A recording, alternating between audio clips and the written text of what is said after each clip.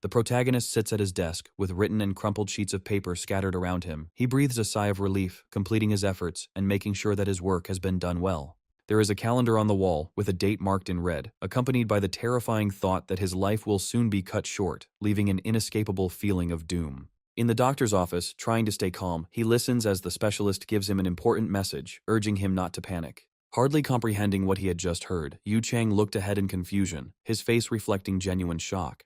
He sits down on the sofa, clutching the folded piece of paper tightly in his hands, his head down, his thoughts clouded by the weight of what he heard. He looks into the distance with tension, painfully accepting the doctor's words that the examination results are unchanged, and the only thing that can be offered is pain relief medication. His emaciated hand slowly reaches for the empty pill bottle, which topples over, scattering the remaining capsules across the floor, symbolizing the struggle for relief. Lying in his chair, he reflects thoughtfully on how 2 years have passed since the illness began to destroy his reality. His body shakes with crying. He clutches his face in his hands, and feelings of helplessness and melancholy overwhelm him completely. With fear and the knowledge of the approaching end, he concentrates on his bleeding hand, recognizing that the situation is hopeless. A phone appears in his hands, displaying a notification of a strange message on the screen, adding uncertainty to his chaotic state. Yu Chang, depressed by loneliness and lack of support, sadly looks out the window, thinking about how no one reached out to him after losing his memory.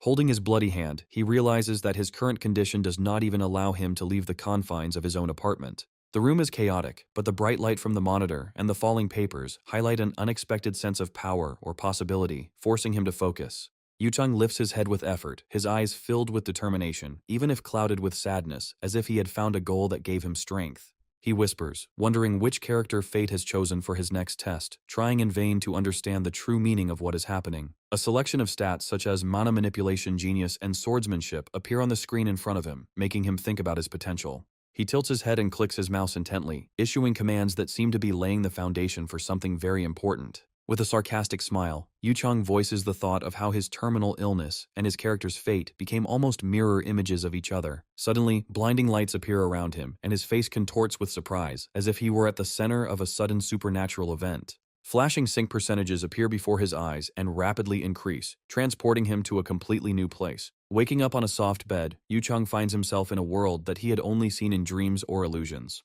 He slowly rises from the bed, taking in the luxury around him, marveling at the magnificence of the space he finds himself in. An inner sense of recognition comes over him as he looks down at his surroundings, realizing that this world is familiar to him in some important way. Stepping barefoot across the smooth floor, he explores the area in surprise, realizing that he is inside something unexpected. Approaching the mirror, he freezes in shock, realizing that his appearance has been distorted and transformed into the character he knows from the game. Looking at his reflection, he realizes with shock that he has become Nox. In the center of the circle with magical symbols, blinded by light, 3 figures crossed swords, representing the 3rd dark family of inner lunatic. The Reinharber family, closely associated with the most feared criminal organization Lunatic, was famous for producing outstanding mages and sword masters living in a world of wealth, grandeur, and centuries-old traditions. However, Nox, the youngest of the 5 children of the Reinharber family, was an exception. He was the only one who showed no talent for either magic or the art of wielding weapons, making him the object of the family's hidden disappointment. Unable to come to terms with his lack of talent, he made a desperate pact with a mysterious demon who promised great powers in exchange for an unknown price. The hero looks at himself in the mirror with surprise, realizing that he has truly become Nox, and wonders if all this is a dream. He notices the character stats screen and is horrified to realize that his stamina is unusually low and his negative traits make him more vulnerable. An internal shock overcomes him when he realizes that he has been transferred into the body of a hero he himself created, and he has difficulty accepting this strange reality. Realizing that even in this second life he doesn't have much time left, Yu Chang sadly reflects on why he made the character so sick and doomed. Memories take him back to the moment when he created Nox, wanting to make a character that would be similar to himself. He then decided to make Nox terminally ill, lonely, and in a hopeless situation to reflect his real life. Yu Chang bitterly admits that he could not have imagined that he himself would become this character, living with the same suffering. A notification of an unread email suddenly appears in front of him, making him wonder what the significance of this new message is. The letter contains a cryptic text that addresses him by name, causing Yu Chang to be filled with questions and shock. An image of family emerges in his mind, a memory of his parents and the name they gave him, although he no longer knows where they are. He begins to suspect that the being who placed him in this world knows more about his past than he does, which causes unsettling feelings. The message suddenly echoes in his mind with the phrase, "long time no see," leaving him completely confused. The voice claims that he has been coping well with hardships for the past 2 years, causing Yu-chan to wonder how this relates to his life. The message confirms that his presence in this world is not accidental and emphasizes his role in it. Yu-chan looks around the luxurious interior of the room and wonders what kind of place this is and why he was here. The reappearing message hints that it cannot reveal the whole truth, but promises to help him in his difficult situation. The message strongly advises to develop strength and stay closer to the main storyline, confirming that Yu-chan now has a mission. He is alarmed to realize that his destiny is tied to the place where the system says the truth is hidden, and he tries to understand what this means. Yu-chan, gathering his strength, calms himself down, deciding that it is important to act calmly and follow the clues. Taking a deep breath, he realizes that his current character is not just Nox, but the final boss of the game. He reflects on how this task feels like a sentence, almost like asking him to die, but decides to continue on his way. Yu-chan comes to the conclusion that if this world is truly real, then he has the opportunity and meaning to regain his lost memories. In his vision, a book appears with a magical symbolic tree, which represents the restoration of memory and the revelation of unknown truth. Yu-chan clenches his hand into a fist, solemnly declaring that he will survive despite all the difficulties and will not give up no matter how difficult his mission may be. He decides to do everything possible, even if it means becoming the most evil antagonist in this world. With a weak smile, he admits that his reality in this game world is almost no different from his past life, where endless struggle accompanied him every day. The images take him back to a conversation with a doctor 2 years ago, when his whole life changed due to a terrible diagnosis. He remembers how every second counted down the time until the inevitable end, and his days passed in fear and loneliness, accompanied by weakness. As he looks around the familiar but alien world, he realizes that this is the same world in which he knew every detail, but his task has now changed.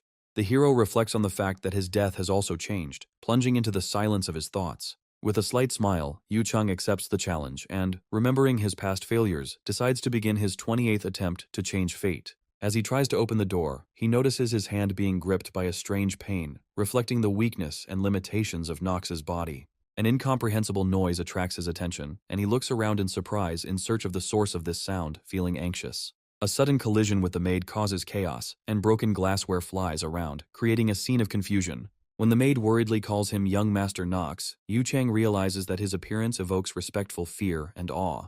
He recognizes the girl as Rona, who tenderly apologizes for what happened, trying not to look him in the eye. The girl falls desperately to her knees in front of the young man, her face expressing fear and embarrassment. Blushing with shame, she apologizes for the harm caused. His mind wanders to the memories of how Rona often talked behind his back, remaining loyal despite her fear of him. With a gentle smile, Yu-chan assures Rona that he has no intention of punishing her this time, but leaves a noticeable hint of threat in his voice. His gaze becomes frightening as he warns the girl that if she repeats the mistake, the consequences could be much worse. Frightened, Rona confirms with genuine fear that she will not make such a mistake again, which brings relief to Yu-chan. The other servants watching this seem stunned, looking at each other awkwardly, but not daring to intervene. Looking back at Nox's previous life, Yu-chan recalls how he was the despised family trash, putting himself in the character's shoes. When Rona asks him where he is heading, Yu-chan coolly replies that he is going to the training room to take care of business. He irritably orders Rona to follow him, poorly hiding a smile as she agrees with obvious confusion.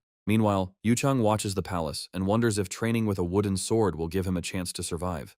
He tells himself with confidence that the main thing for him is to survive in this world at any cost, regardless of the difficulty of the conditions. Having experienced a near-death experience in his past life, Yu-chan realizes that he does not want to end up like that again, giving him a new purpose. Tears well up in his eyes as he resolutely thinks about how much he wants to live, despite all the obstacles and pain. He comes to the conclusion that in order to survive, he needs to quickly understand and adapt to the peculiarities of this world. Yu-chan admits that despite the hopelessness of the situation, thanks to his experience in the game, he has a chance to change the outcome. The world map in front of him reminds him that he, as an experienced player, has played this game 27 times already and knows the hidden secrets. He recalls how the game combines demonic and divine forces, with conflict between empires being the main plot. Yu-chan understands that the uniqueness of the game lies in the countless development paths and characteristics, which allows for a variety of approaches. Among all the characteristics, he notes that there are rare and common ones, and the choice between them depends on the style of play. From the available options, he chose 2 characteristics that best suited his strategy for survival in an unpredictable world.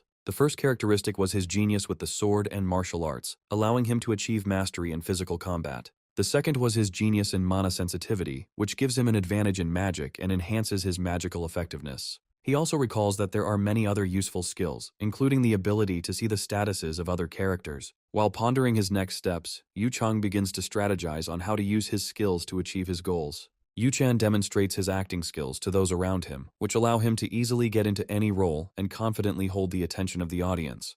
Thanks to his steely mind, he remains absolutely calm, even in difficult and dangerous situations, giving confidence to his behavior. However, his negative traits, such as his chronic illness and curse, continue to affect his physical condition, creating additional difficulties. By trying on his character's limitations, Yu Chang acknowledges that he is able to adapt and decides to fight them to the best of his ability. Looking up at the majestic building in front of him, he encourages himself with the thought that it is worth solving problems one at a time. Rona, following behind him, doesn't fully understand his intentions, doubting whether he really intends to enter the training hall. With his hands up, Yu Chang challenges himself, determined to start the change with the first step. The heavy curse of his mutilated body is a reminder of the hostility of his world, where the slightest mistake could make him easy prey for his enemies. Grasping his training sword, he reflects on the inevitability that every action he takes will lead to one of the predetermined outcomes. The sight of the young gentleman with a sword in his hands makes one doubt his strength, but he is collected and determined to prove otherwise. However, instead of a long training, he loses strength and falls to the floor, demonstrating his current fragility. As he lies on the floor next to the fallen sword, he notices the abundance of weapons around him that hide the advantage of future opportunities. As he watches the splendor of the hall, he realizes that despite the prestige of his family, life in the family is full of contradictions and pressure. His family's home, known as the Great House of Blade and Darkness, is associated with harsh skills and a dark reputation. The history of his ancestors includes a combination of swordsmanship and dark magic, which remains a symbol of their power and fear. This dark and mysterious image is reinforced by their title, the tyrannical Blade of Darkness, wielded only by a select few. However, Yu Chang is confident that the family's dark reputation and their methods do not concern him, although he clearly sees the advantages of aristocratic origin. For example, he realizes the influence his family's wealth plays and begins to see it as a means to achieve his goals. He encourages himself with the thought that family resources can be his most powerful tool, especially in a game setting. Yu Chang admires how even the most useless member of the clan, like Nox, could remain idle thanks to their colossal wealth. Recalling the head of the family, Theo, he admits that he was always indifferent to how exactly the family's income was provided. Nox's character and history are revealed through his position as the youngest son, always in the shadow of the family. He looks at himself from the outside, reflecting that it is obvious who he was in the eyes of others, and accepts this as part of his path. However, even under these circumstances, he feels the weight and the realization that he will not be able to escape his situation while he is under Rona's surveillance. Finally, the things he needs appear: a wooden sword, a towel, and water, which Rona brought to her master, emphasizing his status. Rona, watching him, still doubts that he is really going to train, but his persistence makes her comply. Interacting with her, Yu Chang intends to clarify the situation around her, assuring that there is no one nearby, and invites Rona closer. She looks stunned by his approach, not understanding his words or motives, but obediently follows him. Yu Chang playfully reaches for her ear, causing Ron to become confused and nervous, filling the scene with a slight tension. He ends up whispering something quietly in her ear, which causes an unexpected surprise, creating intrigue around their further conversation. Rona's statement that Yu Chang wants to use the money to buy something suspicious elicits a sarcastic response from him. The sharp response of "shut up and move on" makes it clear that he intends to avoid getting into an argument and to get the matter over with quickly. Rona leaves, indignant that the young master has not changed at all, while the room falls silent. As Yu Chang looks around the training hall, he wonders how long it will take for Ron to complete his task. After drinking the water brought by Rona, he thinks that the curse and low stamina make his situation much more difficult. Lost in his thoughts, he is startled by the unexpected greeting of the butler, who suddenly interrupts his thoughts. Standing in front of him is Rodwell, the head butler, and his sudden appearance leaves Yu Chang feeling confused and tense. Rodwell, one of the managers of the Reinhafer estates, is known for his strict nature and is a respectful yet intimidating figure. As an advisor to the head of the Theo Reinhafer family, his presence is always associated with serious and important assignments. Yu Chang feels that he has faced one of the major challenges that will become an important part of his journey. Rodwell usually ignores Nox, but now he pays attention to him, which makes the young master suspect something unusual. The Action Master is activated, and Yu Chang tries to act confident, suggesting that there are weaknesses in Rodwell's duties. Rodwell announces that he has come with a message, and makes it clear that this is not just a visit. The news is truly important. He informs Yu Chang that he must attend tonight's dinner, which makes the young master dissatisfied. Yu Chang enters the argument, expressing displeasure at being asked to attend the dinner when he doesn't yet know anything about the people gathered.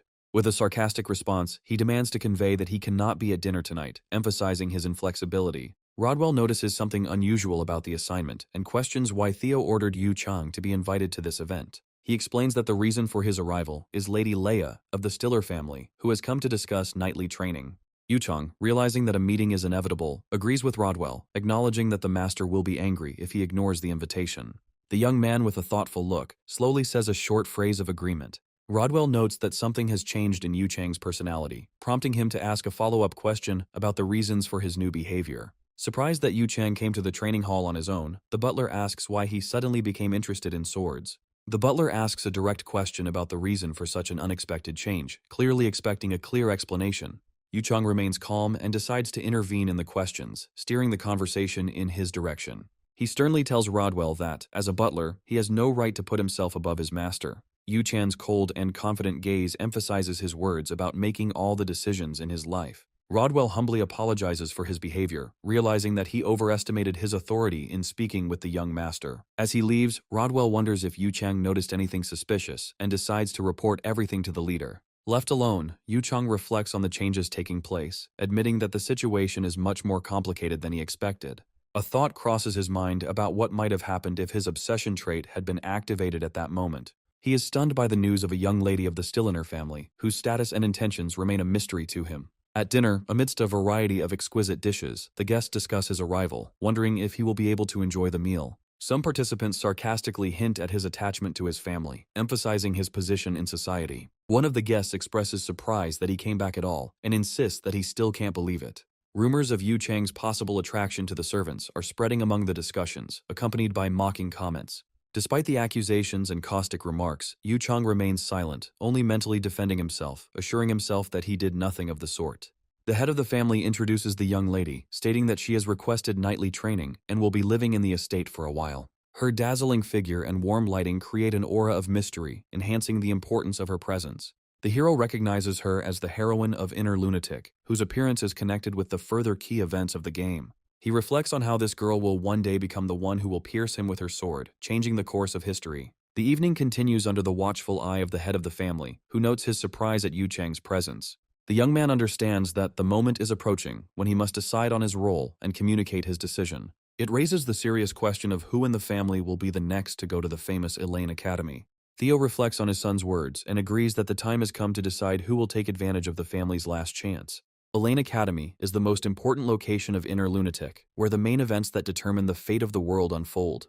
Yu Chang sees his task as getting there, going through the storyline, and finding comrades who will help him survive. Theo explains to the crowd that the Academy has a limit on the number of family representatives in order to maintain balance. He shares his thoughts on the importance of educating nobles and states that the last chance must be used wisely. The complex dynamics of relationships within the family and the need to control the heirs force Yu Chang to act decisively. Yu Chang realizes that he needs this chance to deal with the threats and strengthen his position through allies.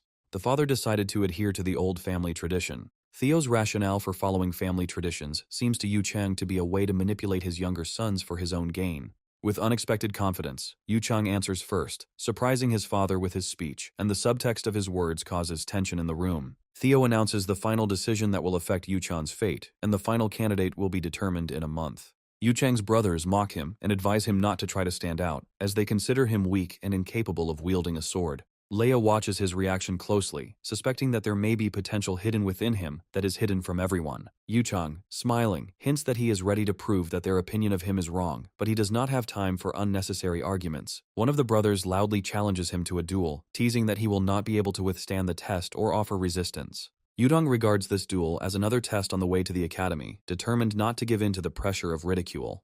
With a glass in his hand, he makes it clear that he does not intend to listen to further ridicule and is ready to respond in a dignified manner. His gaze reflects determination, and he is internally preparing to prove to everyone his strength and importance in the new reality. Two young men in formal suits sit at a massive table with tense faces, discussing an important issue. A girl in a red dress sitting opposite the young men asks a provocative question with a cheeky smile, emphasizing the self-confidence of one of the guys. The girl leans forward, catching the attention of one of the young men, while the other reacts nervously, aware that the situation is becoming increasingly awkward and tense. The next scene shows an office containing documents, accompanied by the words of a worried man about the changes that had occurred in Nox, as previously predicted by his interlocutor. The man in glasses confirms his interlocutor's words with a serious look, agreeing that changes are indeed taking place. The man, with a cold expression on his face, reflects on what influenced the situation, saying that if he had not seen it with his own eyes, he would not have believed it.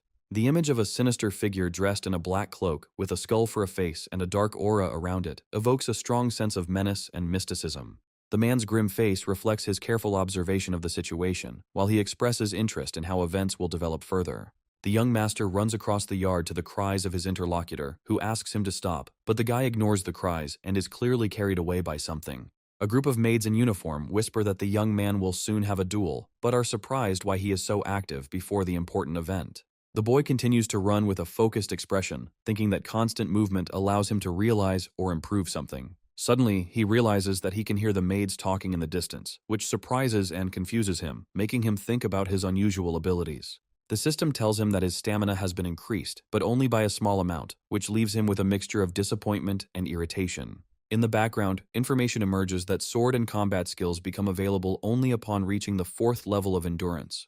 The guy smirks as he reflects that despite the curse of weakness, he can use the system to his advantage in difficult times. In a dark scene, we see a figure chained and surrounded by dark magic, giving the impression of an ancient spell binding her. He reflects on the doubled severity of the disease, realizing that he will have to work harder than others to achieve his goals. The young maid runs up to the young master, handing over the necessary items with a bow, and informing him that she has prepared everything he asked for.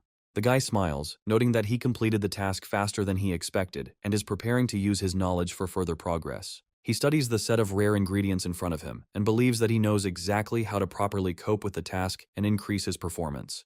By picking up one of the objects, he reflects on the knowledge previously acquired through the game system, applying it to a real situation. The maid, confused, asks why he needed such unusual things, which are hard to find even on the black market. The young man, with a determined expression on his face, begins to drink the potion, analyzing its effect according to his inner feelings. The maid suddenly exclaims in fear, realizing that the object he is using poses a dangerous threat. The guy tenses up and internally confirms his guess that the potion really does have a deadly effect, as expected. When the maid tries to call the butler, the young man sternly stops her, remaining focused on his actions. A message appears before him about the correctly hidden information contained in the core, which confirms the success of his efforts. An image of the golem and its core appears, showing its original power, intended to enhance defense or combat. Along with the potion, a symbolic snake appears, activating a special effect that adds a new dimension to the event. The white-haired youth clenches his fist with a smile, rejoicing at his success and exclaiming that he managed to get rid of the curse, while the frightened maid holds her head, clearly shocked by what is happening. The young man looks away, indicating that there is only one more step ahead, and the worried maid approaches, inquiring about his condition. The maid stares in shock, clutching her face in her hands, while the guy sighs heavily and unbuttons his shirt, looking tired but focused. When the young man reaches out to the bottle of magic potion standing on the table, the maid watches his actions with a scream and surprise. He pours the bottle's contents generously over his head, closing his eyes in concentration, as a message appears below stating that the effect of the golem's curse has been successfully nullified. When the magical liquid reacts with the remains of the curse, a mysterious cleansing process begins, and the young man reflects on the strange sensations it caused. Having completed the actions, he says that everything is going according to plan, and pulls out the last artifact from the magic table, preparing for the next steps. With his head held high, the young man uses the scroll of rapid stamina growth, causing a flash of light to instantly indicate the effect has been activated. After ceasing his magical actions, he evaluates his achievements, noting that he has overcome the curse and acquired new abilities, including an additional development scroll. Inspired by his capabilities, the young man decides to focus on increasing his endurance, feeling his current growth rate double. Suddenly, he is shocked when the maid, apparently in a fit of emotion, throws herself on his neck and hugs him tightly, leaving him confused. The maid asks with relief if her young master is okay, while gently supporting him with both hands. The young man notes with some displeasure that he has already begun to undress for the magical ritual, and the maid reproaches herself for thinking about strange intentions and hands him a towel. Jokingly thinking that now that the curse has been lifted, he can afford to treat the maid a little more gently, the young man smiles, as if anticipating possible changes in their relationship. He claims to feel fine, but she expresses doubts about whether he should continue without help, worrying about his condition after the difficult tests. Brushing aside her concerns, he confidently asserts that he no longer needs help, adding that he will now move on to his next goals. Against the backdrop of calm nature, the young man suddenly runs away from the maid, who immediately rushes after him, turning the chase into a fun race. In the tavern, a red-haired girl asks with annoyance why someone so weak could even get involved in a fight with the barrier, not understanding the logic of the actions. She is interrupted by the stern voice of a maid named Emma, who points out that it is unacceptable to talk about such things about the young master. Outraged by her words, the red-haired girl turns to the window and insists that her remarks are not rude at all, but entirely fair. The girl continues to express her displeasure with irritation, pointing out that the young man is simply running back and forth without even trying to fight for his own goals. Two servants discuss the young man's persistent refusal of any help, which, in their opinion, only complicates his task and causes difficulties. Confident in her version, the redhead concludes with a sarcastic note that at this rate he will quickly give up and become only a burden. The surprised maid expresses concern on her face as she addresses the mistress of the house. The redhead reluctantly responds to Emma's words, but then quickly leaves the room, saying that she urgently needs to return, not for her own sake. On the outside, she smiles and introduces herself as Tatsuya, clearly excited about the upcoming conversation or meeting that awaits her. Meanwhile, the young man, slightly embarrassed, wonders why she went specifically to him and didn't occupy herself with something else. Leaning slightly over the girl sitting on the ground, he asks what she wants and why she mentions her name again, suggesting their earlier meeting. The redhead suddenly feels an inexplicable cold, becoming quiet in confusion, looking at the young man in amazement, as if expecting unexpected actions from him. However, to hide her true emotions, she closes her eyes affectation and concludes that he is probably simply admiring her appearance. The protagonist and the red-haired girl find themselves against a backdrop of blooming roses, where she clearly comes to the conclusion that her thoughts about the situation are entirely justified. The redhead asks the young man defiantly if he is confident in his victory over his brothers, and why, in that case, he agrees to fight. The maid, joining the dialogue, points out the fact that the guy is still just running, questioning his chances in a confrontation. The girl with a shining smile and ease says that she is ready to help the main character if he only asks for it. The young man coldly refuses her proposal, clearly intending to sort out his own problems on his own. The girl screams angrily, not expecting such a response, and is indignant at how he could reject her good intentions. The maid expresses concern that with this approach, the character may never have a girlfriend, while the redhead demands that he forget about it. The guy calmly notes that it doesn't stop him from acting as he sees fit, following his plan, and the girl leaves in irritation. The maid laments that those around her do not understand anything about the difficult circumstances of the protagonist, but he only silently reflects on his situation. Looking into the distance, the young man calmly thinks about how to avoid unnecessary difficulties that might arise if he continues at the same pace. The protagonist studies his endurance and strength stats, reasoning that his potential is comparable to most adult men. Despite his progress, the young man compares himself to the legendary sword masters of the continent, realizing how far his path may be. Thoughts return to the four great mages, whose abilities inspire and make the character think about his own goals and possibilities. He is convinced that the redhead has the potential to catch up with the strongest fighters thanks to her natural fire attribute. The redhead's fire elemental magic makes her capable of burning everything in her path, turning her into an impressive ally or a formidable enemy. The protagonist rethinks her ideas, realizing that if she uses her abilities correctly, she could become a decisive element in the game.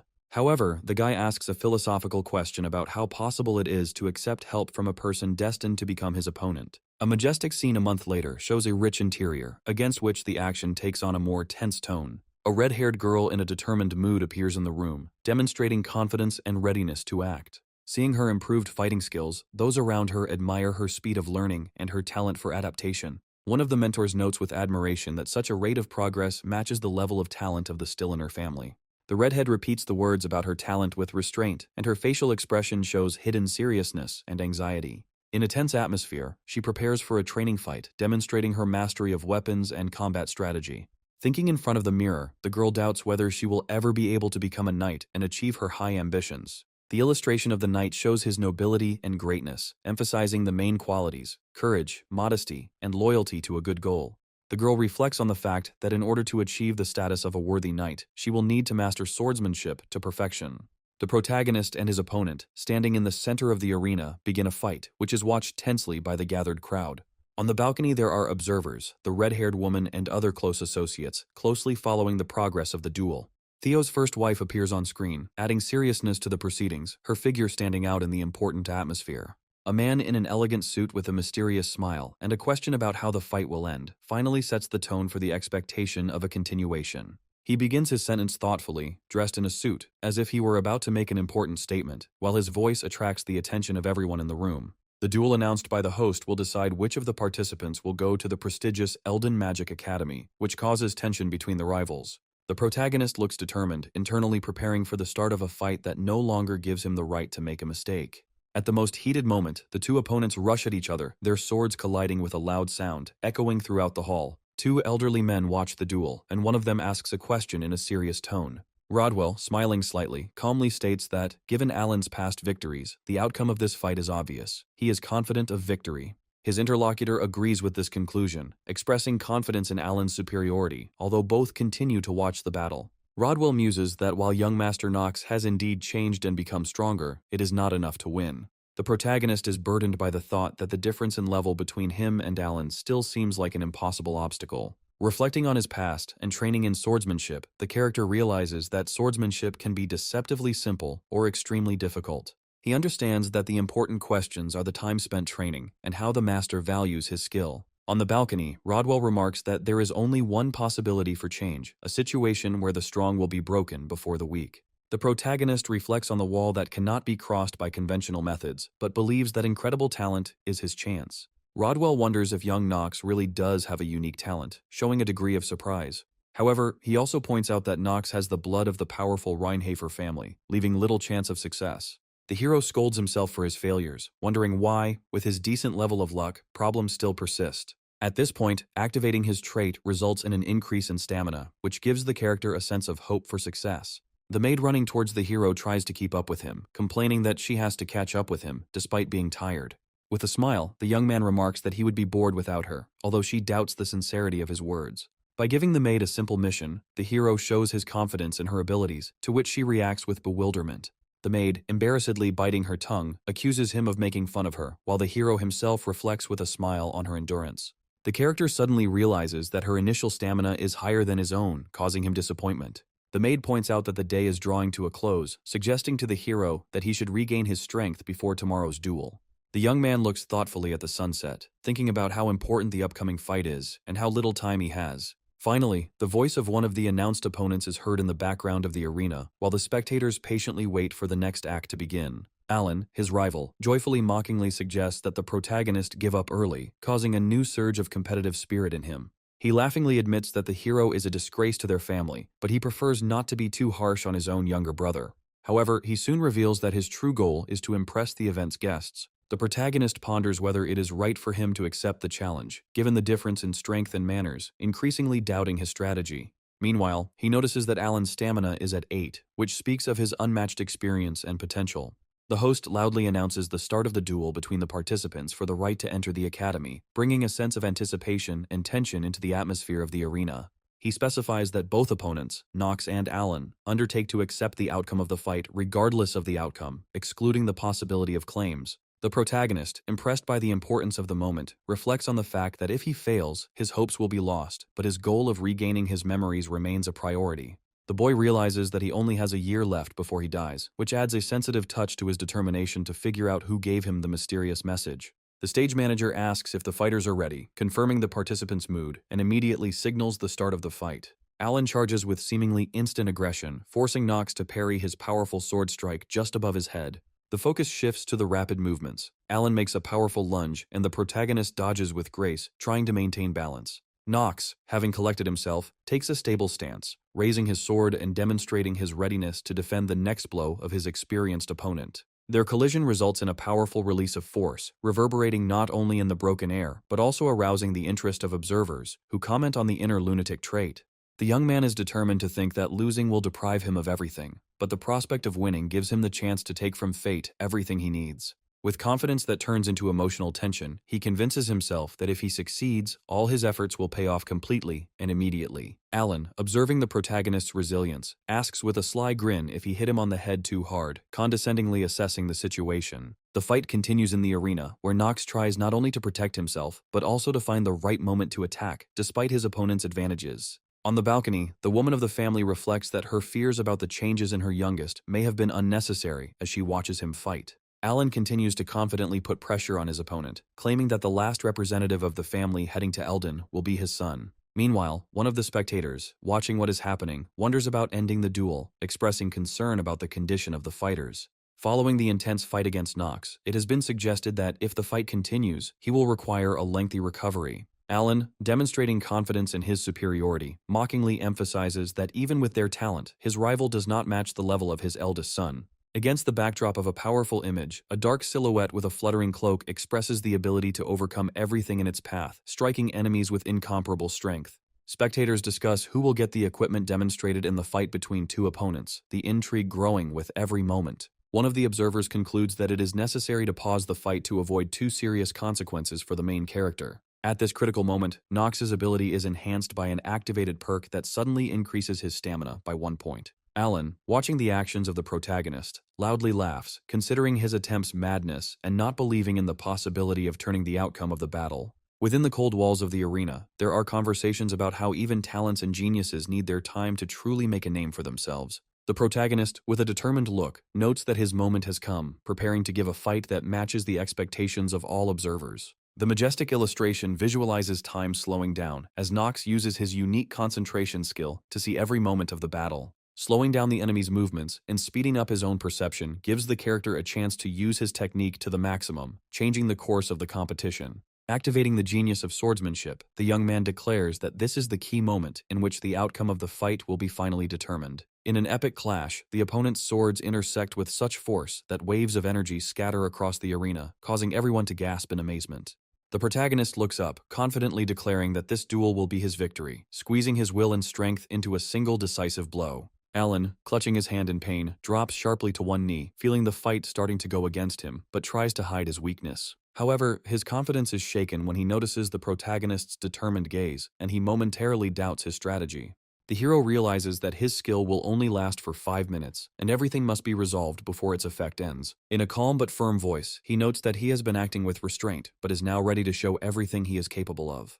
The young man, turning to his opponents, declares with obvious irritation that the slow pace of his older brothers has completely tired him out. With a confident smile, he invites his opponents to attack together, clearly showing that he is ready for their combined onslaught. The brothers were clearly stunned by this audacity, not understanding where the younger one got such courage in the presence of his family and father. Nox approaches his father, asking for permission to fight both at once, demonstrating his willingness to challenge family standards. The family patriarch notices a change in Nox's energy, as if the latter has kept some trump cards that are yet to be revealed. After a short pause, the father calmly gives permission for a 2-on-1 duel, allowing a new phase of the battle to begin. Looking down on the arena from the balcony, he gives a short command to begin, preparing all spectators for a thrilling spectacle. The protagonist, in response to his brother's ridicule, clutches his sword, thinking to himself how dare they underestimate him so much, even in front of his father. Alan and Hearts rush towards Nox in unison, but he calmly meets them, defending himself with a masterful blow. The brothers' blows seem powerful and fast, but the protagonist plays on tactics and technique, avoiding direct wounds and counter-attacking. Alan yells at his brother, trying to create the necessary pressure on the protagonist and make him make a mistake. Hearts, keeping up his older brother's tactics, throws a new threat at Nox from a different angle to deny him room to maneuver. The protagonist's skill effect is greatly enhanced, increasing his mastery of the dark energy sword. In an epic clash of swords, Nox successfully repels the synchronized attack of the two brothers. The red-haired girl, watching what was happening, calls out to Nox in alarm, her voice betraying her concern for his condition. Nox, with a confident smile, attracts attention, causing surprise with his unexpected transformation. The brother takes a moment to catch his breath and reflects on how far Nox has come in his skills. Stepping confidently towards his opponents, Nox tosses his weapon, indicating that he intends to end the battle his way. Another skirmish results in one of the brothers losing their balance, and Nox prevents them from regaining their offensive momentum. The young man understands that the battle has an important stake. It is based solely on swordsmanship and its essence. The red-haired girl realizes how energetically events are developing. Alan, with suppressed anger in his voice, exclaims that such speed and skill of the protagonist is simply impossible for him. Off balance from the rapid exchange of blows, one of the brothers falls to the ground, feeling their plans begin to crumble. Irritated to the extreme, the other brother tries to stay in the fight, but already realizes his losing position. On the balcony, the brother's mother and the patriarch call out their names at the same time, concerned about the consequences of the protracted and bitter fight.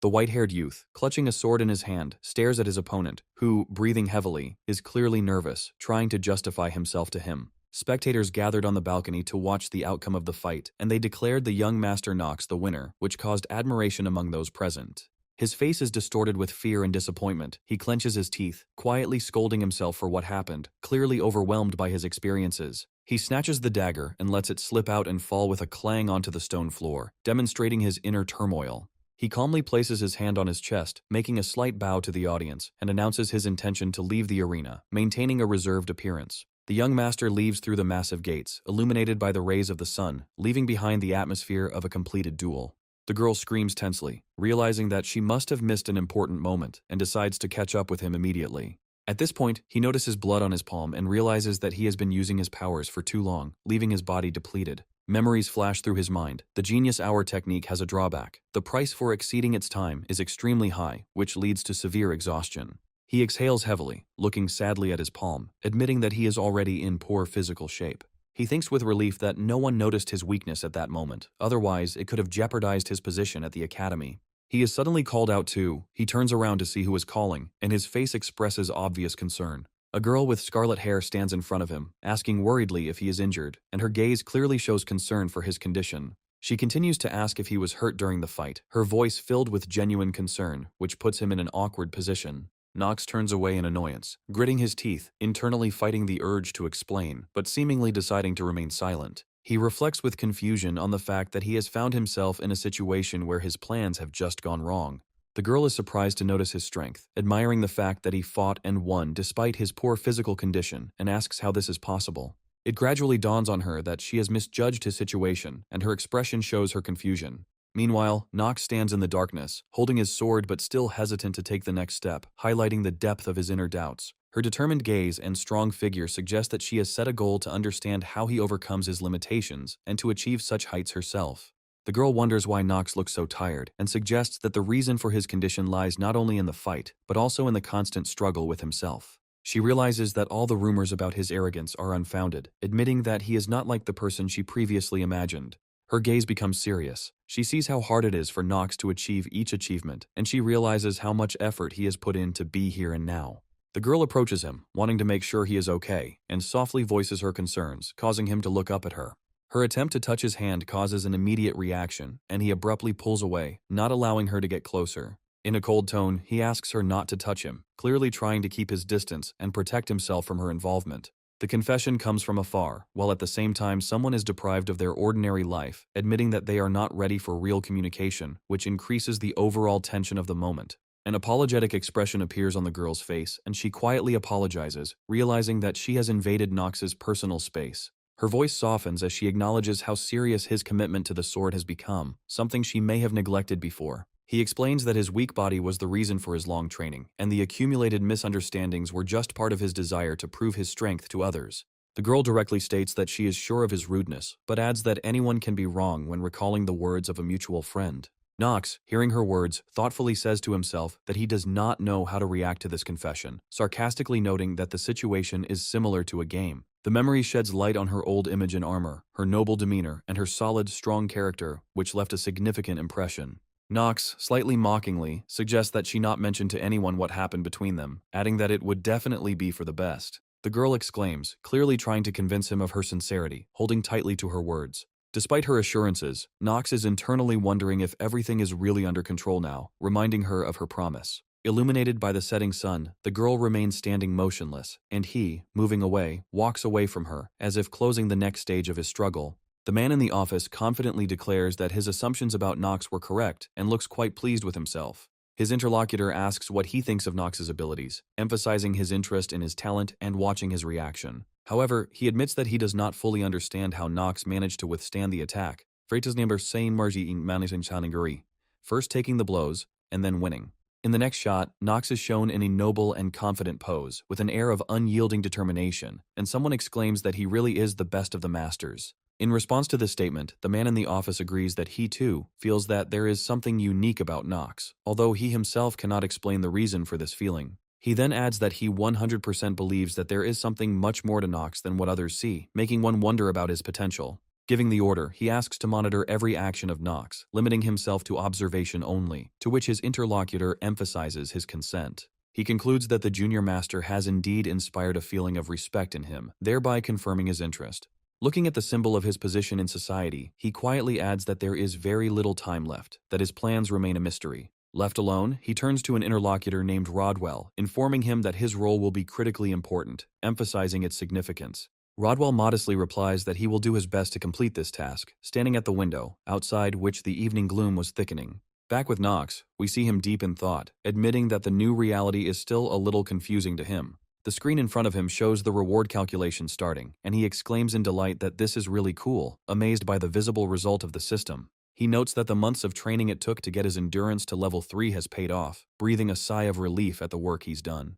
However, he wonders where exactly he will need these indicators now, as his gaze returns to the screen. Nox names the parameters he sees before him, and reflects on how this new experience makes the entire game even more interesting. His voice sounds calm as he decides to test how effective the system that has been installed has been, which has changed his capabilities so dramatically. Upon hearing this, the screen confirms that the bonuses are working, asking a simple question if he is ready to test himself right now, to which the hero considers.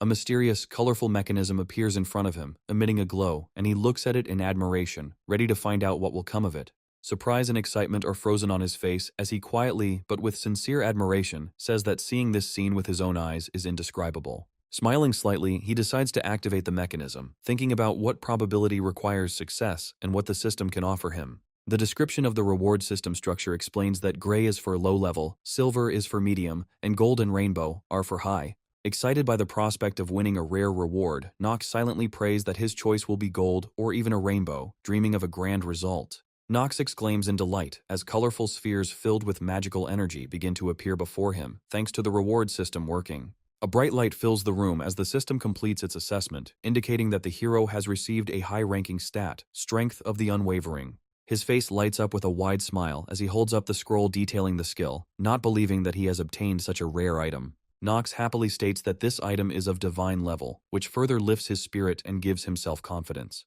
He notices that this is not the whole reward, awakening in himself even greater interest and anticipation of what the system has to offer. The screen in front of him offers to use a one-time ticket to determine a new skill, adding intrigue to his choice. Watching the screen, Nox reflects on how this particular skill is approaching the Reinhafer family legacy, taking it to a new level. The image shows a scroll with a red ribbon that must be obtained to master this skill, emphasizing the importance of the moment. The hero remembers the words of his older brother, who will soon take Theo away, and his determination grows. He is full of strength to prove to everyone his readiness. He deduces that the approaching Gran will return to the estate, which confirms the importance of his current actions. A mysterious man appears in the darkness, speaking of the time that has passed since Gran's graduation from the academy, noting that he is returning to carry out his duties. Nox exhales heavily, realizing the scale of responsibility, and only the thought of the immutability of the situation calms him a little. He notes sarcastically that although one of the formal stages was avoided, the worries still continue to haunt him.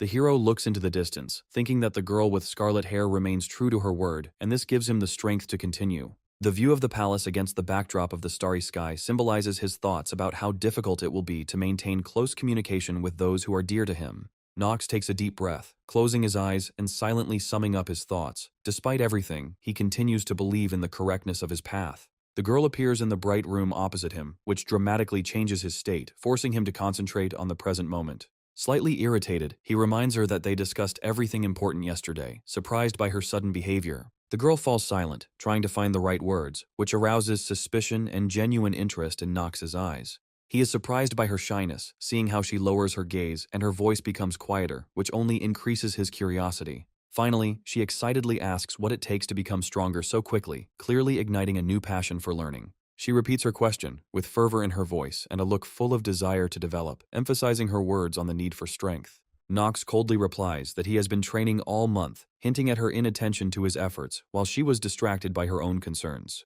Hearing this phrase, she asks again with surprise about her mistake, blushing slightly from the realization of her blunder.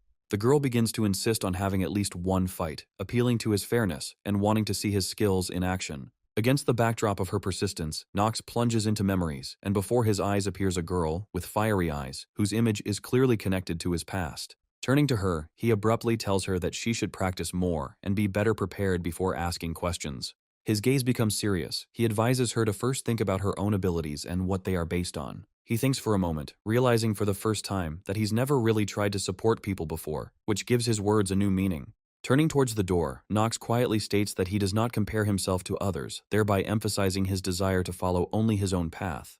A girl with bright red hair and a sad, tense expression stands against a bright room in a moment of confusion or disappointment. Against the backdrop of a clear sky and a majestic building, the white-haired guy sighs and wonders if she will leave him alone now that the deed is done. Against the backdrop of a spacious mansion and a clear sky, he internally realizes the absurdity of the situation and claims that this man will certainly kill him if the opportunity arises.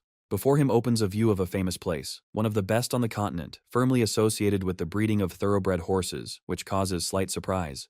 In the distance, a well-kept paddock is visible, in which purebred horses are peacefully grazing, and the main character exclaims to himself that this, it turns out, is the family's property. An elegant butler, bowing respectfully before a man in a formal suit, addresses him, noting that everyone is finally assembled. The gaze of the important man against the backdrop of the mansion runs over the young men, and he calmly declares that they all understand perfectly well the reason for their presence here. He explains that today, each of those present will have to choose the very horse that will become their constant companion throughout their lives. The guy smiles inwardly, admitting that he had been expecting this situation and seems ready for the challenge because the moment has arrived.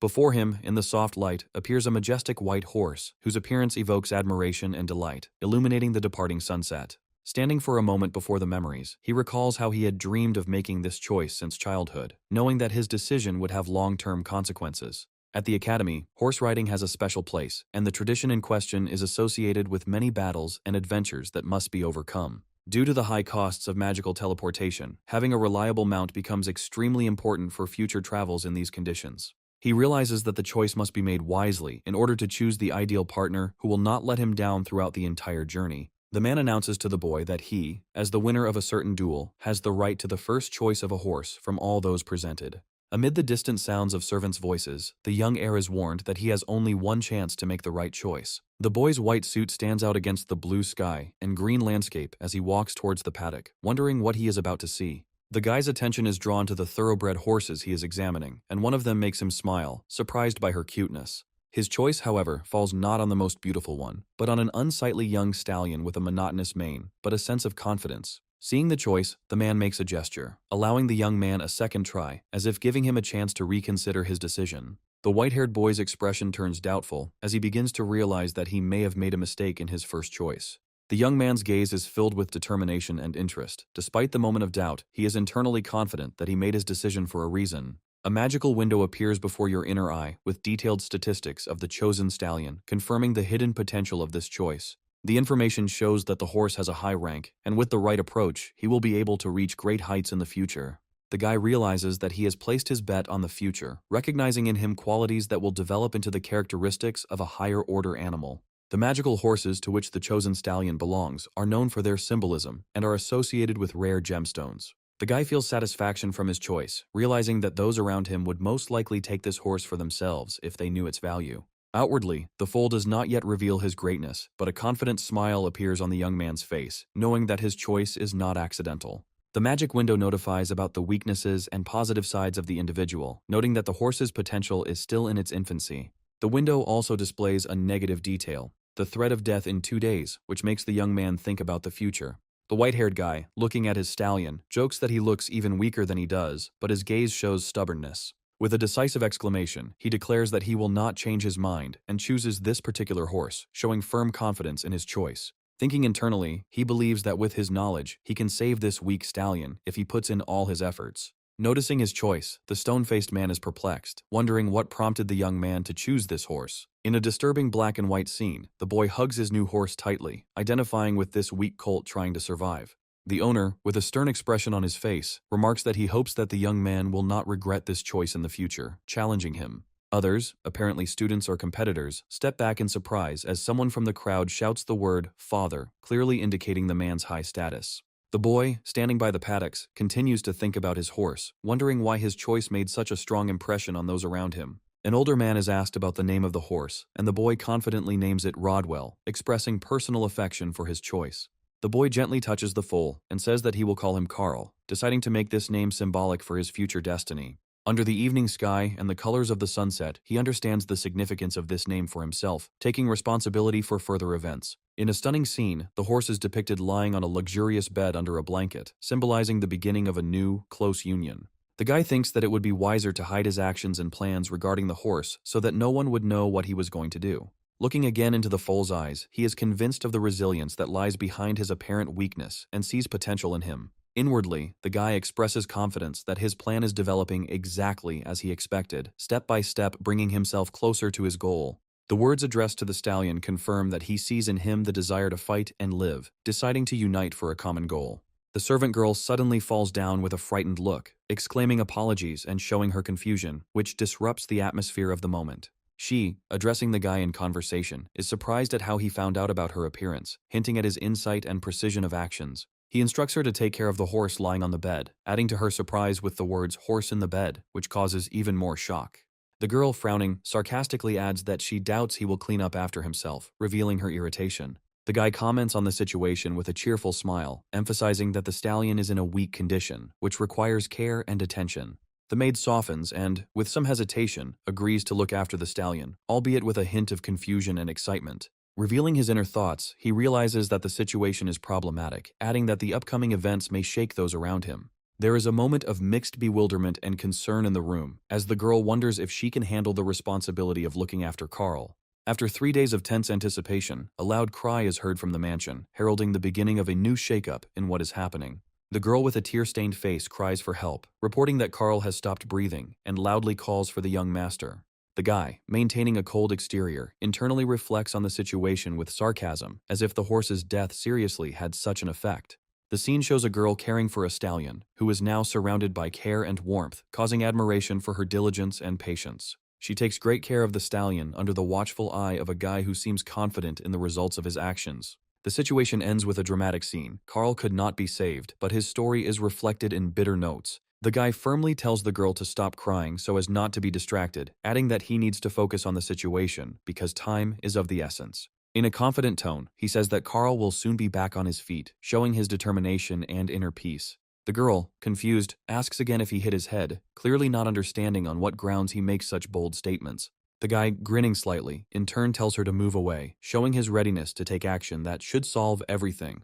His hand confidently rests on the magical symbol inscribed on the floor, activating the power hidden within the ancient scroll. As soon as he pours his mana into the scroll, bright purple lights flash around, completely filling the room with magical energy. The girl is stunned by what is happening and almost screams, asking if he is really using magic and wondering what kind of ritual this is. The boy struggles with control over magical energy, beginning to worry that the consequences may go beyond what was intended. Accusing the girl of screaming, the guy warns that this could kill Carl again and adds that it will be on her conscience. The entire environment is filled with a magical aura, and the young man admits that he cannot fully control mana, but decides to act in his own way. Against the backdrop of purple flashes and magical light, a memory of the ban on the use of magic for those under the age of 18 in the Empire appears before the boy's eyes. With a confident look, he says that all his efforts are focused on one thing. He will do everything to bring his stallion back to life. Streams of mana flow uncontrollably, covering the entire room. The young man carefully maintains his balance so as not to destroy everything around him.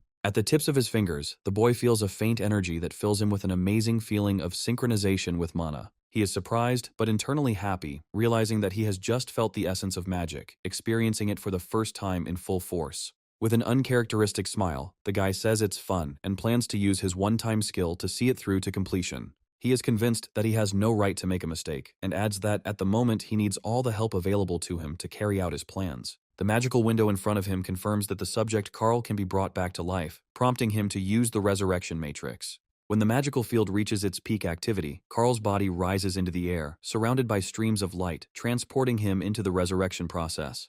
The voiceover explains that the creatures resurrected in Inner Lunatic have 2 main traits, including their connection to dark mana. The first trait describes how creatures are brought back by dark magic, gaining new, destructive abilities in the process of rebirth.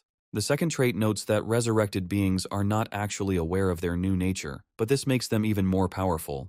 The guy realizes the problem. The resurrected often carry out the commands of their creator, which opens up new dangers and difficulties for him. He has a vision showing the power of a cult made up of skeletons and their magical owner who controls them. Comparing resurrection to the ritual of necromancers, he realizes that these schemes are different from those common among knights. His thoughts turn to the fact that the skills of players not tied to the Maris family can still use unusual magical abilities. The book symbolizes access to powerful black techniques, but also carries a threat. Suddenly, dark energy begins to emanate from the book, followed by a gnarled fingered hand, pulling him into chaos. The boy comes to his senses for a moment, blood pouring from his mouth. He tries to maintain concentration to complete the ritual. The girl screams loudly, amazed by the terrifying sight that unfolds right before her eyes. The protagonist, bending over to the ground, concentrates his magical abilities with the last of his strength, surrounded by vortices of dark energy, in order to complete an important ritual. The hero's face is distorted with fatigue, and a lack of mana is clearly felt in front of him, as evidenced by his clenching fingers and the flaring despair. Suddenly, a ghostly horse rises from the magic circle, shrouded in black smoke, filling the entire hall with an ominous aura. Against the backdrop of disappearing magical signs, confirmation of the successful activation of the skill appears on the screen, with which the hero, having overcome his fatigue, looks forward. The sight of a fully awakened magical horse is mesmerizing, its body engulfed in bright blue flames, radiating power and magical grandeur. The hero breathes a sigh of relief, a smile of joy and relief appears on his face, because his experiment has finally succeeded. After some time, the hero encounters the revived horse that he summoned, and next to him stands a worried maid, watching everything from the side. The magical inscription on the screen speaks of the unique consequences of the completed ritual, mentioning a limited period of temporary benefits and the return of life. Looking at the horse, the hero takes control of it with a confident look, emphasizing his intentions with words that define the new master and subordinate. Suddenly the maid rushes to the master, hugging him in a fit of emotion, frightening both him and the magical horse that stands nearby. The frightened girl screams as the horse leans against her. Trying to cope with the situation, the maid indignantly points out that the use of magic in such circumstances is unacceptable, while the young man looks at her with a slight smile, rather than serious concern. In a panic, the maid begins to scold the horse, emotionally voicing her concern about its value and importance to her. The hero, with a half-smile, orders the horse to return the carrot, obviously a consoling gesture aimed at diffusing the situation. After a short break, he turns his attention to the next action, leaving the tension behind. Night falls on the magnificent palace, setting a majestic atmosphere after the events that have taken place. A young man stands under the starry sky, studying a map of the dangerous terrain he must traverse to complete his mission. He carefully examines a magical artifact in the form of a ring, in which he sees the key to overcoming his illness. The hero steps carefully through the forest, holding his sword warily, ready for any unexpected obstacles. However, at some point the hero realizes that his caution was unnecessary, and he looks around the area appraisingly. Reflecting on his new reality, he realizes that this is no longer a game, but real life, and every step matters. Lost in thought, he walks through the dense forest under the ominous shimmer of the moon, accompanied by the sounds of night nature. His attention is drawn to a compass that points in the direction of a mysterious place known as the Forest of Lost Children. The forest is described as a treacherous place where even experienced travelers become lost, encountering inexplicable dangers. The hero realizes the true uniqueness of the forest, revealing its secrets, which turn out to be deeper than they initially seem. He learns that the monster's artifacts here cannot be taken unless they are killed by an adult, adding another layer of intrigue to the journey.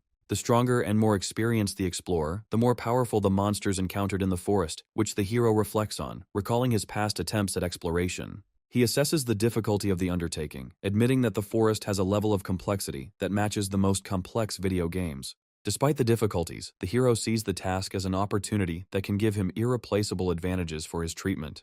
With a torch in his hand, he confidently continues to explore the forest, lighting his way through the darkness pouring in front of him. The hero holds a torch, illuminating the dark forest, and notices that in order to successfully pass this test, he must carefully watch the direction of the smoke. However, smiling with a sly expression, he decides to move illogically and goes in the opposite direction from the one indicated. Stopping at the edge of the forest, he challenges the invisible enemy and loudly asks a question, provoking him to come out of the shadows. His determined expression is accompanied by words about his readiness to bring this confrontation to the very end, which emphasizes his stubbornness. Meanwhile, the girl with bright red hair, clearly angry, is thinking about something alone at the table, denying what is happening. The maid begs her to stop pestering Master Knox, fearing the consequences it might bring her. Sighing, the maid expresses her fears about the strictness of her superiors, who may punish her if things continue in the same spirit. The girl brushes off her words, promising that she will make sure that the maid is not fired, although this does not solve the issue at hand.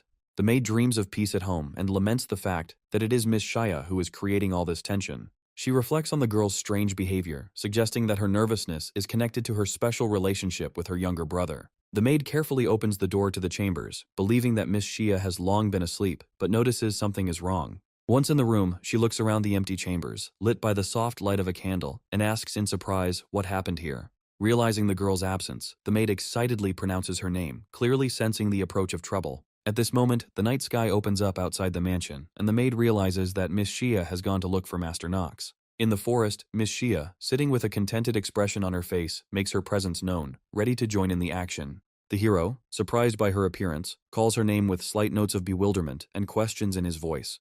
They meet face to face, and the hero decisively questions her motives, expressing concern about her actions. At this moment, the girl, grabbing his hand, sharply pushes him back, warning him of the danger threatening right now. A furious wolf emerges from the darkness, its head lowered in caution, preparing to attack its victims. Shia explains that the forest belongs to this creature, and that she only has a small dagger in her arsenal for defense.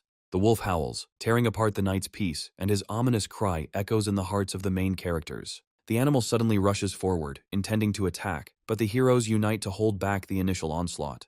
The wolf growls and bares his teeth, clearly not going to give up, threatening with his power and fury. Finally, the hero manages to deliver the fatal blow. His sword pierces the enemy, and the wolf's body falls to the ground, producing a dull sound. Shia looks at this in surprise, and cannot believe that such a dangerous wolf was defeated with such a spectacular blow. Despite the difficulty of the confrontation, the hero maintains a cold confidence, standing with a bloody face against the backdrop of the forest. The hero, putting away his sword, repeats his question, clarifying why she decided to come to this dangerous place. Shia responds with a smile, hinting that she just decided to take a walk at night, trying to steer the conversation in a lighter direction. However, the guy abruptly cuts her off, warning her not to lie, and threatens to leave her in this forest if she continues to evade. Shia backs away in fear, clearly realizing that the hero is serious, and the situation becomes tense again. When Shia suddenly grabs Nox's hand, he stops and looks at her in surprise, clearly not used to such gestures. Shia quickly explains her behavior, admitting that she followed him in search of clues to his power, hoping to learn the secret of his training. Nox, smiling slightly, states that he now understands 3 things, and his gaze becomes softer and more understanding. He muses that Shia actually thinks highly of him, that she is not hostile and perhaps even admires him. Meanwhile, he notices that the girl is completely unaware of the dangers of night walks, which emphasizes her naivety and stubbornness. Deciding that leaving her alone is impossible, Nox directs Shay to follow him, offering to bring clarity to what is happening. Looking over his shoulder, he says that he is not trying to help her, but simply wants to solve the problem caused by her presence. Shia sheepishly admits her guilt and asks for forgiveness, realizing for the first time that her impulsive actions could have created a threat. Nox decides to himself that now Shia is unlikely to dare to put herself in a dangerous situation again, and relaxes a little. Shay thanks Nox sincerely, her voice quiet but sincere, to which he responds with a curt nod. The next moment, Shia, embarrassed, tries to express a reciprocal feeling, but her words are interrupted by movement in the bushes. From the darkness, ominous silhouettes of wolves with glowing eyes appear, surrounding the heroes from all sides. Nox raises his torch, shielding Shay behind him as a massive wolf from the pack lunges forward with a snarl, filling the air with tension. Grabbing his hand, Shia tries to help in fear, but her gaze betrays a growing sense of dread about the situation. As Nox leads Shay away, she reproachfully asks him to pass her the torch, realizing that without light, it will be more difficult to survive. Nox warns Shay that she could become a liability in the upcoming battle, which makes her think about her helplessness. Despite the confusing circumstances, Nox braces himself for battle, sharply focusing all his thoughts on the battle ahead. 2 wolves with terrifying teeth rush at the heroes, and Nox realizes that the story is just beginning, and this is just a prologue. Deep in the forest, a huge evolved gray wolf materializes, its body surrounded by an ominous light that radiates power. Nox, realizing that he has encountered these creatures before, uses his knowledge of the enemy to prepare for an attack. The wolves rush at Nox with fury, and he makes a spectacular leap, delivering a powerful blow that tears through the enemy ranks. However, a moment of weakness and panic gives the wolves a chance to attack, forcing the hero to rethink his methods of fighting. One of the wolves lunges forward with a furious growl, but Nox reliably intercepts its attack, showing off his skills. Reminding himself of his principles, Nox states that even in difficult situations, he will always stick to his chosen path. His movements become more precise and faster. In a whirlwind of light and energy, he destroys opponents, proving his strength. The girl, watching what is happening, notes with trepidation in her voice that Nox is fighting with incredible power without using his full strength. All her thoughts are focused on the fact that Nox has clearly changed since the last battle, becoming much more confident and experienced. However, a thought begins to arise in her head that Nox still perceives her as weak and unable to cope with danger. Nox, noticing the approach of the evolved gray wolf, finally finds the long-awaited opponent with whom he is ready to fight. An elite gray wolf appears before him, the fierce glare in his eyes and his terrifying appearance suggesting that the final battle is inevitable. On the ground, under the torchlight, clear traces of 2 small pairs of feet are visible, presumably belonging to the young gentleman, which is disturbing. One of the servants anxiously reveals that the young master, along with Lady Talia, entered the dark forest where the children had disappeared earlier, which frightens the maid accompanying them. The maid realizes with horror that they both ended up in a place full of dangers, and in despair, she loudly cries out her indignation and fear for both of them. In a panic, she suggests acting immediately, but a stern man in a formal suit insists that such a step is impossible, leaving everyone in shock. The history of the forest is revealed through the map. It is an abandoned, cursed place where even the powerful owners of the family estate could not restore order due to supernatural dangers. A man with a monocle and obvious signs of anxiety asks a reasonable question as to why the young master decided to go there, despite all the risks. From the tracks on the ground, it becomes obvious that those who walked acted with extreme concentration and carefully concealed their intentions. There were no strangers in the vicinity of the estate. This leads to the conclusion that the young master was extremely conscious in his decision to leave home and went into the forest of his own free will. The man admits his misconceptions about the young master, noting that he is no longer a child, but a strong and determined person, capable of making independent decisions in difficult situations. Discussing the ways to get out of the forest, the man points out that they have two options for action that require a wise approach and ingenuity. The young master, holding the torch in return, expresses determination and composure. He is ready to overcome difficulties and find a way to get out of the forest at any cost. Together with several accompanying people, the group, illuminating the night forest with torchlight, peers into the vast darkness, strange sounds intensifying the atmosphere of alarm. The maid, holding back tears, tries to suppress the overwhelming feeling of guilt. Her fists are clenched, and fears and inner determination are fighting in her head. Lady Thalia, holding the torch firmly in her hand, advances forward with courage, her determined expression illuminated by the light of the flame. The young master's inner thoughts reveal his impression of Thalia. Despite her fear, she remains focused and concentrates solely on safety. The master advises to conserve strength and be prepared if an attack occurs. He is acutely aware of the severity of the situation, despite his young age.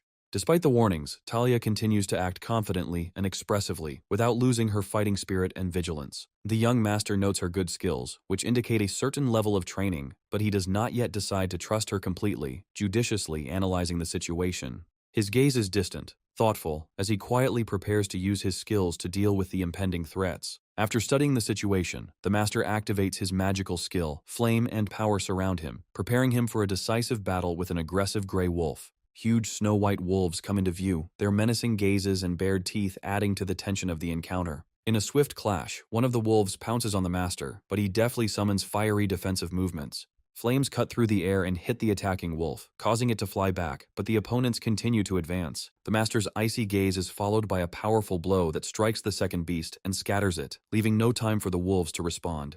Despite his relative success, the master demonstrates his endurance when one of the wolves lunges at him with a howling roar, threatening his life. From the bushes, Lady Thalia screams a furious warning, noticing the impending danger to her companion. She sees the wolves about to attack again, and realizes that the master's words about danger were not just a warning, but a hard reality.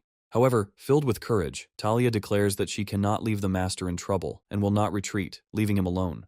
Having gathered her will, she decides to go to the end, carefully keeping the thought that the lives of others are more important here than her own salvation. Tensions rise as the young heroes decide to join forces against the advancing enemies to escape the dangerous forest together. The young master, covered in blood and surrounded by fire, seemed surprised by what was happening, looking ahead with a hint of distrust.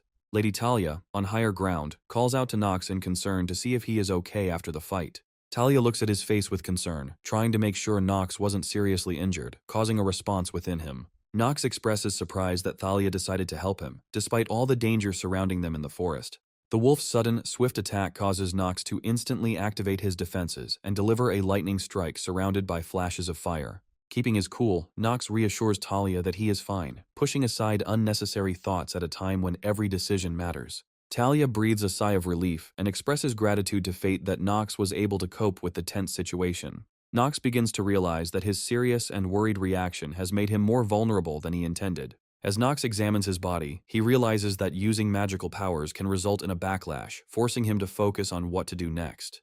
The appearance of a new giant gray wolf, whose glowing eyes are full of fury, increases the tension in the situation and pushes Nox to take decisive steps. Gathering all his strength of spirit, Nox struggles to his feet, realizing that he is now entering a new phase of a dangerous confrontation. A close look at the predator patiently creeping up in the shadows of the trees confirms that this is not just an animal, but an elite enemy. Nox manages to react to the wolf's swift attack, parrying the first lunge, but feels that the situation is starting to get out of control.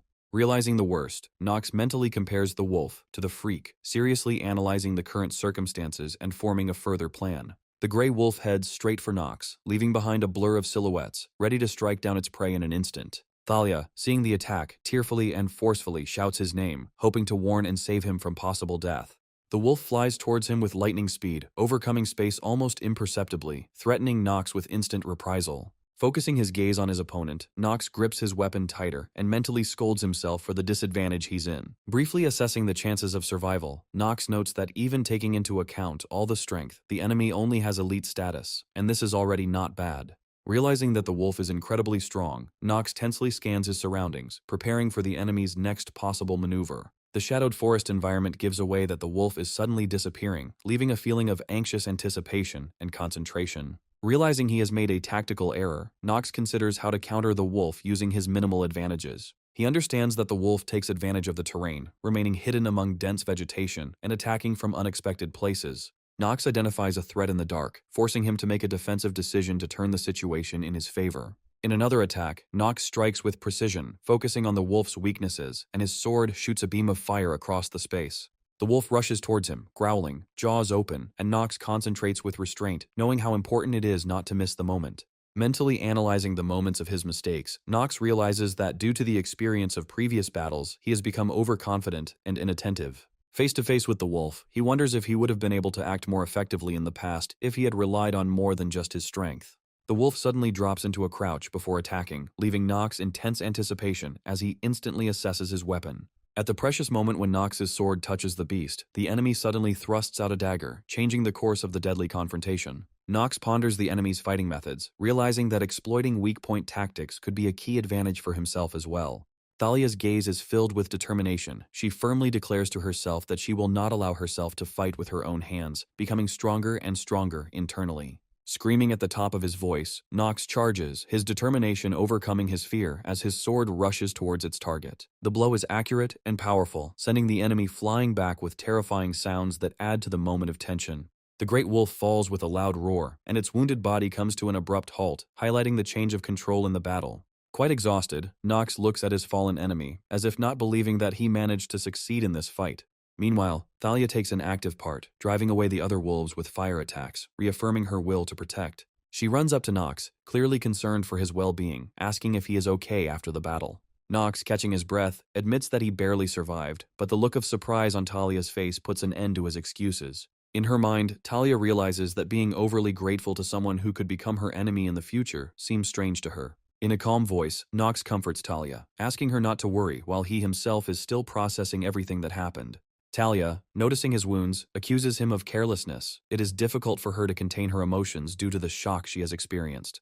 In response, he smiles and calls her concern for him a small scratch, trying to dispel the tension of the moment. Talia sighs in relief, saying that she doesn't want to see him suffer anymore, showing her genuine concern. Suddenly, a spider appears on her shoulder, which raises a new round of panic and genuine horror on the girl's face. Noticing this, the hero asks in amazement where the new monster came from, while Talia quickly begins to move. In a fit of panic, Talia literally falls on top of him, clinging to him, which leads them both into an unexpected collision. The girl nervously informs him of the spider's presence, her face expressing both fear and confusion. Nox tries to hold her back, while simultaneously expressing confusion with words about how long this can go on. The young man's expression changes from surprise to weary resignation, and he ironically asks if she was afraid of the spider. Watching her reaction of fear and anxiety, he wonders how she decided to go into the forest, given her attitude to small things. Thalia hesitantly admits to her fear of the spider, embarrassed that he notices her weaknesses.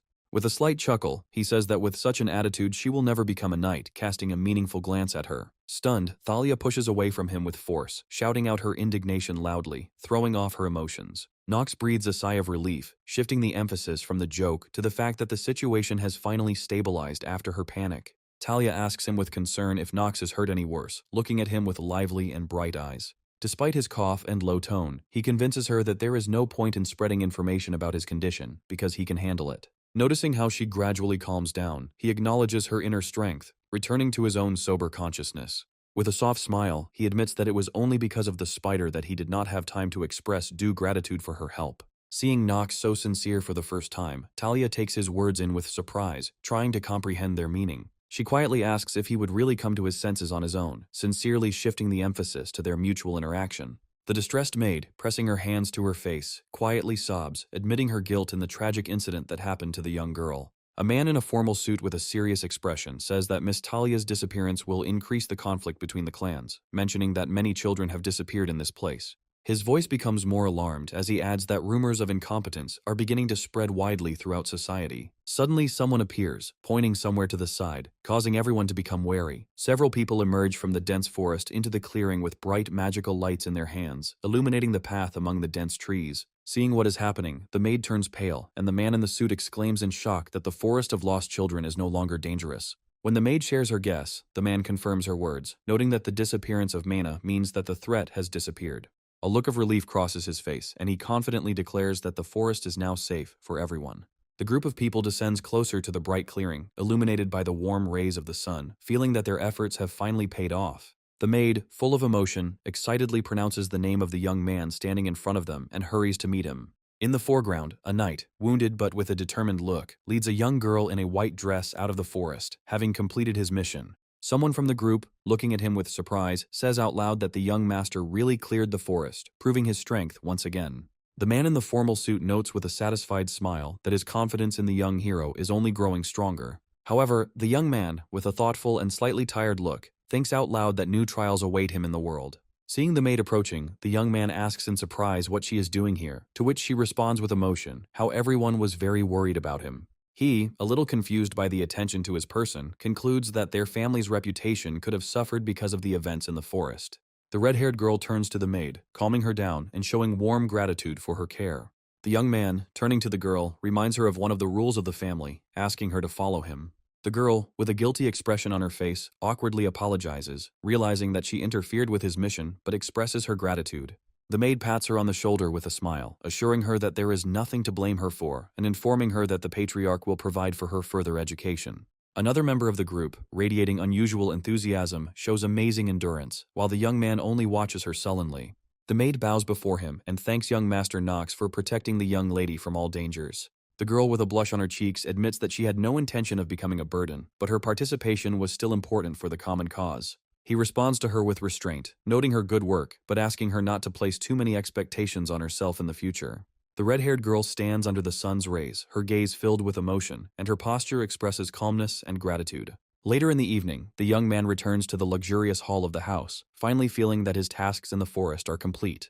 He wearily reflects on how strange it is to meet Rodwell under such circumstances, believing that life is full of unexpected surprises. Opening his palm, he reveals a glowing magical artifact, noting that his efforts have led to an unexpected reward. A dark skull with a magical glow suggests ominous thoughts, against the background of which a power that devours the life of enemies is mentioned.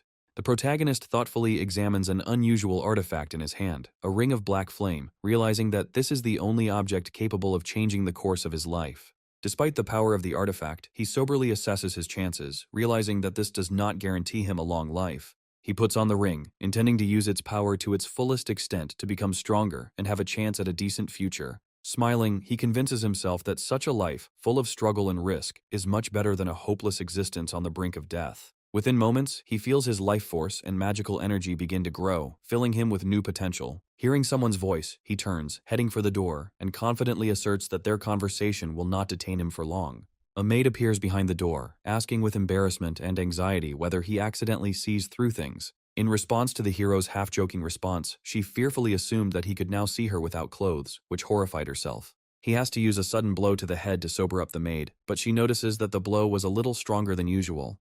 The hero, deciding to take a break, suddenly suggests trying his hand at arm wrestling, and his suggestion causes amazement. The maid eagerly agrees, reminding him that if she wins, she should get a raise, and he promises to make concessions if he loses. They clasp their hands, intently preparing to begin the duel that will determine the outcome of their mock dispute. An intense arm wrestling match begins between them, where each tries to use the maximum of their strength.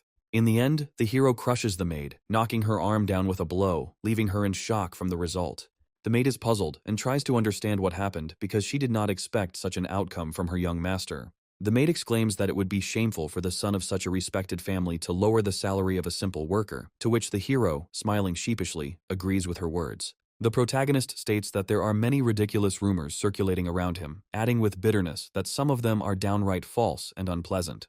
The hero, trying to distract himself, laughs, but jokingly agrees that perhaps it is worth leaving everything as is. However, he suddenly notices the ring's negative effect activating, causing him unpleasant side effects. Feeling a significant deterioration in his condition, he orders ice and a wet towel, abandoning the idea of cutting the maid's salary.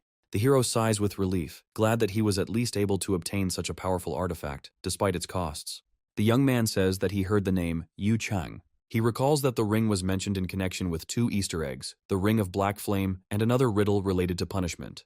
Looking up at the landscape outside the window, he reflects that there has not yet been a suitable opportunity to use all the advantages of the artifact. He goes deeper into his thoughts, trying to understand why, instead of being rewarded for his merits, he found himself drawn into a series of difficulties. As he leaves the room, he asks for confirmation from Rona, expecting her agreement with his current actions and plans. Rona, as always, submissively agrees, but at the same time reminds of her status as a devoted servant of the family. The hero, standing in the center of the room, reminds her that he will personally consider her complaint if she does not act in his interests. Secluded in a chair, the hero concentrates on the thought of the need to start a new life, avoiding the mistakes of the past. He decides that this cannot go on any longer and prepares for new actions that will change his destiny. The system reminds the hero with a notification that he has 62 days left to live, increasing his despair.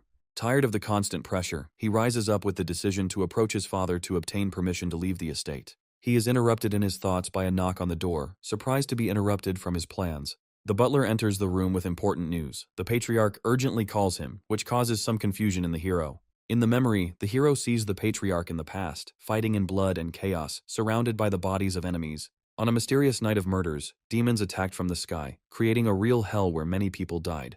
The patriarch recalls how the demons destroyed everything in their path, turning that day into a nightmare that left an indelible mark. With a dark melancholy, he closes his eyes, immersing himself in memories of past horrors and his own struggle. He calls it a mad catastrophe, seeing before him only destruction and death, which left wounds on his soul. The heavy aura of the past covers him, but he remains collected, thinking about his next steps. The patriarch recalls how the dark flame sword, a legacy of their lineage, could once have been wielded by one of the children. He believes that true talent and the will to overcome difficulties should be mandatory for the heir. A heavy thought comes to him. One day, one of his sons will have to kill him to prove his superiority. The butler enters the office, announcing that the young master will arrive soon, but is already a little late. The patriarch tacitly allows his son to be taken straight to him, looking over the report of the recent investigation. The hero receives recognition for successfully completing a task in the forest of missing children, which even adults could not complete before. However, the vassals expressed distrust in the hero's success, which complicated the situation, causing the patriarch to doubt. The patriarch, aware of his position, claims that he is obliged to take into account the opinions of his vassals in order to maintain stability. The young hero enters the office, expressing deep respect and bowing before the powerful head of the family. The patriarch invites his son to raise his head and stand on equal terms, demonstrating a surprisingly gentle approach to the conversation. He reminds the hero that he knows about his mistakes, but asks him to think about his future actions. The patriarch explains that his duty as the head of the family is to evaluate the actions of each person, regardless of personal preferences. Announcing the upcoming reward, the patriarch suddenly asks about the young master's wishes, which causes his confusion. The hero is surprised to hear the promise to fulfill any of his wishes and cannot immediately believe such words. The patriarch confirms his words, adding that he not only guarantees fulfillment, but is ready to do anything. The hero expresses doubts, wondering if he can really get any reward he wants. The patriarch assures him, reminding him that even in the most difficult times he always recognized the merits of heroes. The young master, bewildered by the unexpected generosity, feels as if he is struck by a heavy burden of thoughts. The father convincingly confirms his words, declaring that he is ready to give his interlocutor absolutely everything he wants, thus showing the seriousness of his intention. As he passes the crest on the wall, he confirms his promise by swearing by the great name of the Dark Sword, which gives the words weight and special solemnity. The young man absent-mindedly ponders the offer, at first doubting whether the chieftain's words are serious, but looking at him, he realizes that he is absolutely confident in his promise. The patriarch warns that if the young man asks for something absurd, his opinion of him will change, expressing a slight mockery and a hidden threat, but leaving room for choice. The hero politely asks for a little time to think about his actions, demonstrating his agility and caution. The patriarch agrees, allowing the hero to leave the estate, but not without reminding him of the importance of avoiding past mistakes. With a smile, the hero confirms that he will behave with caution, making it clear that he is serious. The patriarch delivers an admonition, reminding the hero that he is part of a powerful family. The next day, under the morning sun, nobles and servants gather near the estate, preparing for a lively conversation. The red-haired girl, with an admiring smile, offers to meet at the academy, implying their future plans together. Confused, the hero does not know how to react to the girl's energetic confidence in their next meeting. The butler reproachfully reminds the hero that he must always answer the lady's questions clearly, eliciting his brief consent. The hero jokingly adds that by the next meeting he will become stronger and is preparing to become a full-fledged knight. He jokes that overcoming his fear of spiders might be one of his first accomplishments. The red-haired girl expresses obvious displeasure at his joke, making a sudden blow that catches the hero off guard. The confused hero muses that perhaps he should have made a better comment than mentioning spiders. Blushing, the girl insists that she will definitely become a knight, proving her perseverance and readiness for trials. The hero, horrified, suggests that her words about preparing her head may be too literal and her determination is serious. The woman in the elegant dress thanks the hero for his help, especially for his actions in saving Miss Talia. She sincerely expresses her gratitude for saving the girl, believing that his act was extremely noble. As she climbs into the carriage, the woman abruptly ends the conversation, calling the others to action, declaring that it is time to leave.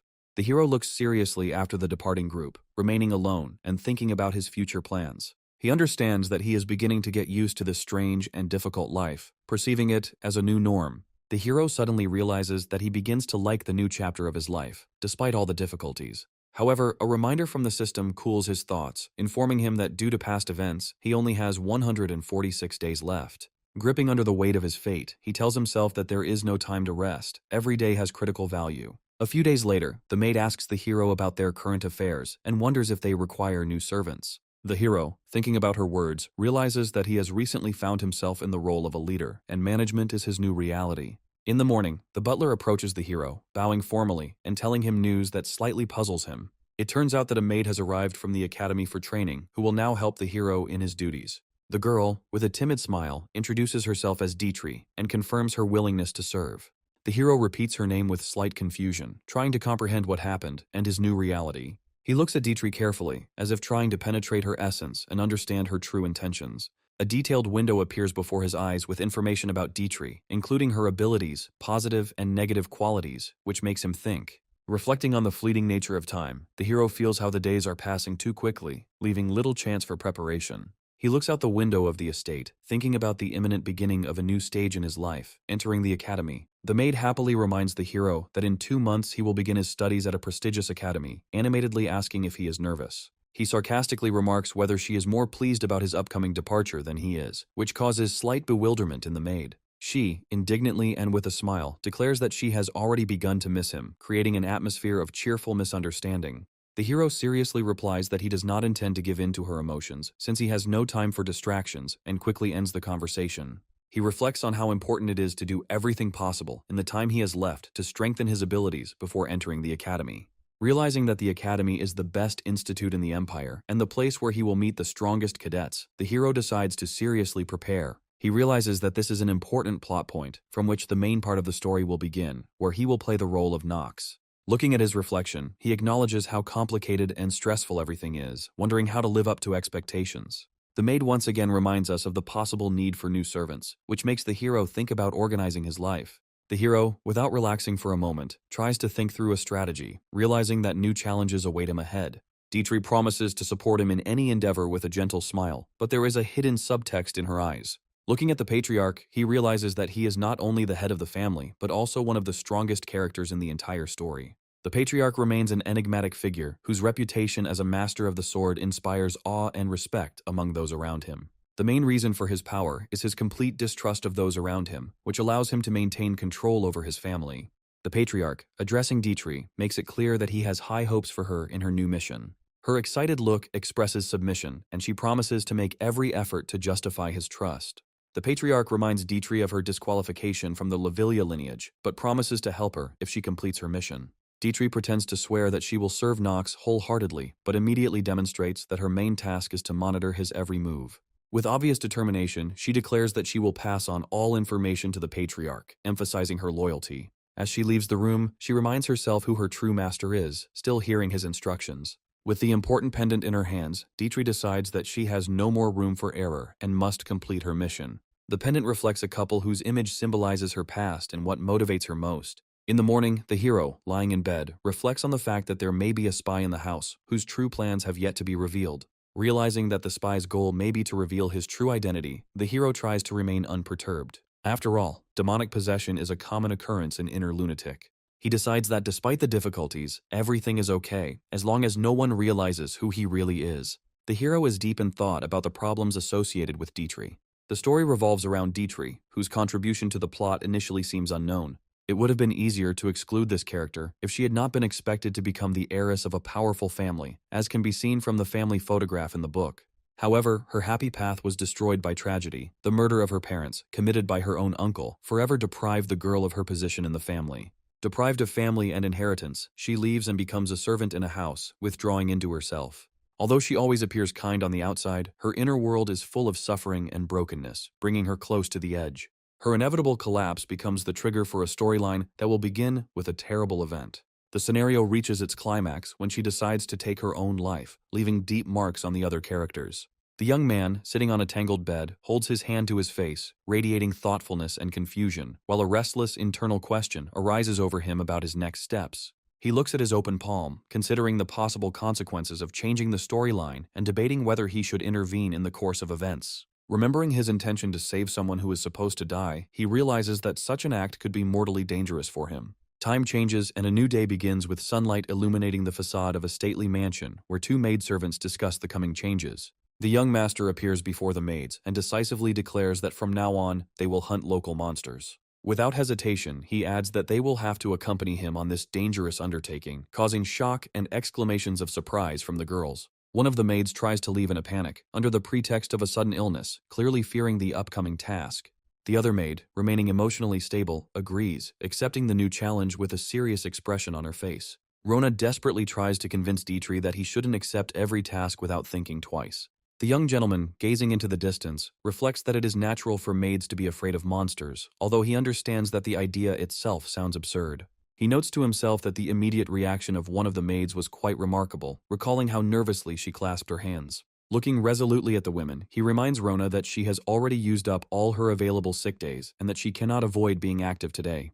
The maid, trying to resist the decision, screams in despair at how she could be forced to do such a thing in her condition. The young gentleman, smiling slyly, reminds her that the punishment for disobedience may result in a reduction of her salary, starting from half of its amount. Rona finally gives in, asking with a trembling voice what kind of weapon the young master will require from her, a bow or a sword. The discussion is interrupted by another maid who calls his attention to her doubts about his sudden intention to hunt, clearly concerned for his safety. She asks the young man if he is sure enough, since news of his intention to leave could be conveyed to the owner of the estate. Running his hand through his hair, the gentleman looks thoughtful, once again immersed in his deep thoughts about what he should do next. His attention is focused on his own actions, and he clenches his fist with a mysterious shining ring, realizing that the most important thing for him is to prolong his own life. The young man sets off on horseback towards the forest, despite all the restrictions on his freedom, filled with new goals, while the maids desperately try to catch up with him. A few days later, they find themselves in a forest where children have disappeared before, and despite being cleared, it seems normal, but the deceptive calm is broken by the appearance of a ferocious gray wolf, who becomes the first enemy. In a tense fight, the young man delivers a powerful blow, acquiring a tiny portion of the life force of the defeated enemy. The young man, with a determined expression on his face, realizes that he has gained an extra 2 hours of life after his brutal fight. Looking over the bodies of the defeated monsters, he judges that this successful outcome is worth the effort, despite the high cost.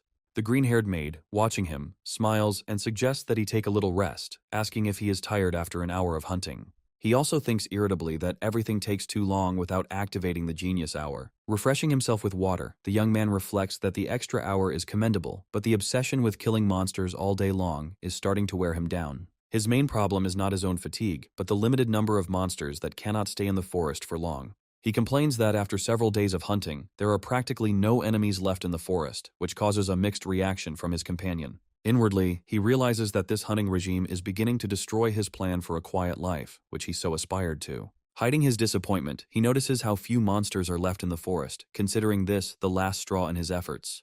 The maids, trying to cheer him up, even find his complaints not quite normal, which causes slight irritation in the young man. Deciding to end the sortie, he gives the order to return to the estate, leaving further plans for later.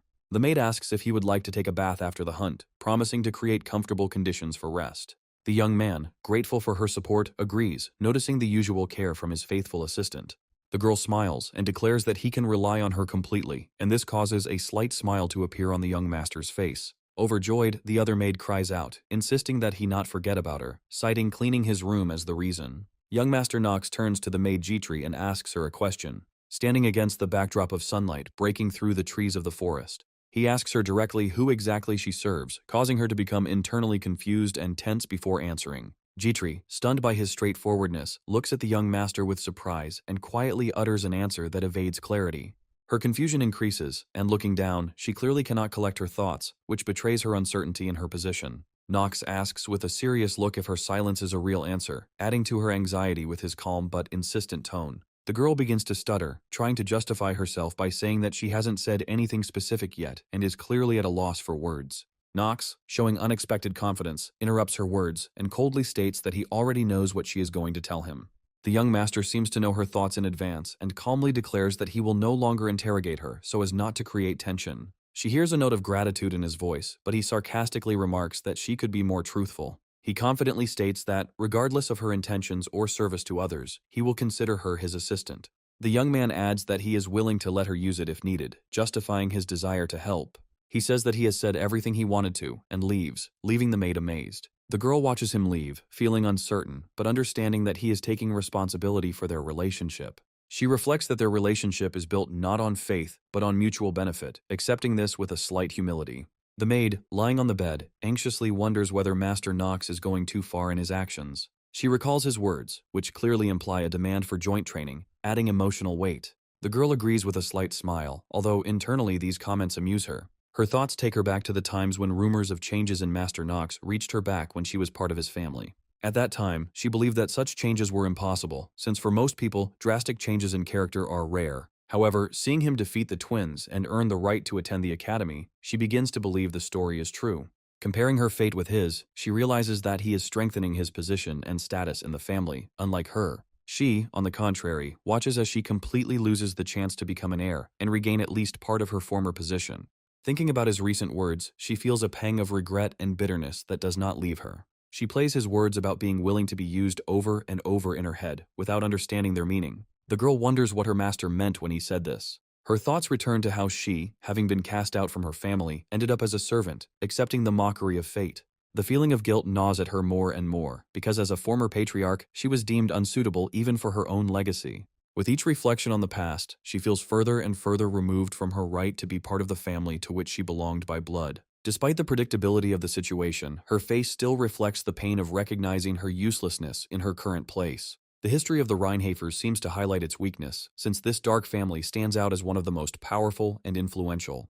The girl considers herself worthless against the backdrop of their overwhelming greatness, especially against the backdrop of her complete loss of status. Exhausted and morally broken, she decides that she has no right to continue serving a master whose help she does not deserve.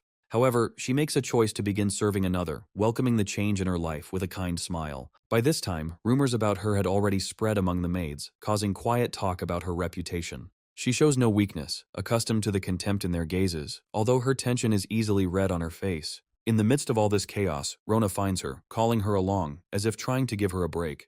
Although Rona appears sincere, Dietrich doubts whether her friend knows about her true feelings and thoughts. Dietrich is confused as to whether she should consider Rona a friend or ignore her concerns. Her gaze becomes thoughtful. She understands that everyone around them, albeit in their own way, is doing stupid things. Meanwhile, it is revealed that not only Dietrich, but Theo too may have received a letter that could change their destinies. Young Master Nox ponders the fabrication of crimes attributed to Father Dietrich, realizing that the evidence against him is falsified. He feels conflicted, knowing that he cannot help Dietrich in her situation, no matter how much he wants to. An internal question about the potential butterfly effect his intervention could create makes him hesitate. Against this background, a feeling of tension remains in the forest, and the silhouette of a monster approaching him causes anxiety. Young Master Nox appears particularly cruel at this moment, with a bloody mark on his face, reflecting the severity of his actions. Watching him from the bushes, Rona and Dietrich notice that he used to be a little more merciful, causing them concern. Rona tries to express his thoughts, noting that his behavior today is a little out of the ordinary. Dietrich's gaze becomes thoughtful. She feels an inexplicable heaviness in her heart as she watches the situation. On the other hand, the master is waiting for the hidden boss to appear, wondering if the moment for his attack will come today. In the forest where the children disappeared, a boss monster is discovered that only appears in the area when the number of enemies is reduced to 20%. The master ponders how to quickly raise his stats, deciding to go against the hidden boss. However, a sudden sharp movement, almost intercepting him, makes him instantly wonder what it was. The monster takes speed to a whole new level, as a furious confrontation unfolds around it. The young master understands that such power can only be available to a unique boss, against whom special efforts are needed. A new threat appears, the royal wasp, which immediately attacks, showing that its level is far superior to ordinary monsters. Despite his strength, he admits that this fight is an opponent he cannot handle at his current level of training. His attention is drawn to the girl's unexpected scream. As the wasp prepares to deliver the devastating blow, Dietrich rushes forward, shouting to the master that she will save him. In the blink of an eye, she finds herself between him and the attack, taking the blow that leaves a trail of blood.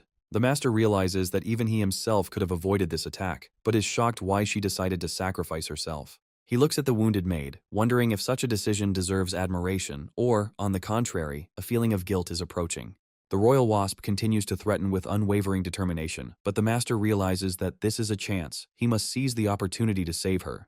At this point, Dietrich recalls childhood experiences when her parents discussed her weaknesses related to constant falling. She understands that her weakness and wounds were not only physical, but also on a deep spiritual level, leaving a mark on her life. Realizing the influence of the past, she feels that her life was fragile, not only because of circumstances, but also because of her own perception. The master decides to ask the maid who she serves, which makes her think about herself and her true loyalty. In her mind, she imagines the figure of the master to whom she must truly give devotion, but she has not yet found a final answer for herself. The answer brewing in her mind leads her to the realization that perhaps her service is more than just a job. The young master, exhausted after the battle, purposefully promises himself that he will save her at any cost if there is a chance. Once the fight is over, he carefully picks her up in his arms, remembering that her sacrifice cannot go unnoticed. Dietrich, despite her weakness, feels that the words about her being used ring false. The master himself is too emotionally involved. She wonders why saving her means so much to him, not finding a reason in logic, but feeling it in his actions. The master cannot understand why a slight tremor runs through his body, accompanied by a mixture of anger and sorrow in his heart. For her, his anger is an expression of concern that can only be seen in a deeply feeling person. A man with gray hair, sitting in a luxurious chair in the library, studies the letter and expresses concern, acknowledging that the situation is indeed difficult. A tall man in a business suit reports that investigations have confirmed the veracity of the letter's contents and informs that Livilia's family has decided to finally abandon Miss Dietrich. The patriarch reflects on his main goal, admitting that the main reason for accepting Dietrich was to gain influence over the Livilia family. He explains his decision by saying that the family is in an unstable state after losing their head, and this seemed like a great opportunity to take control of them. Comparing the events to a chessboard, he suggests that under the influence of the powerful Rheinhafer family, Livilia would have certainly submitted. Looking at the letter, he remembers the warning about the risks before the plan was put into action, and carefully discusses what to do with Dietrich. His interlocutor notes that leaving Dietrich near young Master Knox could affect their reputation, especially at Eldon Academy. Looking away, the man agrees with the idea that the issue needs to be handled delicately, and that careful action needs to be taken on their part. A servant suddenly bursts into the library, causing great displeasure, although he quickly apologizes for the sudden intrusion.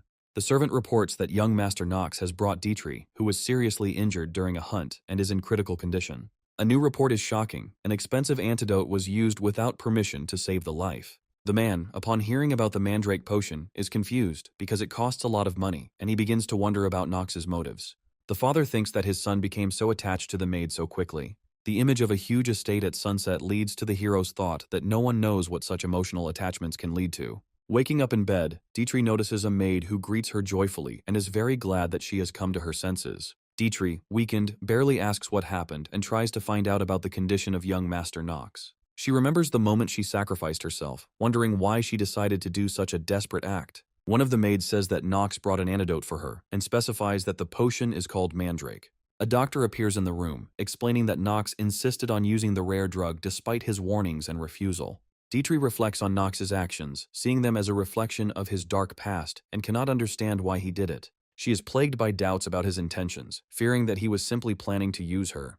Her friend asks her about her condition with concern, saying that she needs to rest. She says that young Master Knox has gone to look for the Chamberlain. Smiling, the maid leaves with a promise to return soon, leaving Dietrich to rest in peace. After her friend leaves, Dietrich goes to the window and looks out of it thoughtfully, thinking about her situation. Looking into the box of things, she admits to herself that she does not feel worthy of being in this world, experiencing internal tension. Her gaze turns sad as she presses her hand to her heart, feeling pain and disappointment in herself. Difficulty overcoming her thoughts, Dietrich thinks about gratitude for being saved, despite feeling lost inside. Later in the evening, she leaves the room and finds herself in the hallway, where she is surprised by someone suddenly calling out from the darkness, and when asked where she is going, she stops, realizing that she was seen trying to leave.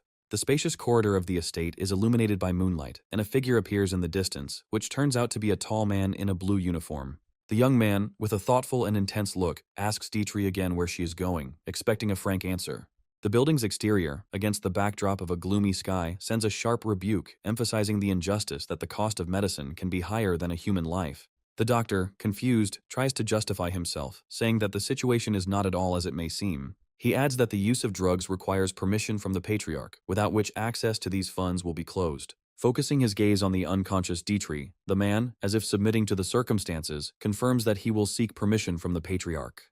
The young master, not hiding his anger, sharply asks the doctor whether he thinks that he occupies a higher status in the family than he does. The maid and the doctor look frightened as they apologize to the enraged young master for their poor tone and behavior. Having finished treating the girl, the doctor reassures the maid, claiming that they have stabilized her condition and that she will soon recover. The young master, casting a last glance towards Dietrich's bed, gives strict orders to immediately inform him as soon as she wakes up.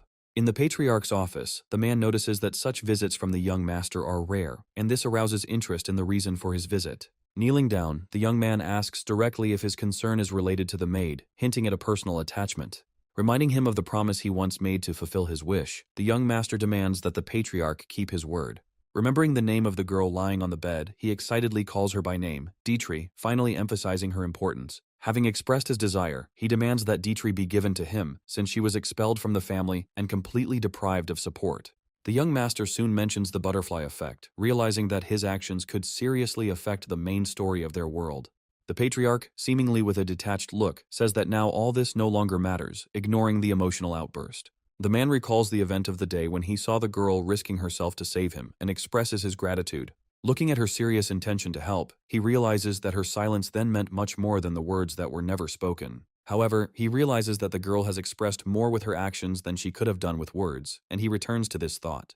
The patriarch agrees with his son's stated desire. In response to this, the young master asks to say something else, showing that he is ready to express all his thoughts. The patriarch's gaze remains cold, and he confirms in an indifferent tone that he still needs to have an additional conversation with his son. With restrained irritation, he mentions that, despite his family ties with the patriarch, his desires and actions do not at all coincide with his father's will.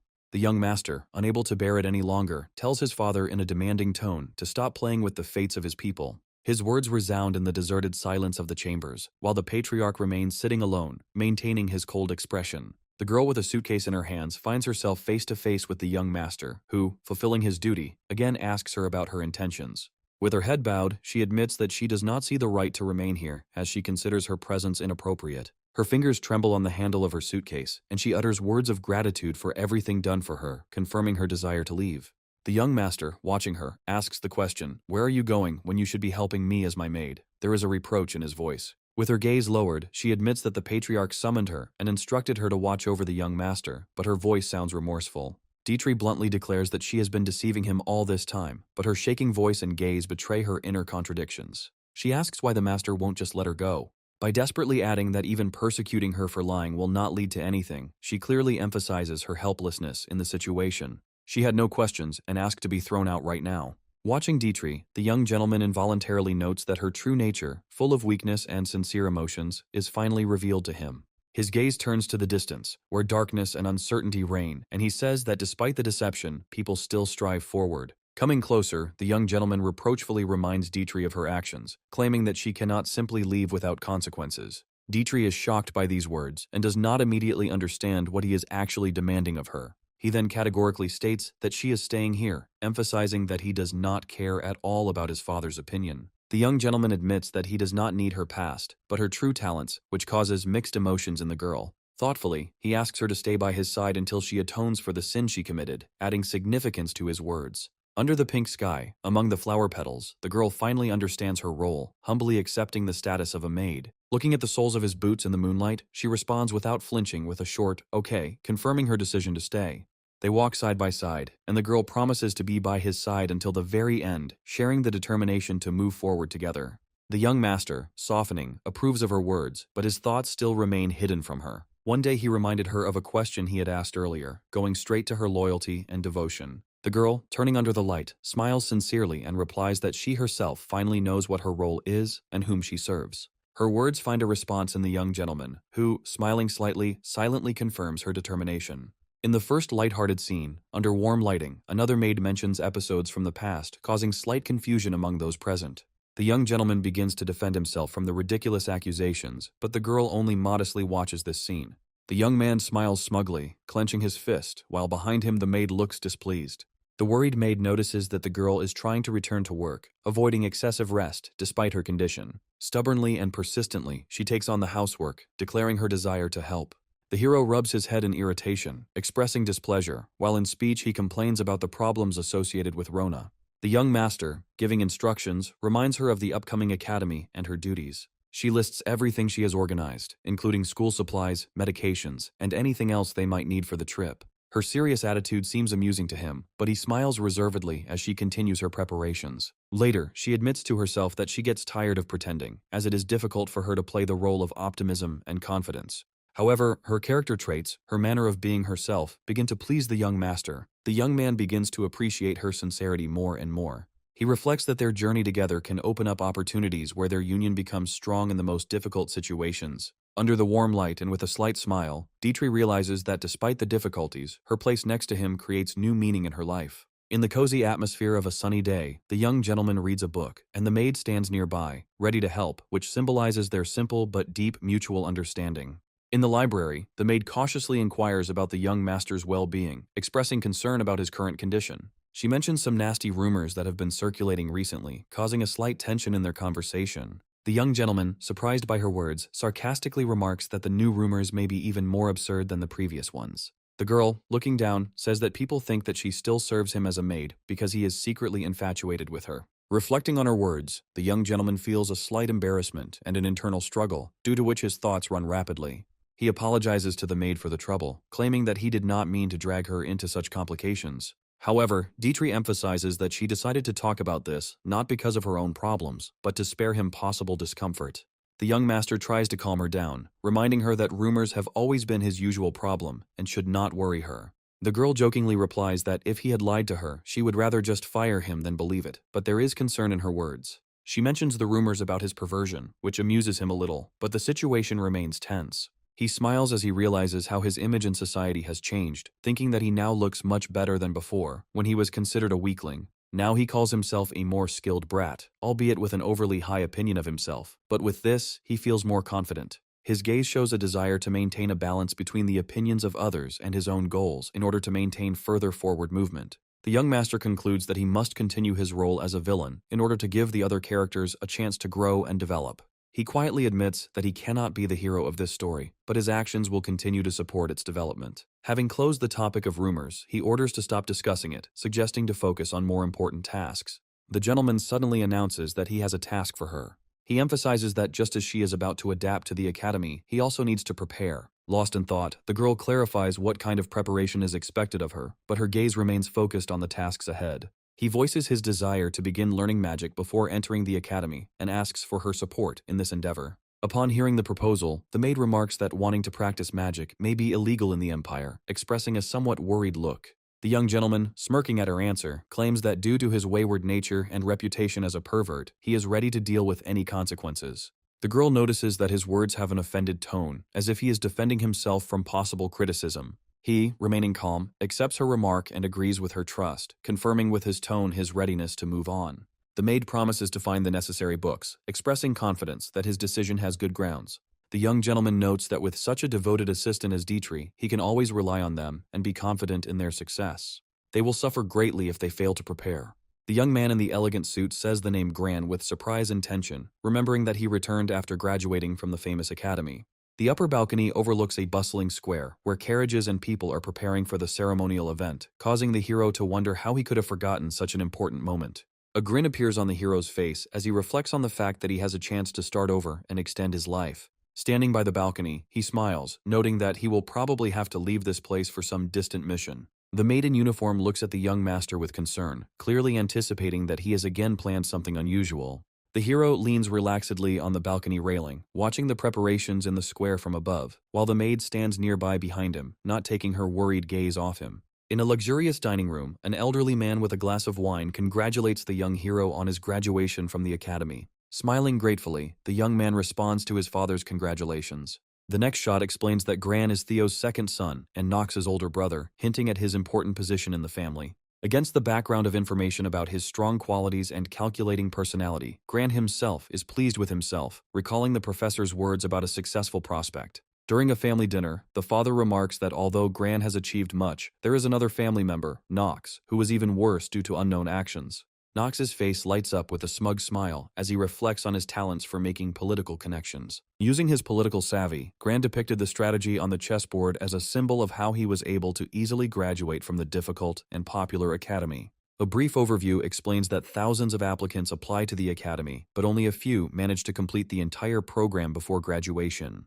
The father approaches Gran with a question about his departure, reminding him that the date has already been set, to which Gran calmly answers in the affirmative. Smiling with confidence, he announces that he plans to leave for his destination in 3 days. The older man notes that given the time of year, the mission will likely involve monster hunting. The map shows the territory of Chad as a neutral southern zone near the lands of the Reinhafer family, politically isolated. It is stated that the western border of Chad adjoins deserts where monsters live, turning this land into an extremely dangerous place. The aristocratic throne room is the scene where it is clarified that Gran's mission is to stop the monster invasion in Chad and gain recognition from the imperial family. Gran points out that Chad is threatened by massive monster attacks during the winter, forcing the emperor to take drastic measures. Given the strategic importance of the region, he notes that the fall of Chad would also harm other territories. The father gives one last piece of advice, sternly warning Gran not to tarnish their family name while on a mission. In turn, Gran, with a slight bow and a restrained smile, assures his father that he is preserving the honor of the family. Reflecting on the objectives, Nox realizes that the mission in Chad is not just a monster hunt, but an important task with complex aspects. He realizes that this task requires an intellectual approach, as it is filled with multi-layered difficulties from which valuable lessons can be learned. During a short conversation, Gran's younger brother Nox is fascinated and asks to be taken with him to Chad to go through this ordeal together. With a serious expression, Nox states his intention to take part in Chad's subjugation, showing his determination. The father and brother are surprised by the hero's question. Gran asks his younger brother in confusion if he understands what exactly Chad is, hinting at the complexity of what is to come. The story at this point leaves the tension as the brothers exchange glances and Gran tries to gauge Nox's readiness for the upcoming test. Smiling, the aristocrat sitting at the table asks if it is true that he was able to study the forest of missing children together with the daughter of the Stilliner family. Nox confirms this assumption, explaining that his ability helps to determine the cause of a person's anxiety. At the exquisite table with food, they discuss how Nox dealt with the twins and even took in a maid. At the moment when the aura of his steel nerves is activated, the hero confidently confirms to his interlocutor that everything said about him is true. The interlocutor acknowledges that he has achieved a lot recently, his tone expressing both respect and slight admiration. However, he refuses to take his younger brother with him on the mission, claiming that it is too dangerous since he did not even graduate from Eldine Academy. Unexpectedly, the father joins the conversation, assuring that he can guarantee the safety of his younger brother if he accompanies Gran. Turning his head, the father commanded Gran to take his brother with him on the mission, emphasizing this with his subtle but uncompromising authority. When a determined expression appears on the father's face, he makes it clear that this is not a request, but an order that does not require argument. He is informed that the family will provide the mission with everything it needs. Looking around the vast hall, Gran heard his father command to prepare everything 3 days before departure, wondering what was behind this decision. Despite his doubts, he thinks that his participation in the mission with his brother is the result of his father simply giving permission for this step.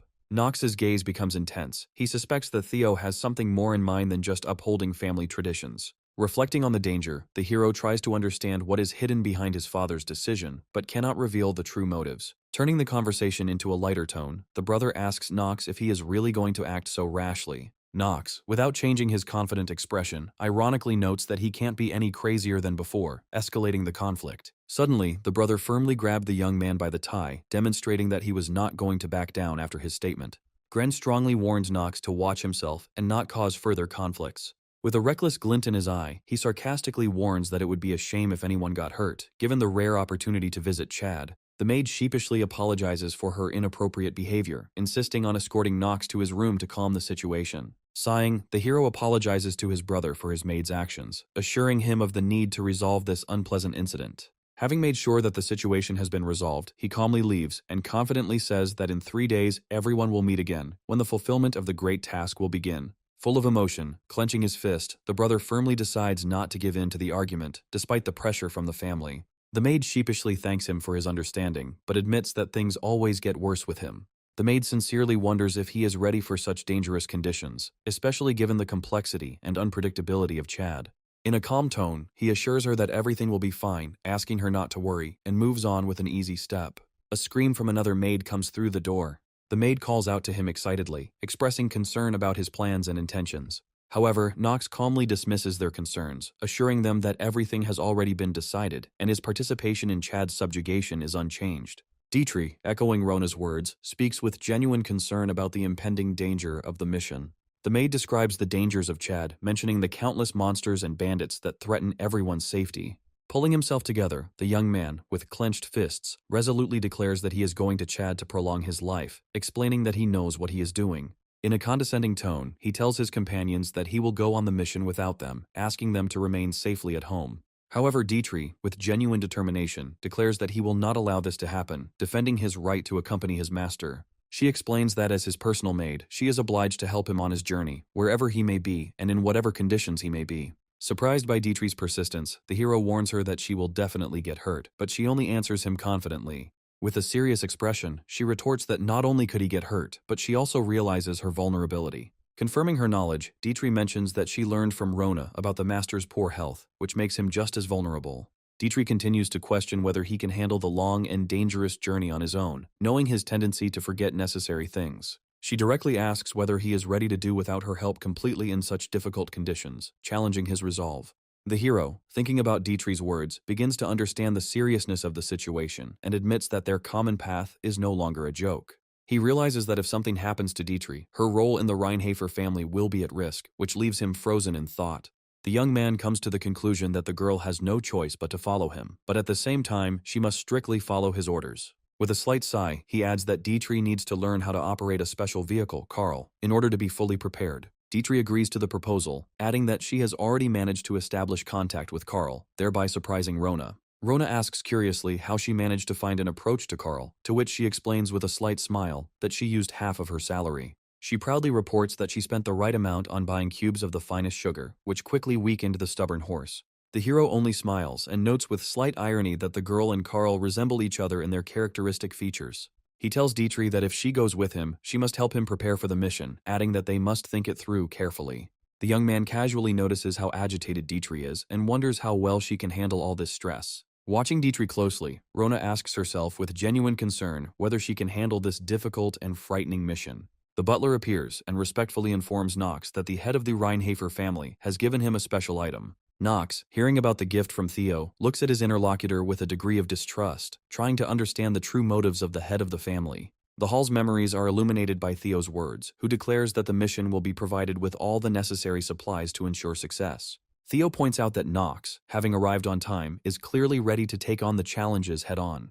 The main character comes to his father and bows. Whether the relic will belong to him depends only on him. During the conversation, a precious weapon appears on the stage, the sword of the first patriarch of the Reinhafer family, a symbol of the honor and glory of the family.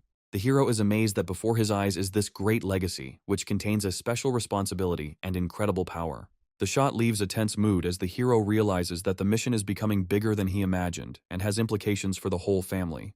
Theo, with a serious expression, notes that this unexpected decision to give a sword is due to a special meaning. He ponders the reasons for such a generous gift and tries to understand the hidden intentions of the head of the family. Clenching his fist, he decides that he must obtain this sword, despite all the trials and possible risks. A close look at the sword gives him the feeling that the sword's outward wear and tear conceals a much greater power. Looking at the details of the weapon, he notices that it has the marks of time, but this does not diminish its significance. Theo explains that this sword was the first patriarch's companion throughout his life, guarding him as a loyal ally. The head of the family adds that the sword has been by his side since he began his journey. The hero asks what test he must pass to gain possession of this weapon, to which Theo responds with a simple offer to pick up the sword. He timidly reaches out to the sword and, despite the impressive pressure, takes it into his hand. The moment he raises his sword, a surge of dark energy begins to emerge around him, causing him to freeze in surprise. He becomes aware that the sword is beginning to absorb his mana and sees dense energy waves forming around him. The hero notices that the color of the blade is rapidly changing, absorbing the memories and power that were stored within it. Theo confirms that he has begun to sense the sword's mana, and this is the first step towards its true activation. Straightening up slightly, Theo states with satisfaction that this is what he expected from him, who proves himself a worthy heir. Theo explains that the sword absorbs the wielder's mana, converting it into power and energy, but this makes it difficult to control. The hero understands how cruel and dangerous this sword is, requiring absolute control and strategic use. At this moment, due to the rapid absorption of mana, his body begins to weaken and the energy charges the sword to the limit. He feels an unusual pressure from the weapon, realizing that if the process continues, it could turn into a disaster for him. Theo warns that if he wants to get the sword, he must maintain its absorption ability for 10 minutes. Shocked by this statement, the hero hardly believes that he is capable of withstanding such a challenge, but he accepts the challenge despite his fears. Theo solemnly announces that the sword bears the name Stormcloak, emphasizing its complex nature. The magic panel reveals details. The weapon absorbs the life energy of defeated enemies, converting it into enhanced mana. The abundance of information about the sword's capabilities and power captivates the young man's attention, but he realizes that this is a trifle compared to the current test. The process becomes increasingly difficult as the sword begins to convert the hero's life force into mana, pushing his body to its limits. Despair washes over him. He thinks it's time to give up, feeling how the sword has almost completely exhausted him. However, despite his intention to let go of the weapon, he suddenly finds that he cannot unclench his hand, as if the sword has chained him to itself. Exhausted and exhausted, he screams in rage, calling the sword a damn trap, but continues to fight its energy. The sword's true nature is revealed, a magical weapon that grants great power, but in exchange for causing inevitable harm to the owner. He thinks about the opportunities and threats that the petrol brings him, realizing that this is only the beginning of his real path. The majestic first patriarch, deep in thought, sits on his throne, tightly clutching the sword that was the key to the creation of his family. Standing in front of the fireplace in the luxurious hall, the man notes with arrogant confidence that most people lose consciousness when they try to touch this insidious sword. The young man, exhausted by the strain, admits that he himself would not have been able to maintain the power of the sword even for an hour, emphasizing the incredible difficulty of the task. His father, filled with determination and authority, forces the young man, still unable to control his mana, to seize the sword and test his will. The maid, with a gentle smile, recalls the recent events associated with her own rescue and a number of key incidents in the family. He remembers the girl with fiery red hair, with whom he plunged into a series of crises. On his knees, drenched in sweat, the young man tries to cope with the power of the sword, noticing that his exhaustion is coming faster than he expected. An authoritative man watching the events thoughtfully comes to the conclusion that young Nox has incredible talent hidden within him, comparable to the Emperor of the Sword. Thinking over what he saw, he, with the firm intention of testing the air, decides to put the young man in difficult conditions and demands that he hold out for at least 10 minutes. With pride, the man is convinced that if Nox can pass this test, he will become the greatest patriarch of this powerful family. Exhausted but determined, Nox feels the sword's power slipping out of control and realizes that it could ultimately take his life. The worried young man, breathing tiredly, realizes that his strength exceeds his father's expectations, but this does not please him at all, but only depresses him. In a fit of desperate prophecy, he foresees a denouement where his father may destroy him to achieve his own goals. The father coldly states that he suspected his son was hiding his true power, revealing his intentions with a hint of mockery. The young man, overcome with fear, is perplexed by what is happening and, in a panic, begins to create hypotheses, trying to understand what his father is talking about. Right in front of him, the sword, shimmering with light, passes into his possession, becoming a symbol and a heavy burden, now inherited. The next day, setting out on a journey, the heroes set off on horseback through a wooded area where the powerful light of the sun breaks through the foliage of the trees. The maid happily notices that the spatial bag they took with them contained all the things needed for the upcoming mission. Nox, still lost in his dark thoughts, maintains a cold expression despite the company and the general atmosphere.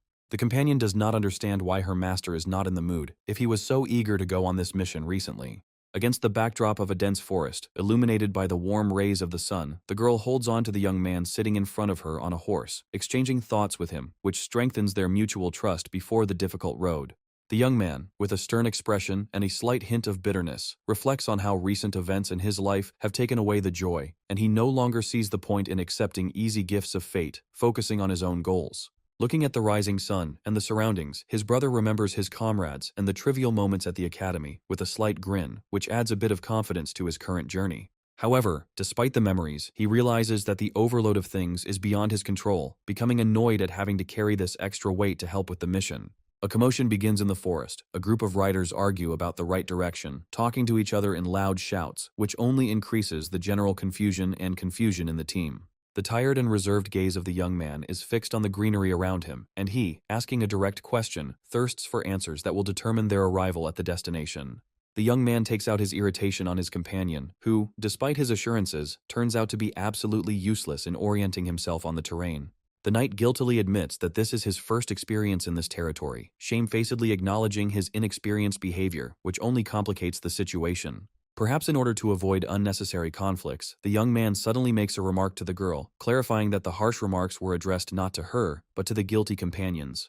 Looking around, Gren assesses the path they have taken and realizes that they have indeed reached a dead end, which adds tension to the whole situation.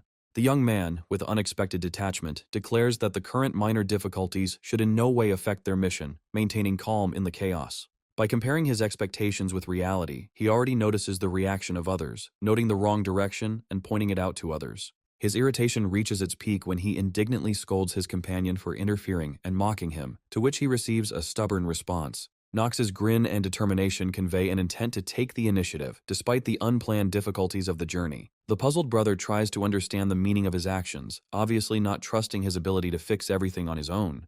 The young man, absorbed in his thoughts, reflects ironically on how little sense it was to expect adequate decisions from others in such a critical situation. Smiling, he offers the team to use him as a tracker, assuring them of his outstanding abilities, which attracts everyone's attention. His companion looks at him with undisguised skepticism, trying to understand how true his words are about the support of the family's advisors. Answering calmly, the young man accepts her doubts, indicating that he will approach the matter in an unconventional way, even if it requires additional effort. Lamenting the possible complications, another companion foresees problems if the solution found does not meet the team's expectations.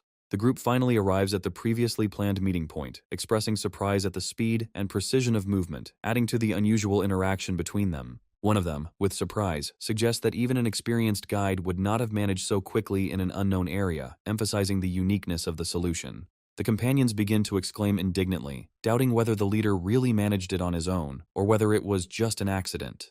A young man peers out from between the trees, watching the growing conflict with an intriguing expression, but already knowing that the solution was always under his control. Reflecting on the upcoming mission, he decides that this whole journey was just preparation for serious work, easily calming his emotions. His confidence is based on experience, as he is convinced that local peculiarities have long been familiar to him and do not require additional explanations. Having met a girl who was clearly concerned about their journey, he shares his assurance that the route that had been planned was well thought out and calculated. Pointing to the ground, the young man asks her to pay attention to a small detail that gives away the truth about the enemy's recent presence. There are traces visible on the ground, which proves not just someone's presence, but also that the trace belongs to a monster nearby. A monster with the body of a bear and the head of an owl appears before them, whose overwhelming presence becomes a real challenge for the team. The young man confidently claims that the monster's habitation is noted mainly on the borders of southern Chaders. The girl, asking about the tracks and the road to Chatters, expressed concern about the fact that they decided to stop at a camp near the territory of dangerous creatures. While calming the others down, he mentions that the monsters are afraid of fire and will most likely not approach a camp filled with many people. With a stern look, one of the group members abruptly ends the discussion, showing his inflexibility and demanding that they focus on the main tasks. Asking his interlocutor a direct question, Gren clarifies whether it is true that the strongest opponents they know have lost in battle with Nox. Schultz confirms this fact when he talks about the defeat of Hardis and Allen. Looking into the distance, the young man thinks that he would like to personally test how strong Nox is. The butler mentions that he has just the right weapon. Approaching the camp, the young companion points to the tents, marking their location and encouraging the desire to get to the resting place. Concentrating in the dark night, the young man sits in a meditative pose, preparing his strength and mind for the beginning of an important event that cannot be delayed. Hearing a warning from his companion, he calms her down by taking on the role of leader and orders her to remain where she is while he goes ahead.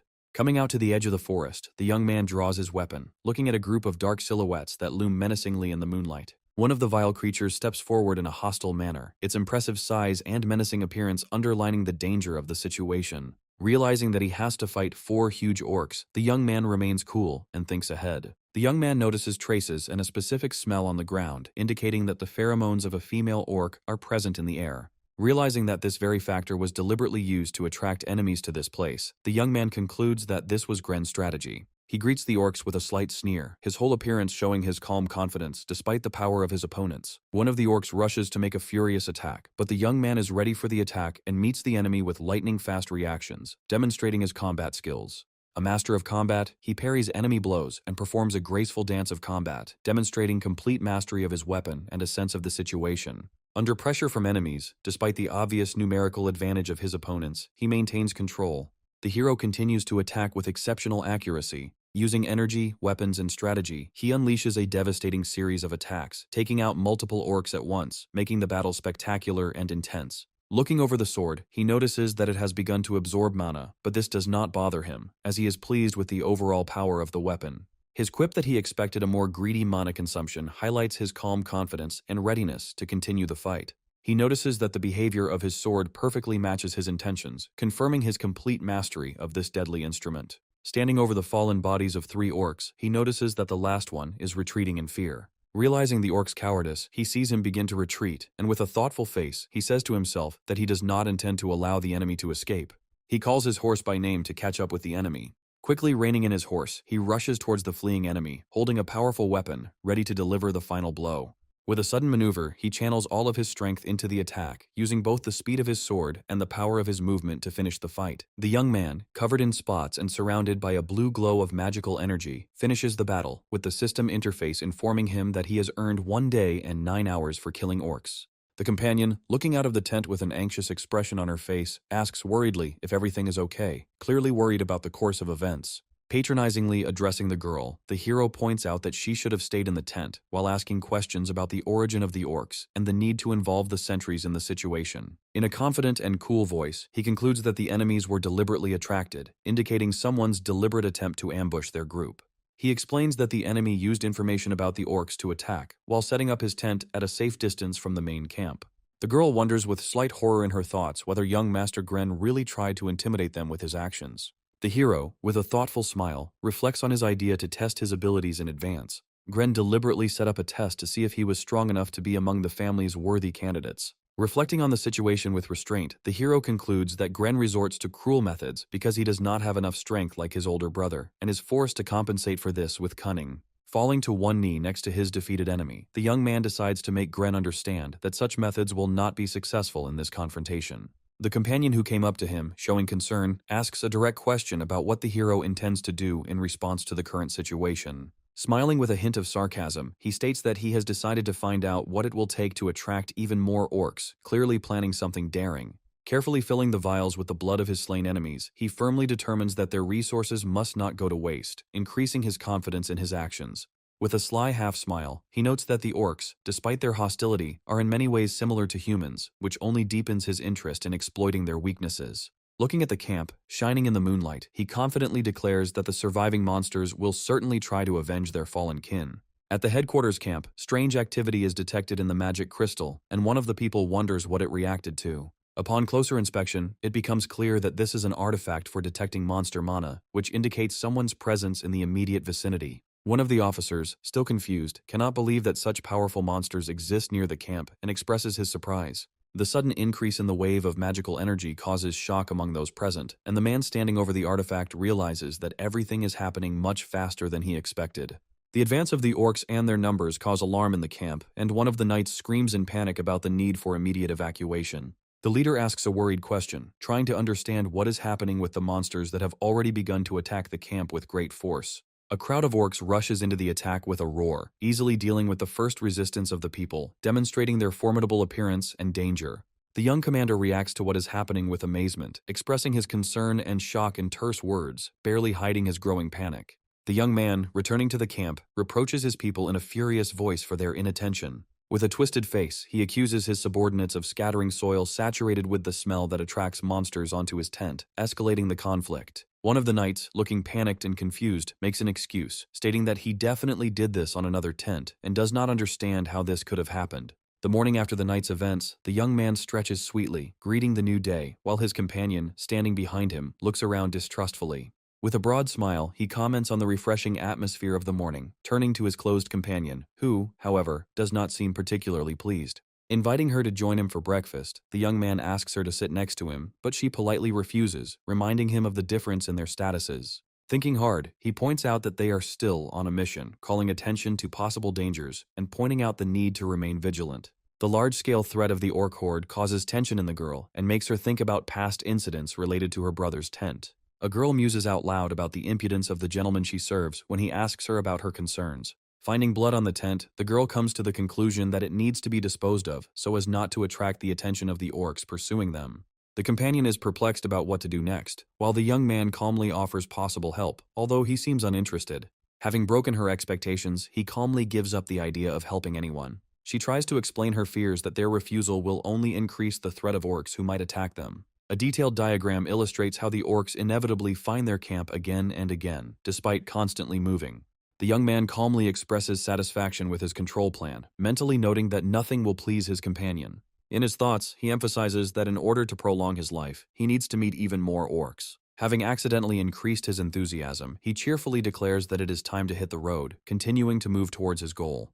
Having inspected the area, he is convinced that his goals have been achieved, admitting that the forest surroundings have been studied thoroughly enough. Despite Chater's remote location, the group confidently continues moving deeper into the path, steadily climbing the mountain. One of the companions calls out loudly to Nox, getting his attention in the tense situation. The companion bluntly asks if there are any plans to deal with the persistent orcs that continue to haunt them. Smiling confidently, Nox immediately confirms that he is completely confident in his ability to get rid of the orcs. However, he stresses that a massive battle in this place would be extremely undesirable and would only bring more problems. He suggests moving the battle outside the forest to minimize the threat of attracting new monsters.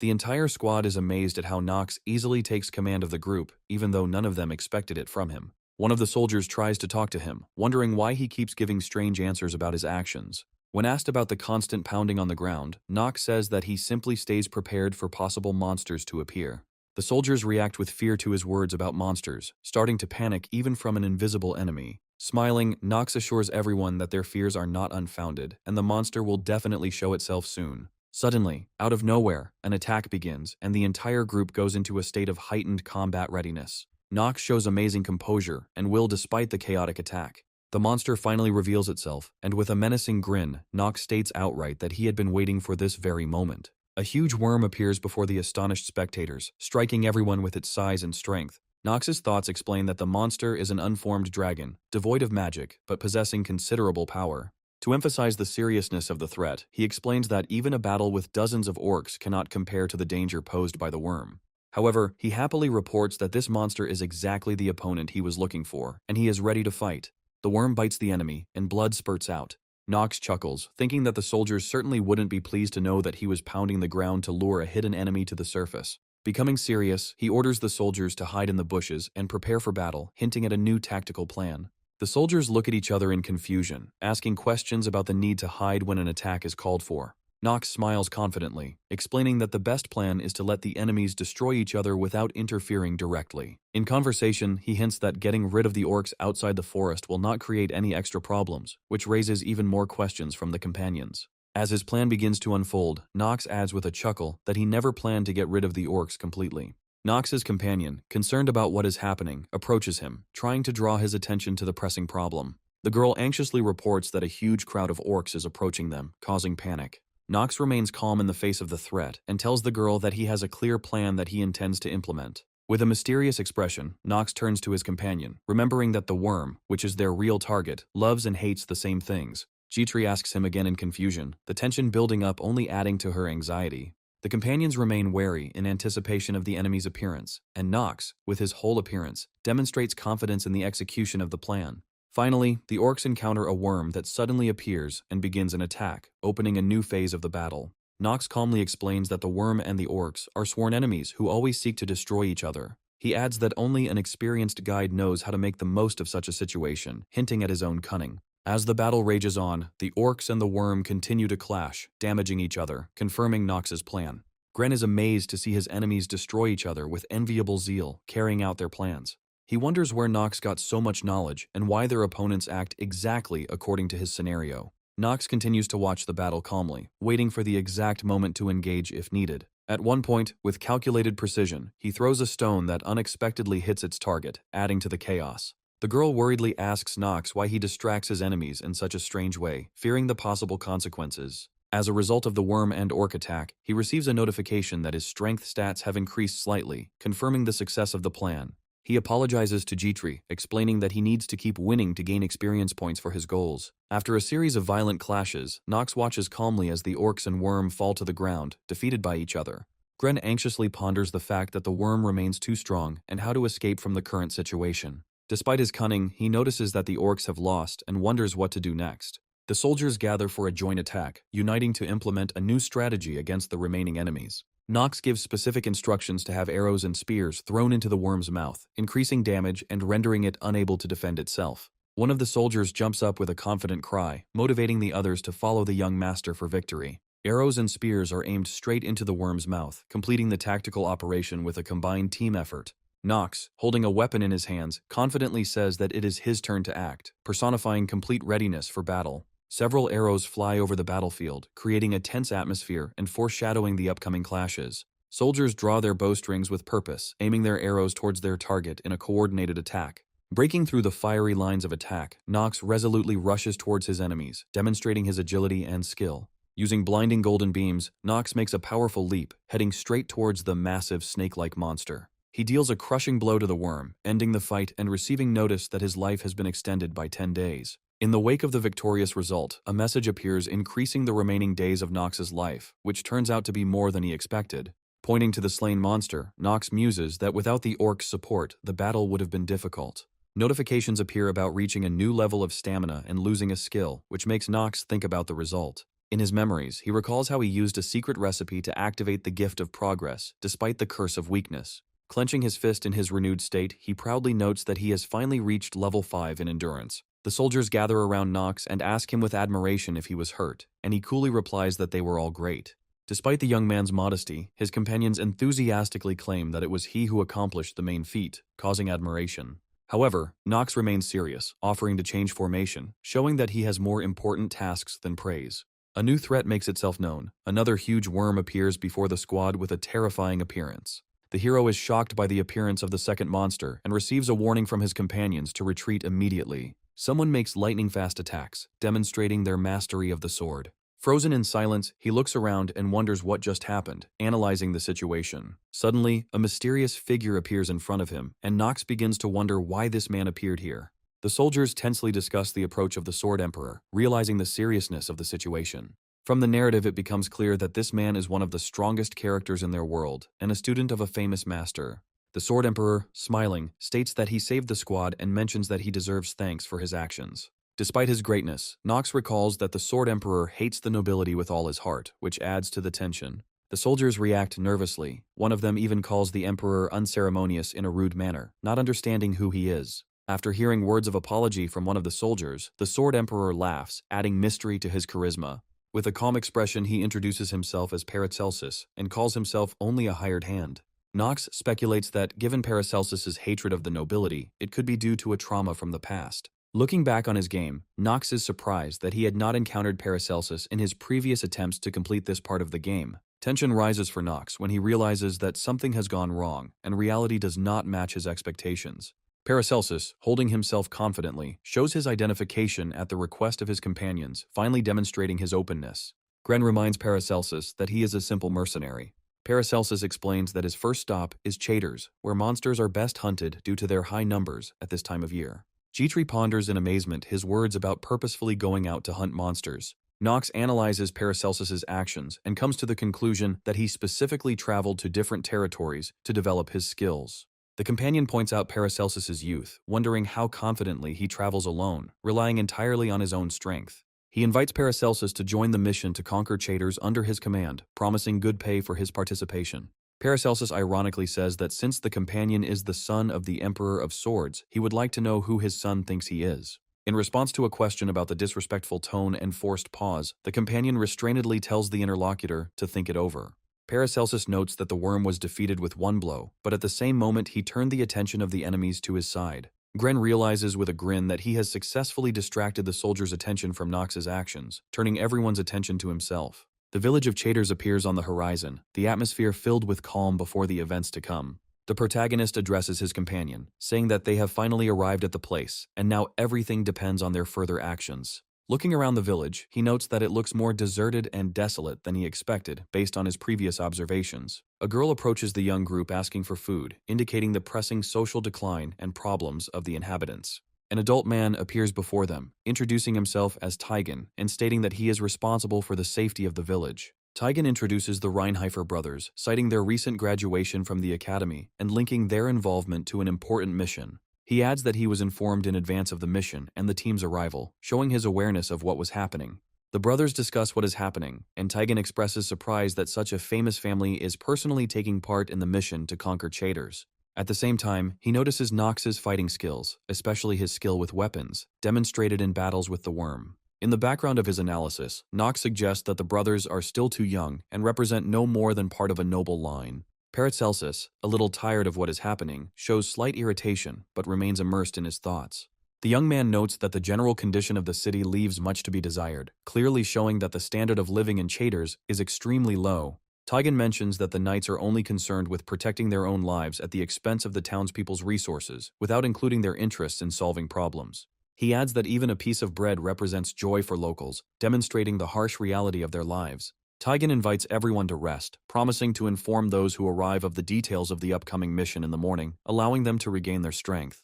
Paracelsus returns to the previous sentence with a confidence that supports his independent status. Gren asks with a smile if Paracelsus has made any decision, showing interest both in his personality and in his possible involvement.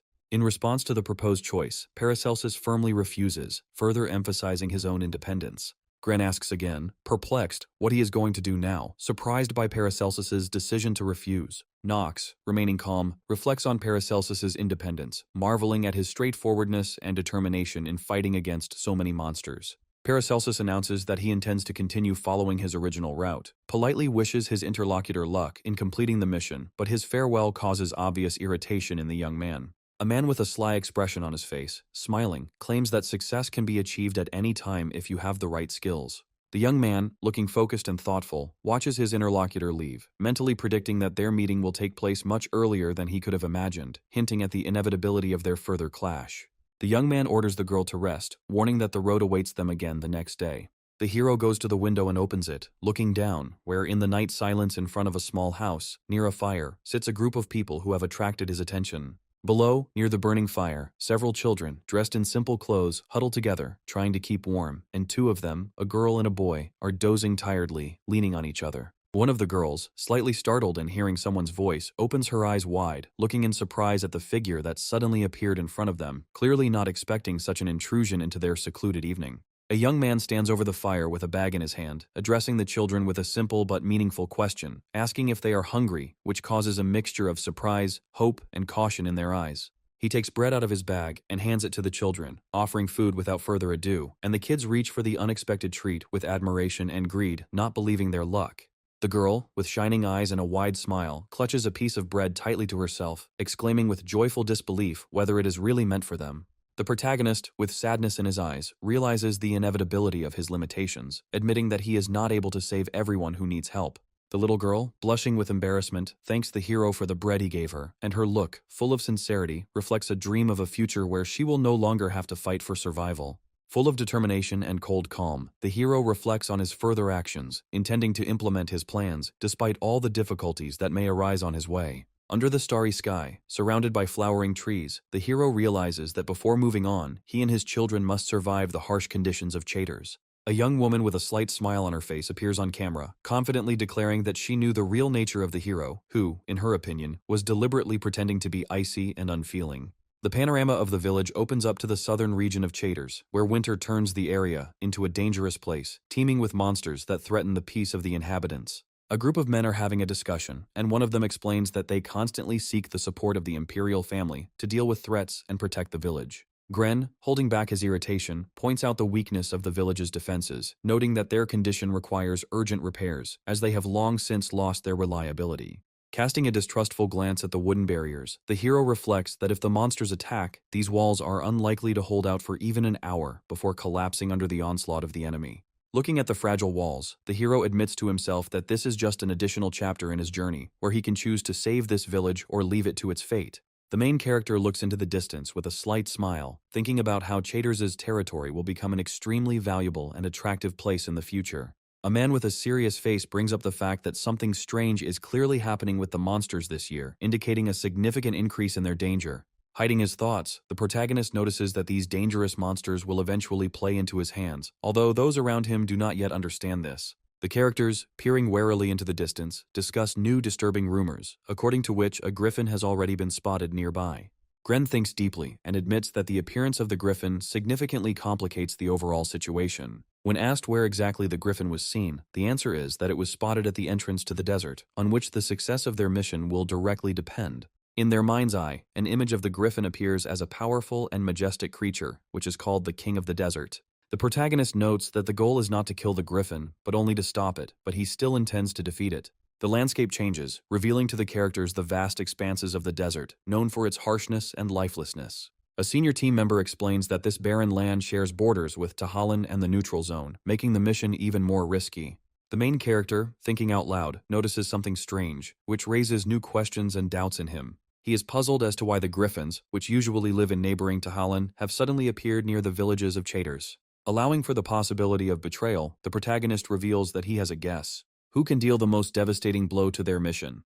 The soldier, being dissatisfied and irritated, reflects on his disturbing thoughts. He remembers the efforts and sacrifices he had to make to win the favor of his master, and now he is determined to achieve his revenge. A girl with a memorable appearance appears, surprised by something that has caught her attention. She notices a soldier who is trying to clarify some information or start a conversation.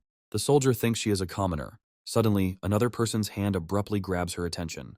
The man pushes the girl against the wall, blocking her way with his hand, and his facial expression shows confidence and persistence, while she, looking tense, tries to push him away. The girl looks at him warily, her face reflecting a mixture of confusion and inner tension as she asks about the purpose of the conversation. The man, with a smirk on his face, replies that he wants to talk to her alone, clarifying that this is a completely informal matter, although his intense gaze says otherwise.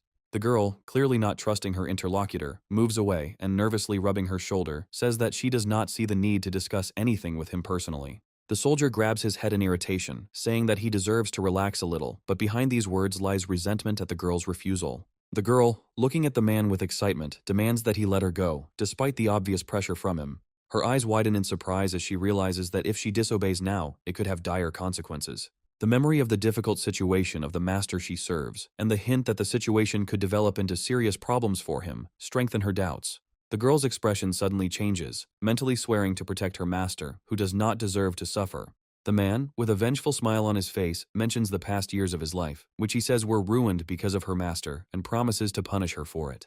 The girl tries to resist, but the man notices her attempt with surprise, accompanying it with harsh and mocking words. Her face freezes in shock as a young man with a cold gaze and a sword appears on the horizon, suddenly intervening in the situation. The young man unceremoniously hurts the attacking man with his sword, causing him to scream in pain, and tells him to continue in a demanding tone. His calm but frightening expression is reinforced by the icy question of how he plans to pay for it, hinting at the hopelessness of his position. The man groans and tries to justify himself, claiming that such actions will not go unnoticed because they violate the general rules. He delivers a menacing reminder that Mr. Gren will definitely intervene if he is harmed. With an icy tone, the hero asks if anyone is threatening his brother, increasing the atmosphere of tension. The young man, with another swift blow of his sword, inflicts a serious wound on the man, leaving his opponent screaming in agony. Now the man lies helplessly next to the girl, and the young man looks at his victim with a merciless look, confirming the seriousness of the situation. The wounded knight struggles to argue, claiming that it is unfair. The young man, with icy confidence, retorts that he knows his place perfectly well, hinting at the justification of his actions. The final blow from the sword ends the man's fate completely, causing blood to splatter everywhere. The girl looks at the young man in horror, fearfully saying that young Master Gren will not leave this unpunished. Her words are interrupted by a loud cry, and other characters enter the room, asking sharp questions about what happened. One of those who entered, stunned by what he saw, exclaims whether he killed Schultz. The young man calmly confirms his actions, not paying attention to the violent reactions of those around him. The chief prosecutor, with fury in his voice, calls him a non-entity, outraged that he dared to kill one of his knights. The young man responds calmly, keeping his cool, suggesting that more details be gathered before jumping to conclusions. The angry man grabs him by the collar, attempting an act of physical dominance, but the young man remains calm even under pressure. The accusation comes with a threat of severe punishment if its reasons prove empty. The girl explains with alarm that the man tried to harass her and appeals to those gathered for understanding and protection from injustice. Her gaze becomes serious and determined as she says that, as her master, he could not stand by and watch this. The elder brother angrily accuses that all this was done because of the servant, calling her a commoner, thereby showing his class pride. The situation escalates as magical energy boils between the two brothers, accompanied by a challenge to take responsibility for their words. The brother is amazed by the power that suddenly awakened within him, realizing that it is a manifestation of Nox's power. The older brother internally panics, realizing how powerful his younger brother has become, though the attempt to hide his worry is visible on his face. He accuses his younger brother of acting without permission, noting that he could have at least warned him in advance of his intentions. The younger brother calmly retorts that he has never been used to reporting and waiting for permission, preferring to act according to the situation. He then suggests that they leave the resolution of this dispute to their father, who can make the final decision when they return home. The older brother agrees with this with noticeable irritation, but clearly feels that he is giving in to the younger one, which undermines his self-respect. The younger brother, with a slight smile, calls this a wise decision, emphasizing his control over the current situation. Having watched what was happening to her heart's content, the girl calls Nox to remind him of herself and express her gratitude to him for his intervention. Behind the backs of the departing Nox and the girl, there are many observers, one of whom asks himself in confusion when Nox became so strong. As Gren passes the audience, he casts a penetrating glance, and an unseen voice portrays the thought that he sees Nox's power in a new light. The older brother reflects on what happened and admits that he can no longer underestimate the younger one, realizing how unexpectedly he has matured. The girl asks cautiously if Nox was injured, her voice full of concern and genuine alarm. The young man looks at the evening scene and notes to himself that such a development of events will cause a stir among the soldiers. Nox reflects on how the factionalism in their society has now reached a point where every decision could be fatal for both sides. He looks questioningly at the group of people, clearly wondering whether they will follow his brother or choose him instead.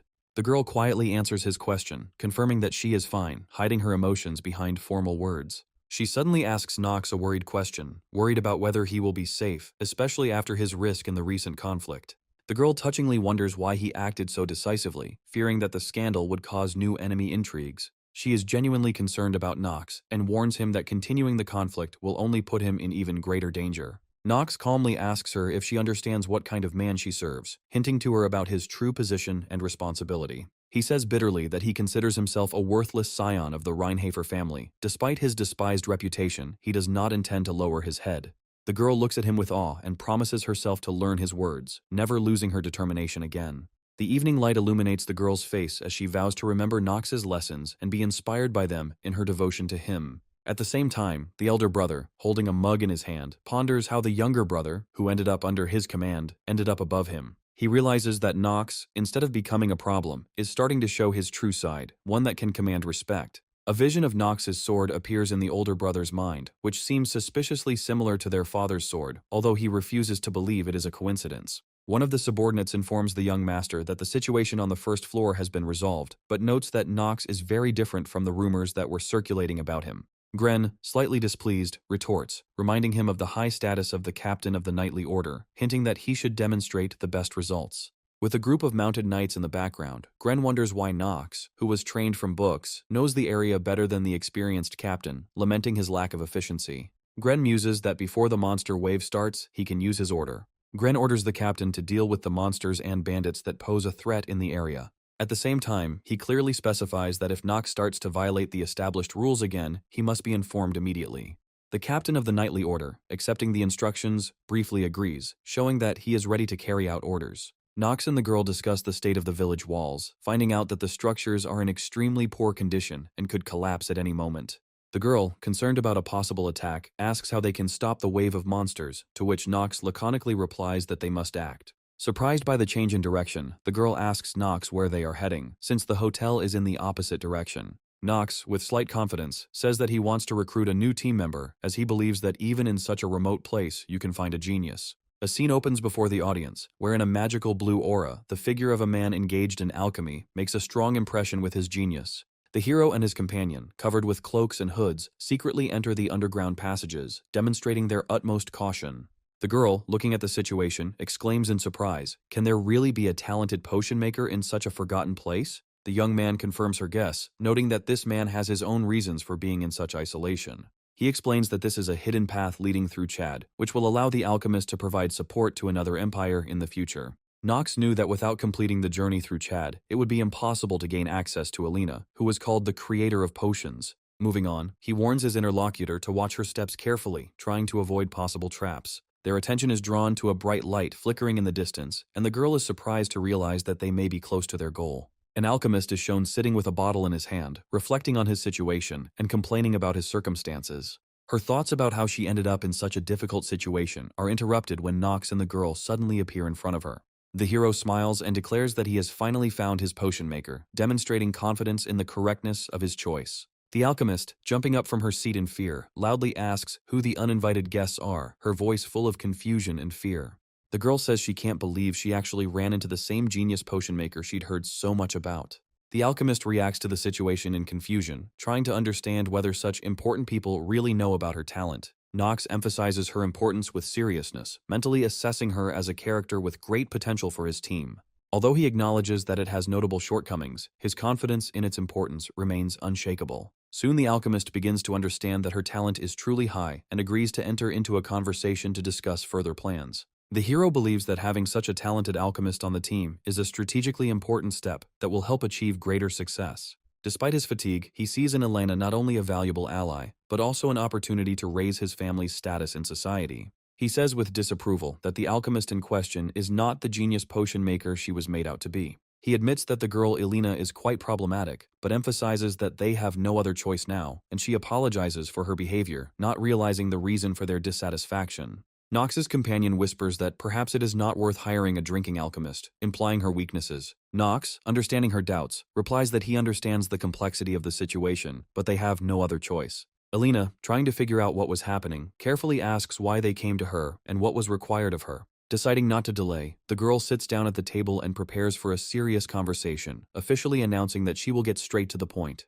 Nox makes a direct and decisive offer to Elena to join his cause, demonstrating clarity of intention. He promises to give her what she desires most if the girl agrees to follow him and his team. Stunned by his offer, Elena apologizes and refuses, citing that she has other things to do and commitments. However, the young man, seeing her reaction, clarifies that her doubts are related to her friend May, and this attracts the girl's attention. Surprised, she asks how he knows about her friend, to which he coldly states that May is about to be executed. Her shock is further heightened when Nox adds that if she accepts his offer, there may be a chance to change everything. He drops a cryptic line that her choice may lead to salvation, adding a note of uncertainty and hope. Recognizing the seriousness of Nox's words, the girl becomes immersed in thoughts about how the near future will lead her friend to execution. Demonstrating the sincerity of his intentions, Nox assures Elena that he is ready to save her friend for her own sake. Encouraging her to take action, he reminds her that joining him is a chance to change May's fate and save her. In the scene, the speaker addresses the population, condemning high taxes, emphasizing the unfair attitude of the authorities.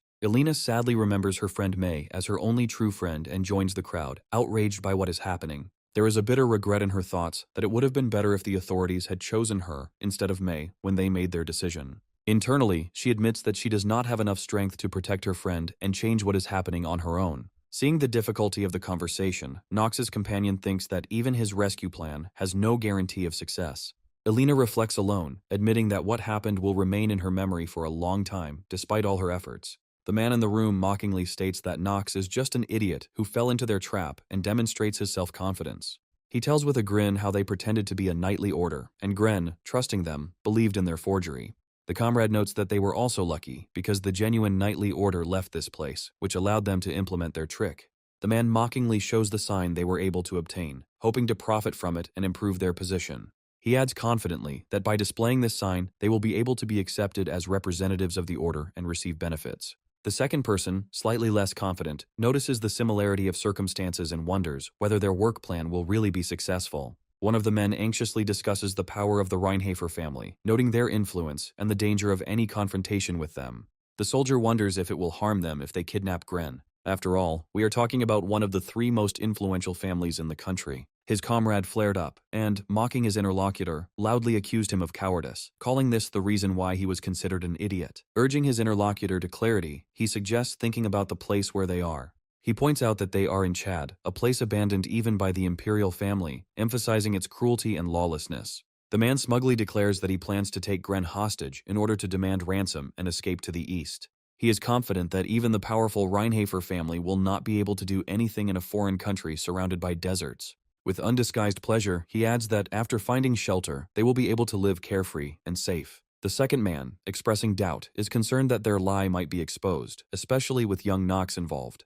The leader, assessing the situation, recognizes Gren as dangerous, advising his subordinates to stay away from him. One of the group members laughs at this, stating that Gren is just a child and poses no threat. In response, the main villain bursts into laughter and suggests forgetting about doubts, directing the company to drinking. Suddenly, the tense atmosphere changes when the lights go out and one of the men panics and asks what happened. In the darkness, the man notices blood on his face, and the commander calmly calls for everyone to calm down. His ally's head is suddenly cut off in front of him. Realizing that the situation is getting out of control, the commander notices the smell of blood and tries to figure out its source. In the flash of time, a figure appears, creating a sense of menace as the male group tries to gather strength. As if from the darkness, Nox's voice comes out, reproaching them and noting that they have hidden here like rats. He reproaches them for their insolence in attempting to rob the Reinhafer family, revealing that he knows their true intentions. In response, men try to justify themselves by saying that he misunderstood them. But Nox interrupts them, declaring that he has known about all their crimes for a long time. One of the men begins to persuade Nox, offering a deal that could supposedly improve his position in the family. The young man replies with cold confidence that he does not intend to turn a blind eye to their actions and deceptions. The villains realize that they are facing a serious opponent, and one of them gives the order for an immediate attack. Nox repels their attacks with incredible speed, his movements precise and filled with deadly power. The battle continues, and it becomes clear that Nox is using his skills to great effect, destroying his opponents. One of the men looks on in horror, realizing that Nox has been hiding his true strength and skills all this time. Gripping his weapon, the commander realizes that the situation is extremely dangerous and urges his group to destroy Nox at any cost. A vortex of purple energy surrounds Nox, highlighting his superiority, each attack delivered with deadly efficiency.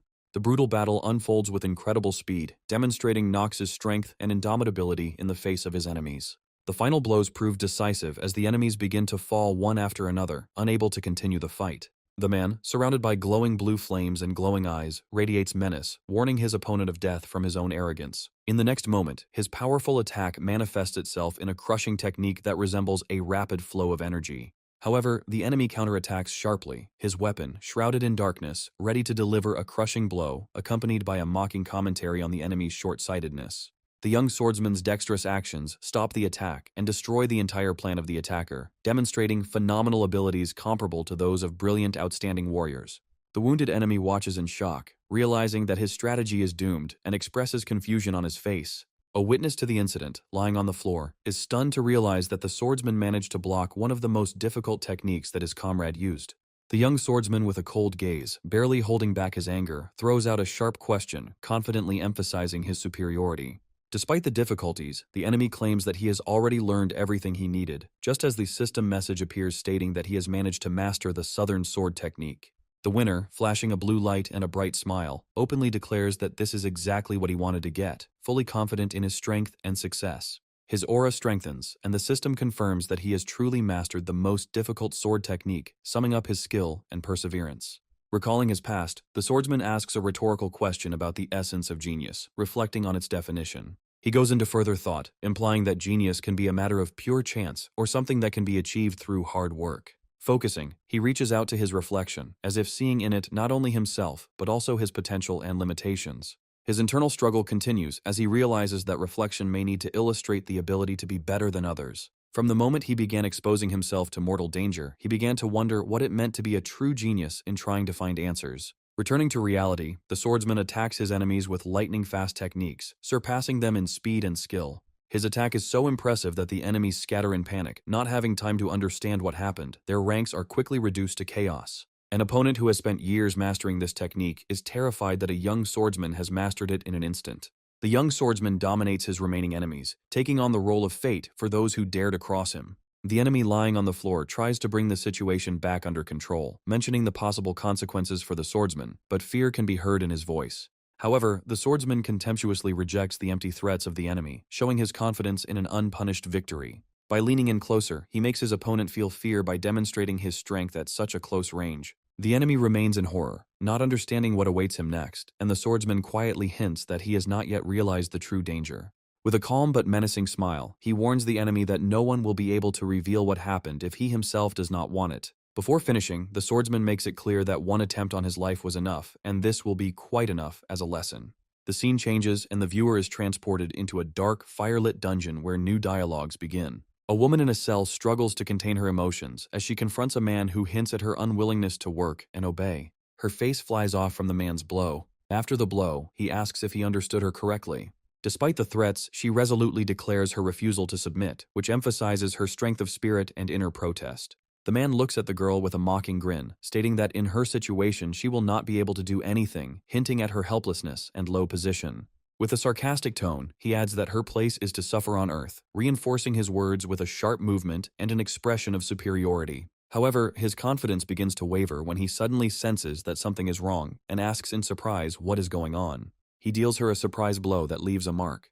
The man threatens the girl, mentioning selling her to a black magician, but at the same time accuses her of preparing the elixir incorrectly, demonstrating his cruelty. The woman in black explains to the girl that talent is an inherent, innate quality, hinting that she does not have it, despite her efforts. The girl is stunned by what she hears, wondering how this can be true and admitting that she never had any talent. Her frustration grows as she reflects on her inability to excel in alchemy, swordsmanship, or anything else. The woman, with a joyful expression on her face, calls out Alina's name, emphasizing her success and exceptional talent. The blue-haired girl hears the praise with slight embarrassment, realizing that her talent exceeds the expectations of those around her. The mentor sighs, suggesting that if Alina were from a noble family, her future would be even better, emphasizing the difference in background. At this time, from reflection, it is clear that Alina was recognized as a genius of alchemy. Her abilities distinguished her from the rest. The main character reflects that Alina always seemed alien to this place, as if she was created for something more. Alina radiates light and attracts the attention of others with her outstanding personality, which makes the main character feel in the shadows. The girl remembers how Alina, with a friendly smile, always invited her to rest or play, emphasizing their differences. Alina's bright, sincere smile made the main character envious, reminding her of her imperfections. Realizing her duty to her friend, the girl decides to sacrifice herself for Alina so that she can achieve more. With confident determination, she is convinced that she can endure all the suffering, since her life has long been connected with it. Telling the enemy that his words do not concern her, the main character declares that she does not want to become a burden to Alina, even at the cost of her own pain. Her opponent, irritated by her actions and words, shouts furiously, demanding that she stop harming herself. The man sarcastically remarks that if she dies, Alina will not be able to recover from the loss, making the girl think. At that moment, they are interrupted by the sudden appearance of a white-haired swordsman whose footsteps echo in the gloomy silence of the room. Looking warily at the guest, the enemy inquires about the reason for his visit, trying to hide his confusion. The swordsman's cold gaze and stern words make it clear that he is here on the orders of the imperial family to carry out the death sentence. The swordsman reveals that he has been given the authority to carry out the sentence, reminding him that the enemy's partner, Roy, is already dead, and it is better to surrender. The enemy, remaining calm, sighs sarcastically, calling the situation an unfortunate incident, but clearly not taking it seriously. The swordsman confirms that he is indeed alone, which emphasizes his confidence in his strength and ability to accomplish what he has planned. The opponent points out with a grin that the young gentleman from a noble family has underestimated him, but there is a hidden tension in his tone. Despite the threats, the swordsman calmly replies that he sees no reason why he cannot deal with the enemy, demonstrating absolute confidence. Before the battle, the main character has a slight smile on his face. Focusing, Taigen grips his sword, preparing to strike, acutely aware that the situation is developing faster than he expected. The group of guards springs into action, their steps quickening as they declare that the outcome no longer matters. A general view of the room shows a lone swordsman facing a large number of enemies filling the space around him. Enraged, Taigen commands all his men to kill the enemy, his cry echoing throughout the hall, charging everyone with a shared rage. At a key moment, the swordsman activates an ability called the Hour of Genius, and the world around him instantly fills with bright gears and energy. A lightning-fast burst of golden energy strikes enemies, demonstrating the swordsman's incredible skill as he overcomes the guards' attacks. The swordsman's pirouettes are accompanied by bright flashes, and his actions give the impression of stopped time, in which he sees every movement of the enemy.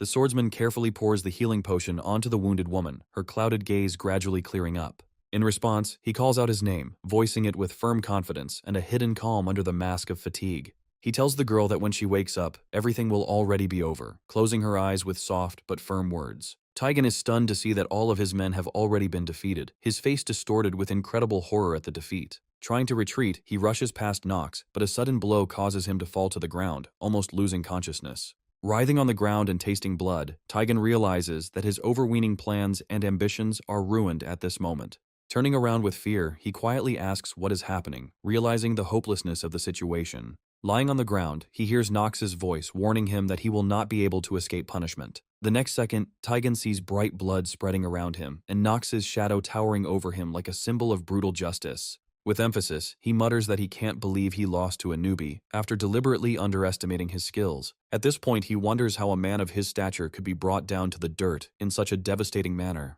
Nox's lone figure represents power and genius, asking viewers a philosophical question about the meaning of genius. Taigen lies with his legs cut off. Nox walks up to him and points his sword in his direction. Before he dies, he realizes that Nox is truly a genius. He tries to understand what it means to be a genius for the young man himself. In retrospect, Taigen sees himself as a child, remembering his father, an outstanding leader of the village whom everyone followed. Everyone in the village aspired to be like him, surrounded by universal love and respect, but his authority was ambiguous. However, hidden within this leader was not only talent, but also a cruel way of governing. A sudden moment of power turned the world of people upside down.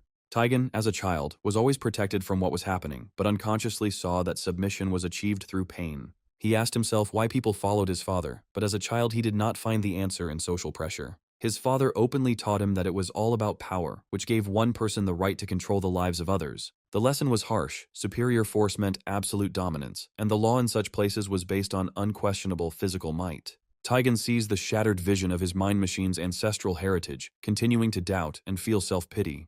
The look clearly shows uncompromisingness. His movements and motivations were never based on force, but on honor and justice. He has a serious look in his eyes as he places his hand on the child's shoulder, emphasizing that there are geniuses out there who are greater than himself. Explaining the situation, he notes that the entire continent is embroiled in constant wars, where power determines everything. Taigen looks at Nox with a bloody gaze, saying his name, remembering the stronger opponents his father spoke of. Nox, with a cold expression on his face, shows his determination, so outstanding that no one can match his talent. Taigen exhales heavily, realizing that the only reason he would meet his death was his own decision to fight.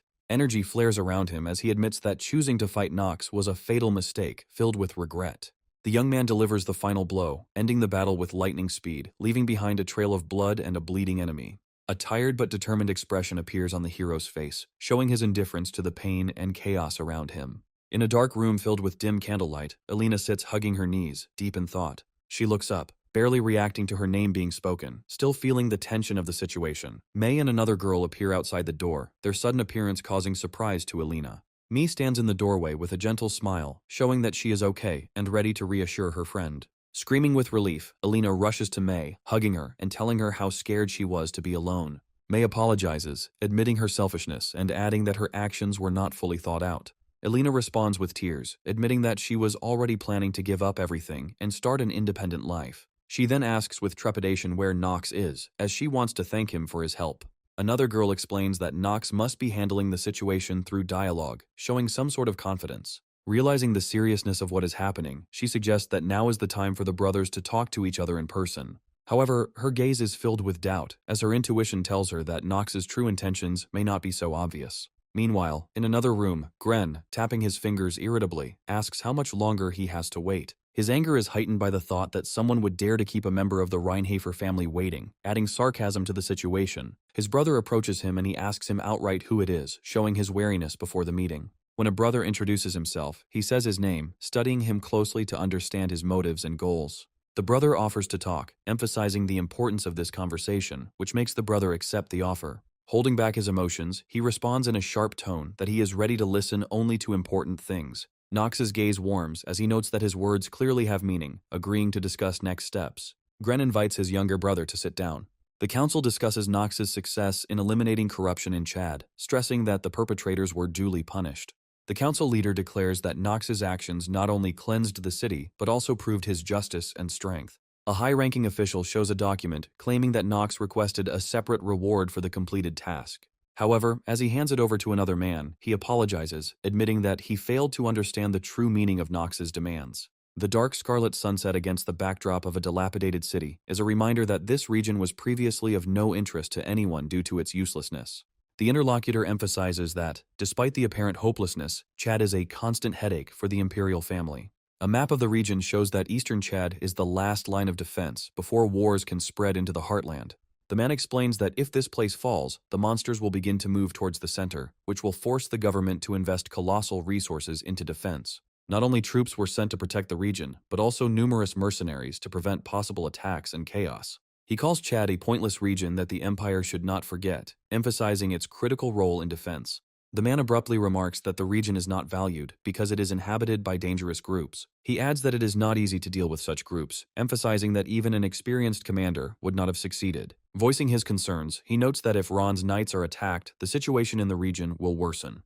To test their competence, he sends Black Sword Knights with them to ensure they are worthy of being called Rheinhafers. Returning to the main issue, the conversation turns to Nox to see how he can deal with the current problems. Expressing doubt, the man wonders why Nox, known for his nobility, agreed to fight corruption. He states that Nox is asking to renounce his rights as the junior heir of the Rheinhafers. The man holds back his emotions and hesitantly asks again if his interlocutors are going to refuse Nox. Having received a firm answer that Nox's offer will be accepted, he wonders how well he can cope. If Nox succeeds, the man is confident that he can gain official control over the region. He adds with a hint of a smile that this will be a good opportunity to assess Nox's management skills. To sum it up, he decides to send a letter and start negotiations with the Empire regarding authority over the territory of Chad. He concludes the discussion by expressing mutual agreement of both parties to the proposed solution. In the next scene, the two furious figures clash, and one of the men wonders how far ahead the other could have planned everything. Nox, with a cold look, asks if his interlocutor knows that Ron and Tigan are planning an assassination attempt against him. With sadness and humility, he realizes that he was a pawn in their game, submitting to their manipulations. The man, outraged by what is happening, will wonder how the Rheinhafer family allowed such treatment of the youngest member of the family. His indignation turns to anger as he calls those behind the plan devils, expressing the general indignation. Instead of acting impulsively, he notices that there are issues that require more attention and focus. Observing Nox, his interlocutor concludes that he has become more like his older brother. Nox, with a slight but enigmatic smile, asks why he is being studied so warily, adding a sarcastic question about whether his interlocutor is afraid. The hero, with clenched fists and a tense gaze, reflects on the fact that his interlocutor probably wants to provoke a quarrel, which causes a mixture of anger and determination in him. Clenching his hands nervously, he realizes how important it is to hold on until the end, because failing the test means he won't be able to become a knight, which will completely destroy his dreams. He bitterly realizes that he has no choice but to agree to the conditions offered by the person he dislikes in order to achieve his goal. A difficult dialogue took place in a cramped room. The hero suspiciously asks what his interlocutor wants, and the other one smiles and acknowledges his ability to quickly understand the situation. Smiling calmly, the interlocutor states that he needs a little, first of all, to gain command over the soldiers. The hero reluctantly agrees to this demand, mentally noting that, even having lost his army, his life now depends on this man. Despite his reluctance, the hero admits that he does not fully understand the true strength of the enemy, who, sitting opposite, radiates a mysterious danger. In response to concessions, the hero puts forward his own conditions, demanding guarantees of security and the right to favorable privileges, trying to secure his position. In clarifying his demands, he emphasizes the importance of his safety and profit concessions, hoping to balance the agreement. The interlocutor, playing in a satisfied manner, points out that these are two separate requests, which only angers the hero even more. After a moment of hesitation, the hero tensely agrees to give up the rights to the mine, sharply reducing his holdings for the personal benefit of his interlocutor. The interlocutor returns attention to the situation, assuring the hero that the deal is only a small price to pay for his salvation, promising not to deceive. As he leaves, he states that he will be under his protection for the foreseeable future, emphasizing the need for cooperation. The hero, with a tense look, warns his interlocutor that he hopes for common sense in his actions, to which he only maintains a calm superiority. In the laboratory, among many bottles and alchemical ingredients, the hero studies the composition of mysterious potions, preparing for the upcoming events. One of the girls, holding the papers in her hands, cautiously remarks that she has never done anything like this, but after thinking it over, she agrees to the possibility of completing the task. After pausing, she receives approval from the man sitting opposite her, who emphasizes the importance of confidence, causing concern among the others. The maid expresses her concerns with a serious expression about the dangerous nature of the hero's plan, but questions his true intentions regarding the griffin. Confused, the two girls admit their concerns, emphasizing that losing the hero would be unacceptable to them. The hero carefully reassures them, claiming that if the plan were impossible, he would not even suggest it, inspiring easy trust. The hero's internal monologue shows his understanding of their anxiety, but at the same time reveals hidden motives that he is not yet able to voice. In an attempt to keep his intentions a secret, he decides to lie about the reason for killing the griffin, noting that he thought everything out carefully. The girl, looking at him, agrees with his determination, ready to help in preparing the necessary details of the plan. She does, however, note the impossibility of killing the griffin at such an early stage, pointing out the difficulty of the task at hand. The reminder that no one has ever completed a task like this before heightens the two girls' concerns, adding more tension to the situation.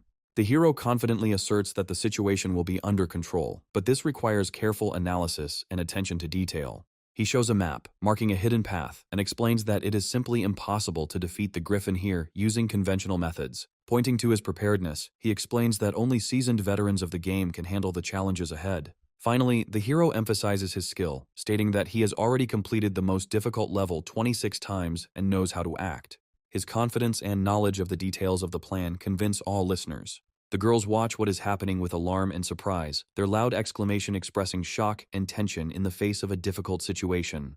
The hero confidently announces his motivation to kill the griffin at the very beginning of his plan, attracting the attention of everyone present. With a sly smile and a determined look, he emphasizes that his plan is quite simple despite the possible difficulties. Against the backdrop of a golden sunset sky, he concludes his explanation of the plan, mentioning a nice reward and setting the coming day as the start of action. He resolutely takes up arms, realizing that survival in this world requires putting one's life on the line because caution will not help here. The hero demonstrates his strength and determination, adding that the cruelty and dangers of the inner lunatic world require complete dedication. A vast army of enemies stretches out before him, eclipsing the horizon, creating tension and highlighting the mortal battle that lies ahead. The girl's blue hair flutters in the wind as she confidently orders everyone to get ready, inspiring determination in her companion and the others.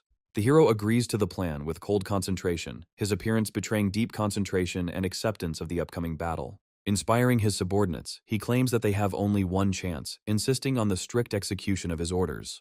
The hero's gaze against the clear sky is filled with a strange feeling of déjà vu, causing him to internally reflect on his new role. Looking at his soldiers, he realizes that his unusual perception of the moment is connected with rebirth and acceptance of a new purpose. Standing majestically before the warriors, he realizes his responsibility as the only strategist on whom the outcome of this battle depends. Dietrich, turning pale, asks the hero an anxious question, sincerely doubting that he will be able to emerge from the fight unharmed. With noticeable excitement, she points out the danger of his plan, emphasizing that she warned him even earlier. He responds with a confident smile, convincing her to trust him as her master. His calmness and determination are mesmerizing.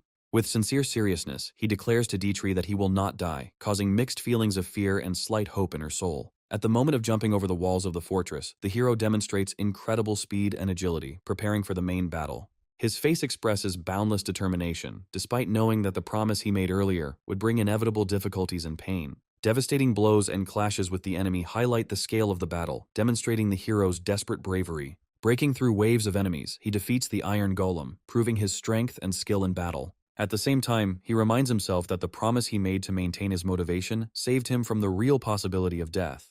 More enemies are approaching him, and a fight with a huge and terrifying opponent lies ahead. With a powerful magical explosion, the hero charges forward, using enemies as steps to his next target, showing his elegance and power. The soldiers shout and fight as they charge, their resolve bolstered by the hero's power and inspiring presence. The hero's rapid movements bring chaos among enemies. Each of his attacks fills the environment with bloody cruelty, connecting the game with reality.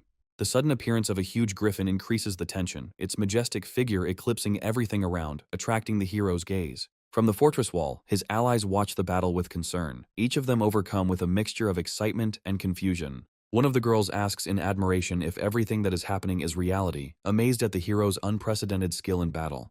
The red-haired companion admits that she expected a good result, but still could not imagine how much the hero would exceed her expectations. The girl asks with concern in her voice what the Ranger family is like, her gaze expressing concern and wariness. In response, she herself explains that this is the most significant family in the entire existence of the game, whose actions left a deep mark on history. Against the backdrop of a fortress wall, three girls listen attentively to an explanation of what a Ranger family is like, their postures expressing interest. The blonde with piercing golden eyes thoughtfully ponders over the information she has heard, her face expressing the seriousness of the moment. Suddenly she perks up and confidently declares that young Mr. Knox is the most worthy candidate of all. Thoughtfully, she admits that she still does not understand why the young master does not pay attention to the bad rumors about himself, although she is confident in his righteousness.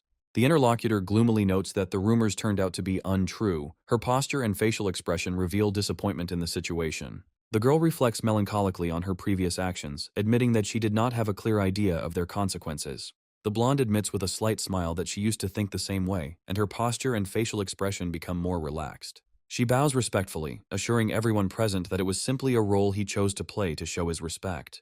Smiling calmly, the blue-haired girl raises her finger up, assuring that there is no need to worry about this moment. Against the backdrop of a majestic griffin, the protagonist prepares for the decisive battle, his pose expressing composure and determination. With a sly grin, Gren puts his finger to his lips, hinting that he has already calculated all possible scenarios. In a dynamic scene, the hero demonstrates incredible speed and agility in a battle with a griffin, his movements blurring the air around him. The griffin and the hero collide in a powerful clash, creating an impressive shockwave that reverberates throughout the entire battle arena. He commands his allies to be ready to act according to plan, while the griffin is in a vulnerable position. The warriors rush into the attack with furious cries, following the orders of their commander and demonstrating absolute loyalty. Gren prepares to attack, with his warriors and crossbow behind him. Against the backdrop of an army of soldiers, the protagonist stands majestically and gives the order to shoot the griffin. The griffin dives at its enemies, taking damage from the crossbow. After his wing was injured, he began to fall down.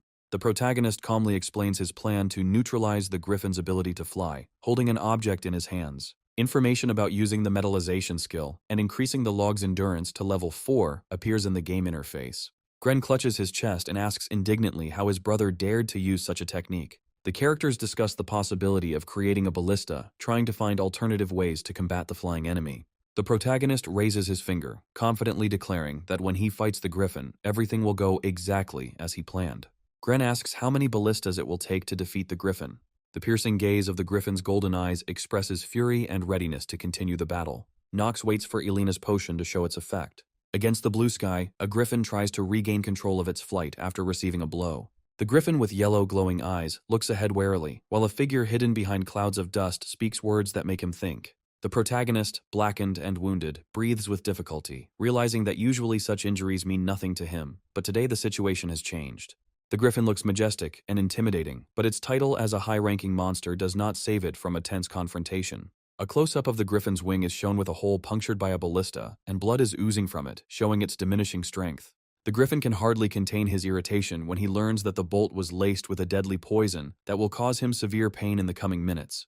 The protagonist, covered in wounds and with a mysterious smile on his face, coldly remarks that this is all he needs to continue the battle. Powerful swings of weapons and flashes of red create a scene of furious confrontation in which the hero demonstrates his determination to finish what he started.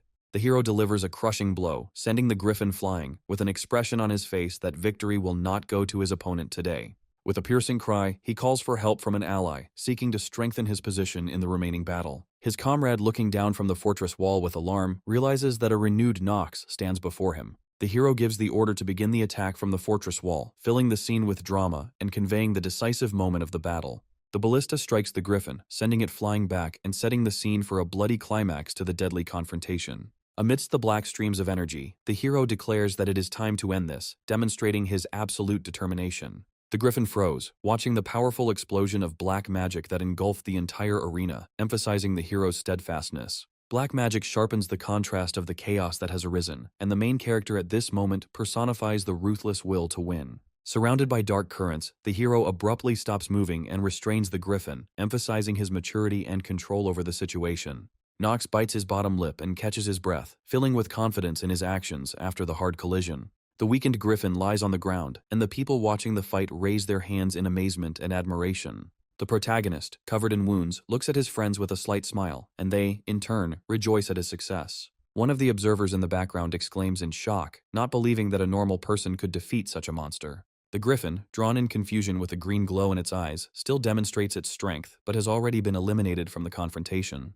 The bewildered observer wonders how a monster of such rank could be a strong opponent for one young hero. In their thoughts, the observers attribute to the hero a strength that could be comparable to the level of a professional, emphasizing the rarity of what is happening. The camera focuses on the symbolism of the family crest and the thought of the huge chance for a legacy that awaits the protagonist. One of the supporters notes how important it is for the hero to be in good standing, understanding how important he is in changing the rules of the game. The hero calmly ends the battle and heads towards the fallen griffin, while the onlookers continue to exclaim in amazement. He gives orders to collect the spoils and distribute them fairly, giving importance to details in the military order. With a sense of relief, he asks someone to rest, probably a wise decision after a decisive fight. The hero's internal monologue confirms his grip. He realizes that he was able to frighten the enemy skillfully, using intense methods. On the farewell stage, Nox remains collected, knowing that his status has been cemented to a new level after an incredible victory. The protagonist activates the hidden reward, surrounded by a purple magical aura, and a message appears on the screen signaling its use. Detailed information about the item is displayed on the screen: the Heart of the Griffin, which has the wind attribute and is of high rarity, which emphasizes the significance of this find. The blue-haired girl, holding the griffin's heart, explains how powerful its power can be, and mentions rumors of elixirs that can now be created. The four of them gathered around the alchemical equipment, discussing the process of creating an elixir from the heart. The hero asks a clarifying question about the time it will take. The protagonist uses a pause in collecting the elixir to approach Elena and May with a proposal that should clearly change their future. The hero voices his intention to hire the girls to serve the Reinhafer family, leaving them completely confused by the unexpectedness of this proposal. The red-haired girl shyly tries to talk her way out of it, emphasizing her simple origins, and the hero indifferently notes that it doesn't matter to him. The hero confidently says that he is used to using people's talents, and emphasizes that they have no reason not to use the opportunity to serve him. The power of the item is shown: the heart of a griffin, sealed with many magical chains. Its potential properties are emphasized by a mysterious glow. It turns out that the use of such a complex object is only available to true geniuses, which makes it even more valuable in the hands of the hero. The blue-haired girl gratefully admits that they owe their lives to the hero, and expresses complete trust in him and her readiness to follow him to the end. The protagonist reflects on his success, noting that with their help he has already acquired two brilliant allies, whom he considers valuable figures. He announces to everyone that he is leaving in 3 days, and demands that the creation of the elixir be completed in secret to avoid unwanted attention. The girl with golden hair sincerely admits to the young gentleman that he is not at all like the image that rumors spread about him. She boldly adds that she knows some of these rumors are untrue, and asks him to promise that she will be able to help him if he finds himself in a difficult situation. The girl promises that she is always ready to support him, despite her modest status, and adds that she does not understand why he is underestimated. The hero agrees that he will contact her if necessary, after which he indifferently suggests not to linger in the cold corridors. In the middle of the night, she finds the hero in bed and sheepishly tries to justify himself, but he calmly notes that such things happen, assuring her of his peace of mind. Notification systems are displayed above the hero, indicating the negative effects he has received: cold and chronic cough, which are complicating his condition. At the gate, a servant announces their return, excitedly reporting that both young gentlemen have finally returned home after a long journey. The girls, looking around in surprise, are presumably recognized as the new servants of young Master Nox, which confirms their new status. Groups of people watching their arrival whisper about their past and wonder at Nox's actions, trying to understand his motives and powers. Nox reflects coldly on his situation at this point, admitting that his reputation as an ambitious man still remains unassailable. He is found near his horse late at night, and he sternly asks the servant what brought him there for no apparent reason, reproaching him for wasting his time. The servant announces that the patriarch has requested a personal audience, emphasizing the importance of the meeting and demonstrating the power of the family hierarchy. The hero is shown in an emotionally charged scene, where he prepares to meet the patriarch, dressed strictly and with attention to detail. The patriarch sits in a luxurious room, and Nox approaches him, remaining calm but expressing respect and a willingness to listen. The patriarch raises his head, creating a heavy atmosphere, as if the conversation will have decisive consequences. Nox calmly replies that he came at his summons, adding a note of anticipation to what he is prepared to hear. The patriarch, with a subtle smile, notes that he wants to tell Nox something important and is confident that the hero himself will not force him to do so without new knowledge. A man in a formal suit speaks haughtily to a young man, remarking on his achievements and successful disposal of the trash that returned from the battlefield. Emphasizing his merits, the elder mentions that even an influential figure named Gren acknowledged the younger's abilities. The young man, surprised and anxious, asks his brother again about the truth of what he heard, expressing doubts about his statements. In confirmation of his words, the elder shows a document explaining that without the help of the younger, Gren would not have been able to complete his nightly practice. With his head down in thought, the young man thinks tensely about Gren's insidious intentions and what he is planning this time. The older man suddenly interrupts the conversation, noting that his goal was not empty dialogue, but a specific purpose for the meeting. He proudly notes that the younger one has accomplished the impossible and brought honor to the Reinhardt family, handing over a folded document.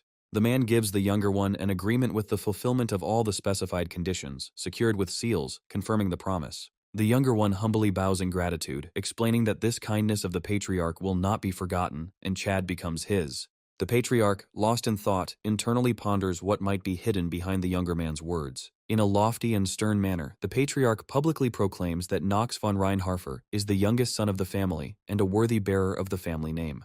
The tension in the air increases when the young man, shocked, hears a question about his desire to take the place of the patriarch. He is indignant and irritated as to why Theo and other family members are causing such emotional outbursts at a difficult time. A man, presumably from distant lands, with a confident look and a mysterious object in his hand, observes the situation. Against the backdrop of the desert, he informs his comrade of the strategy of the Reinarfer family, who have already made their move and obtained Chad. At this time, Nox, at the chessboard, evaluates his next moves, listening to the moves of his opponents. The warrior prepares for the inevitable war with a serious expression, asking his advisor how their forces are in order. He bitterly remembers the family that once took something important from him, logically reasoning that he has nothing more to lose. With a look full of determination, the man agrees with his comrade's confirmation to continue his line of action. Later, the elder speaks warmly to the child, promising that their moment and opportunity to reclaim the kingdom will come soon. The girl, with a determined expression on her face, admits that she dreams of the day when she can claim the throne of this kingdom. The scene turns red as the elder, with a mysterious grin, foretells the moment of awakening of once lost hope. In the midst of a tense discussion, the clerk reminds the patriarch that it is too early to ask Nox such questions in such a situation.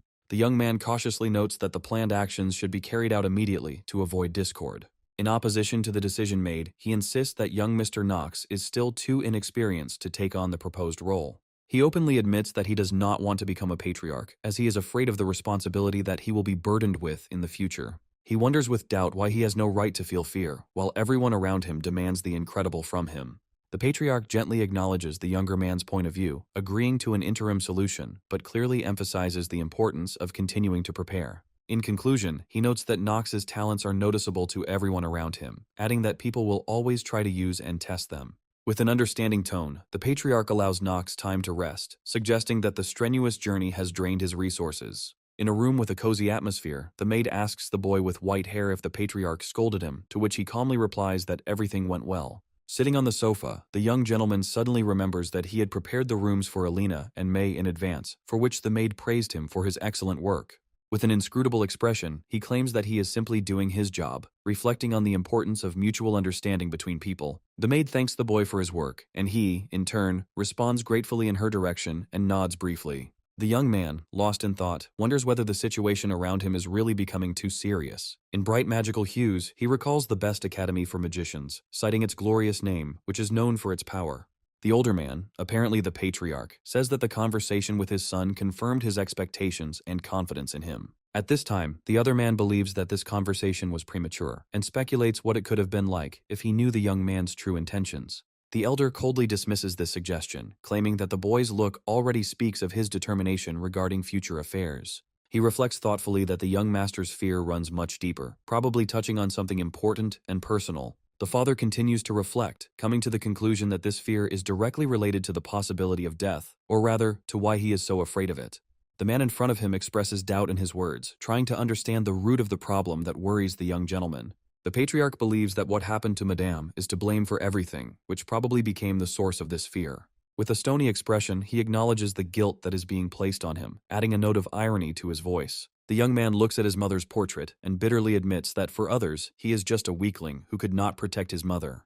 The servant reports to the patriarch that young Master Tarot has begun active actions related to something really big. The patriarch puts off his thoughts, and another young man says, holding out his hand, so that his father will agree to his proposal. The next scene shows a cozy feminine boudoir, filled with sunlight, with elegant dresses and accessories. A girl with scarlet hair, standing in front of a mirror, asks if she looks good, expressing slight insecurity about her appearance. The maid is surprised to notice that the outfit from the wardrobe looks exactly the same as those she has seen many times before. The girl looks at other dress options, choosing between several. She happily announces her acceptance into the academy, mentioning her ambitions and upcoming years of study. Her interlocutor barely holds back a heavy sigh, hinting that the discussion could be about something else, without seeing anything special in it. The maid reminds her that it is not about admission, but about the young master whom she will meet for the first time after their engagement. The lady, slightly confused, decides to reconsider her attitude, but reacts with alarm, noting that the situation repeats itself every time. The hero appears before us in an elegant suit, personifying calm and inner concentration before the meeting. Following this, he comes to a cozy room where he is greeted by a mysterious girl with blue hair but with a tired smile on her face. He asks worriedly if everything is okay, as her facial expression and condition clearly raise questions about her well-being. A friend calmly notes that this girl always becomes like this when she is seriously interested in something. The girl tells them to take a look quickly. The young man, with a nervous expression on his face, freezes in tension. An information panel is displayed with the technical characteristics of the magical artifact called Elixir of Wind, including its category, level, and attributes. The girl nervously clasps her hands in a prayerful gesture, asking her interlocutor about something that worries her. The young man smiles, his eyes shining with confidence as he declares that he has finally memorized the important information, expressing satisfaction with his achievement. A magical flask surrounded by streams of blue energy. The character confidently states that even from a brilliant alchemist, he would not have expected something like this, which emphasizes the exclusivity of the received item. The girl, with hope in her eyes and her hands folded in a prayerful gesture, gently notes that if the young man's talent had not been recognized, what happened would have been a truly tragic omission. The hero addresses the girl, calling her a fine fellow, which causes her to smile sheepishly and express gratitude in return. The room is filled with a bright turquoise glow of magic, enveloping the young man, creating an impressive visual scene of the embodiment of magical energy. The young man stands in a ceremonial pose, announcing that preparations are complete, his figure radiating confidence and readiness for the next stage of action. A young man, accompanied by a maid, walks down the corridor, wondering if it is time to go to the academy, where he apparently intends to enroll. The footage shows several people whispering among themselves about a young man with white hair and lavender eyes, expressing surprise that the youngest son of the Reinharfer family is going to enroll in the academy. A young man with white hair, dressed in a dark suit with a blue tie, looks irritated when he hears a dog barking loudly and wonders where the disturbing sound is coming from. The maid stands frozen in the upper part of the image, while the lower part shows a horse-drawn carriage with a driver in a brown suit driving along a city street. The butler comes out to greet the arrivals, respectfully greeting the young Master Knox and his maid companion, who are standing in front of the impressive building of the academy. Knox notes with a hint of irritation in his voice that they could have arrived sooner if not for the delays along the way, his expression showing slight displeasure at the situation. The Eldine Academy's admission ceremony is coming soon, says the maid. The young girl invites the young lady to come out and meet the new Mr. Knox. The girl asks her maid to wait a minute. She gets out of the carriage and walks towards the young man. The voiceover notes with a hint of disappointment that she was originally chosen for some important role, which makes the viewer wonder about the backstory of the relationship between the characters. The character with the sad expression admits that he did not expect things to turn out this way, his sad look revealing deep disappointment and possibly regret. In a lively scene, a young man asks his interlocutor in surprise and with undisguised excitement what he just said, his eyes wide open in amazement. The girl addresses the young man directly, calling him by name, greeting him reservedly but politely.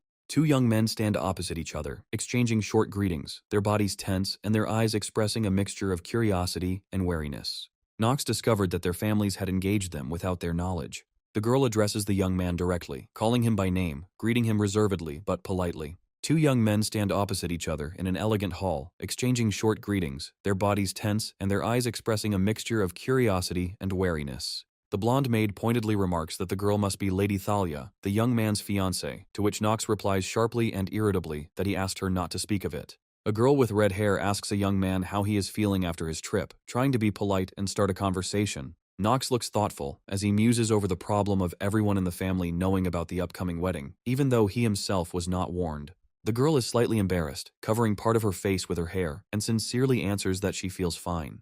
The characters react to something with surprise. Knox fixes his attention thoughtfully on the new heroine. Surprise is visible in his eyes, and the realization of her importance to everything that is happening flashes through his thoughts. Against the backdrop of the academy, the young man mentally calls the red-haired girl one of the most brilliant personalities of this educational institution. Against the magical background, coins, gems, and a star are seen floating in the air, symbolizing the status of a trading star and the head of the Rivalin family, which dominates the continent. A girl named Eleanor, dressed in an elegant dark blue outfit decorated with gold elements, confidently appears in the frame, radiating cold dignity and inner strength. Eleanor looks ahead with a mocking expression, her half-closed eyes and facial expression emphasizing her confidence, and she notices that everyone present probably knows her name. She shows unexpected surprise upon seeing Knox, asking if he is of the Reinharfer family, expressing a note of joy over his admission to the academy. Knox says Eleanor's name with concern, his gaze expressing a mixture of surprise and slight alarm at her appearance in his life. Eleanor confirms her name with a slight smile, looking at the young man with arrogant confidence, her posture demonstrating calm and majesty. A memory flashes back to Eleanor as a noblewoman of a trading dynasty to which Knox was once associated, accompanied by her look of complete determination to meet him again. Against the backdrop of a luxurious carriage, the boy describes Eleanor as the sole heir of the Rivalin family, whose wealth allows them to influence the entire continent.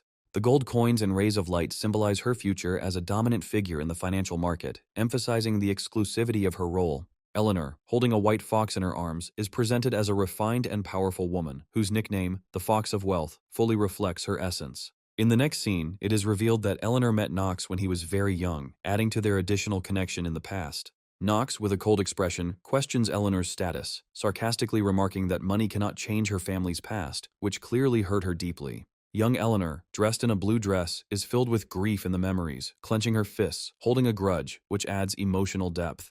Present-day Eleanor meets Knox, and her cold attitude and apparent disdain make him wonder if he may have influenced her behavior. Knox, looking at the floor with noticeable weariness in his eyes, admits that the situation with Eleanor is becoming his problem, breaking off on a dejected thought.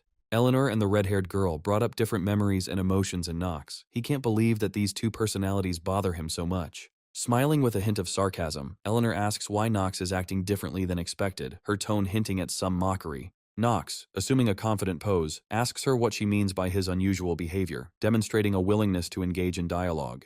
Eleanor frankly notes that Knox clearly belongs to those people who prefer to hear the truth from others, although they are not always ready to accept it.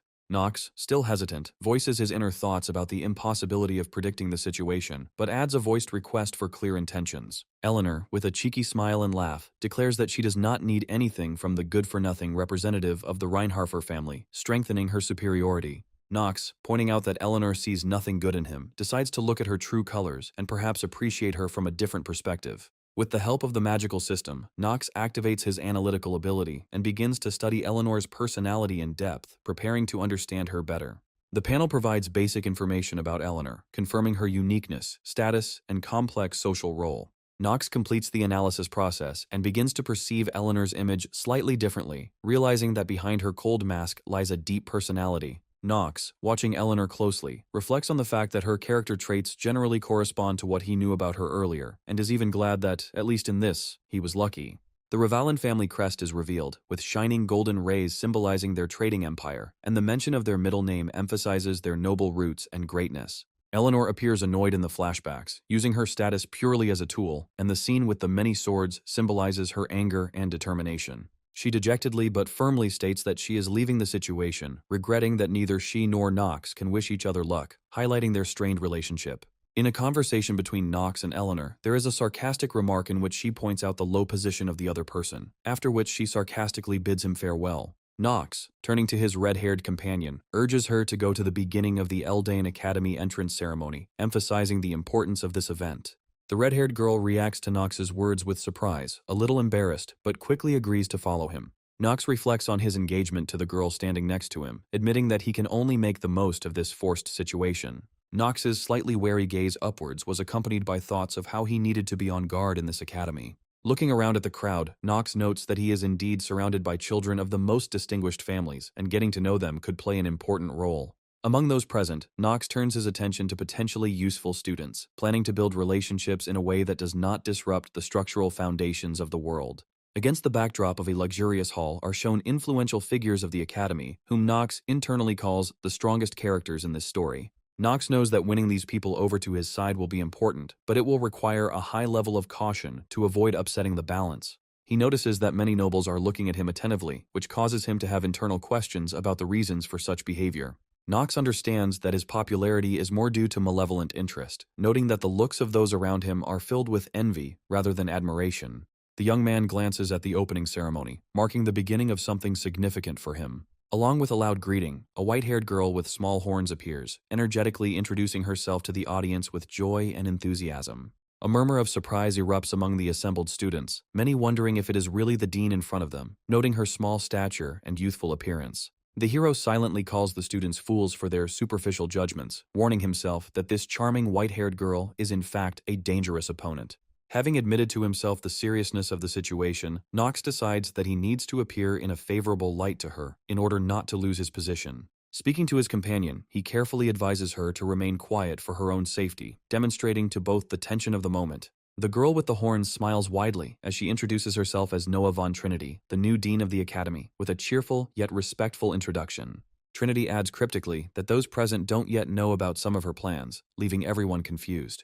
In the next shot, her face becomes stern, and she sternly warns that if anyone else dares to call her little, it will cause serious consequences. With a menacing smile, she charmingly threatens that those who violate her demands will be punished, increasing the overall tension of the scene.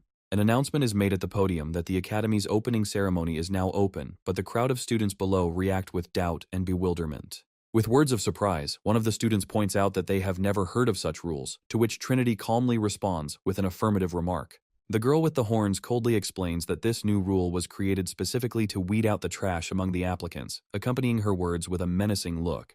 Her figure is illuminated by a turquoise glow as she adds with a smile that she hopes the participants can survive, thus promising dangerous challenges. Knox looks ahead coldly with a knowing look, mentally preparing himself for what is about to unfold, still maintaining his composure and confidence. The protagonist finds himself in a magic circle filled with glowing symbols, feeling the oppressive tension and asserting his goal to survive at any cost. A man in military uniform loudly demands that everyone get up immediately, while several students remain lying unconscious on the grass. The commander becomes sharply indignant, accusing the students of unacceptable insolence, demonstrating his irritation and trying to bring them to their senses in a loud voice. Noticing one of the students still standing, he is surprised to realize that not everyone has passed out. The silver-haired student muses to himself that he miraculously managed to survive the teleportation, but he is well aware that its side effects are severely affecting the body. The hero notices the bright glow that surrounded him earlier and is shocked that it looks like a magical aura, which reminds him of game mechanics. He briefly recalls a description of one of the characters in the story who was previously credited with long hair and a particularly dramatic appearance. The commander appears before the students with a stern expression, his rough character reflected in the nicknames given to him for the oddities of his reputation. The student tells himself that, being close to the commander, no trouble should arise, which gives him a little confidence. The commander notices the hero's white hair and wonders what the intense gaze and possible displeasure are connected with. The hero reflects in confusion on how obvious his reaction to the roll call with Burgon was, and tries to calm himself by speaking of his innocence. Burgon warns the hero that he has excellent intuition and advises not to try to hide anything bad. The student calmly responds that discussing the details of their situation can be postponed, demonstrating his preparedness and confidence. An overhead view shows several students still lying on the ground, with the commander saying that they need to be woken up as the situation could get even worse. Suddenly, sharp sounds break through, catching their attention, and the students wonder what is making the noise as tensions rise. One of the students angrily shouts out who is responsible for what is happening, clearly not understanding the seriousness of the situation. The icy-eyed commander declares that he is the one involved, adding tension to the situation with his clear threat. In a serious tone, he warns that calling him such names is tantamount to death, asking the student to apologize, reinforcing his dominant position. Burgon begins to explain the rules of the Academy's entrance examination. He briefly states that the island is a place to hunt magically created monsters, which are visually represented by terrifying creatures in the darkness of the night. As a reward for this, participants can collect crystals of various types, the value of which depends on their content of magical energy. The hero begins to wonder whether it is more profitable to collect those crystals that contain more mana, trying to find a way to pass the tests as efficiently as possible. The commander continues his explanation, saying that the entrance test involves checking two things, one of which is the natural sense of mana. The hero recalls the previous events, how their sudden teleportation forced everyone to find themselves here and become participants in the most difficult tests. He adds that the testing process selects the most precious crystals first, highlighting the need for speed and skill. The commander points out that the place is a labyrinth, full of monsters, and warns that the weak will clearly not be able to cope with such challenges. He makes an exception and allows students to form their own teams to increase their survival, emphasizing the importance of cooperation. Several students begin to exchange glances and discuss the formation of alliances, demonstrating the diversity of their reactions and weapons. Concluding his explanation, he sternly states that the maximum number of participants in a team should be 8 and strongly recommends that they hurry. The commander says he will wait upstairs. The students, slightly uneasy and tired from the recent events, discuss the missing instructor, with one of them complaining of headaches caused by the blow. The girl asks if anyone else is ready to help the princess. Eleanor promises a reward to those who decide to join her team to take the test. The protagonist calmly watches the lively crowd of students, who begin to split into small groups, demonstrating their detachment and deep thoughtfulness. As the hero's internal monologue plays, the inner lunatic lock effect appears on the screen, symbolizing a game with a high level of difficulty, in which only the strongest can survive. The hero confidently approaches the dark passage leading to a mysterious cave, beckoning with its glowing entrance and the unknown. Not wanting to depend on anyone, he decides to act alone, running away from others and relying solely on his skills and strength. One of the observers reflects on how the newcomer managed to withstand the effects of the dean's magic and notes that he is violating general principles. Noticing the hero's intention to move alone, others begin to resent his recklessness, questioning his motives and true intentions. The commander reflects on the nature of the hero's fearless behavior, denying the assumption. His gaze penetrates into the essence of the hero, realizing that he possesses a rare power comparable to a precious diamond hidden behind the mask of an ordinary student. Entering the cave, the hero notices the bright glow of magical crystals of various shades decorating the stone walls and floors. At this time, the team of girls, fighting monsters at the entrance to the cave, demonstrate their coherence and strategy in battle, repelling the furious attacks of enemies. One of the girls, visibly worried, notices the hero's sudden disappearance and remembers her intention to accompany him. The girl reproaches her partner for her thoughtless actions, reminding her of her main task, to protect Princess Penelope. As the girls discuss their mission, they notice a purple crystal they found and try to understand its true value in the context of the test. The golden-haired girl calmly agrees with the suggestion that the true test must be more difficult than simply mining crystals. One of the girls notes that the fighters look exhausted, acknowledging that in their current state, it will be difficult for many to continue on their way and that they need to recuperate. The heroine makes a firm decision not to give up. Her determined look conveys faith in her own strength and readiness to fight to the end. The girl reflects on her promise to help Princess Penelope take a high position, emphasizing the importance of her mission. She recalls how the empire was destroyed and claims that the princess will have to retake the throne to restore its former glory and grandeur. The girl emphasizes her determination, offering to gather those who are still able to move forward to continue the test. The princess confirms her readiness to move forward despite all difficulties, preparing her team for the upcoming challenges. The hero is faced with a special magic system that limits his abilities, including slowing down his movement speed and reducing his stats. The new description line states that the penalty to using magic is related to the basic ignition effect, which forces the hero to approach his actions rationally. The hero makes an important decision to avoid the effects of the cold in order to successfully use his special ability and get closer to his next target. Upon reaching the snowy peak, he realizes that the harsh environment evokes associations with the actions of the Ice Witch of legend. The hero notes out loud the strange excess of icy landscapes on the top of the mountain, which makes him suspicious about its true nature. Exploring the surrounding area, he comes to the conclusion that this mysterious location is not a natural island at all, but a complex created using magic. The hero realizes that all the creatures encountered in this place, including dangerous monsters, are made of magic, and wonders what power their creator possesses. He confidently states that what is happening now does not matter to him, demonstrating determination and calm in the face of impending trials. A group of imposing ice trolls appears before him, their gigantic size and menacing aura casting a tense silence over the battlefield. One of the trolls stands out for its grandeur, and the hero's internal monologue reveals their famous ability to regenerate and a huge supply of health. He muses that mere newbies might indeed fall to such monsters, but he also assures himself that this circumstance does not concern him. The ice troll slams the attack into the ground, creating a massive impact that sends debris flying and a powerful wave of damage. The hero notes that the tests Noah created may be designed to test talented students, but her plans do not aim to push anyone into a hopeless situation. He analyzes the situation, realizing that the trolls are at least of average rank, and in a real battle such monsters could easily destroy the students. The hero notes that the trolls have a certain sequence of attacks, allowing him to predict their movements and respond effectively. The first troll starts with a vertical attack, followed by a horizontal strike from the second, which has a wider range, albeit at a slower speed. The final troll, the weakest of the group, finishes off his attack sequence with a piercing strike, creating an opening for the hero to counter.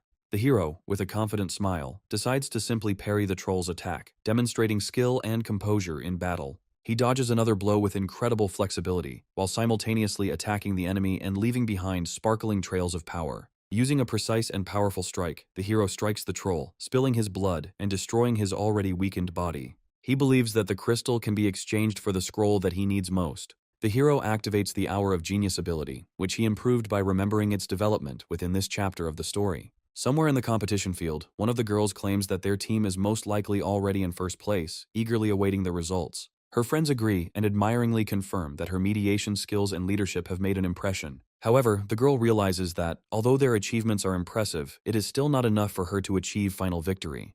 The hero reflects on his moral state against the backdrop of the departing students, wondering why his heart feels so heavy. A man with a majestic air accuses a red-haired girl of disobedience, demanding that she achieve the status of a family that no one dares to neglect. He insists that she had to use any means necessary to win someone over to her side, even at the cost of everything she had.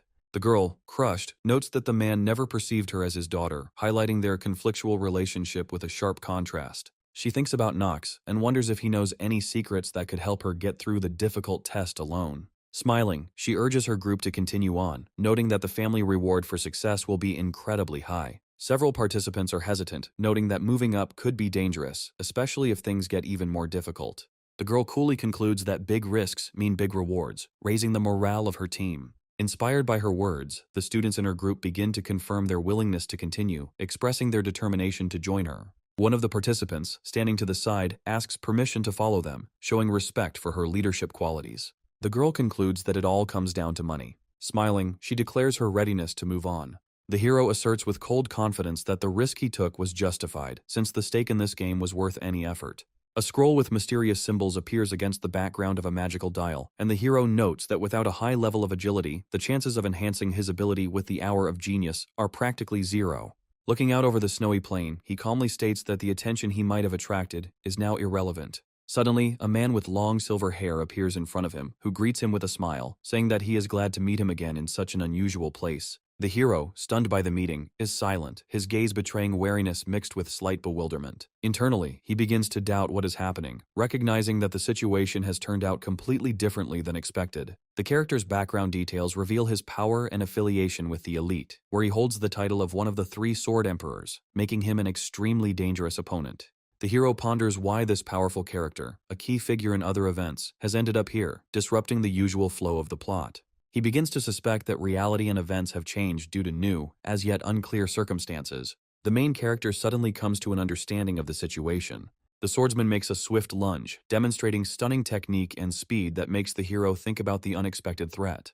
The hero barely manages to dodge the fatal blow, wondering where the protagonist who was supposed to enter this fight was. The swordsman's smile combined with his demanding tone makes the hero feel an irresistible pressure from the enemy's presence. By activating the Genius Actor ability, the hero demonstrates hidden strength to counter the threat. The battle becomes extremely intense as the hero deftly intercepts the dagger and points it at the enemy. As events unfold, the hero realizes the need to stop the swordsman before the consequences get out of control. The swordsman hints at the hero's unusual skill, noticing his perfect swordsmanship at their first meeting. The swordsman notes that the black crystal the hero received is a rare reward that can bring the highest result in the trial. Against the backdrop of shimmering snow, the hero warns the enemy that if he refuses to return the scroll, he will have to resort to more radical measures. The swordsman, with a sarcastic grin, states that such unthinkable audacity was probably planned by the hero from the very beginning. The hero reflects on the fact that his opponent will become the strongest character in the plot, but his potential has not yet been fully revealed. Unable to use his Hour of Genius ability in this fight, the hero admits that his power is sealed and awaits the right moment to release it. A girl in a dark outfit, with a kind smile, hugging a white animal, decides that if the protagonist does not appear, she herself will have to intervene in the course of events. The hero casts aside hope for chance, declaring that as long as he knows the key to unraveling the enemy's secret, defeat is out of the question.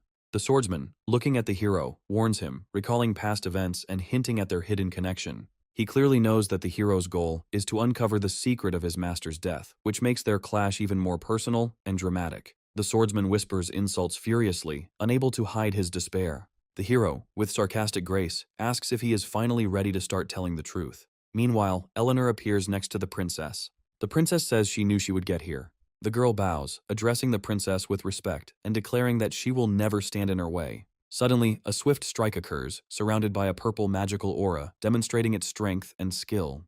The hero abruptly dodges the attack, his gaze filled with cold determination, showing his excellent reaction and concentration. The girl states that their goal is not to fight meaningless battles, calling for strategic restraint. Seeing something in her hand, she clearly realizes the importance of the situation. Her gaze conveys confusion and readiness to follow orders at all costs. Submitting to the circumstances, she vows to follow instructions while maintaining her composure and emphasizing her commitment to the cause.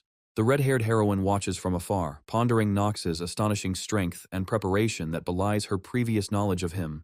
Her surprise grows as she wonders how and when he was able to achieve such a level of skill, her gaze filled with confusion. The girl discusses the battle, simultaneously assessing what is happening with caution and attention. The girl shares her surprise that the Destroyer of the East was among the students, calling him Paracelsus. Akina claims that she knows who the protagonist is fighting. She admits that Paracelsus is the Grey Wolf, a legendary figure who destroyed many bandits in the East in the early years. Expressing admiration for his talent, the girl remarks that he would have made an excellent knight if not for his ruthlessness. To this, her interlocutor only answers uncertainly, and then asks in bewilderment how she knows such details about Nox. In battle, Paracelsus displays an attack with a challenging look, but his natural reaction betrays a momentary hesitation.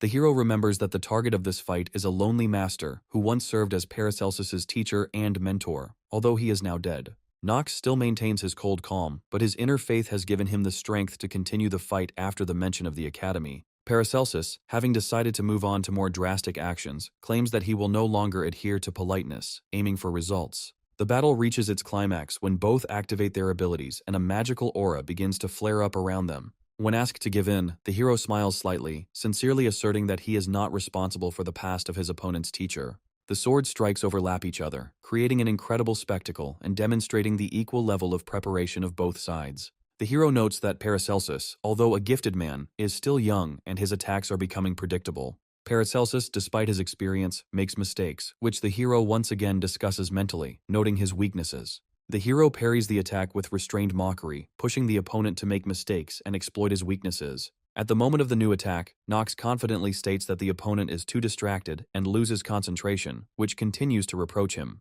By emphasizing the simplicity of Paracelsus's intentions, the hero hints at his low origins, and the system confirms the activation of his trait contempt for the nobility. Paracelsus, shocked by the statement about the foundations of the world, looks at the sword in amazement, preparing a new series of attacks. In a spirited fight, the hero emphasizes the futility of hatred towards the enemy, noting that it is just a waste of time and effort. The hero's voice sounds firm when he adds that Paracelsus can only hear about his teacher if the battle is completely completed. The team watches the battle, waiting for the current events to conclude. The man with a cold gaze, holding the blade, confidently declares that even after he injures the enemy, he will be able to extract information, emphasizing his ruthlessness and prudence. His opponent counters by saying that the harm caused will have serious consequences, his tone sounding like a warning, sharp and threatening. The man is suddenly distracted and notices with apprehension the growing interest of the crowd of spectators standing nearby, which adds new tension to the situation. The determination to end the confrontation is declared. A call is made for a final attack, in which both opponents express confidence in their strength. One of them rushes into the attack with terrifying determination. The scene shows a fast-paced attack filled with energy and dynamics as the two merge in a single movement, creating the effect of a powerful collision. What follows is an epic continuation of the fight with a bright yellow beam that cuts through the space, demonstrating the strength and skill of one of the participants' attacks. A woman watching the fight notes with concern that events are moving faster than she expected, wondering about the role of her opponent in this disparity. She senses the presence of something threatening, becoming aware of a black shadow that moves at incredible speed, and her anxiety becomes palpable. The woman exclaims that she is facing a night wanderer, seeing how a dark figure distorts the surrounding space with destructive force. Face to face with the shadow, she realizes that she cannot escape, her thoughts caught up in the horror of the inevitable end. At the last moment, an unexpected intervention saves her from mortal danger, allowing her to breathe a sigh of relief. The man, with a cold gaze, still ready for further action, asks her a rhetorical question, sarcastically pointing out her vulnerability. The heroine is shocked by the rescue and demands an explanation as to why he intervened in what was happening. Her eyes remain filled with bewilderment. The man, in a slightly ironic tone, expresses bewilderment at how a group of trained people were supposed to deal with the threat, questioning the importance of teamwork. Now he reflects on the events from afar, smoothly moving on to connections with the past and how the monster interfered with their destinies, linking his actions with this. He connects his thoughts with the idea that the cool attitude of the rescued girl was formed after some important meeting in her life with the protagonist. However, he claims that the meeting with the protagonist in the past has already lost its significance, greatly influencing the course of events. The shift in emphasis to emotional connections and memories prompts further dialogue within them about how the protagonist is no longer there. Another character intervenes, criticizing the situation as abnormal, stating that what happened will remain in their memories for a long time. The man realizes that he has guessed who is standing in front of him, referring to the figure as a princess, expressing a small honor towards her. The princess points out that certain individuals are responsible for the chaos that has occurred, noting the difficulty of the clashes for ordinary students. She emphasizes that enemies do not choose when to start a war, calling for an understanding through which enemies become a threat to everyone. One of the characters intervenes with a stern tone, not allowing others to insult the princess, defending her as a representative of royal power. A conflict with an accusation of insult arises between two characters, thereby heating up the situation on a purely personal level. The focus is on the figure of the princess's assistant, whose fiery gaze emphasizes her power, called the Snake of Greed. This is followed by footage of a powerful snake symbol that is intertwined with the dark intentions of her family, adding to the mystical context of her presence. The man coldly notes that such a threat in this reality cannot be accidental, observing what is happening with impartiality. The woman sharply accuses him of insulting her family, her face expressing tension and strength in defending their honor. The conflict reaches its climax when the loud voice of a third participant bursts in, demanding that the bickering stop and focus on the main thing. A man in uniform with a menacing expression lands with force after a rapid jump, indicating his willingness to end further conflict. He sternly states that the test is officially stopped. His words sound decisive and irrevocable. A young man in an elegant suit, holding a black crystal in his hands, looks at his interlocutor and notices that he is surprised by his appearance, emphasizing the unusualness of what is happening. The young man is declared the winner of the entrance test due to his success in obtaining the black crystal, which makes an impression on those around him. The golden-haired lady confidently suggests sharing second place between those who manage to obtain the purple crystals. Her voice sounds confident and fair. She asks a question regarding the Nightwalker attack, demanding an explanation for the monster's presence in the trial, expressing dissatisfaction with the current situation. The chief admits that the danger was serious and offers to provide separate compensation to the girl who participated in the battle. The man adds that the young man with white hair will receive a special reward for his noble rescue of his rival, showing respect for his bravery. However, the hero with a cold gaze refuses the reward. His voice sounds firm and unyielding, as if he has higher goals. The hero's inner thoughts reveal his avoidance of unnecessary interactions in order to preserve his mission and minimize unwanted consequences. Eleanor, not understanding the reasons for his actions, asks the young man what prompted him to save himself, openly expressing her bewilderment. The hero is internally irritated, realizing that he will not be able to avoid explanations, and prepares for a new dialogue, assessing the situation. Turning his head slightly, he calmly replies that the encounter with the monster was an accident, justifying his intervention by the situation. As he moves away, the young man thinks about his mistake in the dialogue, internally admitting that he was unable to avoid unnecessary emotions. Eleanor is presented as a calculating individual who believes that everything in this world can be bought, including loyalty, which highlights her complex character. The girl continues to wonder about the reasons behind Knox's actions, expressing doubts about his true motivations. In his response, he again cautiously emphasizes that his actions are explained only by a combination of circumstances, but this sounds unconvincing. Eleanor, hearing his words, finds them false, internally feeling that the real motives are hidden behind his words. The girl's interlocutor adds that, despite her doubts, the guy could have had completely different reasons for such an act.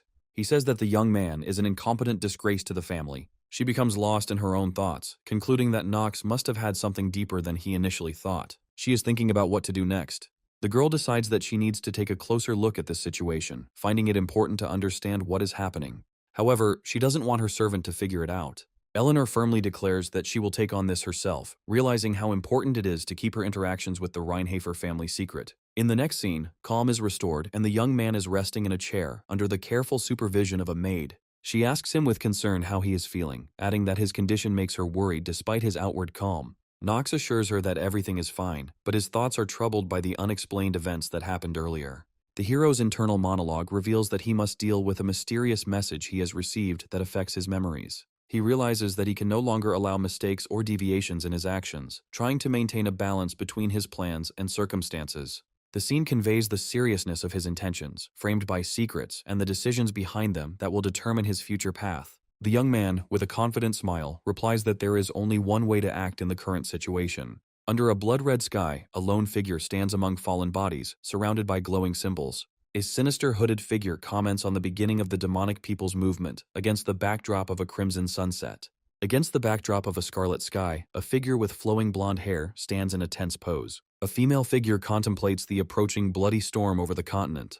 The character speaks words about the readiness to act and the need to achieve the goal. A determined girl in military uniform proclaims the goal of destroying the Archime Empire. At a table with many papers sits a figure, immersed in studying the documents. A text appears on the screen about the similarity of thinking among gamers who have played many games. A dramatic shot shows the contrast between the protagonist and antagonist in the game Inner Lunatic. A close-up of the glowing red eyes of the monster is shown, referencing the trauma of villains in recent games. The character is depicted in a dark atmosphere preparing for battle. Against the backdrop of the starry sky, the silhouette of a man reflects on the nature of actions. A young man with white hair looks away thoughtfully, lost in dark thoughts. Dressed in dark clothes, the figure moves through the city at night. On a light background, a silhouette of a warrior with a sword appears, accompanied by philosophical reflection. A falling figure is shown in red light, symbolizing the immutability of the villain's nature. The hooded character says that the rules only apply to games. The destroyed image of the young man is accompanied by the idea of combining the roles of hero and villain. Against the backdrop of a night city, the young man admits his unwillingness to risk his life. Under the blood-red moon stands an ominous figure representing the Inner Lunatic organization. In a blue glow, the character's silhouette announces his intention to join the Sleepwalkers. Various characters gathered around a long table for an important discussion. Two men discuss the potential danger of the situation. In the conference room, one of the participants denies any involvement in what is happening. A girl with bright blue eyes suddenly interrupts the conversation. The crowd reacts to the sudden appearance of a new member. The captain invites the participants to continue the conversation. The shot shows a girl with a cold gaze, asserting her awareness of the situation. A man with gray hair talks about an enemy that appeared during the entrance test, his voice sounding serious and warning. The girl with bright blue eyes cries out in surprise, expressing a keen interest in what is happening. The man concludes that the enemies intend to destroy the academy and then the entire empire, which adds tension to the dialogue. Eleanor, in a strict military uniform, stands with a thoughtful look, symbolizing the beginning of something dangerous in her life. The man explains that the Rivalan family controls a significant portion of the empire's trade, making it a strategic target for attack. The blue-armored commander deduces that, having attacked Rivalan, the enemies have already chosen their next target, thinking about their plans. The girl claims that what is happening is a warning and a challenge for the academy, preparing them for protective measures. Her confident statement of responsibility for the situation receives emotional support from the meeting participants. Suddenly, the girl points out that there is another figure that could pose a threat, raising new questions. By identifying a student as the most talented and promising of all applicants, she draws attention to his personality.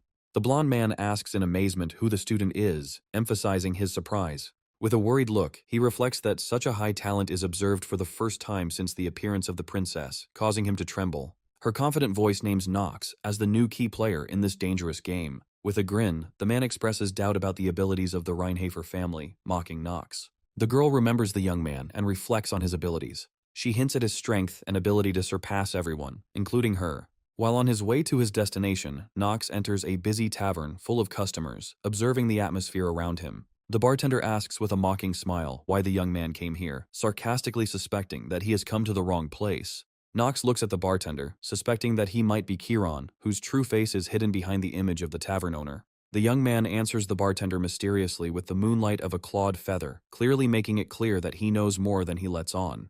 The bartender, shrugging his shoulders in bewilderment, nevertheless allows him to pass, wondering why the man gave him the secret code. Nox grins good-naturedly and asks if the other man is going to give his name. The bartender introduces himself as Chiron, gently emphasizing his role as the owner of this place. With a detached look, Nox replies that he has to go, preparing for the next step on his journey. Nox's internal monologue acknowledges that the ultimate goal of his mission is to infiltrate the lunatics' headquarters, which he is getting close to. While in the hall, he finds magic codes by interacting with numbered objects to activate the next stage. Suddenly, Nox is surrounded by a glowing blue field of magic, creating a feeling of powerful energy around him. He realizes that he has encountered high-level magic, feeling his own mana temporarily change its flow. Bright beams of light accompany Nox's teleportation to a prepared location where his mission begins. The boy's internal monologue worries that his stats are still too low, causing him to feel weak. The cold blade of the sword is aimed at Nox's neck, adding tension to the scene and emphasizing the seriousness of the situation.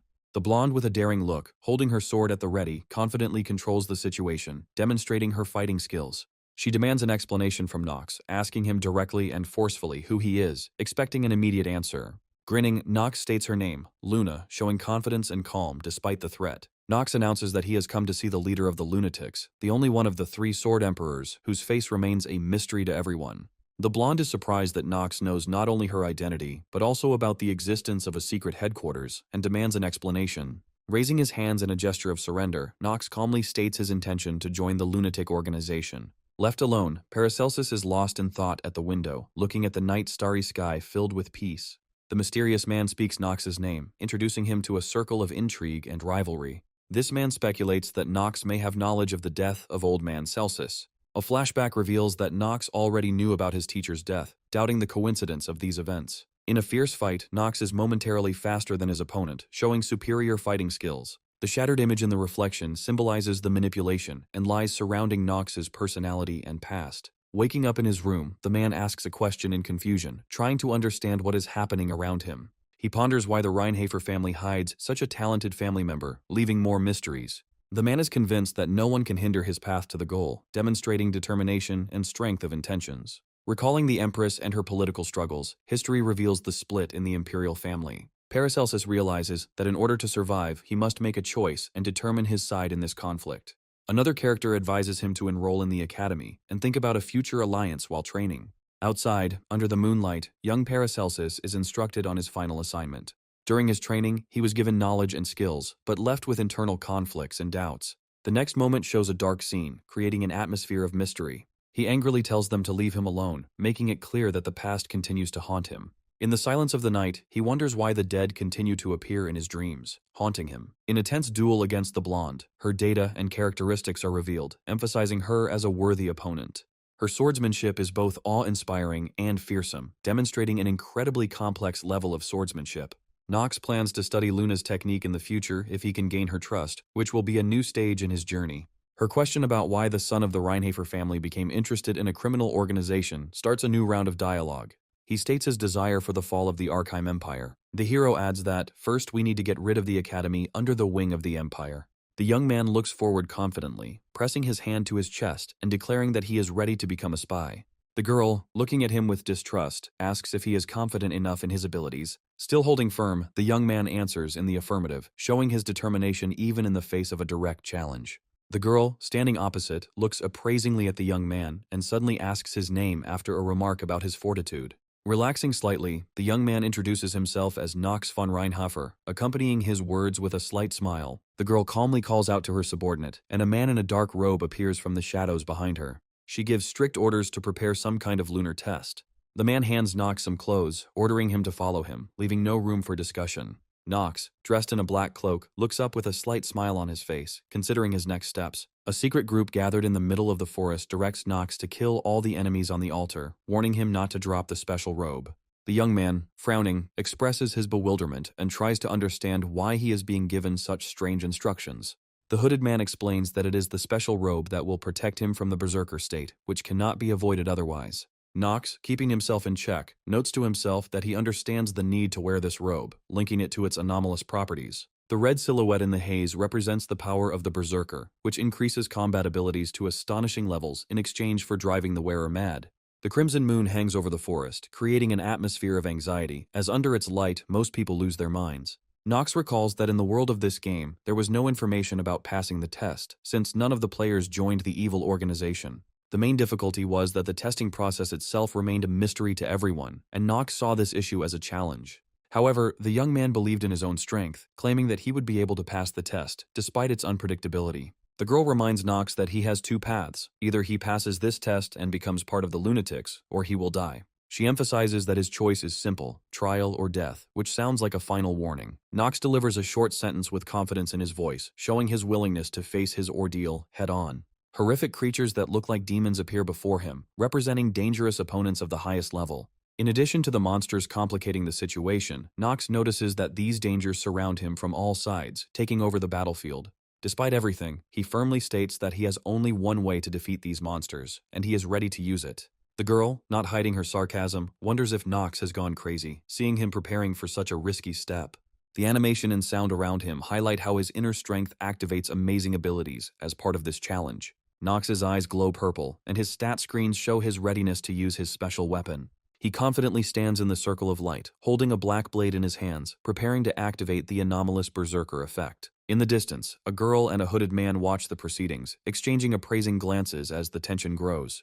Nox finishes his preparations, and an unusual look of confidence lights up his face, as if he already knows that victory will be his. The girl watches what is happening from behind, expressing doubts about the sobriety of Nox's actions, who boldly enters the red barrier, illuminated by the crimson moon. Meanwhile, the man in the dark robe loudly expresses bewilderment at the fact that Nox took off his robe, calling this move a threat to his life, and offers to stop him. However, the girl resolutely replies that there will be no intervention, noting that Nox is one of those who ignores any warnings. Her gaze is cold and indifferent, as she declares that his fate, whether victory or death, does not matter to them. The man nevertheless reminds that Nox belongs to the Reinhafer family, hinting at the possible consequences of their inaction. At the same moment, we are shown an elderly man sitting on a throne and holding a staff, whose last name is also Reinhafer, suggesting some kind of family conflict.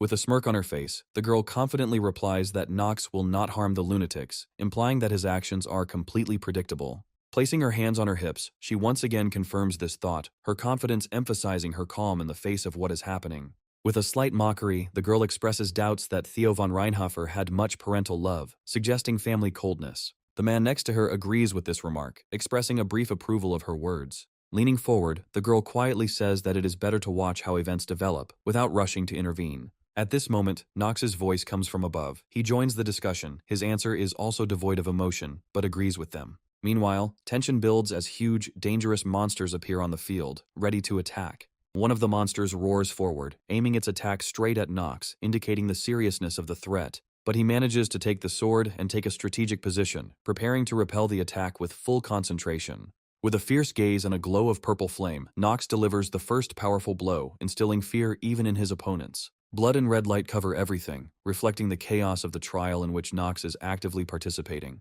He notices that many of his attributes are increasing, feeling an inner strength growing with every step. Realizing this, he feels changes in his body, noticing that even his physical size has increased. His attacks become faster and more accurate, and he easily destroys the first monster with a sudden maneuver. Another strike from the black sword ends the fight with another enemy, blood scattering around him, marking the end of another round.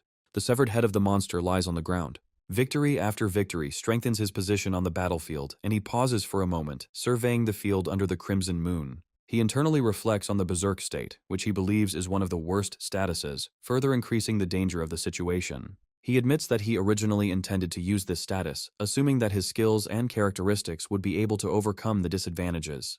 Combining the genius of the sword and mana, Nox neutralizes the negative effect of the crimson moon, which unexpectedly gives him an advantage. He notes that his current level is incredible compared to any other participants in this world, calling his strength unfair. Despite this, he also displays philosophical thinking, saying that no one cares, his battles continue without stopping. Nox leaps high into the sky, where a huge crimson moon rises behind him, emphasizing his strength and absolute superiority. He uses an incredible technique called Dark Punishment. Nox rushes through combat, delivering powerful sword strikes that scatter enemies emanating from monsters. He, covered in blood, with a bright gleam in his eyes, confidently assesses his actions, noting that a mistake in preparation would have been fatal for them. At the center of the storm of his battle, Nox spins his sword, pushing away surrounding enemies with remarkable strength and speed. Amid the loud noise of battle, Nox briefly expresses his displeasure at what is happening, noticing his comrades watching him. He grips the hilt of his bloodied sword, saturated with dark magic, preparing for his next move. Surrounded by pools of blood from his slain enemies, Nox stands as a center of destruction and power, his face reflecting nothing but confident concentration.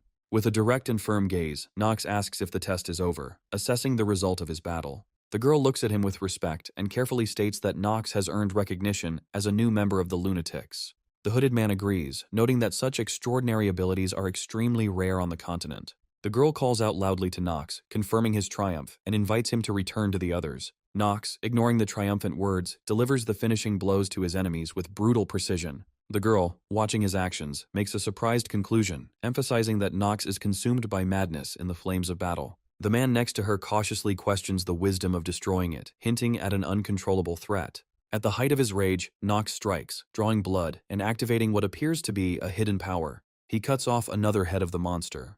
Still shrouded in an aura of chaos, he stands victorious over his fallen enemies, unfeeling the weight of the battle. After the fight is over, Nox looks up again, surrounded by ruins and corpses, showing his power and determination. He casts a parting glance at the ritual field, where angry moons of crimson light watched him that night. The girl watches him with suspicion, noting to her comrades that Theo Reinhafer has created a real monster.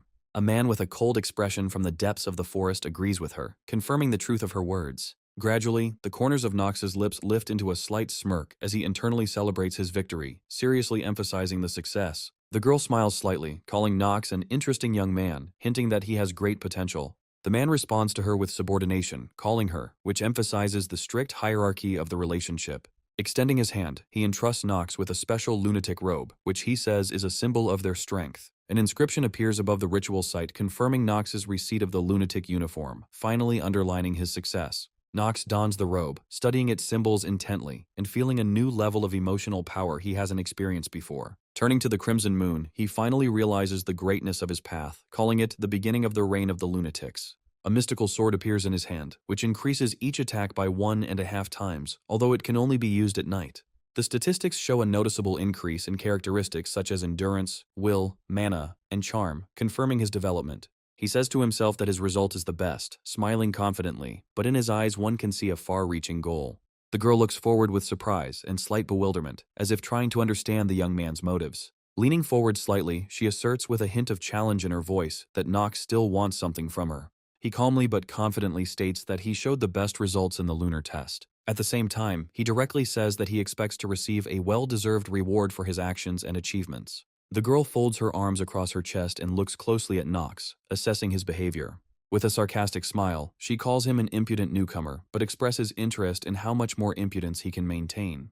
Turning to the man, the girl briefly orders him to bring a certain object, and he obediently nods in response. The man hands the girl a white mask, showing an expression of mild displeasure. She takes the mask, saying that it is a rare artifact that the lunatics recently acquired. A mysterious red haze envelops the mask, and its properties are described as the ability to create a clone. The girl notes that this artifact will become a key element in carrying out spy operations at the academy. With a sly smile, she asks if he is happy with the reward he has received and the equipment he has been given for his missions. Nox answers confidently, with a slight grin, showing his gratitude for such a valuable gift. Thinking about everything that is happening, he is inwardly glad that he has finally received the moon shadow, which he has been striving for a long time. He looks at the mask, studying its details, shrouded in a mystical red light, and ponders its uniqueness. Against the backdrop of glowing symbols, his ability to use the artifact is confirmed, which adds to his confidence. In his thoughts, Nox admits that it was only for this artifact that he joined the ranks of the lunatics so early. With a mischievous glint in his eye, Nox reasons that he will now be able to play both the hero and the villain in his future operations. He lifts his mask and thanks the girl, calling her captain, showing respect and recognition of her authority. She looks at Nox sternly, but with interest, clarifying that in their organization there are 5 ranks that he still has to pass. The girl reports that at this stage, as a newbie, Nox is assigned rank 3, which will be his starting point. Nox responds calmly, accepting the new information and preparing for further improvement. Finishing the conversation, the girl states the need to wait for his first mission, which is just around the corner. Before leaving, she earnestly asks Nox not to disappoint her, emphasizing his reputation and potential. With a slight grin, but with visible interest, she discusses with her partner how fascinating Nox is. The man agrees with her, admitting that Nox really stands out for his uniqueness and determination. However, he continues to ponder, expressing bewilderment at how Nox was able to retain his sanity under the influence of the Crimson Moon. The girl explains that this is really embarrassing, because ordinary people cannot withstand such an impact even for a few minutes. In concluding her reflections, she concludes that Nox, willing to risk his life, is completely dedicated to his mission without hesitation. He is ready to put his life on the line for the sake of the goal. The hooded man hesitantly agrees with the girl standing next to him, with her arms crossed and a confident expression on her face. The girl suggests not to rush for now, but to watch Nox, observing the battlefield strewn with the bodies of defeated enemies. Nox, wrapped in a black cloak, emerges from a glowing portal, entering a cozy room of an old establishment. Inside, he is greeted by the man behind the counter, who smiles and notes that Nox appears to have completed everything he planned. Nox's internal monologue confirms his intentions, as he suggests that those around him will question why he took a risk on the altar. He reveals that he actually escaped danger, as the berserker status can be countered with the proper skills. Nox muses that his genius traits, such as his mastery of battle and deep sense of mana, give him a great advantage. Gaining confidence, he states that he can easily use the power of the Crimson Moon, standing before it bloodied but unwavering. The regular at the counter continues the conversation, suggesting that Nox got what he came to the place for. Nox, turning his head slightly, asks if the local has anything else on his case. The man expresses dissatisfaction with the fact that he introduced himself first, and Nox still hasn't said his name.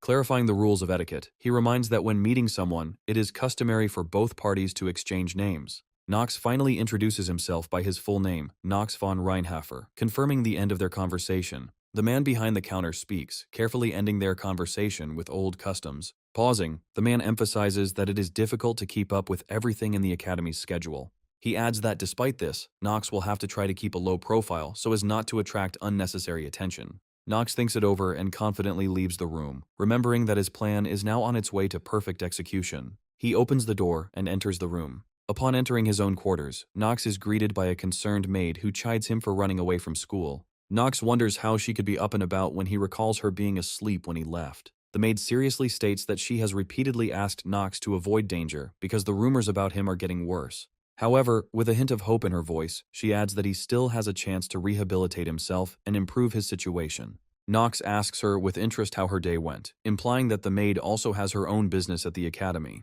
The maid answers briefly, but her face shows hidden thoughtfulness and concern. Nox concludes to himself that something did happen, but he decides not to insist, understanding her restraint. He recalls that knowledge of her studies within the academy is only important on a fleeting level and not worth further attention. Nox hands the maid a small bag, warning her that she should only open it in case of force majeure. The maid looks at the bag with surprise, wondering what this unexpected gift is. Nox, smiling calmly, explains that the item is designed to resolve any difficult situation should it arise. He confidently assures the maid that this item will become her undeniable salvation in difficult circumstances. The heroine anxiously points out that she cannot open it now, doubting the correctness of her decision.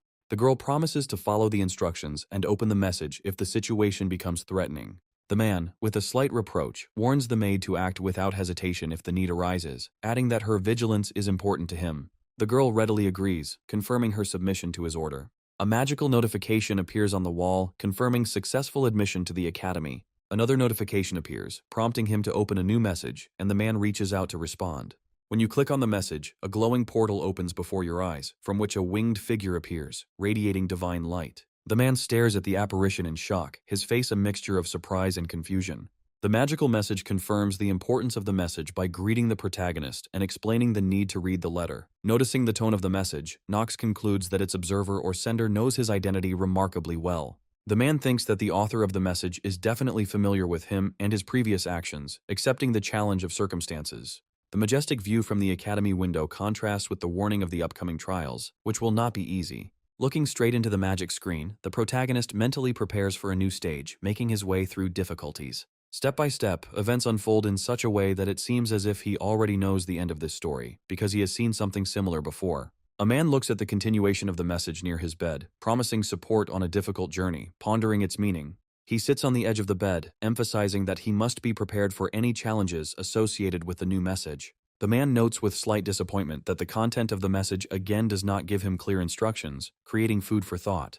He decides to focus on the information he has gathered, assuming that the creator of Inner Lunatic may be behind all of this. This guess is based on logic and observation. Too many coincidences indicate unique abilities of the sender. The character decides to focus on completing quests and restoring his lost memories, determining a plan of action. Leaving aside unresolved issues, he decides to focus on the next step, without being distracted by unnecessary thoughts. Curiosity prompts him to open the gift offered in the previous letter to find an additional clue. The system displays names, and the man clicks on a designation with anticipation, suspecting that it will reveal something important. A multitude of magical screens containing information appear before him, which speeds up the flow of his thoughts. In awe, he reflects on the incredible capabilities of the Inner Lunatic system, arguing that only determination will allow one to unlock its potential. The hero is happy that he can now check the status of any character he meets, significantly increasing his chances of success. He smiles with satisfaction, realizing that the system is giving him more information than he could have hoped for. Many images emerge in his memory, and the hero realizes how important his traits and choices in the past are. After reflecting on the characteristics of his decisions, he accepts an important truth, realizing that the path to victory lies through the correct use of all data.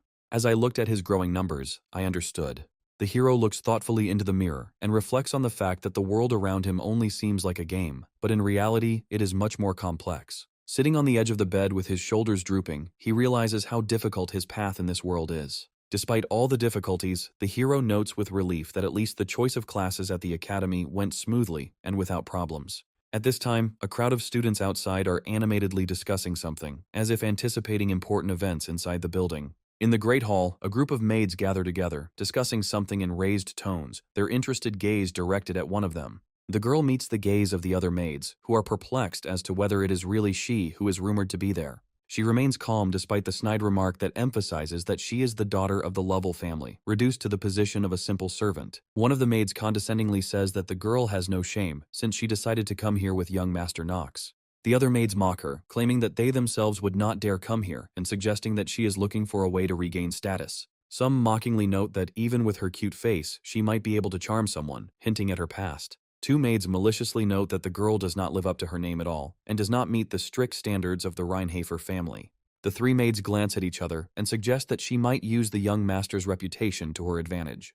They mockingly agree with each other, stating that the situation with the commoner and her shamelessness is obvious. Laughing at the girl, the maids condescendingly remark that now she doesn't have to worry about her family, because they are no longer in any danger. The maid maintains a cold expression, mentally acknowledging that she has already heard thousands of similar insults directed at her. Clenching her fists, she thought resolutely that she would not allow others to humiliate her Master Nox, no matter what. Approaching the maids, she calmly asks if they will find a minute for her to talk. The girls look at her in surprise, sarcastically asking why they should waste their time on this. One of the maids arrogantly declares that she is the daughter of a count from the Flores family and serves exclusively young master kinds. Standing opposite the girl, she adds contemptuously that she has no time to talk to a commoner. The maid confidently replies that she has heard about the rumors being spread regarding young Master Nox. The haughty maid smirked dismissively, hinting that her involvement in the rumors did not bother her at all. She grins and notes that it is not her fault that Nox's reputation is being discussed in society in a negative light. Her categorical tone makes it clear that no one will expect an apology from her, no matter what complications it may cause. The maid repeats Nox's words to herself, emphasizing that in this place only status and reputation matter. Taking the neatly tied bag in her hands, she says to herself that the further development of events is no longer under her control. Suddenly, the bright blue figure of young Mr. Nox appears in the background, adding drama to the scene. The maid, reeling back in fear, cries out in panic that she was frightened by his unexpected appearance. The maid sighs with relief as she recognizes young Master Nox, who silently appears before her. Nox, standing in a glow of magical energy, confidently declares that he is Nox von Reinhofer and that what is happening does not matter to him. He confidently asserts that if the maid decided to open the bag for a specific purpose, then he is completely confident in her choice. His magical presence is strengthened as he extends a finger towards the group, singling out the one he is applying pressure to. The maids whisper in horror, wondering if it is really the youngest son of the Reinhofer family standing before them. With cold confidence, Nox warns everyone that their days are numbered, adding a terrifying promise about the fate of their families. The magical aura disappears, but the tension remains as the girl maintains her steady gaze in front of the group of maids. Entering the discussion, Jitri wonders if Nox's deadly method is really his usual way of solving problems. At this moment, one of the maids, experiencing an unfamiliar pressure, tries to find out the name of the mysterious young master. Jitri, feeling the need to clarify the situation, calmly introduces himself to the others, emphasizing his importance. The maid panics and realizes that her actions could have dire consequences, remembering the power of the Reinhofer family. In the face of oppression, she begs Jitri to forgive her for her impudent words, showing complete submission. So everything was resolved as the young master promised. Jitri tilts his head and wonders what the young master was thinking when he chose such harsh methods. Despite everything that is happening, she maintains her dignity, leaving the room with a firm belief in the correctness of her actions. In the fresh air, Nox takes Jitri's hand, resolutely leading her away from the eyes of the outraged entourage. Jitri inquires with concern about the young master's condition, noting that he may be overtired due to the current situation. She adds a worried comment about the circles under his eyes, showing concern and worry. Nox looks away, assuring her that he is fine despite the obvious signs of fatigue. He notes with relief that he was finally able to decide on the necessary choice of subjects for his studies. While walking, the couple encounters a young man whose appearance arouses suspicion and wariness in Nox. The young man bows his head respectfully, expressing his respect with words as the youngest son of the Reinhofer family. Nox asks the person he meets in front of him in bewilderment who he is, feeling confused. The young man introduces himself as Rick, Mistress Eleanor's servant, apologizing for the late introduction. He adds with a smile that it is a great honor for him to meet such an outstanding person. Rick's name is clearly memorable to Nox, but it leaves behind a lot of questions that leave him pondering. A magical notification flashes in Nox's head, informing him that the genius actor effect has been activated, which surprises him even more. He glances at Rick, who is thrown off the familiar scenario of the first stage of their story. A split image of Rick appears before him, one half of which is possessed by a demonic entity that continues its game. Nox recalls that a few months later, this character will change the course of the main story, taking on the role of a demon servant. He realizes with realism that Rick, by subtly manipulating the situation, is capable of betraying the least protected target on the team. Having carefully studied the situation, Nox foresees the moment when the insidious Rick will suddenly strike Eleanor in the back. Nox ponders the rules of the inner lunatic's inner world, realizing that the rule is the enemy of my enemy. My friend doesn't work here.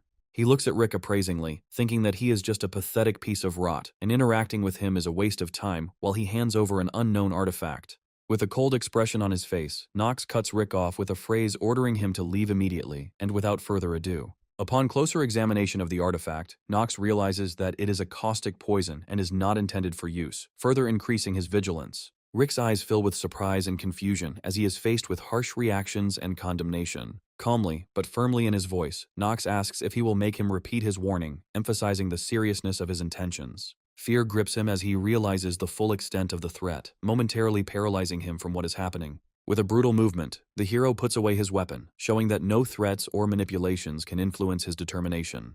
Turning his back on him and leading Jitri away, he confidently walks away, leaving Rick to be caught in the shadow of his displeasure. Jitri, trying to catch up with him, calls out to Nox, trying to talk to him, but he continues to walk forward without stopping. She speaks with concern about his weak physical condition and advises him to be careful not to fall from fatigue. His face becomes irritated by her words, and he asks skeptically how weak she really thinks he is. Jitri reminds him of his recent illness, describing his symptoms in an attempt to convince him to take care of himself. In a burst of emotion, she marvels at how physically weak one can be, and Nox quietly agrees with her words, confirming that he is feeling better now. He reassures her that he won't die just like that, and Jitri replies that he realizes this, but is voicing his feelings. Jitri ends the conversation by admitting that despite her best efforts, she still finds it difficult to cope with the challenges that are happening. She says she's just worried. Nox notices that she always seems to be at the center of things, which seems to wear her out. With a touch of irony, he adds that he himself is probably no less popular in this regard. As they talk, it becomes clear that there is not just subordination between them, but mutual understanding, because Nox saves Jitri not only as a master. The young man is not just her master, but her savior. And characters with the loyalty trait are always especially concerned about those they care about. She asks with interest what made him act so harshly towards Rick, suspecting ulterior motives. Nox asks with interest if this question is really about Rick, indicating that he is confused by the topic. The hero puts his hand on the girl's shoulder, telling her to listen to him carefully. He says that no matter the circumstances, Rick cannot be trusted, which leads them to decide to stay away from him. At this time, Nox thinks that the distance from Eleanor should also be maintained in order to avoid unwanted attention. Jitri understands the gravity of his words, deciding to follow the advice for the sake of their common well-being. The young man looks forward and notes that they have a lot of caution to take in the future, especially given their recent experiences. Their conversation ends against the backdrop of a blooming garden, where they continue to consider their next steps to maintain peace. The hero enters the majestic and spacious hall of the academy, where classes for students take place in an elegant setting filled with golden light. Sitting at his desk, he thoughtfully wonders why he always seems to get into trouble, looking focused and a little irritated. On stage, the teacher announces that today they will form teams with which the students will work throughout the coming year. The professor emphasizes the importance of forming teams, reminding that it is only over time that you can get to know each other better. Nox's expression tightens as it dawns on him that his optimism about his partners was clearly overdone. Propping his head on his hand, he reflects on how even in this world he is hampered by the lack of friends, which aggravates his problems. The professor insistently reminds students that teams are made up of 4 people, clearly pushing those who are slow. He also clarifies that students have only 30 minutes to complete the team formation process. Nox, feeling like an outcast, realizes how difficult it will be for him to gather 3 more people to complete the mission. Raising his hand, he asks the teacher a direct question about what to do if someone fails to form a team. The professor replies with a cold smile that in this case the student will receive an F grade and will no longer be able to take the course. Finishing his warning, he also adds that working alone in the academy is strictly prohibited. Nox, in mild shock, thinks about how he could immediately lose his chance to learn because of a single failure. The glowing academy symbol in the background serves as a reminder that studying here is dangerous and an F grade means immediate expulsion. Gritting his teeth, Nox mentally says that he will never allow such a development, showing his determined mood. One of the students tries to convince the princess to take him on the team, clearly hoping for his own chance of success. Other students also waste no time and offer to team up with the princess, arguing this with their skills. At the next table, a student suggests that Leon create a joint team, not hiding his interest in the result. Nox puts his head in his hands, wondering agonizingly how an outcast like him could make the kind of friends he needed to join the team. Meanwhile, other students are engaged in animated conversations, trying to convince the right people to join their team. One of the students cheerfully tells Eleanor that, despite his seemingly nondescript appearance, he is an excellent athlete and offers her cooperation. Eleanor walks up to Nox and says his name in a surprisingly serious and defiant tone. Smiling, she notices that Nox doesn't seem to like her gift, but I am ready to discuss with him the possibility of repaying the debt. To the hero's direct question about what she means, Eleanor suggests creating a joint team with him. The hero reflects that, although it seems arrogant, he immediately realized that they would have to team up with her. He also comes to the conclusion that he simply has no choice but to take this step for the sake of successful learning. Another girl suddenly joins in with an offer to also collaborate with him, practically bursting into their dialogue. He feels a new burden of responsibility falling on him, but outwardly remains unperturbed. Next to the majestic stained glass wall of the academy, a girl confidently extends her hand with a call to unite, expressing her determination and openness to cooperation. The young man, slightly confused, remembers this girl, while his gaze shows that his life is now full of worries and surprises. The red-haired girl, with her hands confidently folded behind her back, holds back her inner emotions, claiming that she understands everything perfectly well, while being under the close observation of her comrades. Reflecting on her kindness, a collage of images emerges against the backdrop of the fiery element, where she appears mysterious and responsive, despite the difficult circumstances of their relationship. Despite her internal contradictions, she sincerely expresses her willingness to help, backing this up with a slight smile and a gesture of support. Standing surrounded by golden ornaments, the white-haired guy with a sarcastic tone chides that the tension in his relationship with the team can cause him stress. The girl with long red hair is genuinely surprised by what is happening, showing in her words the unexpected turn of events. A young man with a serious expression asks a direct and short question, expressing his bewilderment at the situation. His thoughts are interrupted by a sarcastic remark, in which the girl, with a slight smile, notes that she did not expect to see friends at his place. The guy is surprised by his own conflicting emotions, realizing that everything that is happening around him suddenly causes him an unusual irritation. Two girls discuss the need to invite another person to the team, asking a rhetorical question that apparently receives tacit agreement.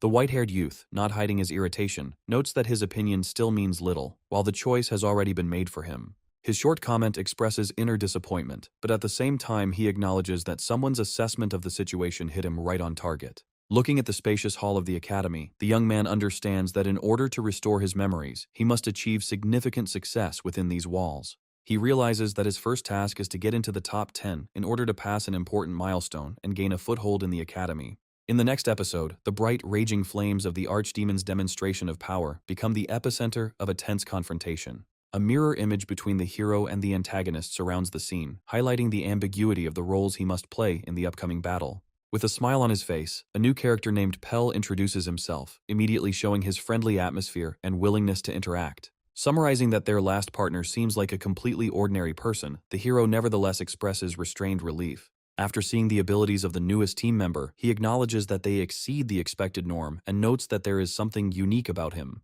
The sensory visualization of the blessing reveals one of the most powerful abilities in the world, which now influences their overall interaction. This blessing awakens hidden talents in the protagonist's team, enhancing their potential and allowing them to achieve more. However, the young man is upset that he cannot direct the power of the blessing directly to himself, which causes him discontent. He reflects on the strangeness of the situation, when suddenly such a rare skill appears in someone completely unexpected and unremarkable. However, he decides to deal with it later, putting his thoughts together in his head and reaffirming his desire to work with the team. In a uniform, soft tone, Eleanor introduces herself to all her comrades, indicating the nobility and calmness of her character. Hesitantly but warmly, Talia also shares her name, expressing her excitement to join the new team.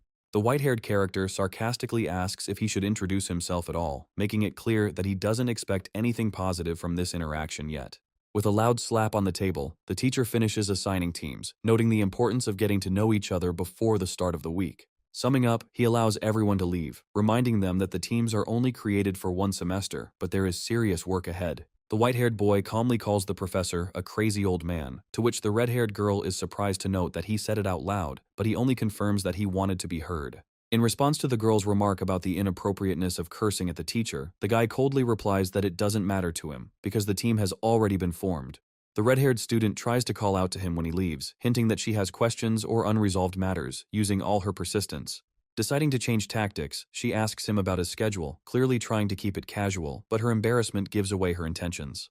The white-haired man reflects on the fact that she clearly asked this question for a reason, and she justifies herself by citing an interest in his schedule for no particular reason. He smirks, assuming that the girl wants to know which subjects are easiest to pass, but is not going to share such information so easily. She tries to explain that this is not the case at all, but the young man declares that he will not allow information to be extracted from him for free, maintaining a mocking intonation. Ignoring her attempts to clarify the situation, the guy walks down the corridor, completely refusing further interaction. In the 4th district of the academy, against the backdrop of the evening sky, busy streets can be seen with students and locals going about their daily business. A man in the bustling city reflects on how the academy, as always, requires significant purchases and investments to successfully study. Behind the scenes, large textbooks, grimoires, and equipment flash by, all of which are inevitable elements of the educational process at the academy. The maid, looking at the assortment in the shop, notes that such luxury is not available to commoners, hinting at the financial difference in society. Looking at a brightly colored alchemical flask, he claims that with talent, a person can complete the training even with limited resources, relying on the help of sponsors. The young man concludes that money is no barrier to those who have talent, demonstrating confidence in the chances of success. Suddenly, a tense situation arises as someone shouts harsh words and the green-haired maid looks wary. The girl notes with alarm the increased noise around her, clearly implying that something strange is happening nearby. The noise in the area is due to the fact that the 4th District brings together a wide variety of people, among whom anything can happen. The white-haired man, trying not to attract attention, says that it is better for them not to interfere and not to focus interest on what is happening.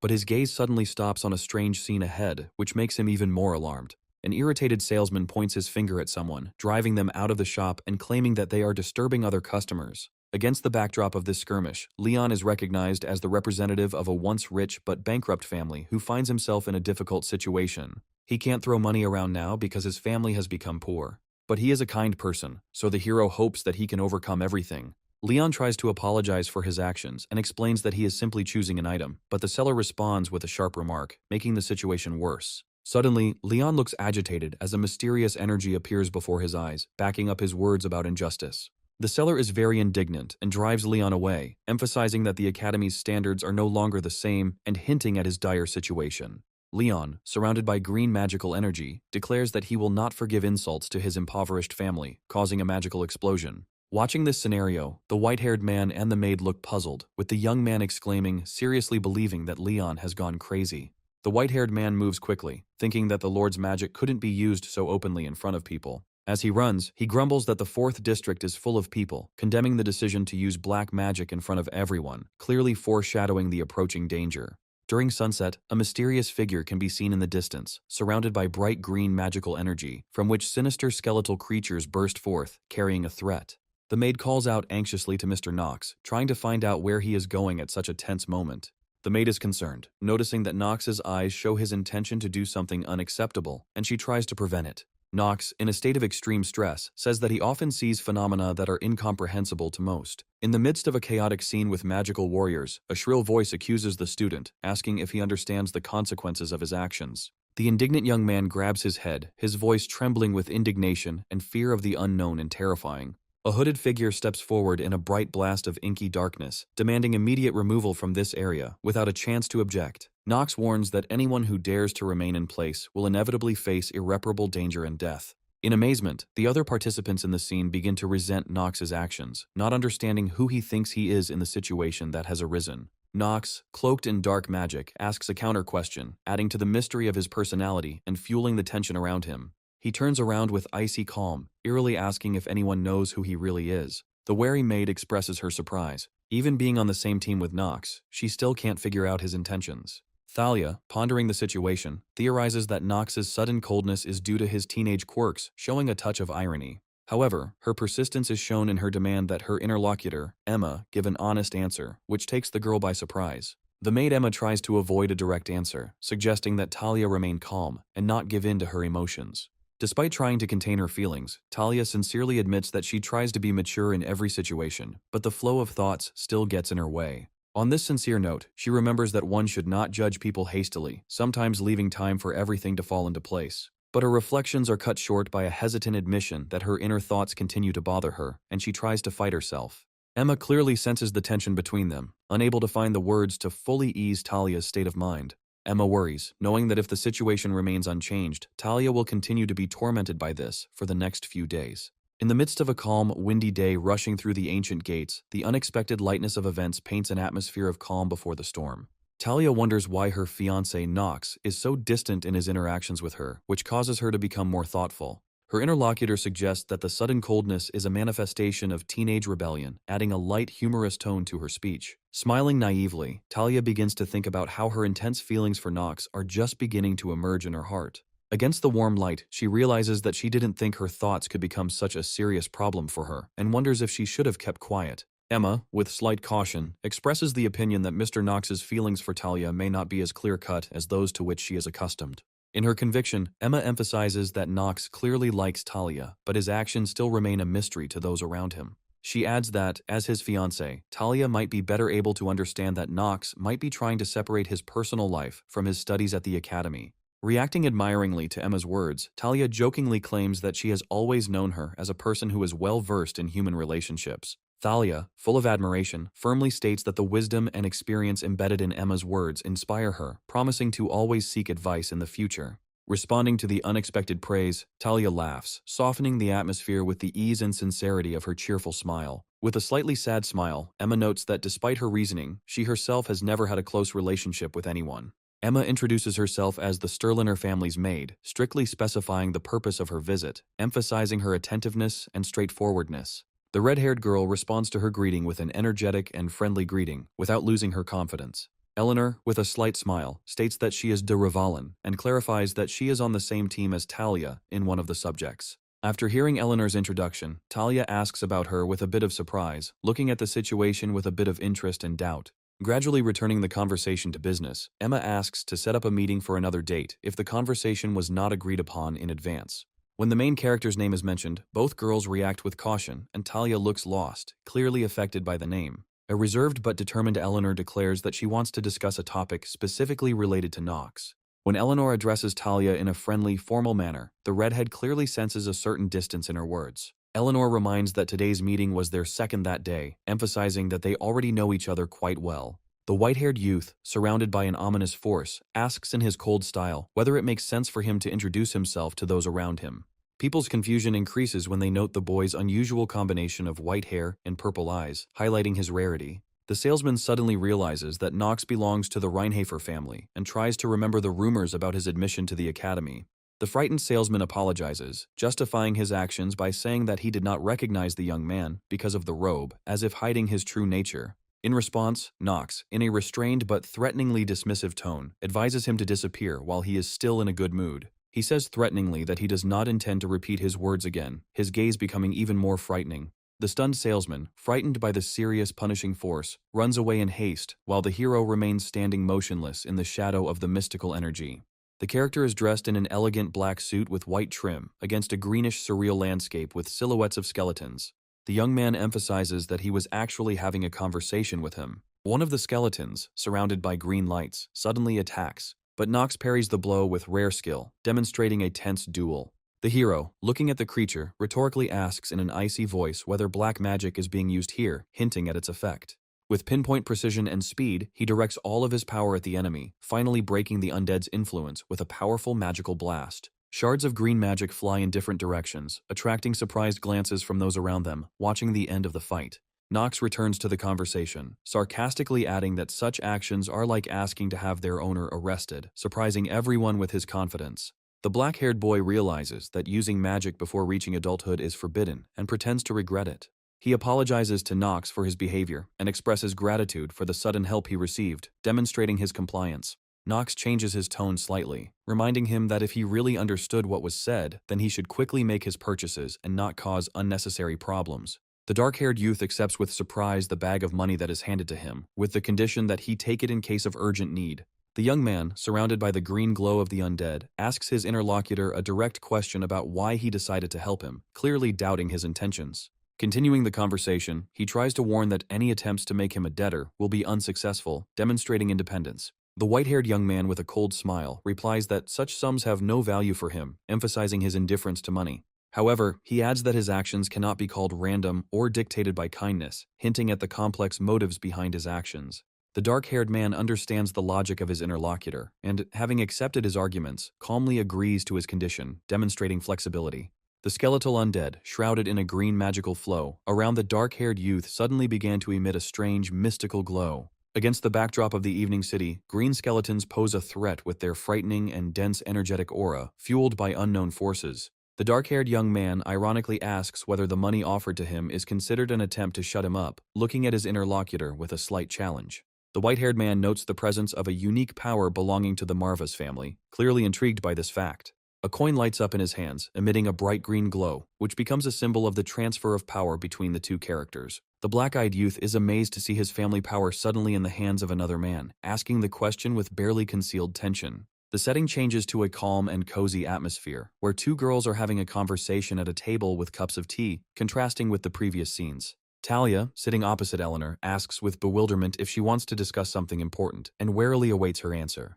Eleanor notes in her thoughts that Talia is different from her previous ideas. Her elegance and manners significantly exceed expectations. She is lost in thought, wondering if Nox might have any feelings for Talia, which adds intrigue to her gaze and gestures. However, shaking her head, she dismisses the thought as unlikely, carefully hiding her emotions. With the sun shining, one of the girls muses that Nox clearly doesn't mind being engaged, adding that it will require a direct conversation. Eleanor begins to characterize Nox as a dangerous man, her stern tone catching Talia's attention, making her wary. She adds that Nox belongs to one of the 3 most powerful families, which immediately explains his high position and influence. In addition to her story, she mentions the many bad rumors surrounding Nox, which she believes confirms his ambiguity. Talia firmly replies that she disagrees with that opinion, adding that she doesn't think Nox is capable of anything truly bad. Eleanor wryly asks if there are any other people who support this opinion, hinting at the rarity of such a view. She wonders in her mind why Nox, a seemingly useless person, was still able to arouse sympathy in such an honest girl as Talia. Looking seriously at Thalia, she notices something more in her eyes that makes her wonder about their connection. At this point, Talia violently displays a sharp display of anger aimed at protecting Nox, unable to contain her emotions. Trying to calm down, Talia assures that, despite Nox's difficult character, she does not believe that he is capable of unpleasant actions. She adds that his detachment makes it difficult to understand his true intentions, but that is only one facet of him. Eleanor, keeping a cool expression on her face, notes that her knowledge is not enough to fully trust Talia and Nox. Eleanor states outright that their engagement alone does not warrant her unconditional support. A woman's hand gently stirs the tea in a cup, accompanying this with a remark about the inconstancy of agreements between noble families, which emphasizes the tense atmosphere of the conversation. The girl with bright red hair confidently states that her distrust of Nox has completely different reasons than those mentioned. A reservedly smiling girl in uniform remarks that people are not capable of changing just like that, filling her words with a hint of doubt. The scene shifts to the window of the room, where warm light is pouring in, and the girl finally remarks that she hopes that her interlocutor's memory of the past will be preserved. The next shot shows a girl in military clothing standing in the rays of light, who says that explanations are no longer necessary, confident that her interlocutor understands everything. Amidst destruction and a cloud of dust, one of the heroines flees from a magical attack, while being reminded that her salvation was made possible by Nox. The red-haired girl is perplexed by such a strong distrust of Nox, drawing attention to the fact that the doubt in him is unfounded. Thoughtfully, the girl admits that perhaps she said something unnecessary, slightly embarrassed by this peculiar revelation. She politely offers to end the conversation and thanks him for his time, clearly showing that politeness and detachment are necessary here. The red-haired heroine softly agrees, saying goodbye with a slight hesitation that adds to the note of her inner confusion. A young man with a kind expression greets one of the heroines, wondering why the conversation was so difficult. The heroine raises the topic by asking about the main qualities of a good salesperson, which prompts the interlocutor to think. He responds with good-natured mockery, suggesting that observation and a willingness to see the catch are important, which elicits a thoughtful response. A pompous image of the heroine appears among gold coins, explaining why she is called the Golden Fox of the future financial world. In a gloomy setting, a little girl desperately asks not to do something stupid, pointing out the importance of her words. The heroine in uniform makes a stern remark with the hope that the mistake made will not be repeated, showing sternness and disappointment. A vibrant scene with a green magical burst of energy creates the feeling of a powerful confrontation between 2 individually strong characters.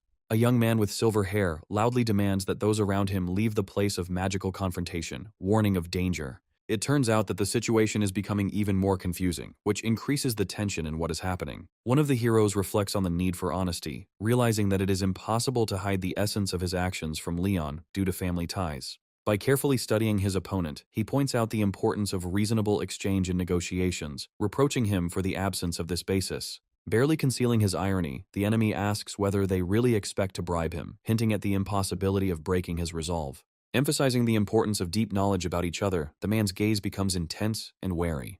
With a heavy expression on his face, he recalls the legacy of the Manhwa family, its power and influence, emphasizing what it had previously strived for. However, he notes, not without sarcasm, that the old days have long since sunk into oblivion, assessing the current weakness of the family. His voice rings out sharply in the silent air as he names his archenemy, the Sylvesters. The scene changes back to the war episode, where a feud over family lands leads to destruction and bloody events of the past. Experiencing an internal struggle, he accuses his opponent of trying to manipulate his desire for revenge and the trauma that underlies it.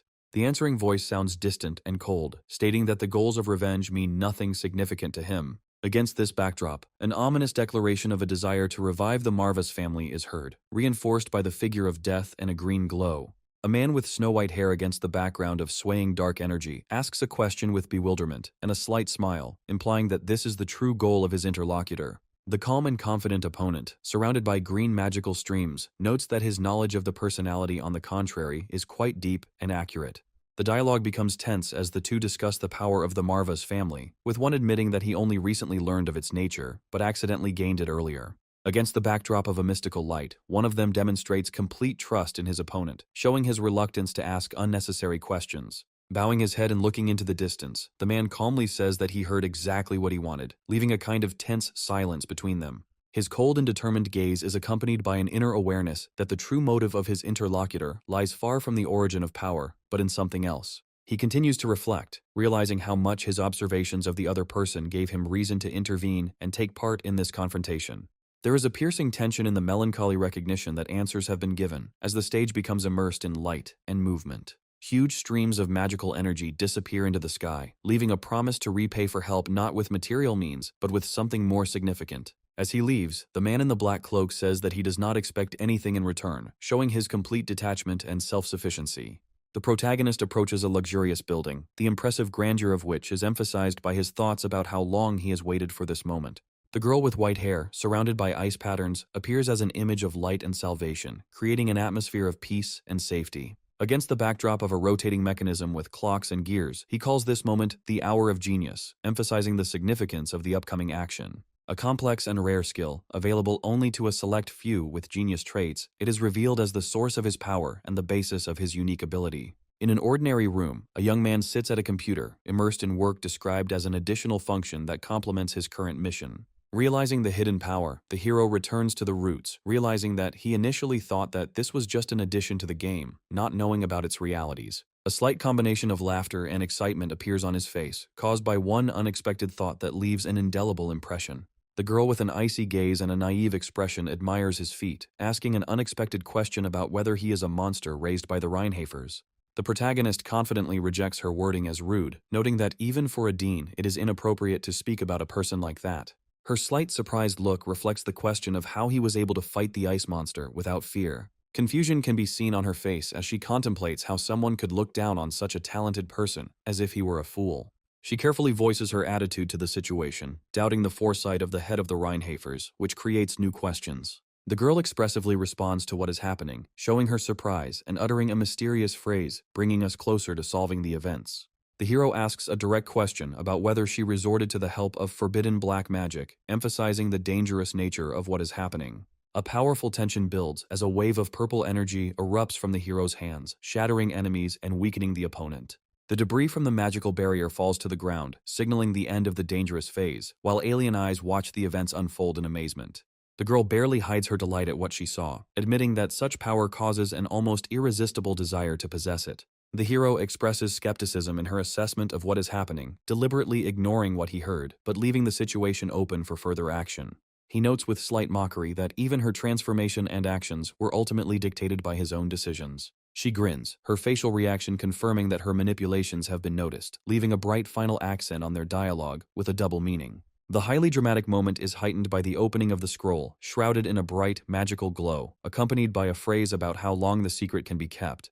The white-haired hero, with a slight smile on his face, internally triumphs, realizing that he will finally get what he has been striving for so long, which also explains the reason for inviting him here. A skill enhancement scroll appears before him, possessing special magic, which assures the viewer of its importance and high value. A girl with white hair, with a mesmerizing and confident expression, explains the properties of the scroll, which is able to maximize the effectiveness of the owner's abilities. The hero, amazed by the power of the artifact, admits that he is hearing about such things for the first time, to which the girl calmly responds, offering to take the scroll. Feeling something strange when he touches the scroll, he becomes lost in his thoughts and wonders if he was dreaming something while he was holding it in his hands. His confident smile and careful unrolling of the scroll speak of his intention to reveal all of its hidden potential, anticipating what awaits him. A magical interface appears in front of him, asking him to select a skill to enhance, which emphasizes the uniqueness and importance of the upcoming action. Using the artifact causes a burst of bright energy. Purple and gold rays envelop the hero, emphasizing the moment of strength and transformation.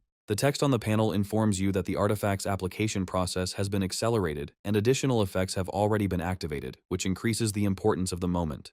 With an elegant expression, the hero realizes that the duration of his Hour of Genius ability has been extended, giving him valuable minutes to use the power. Metaphorical time mechanisms begin to spin before him, reminding him of how difficult it is to develop the Hour of Genius skill and how rare the means to improve it are. One of the unique ways to develop the ability is to use a scroll, which becomes an irreplaceable gift for those who have begun their path to improvement. The girl watches the use of the artifact and asks if it has achieved the desired result, clearly expressing interest in what is happening. The white-haired hero answers with a curt yes, showing that his internal struggle is not yet over and he is ready to leave the stage. Watching him, the girl calmly allows him to leave, adding that he is probably tired from all the trials and can rest. The hero makes an internal decision not to continue hiding his actions, thinking that lying here no longer makes sense. His admission that it has already happened is accompanied by his thoughtful and slightly tired behavior as he considers how to move forward. With a detached air, he urges others to respect the boundaries of communication, emphasizing that he does not intend to enter into unnecessary debates and discussions. The girl sincerely thanks him for his generosity and participation, which adds a touch of respect and mutual understanding to their interaction. As he leaves, the hero reflects on the fact that Noya is a dangerous girl, fully in line with his expectations, leaving behind heavy thoughts about her true intentions. The girl wonders what kind of monster the hero might turn into in the future, adding intrigue with a spoonful of sarcasm to the conversation. Her posture and confidence express a rhetorical question as to whether what is happening really has the meaning that she puts into her actions. In the classroom at the department, the teacher tells the students about the properties and characteristics of magical elements, adding an atmosphere of an academic lesson to the scene. The protagonist, lying face down on his hand, reflects that the basis of the Empire's magic is only superficially mentioned in the original, and this lesson does not seem important to him. The professor concludes the introduction by explaining that the topic plays a key role in the current episode, focusing the audience's attention on its objectives. The hero admits in his thoughts that this topic does not seem particularly strong or significant to him, but considers it important to know even such details. Analyzing the professor's level, he notes in the dialogue that he is surprised that the teacher has such an important position with such skills. The atmosphere in the room is filled with intrigue when the professor notes that the hero exudes such energy that even the other students have noticed his strength. The teacher goes into detail explaining that each student has their own unique attribute, visualizing their strength and nature against the background. During the lecture, the teacher explains in detail to the students the importance of attributes and unique features in the process of their manifestation, especially focusing on the abilities of each. The lecturer suddenly calls on student Knox, seizing on his interesting feature, and expects a detailed answer about his talents. Knox responds calmly, acknowledging his presence, and listens to the follow-up question about knowing his personal attribute. The student gives a confident answer to this question, naming the attribute darkness, after which the teacher moves on to discuss its features. The explanation of darkness characteristics continues with a visualization of its power, which is not only highly destructive, but also has disadvantages when mixed with other attributes. The teacher notes that the ability to control this attribute is extremely rare and is available only to a few magicians who have mastered it perfectly. The question leads to the assertion that the divine attribute is a direct analog of darkness, creating a natural balance between the two energies. The teacher then raises the topic of their competitive qualities, asking which of the two abilities has an advantage in a confrontation. Knox answers without hesitation that the divine attribute is superior, demonstrating a deep understanding of the issue and maturity in his judgment. The teacher is surprised by Knox's peculiarities, noting that family members usually do not exhibit unique attributes, but concludes that the student clearly stands out among many. The lecturer adds that if any of the divine attribute holders wanted to compare their strength with Knox, it would be a huge test. At this point, Knox's face lights up with a mysterious smile, accompanying his internal comment that his opponent's confidence will soon be gone. He continues to state with absolute certainty that if it comes to confrontation, he will take action without regret. The lecturer is taken aback by such a straightforward and bold answer, which causes him confusion and makes him admit that what he heard was unexpected. Meanwhile, the scene changes and the focus shifts to the student, who is in his room, contemplating what is happening in a secluded setting. In search of power, he takes a decisive step by preparing a difficult-to-control substance to improve his physical and magical characteristics. A close-up of the syringe filled with a mysterious red liquid emphasizes the danger and intensity of the process he is involved in. After the substance is introduced, his body instantly changes, the spreading dark lines increase the tension, and his eyes glow with a golden fire from the new energy. He looks at his reflection, seeing the changes that are taking over his body, and realizes that he is now becoming something completely new. He is internally convinced that with enough effort, he can transform into a true demon, refusing to remain limited by his past weakness. Suddenly, an ominous red hand appears on it, confirming the hint of the intervention of an evil entity that shapes the hero's further path. An ominous voice claims that the transformation will be complete, and he will finally be able to become a full-fledged demon. The hero, realizing this, accepts the demonic nature, noting its immortality and the possibility of surpassing death, which makes him smile. He is confident in his decision and declares that he will go to the end, setting the goal of the Duke's revival. In the new scene, the hero puts on his work uniform, preparing to continue on his way, but clearly planning additional, hidden actions. Acknowledging the current situation as difficult, the scene returns to the classroom, where a new series of events is being prepared that require mutual understanding and caution. Nox says he will kill him, so he will have no regrets. The teacher says he didn't expect such an answer from him. The main character thinks that this is the most effective way. The teacher draws attention to the protagonist's unwavering gaze. The young man demonstrates confidence and sincerity in his actions, but it remains a mystery why he arouses such interest in the dean.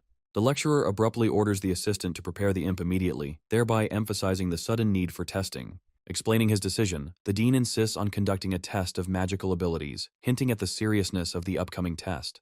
The students in the classroom begin to discuss Nox, with some expressing a desire to eliminate him, believing that he is too arrogant. The lecturer expresses the philosophical idea that in order to become strong, one must test oneself repeatedly, like tempering a blade. A group of staff members appear in the auditorium, pushing a cage containing a sinister creature, causing tension among the students.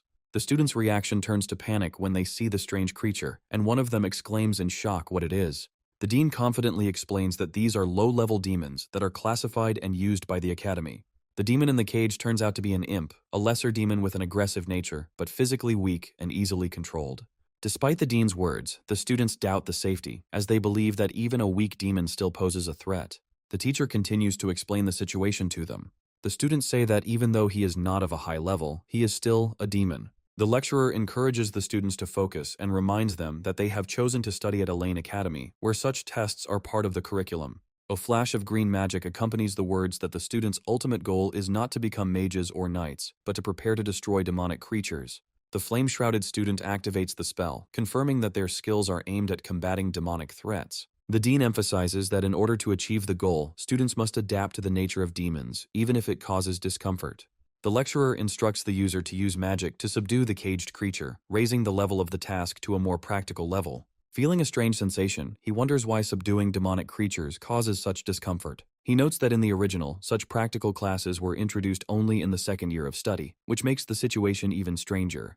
The dean explains that in order to successfully complete the task, one must concentrate magical power in one's hands and direct it towards the object. By setting the time for completing the task at 15 minutes, the lecturer demonstrates the seriousness of the task, while simultaneously creating tension among the participants. The lecturer speculates that first-year students will be particularly susceptible to the effects of demonic whispers and their influence. He confidently says that the upcoming test will be a challenge for Nox, who will certainly face difficulties. Suddenly, something goes wrong, and the dean exclaims in shock, wondering what happened to the creature in the cage. One of the students makes a mistake, and the dean loudly and emotionally expresses his displeasure, accusing the participant of utter negligence. One of the students feels unwell during the entire process, which causes surprise and jokes from the other participants. Another student tries to apologize to Emma, one of the participants, by admitting his mistakes. The protagonist politely and reservedly asks whether it is possible to replace his creature, expressing dissatisfaction with the current situation.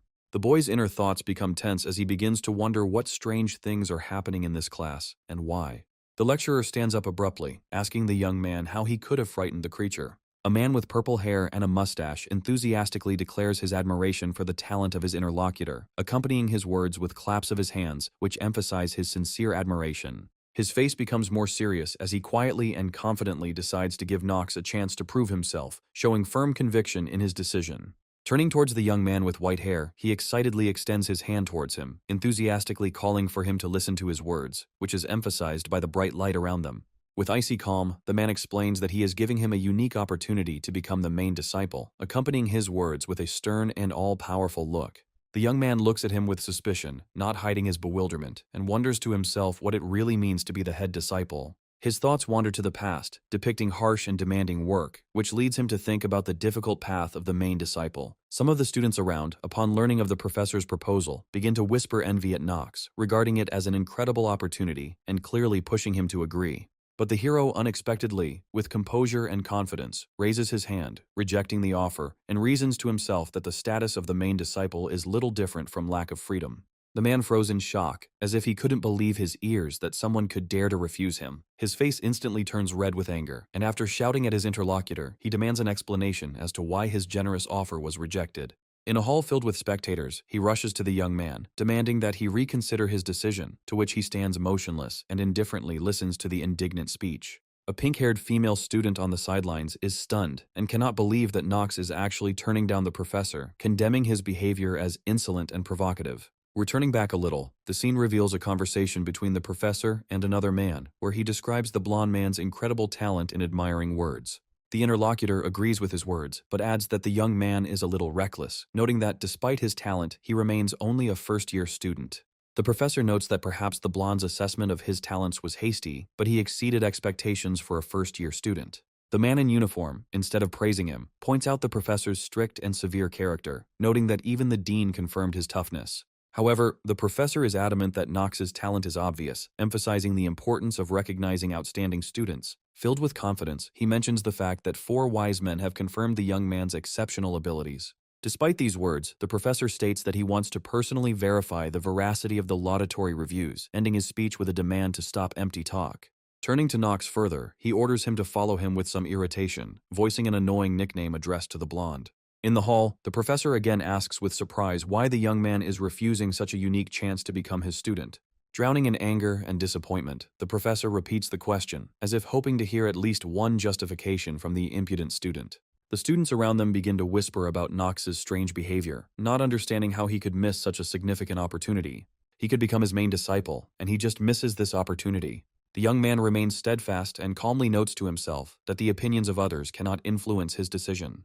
At this point, his thoughts go to the girl with red hair, probably related to the situation. He irritably points out that she is the cause of his confusion. A student who stands up from the crowd asks the professor a direct question about the reasons for this choice, demonstrating justified bewilderment. He suggests that, given the professor's subject profile, another student's choice might have been more logical. Giving specific examples, he notes that a princess or a student from a noble family would be better suited for the role of head student. Knox watches this scene with a degree of cynicism, appreciating the student's efforts to curry favor with the royal family. He listens attentively to the reasonable arguments of a student who clearly wants to speak out, and notes that this interlocutor is worth remembering because of his intelligence. Professor Lars, thoughtfully placing his finger to his chin, declares that the decision of who to choose as chief disciples is his exclusive right. He adds that simply favoring one candidate over others could raise suspicions, or, worse, provoke a scandal among students. However, despite the possible consequences, Lars is adamant that he is confident in his choice, appearing firm and confident.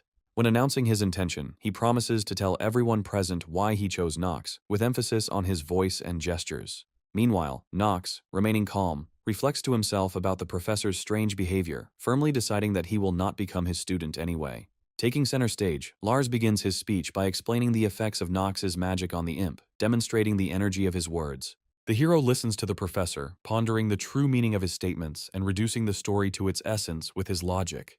The professor describes how Knox was able to easily defeat an imp-level demon, which he believes already sets him apart from the other students. He goes on to explain that Knox's power is due to his genius magical perception, which clearly exceeds the normal abilities of a student. Knox remains focused, even as the stage is permeated with a dark, magical aura that seems to symbolize the inner tension of the situation. The teacher clarifies that, thanks to his deep study of magic, he can distinguish a genius from a simple student, which makes his choice quite logical. In concluding his explanation, Lars states that it was for these reasons that he chose Knox as a candidate for the role of chief disciple. Proudly declaring Knox's talent as the best of the best, the professor enthusiastically invites him to become his chief student again, but he responds with a simple and decisive refusal. Lars makes one last attempt to convince Knox, reminding him that he still has time to change his mind, while those around him closely watch their dialogue.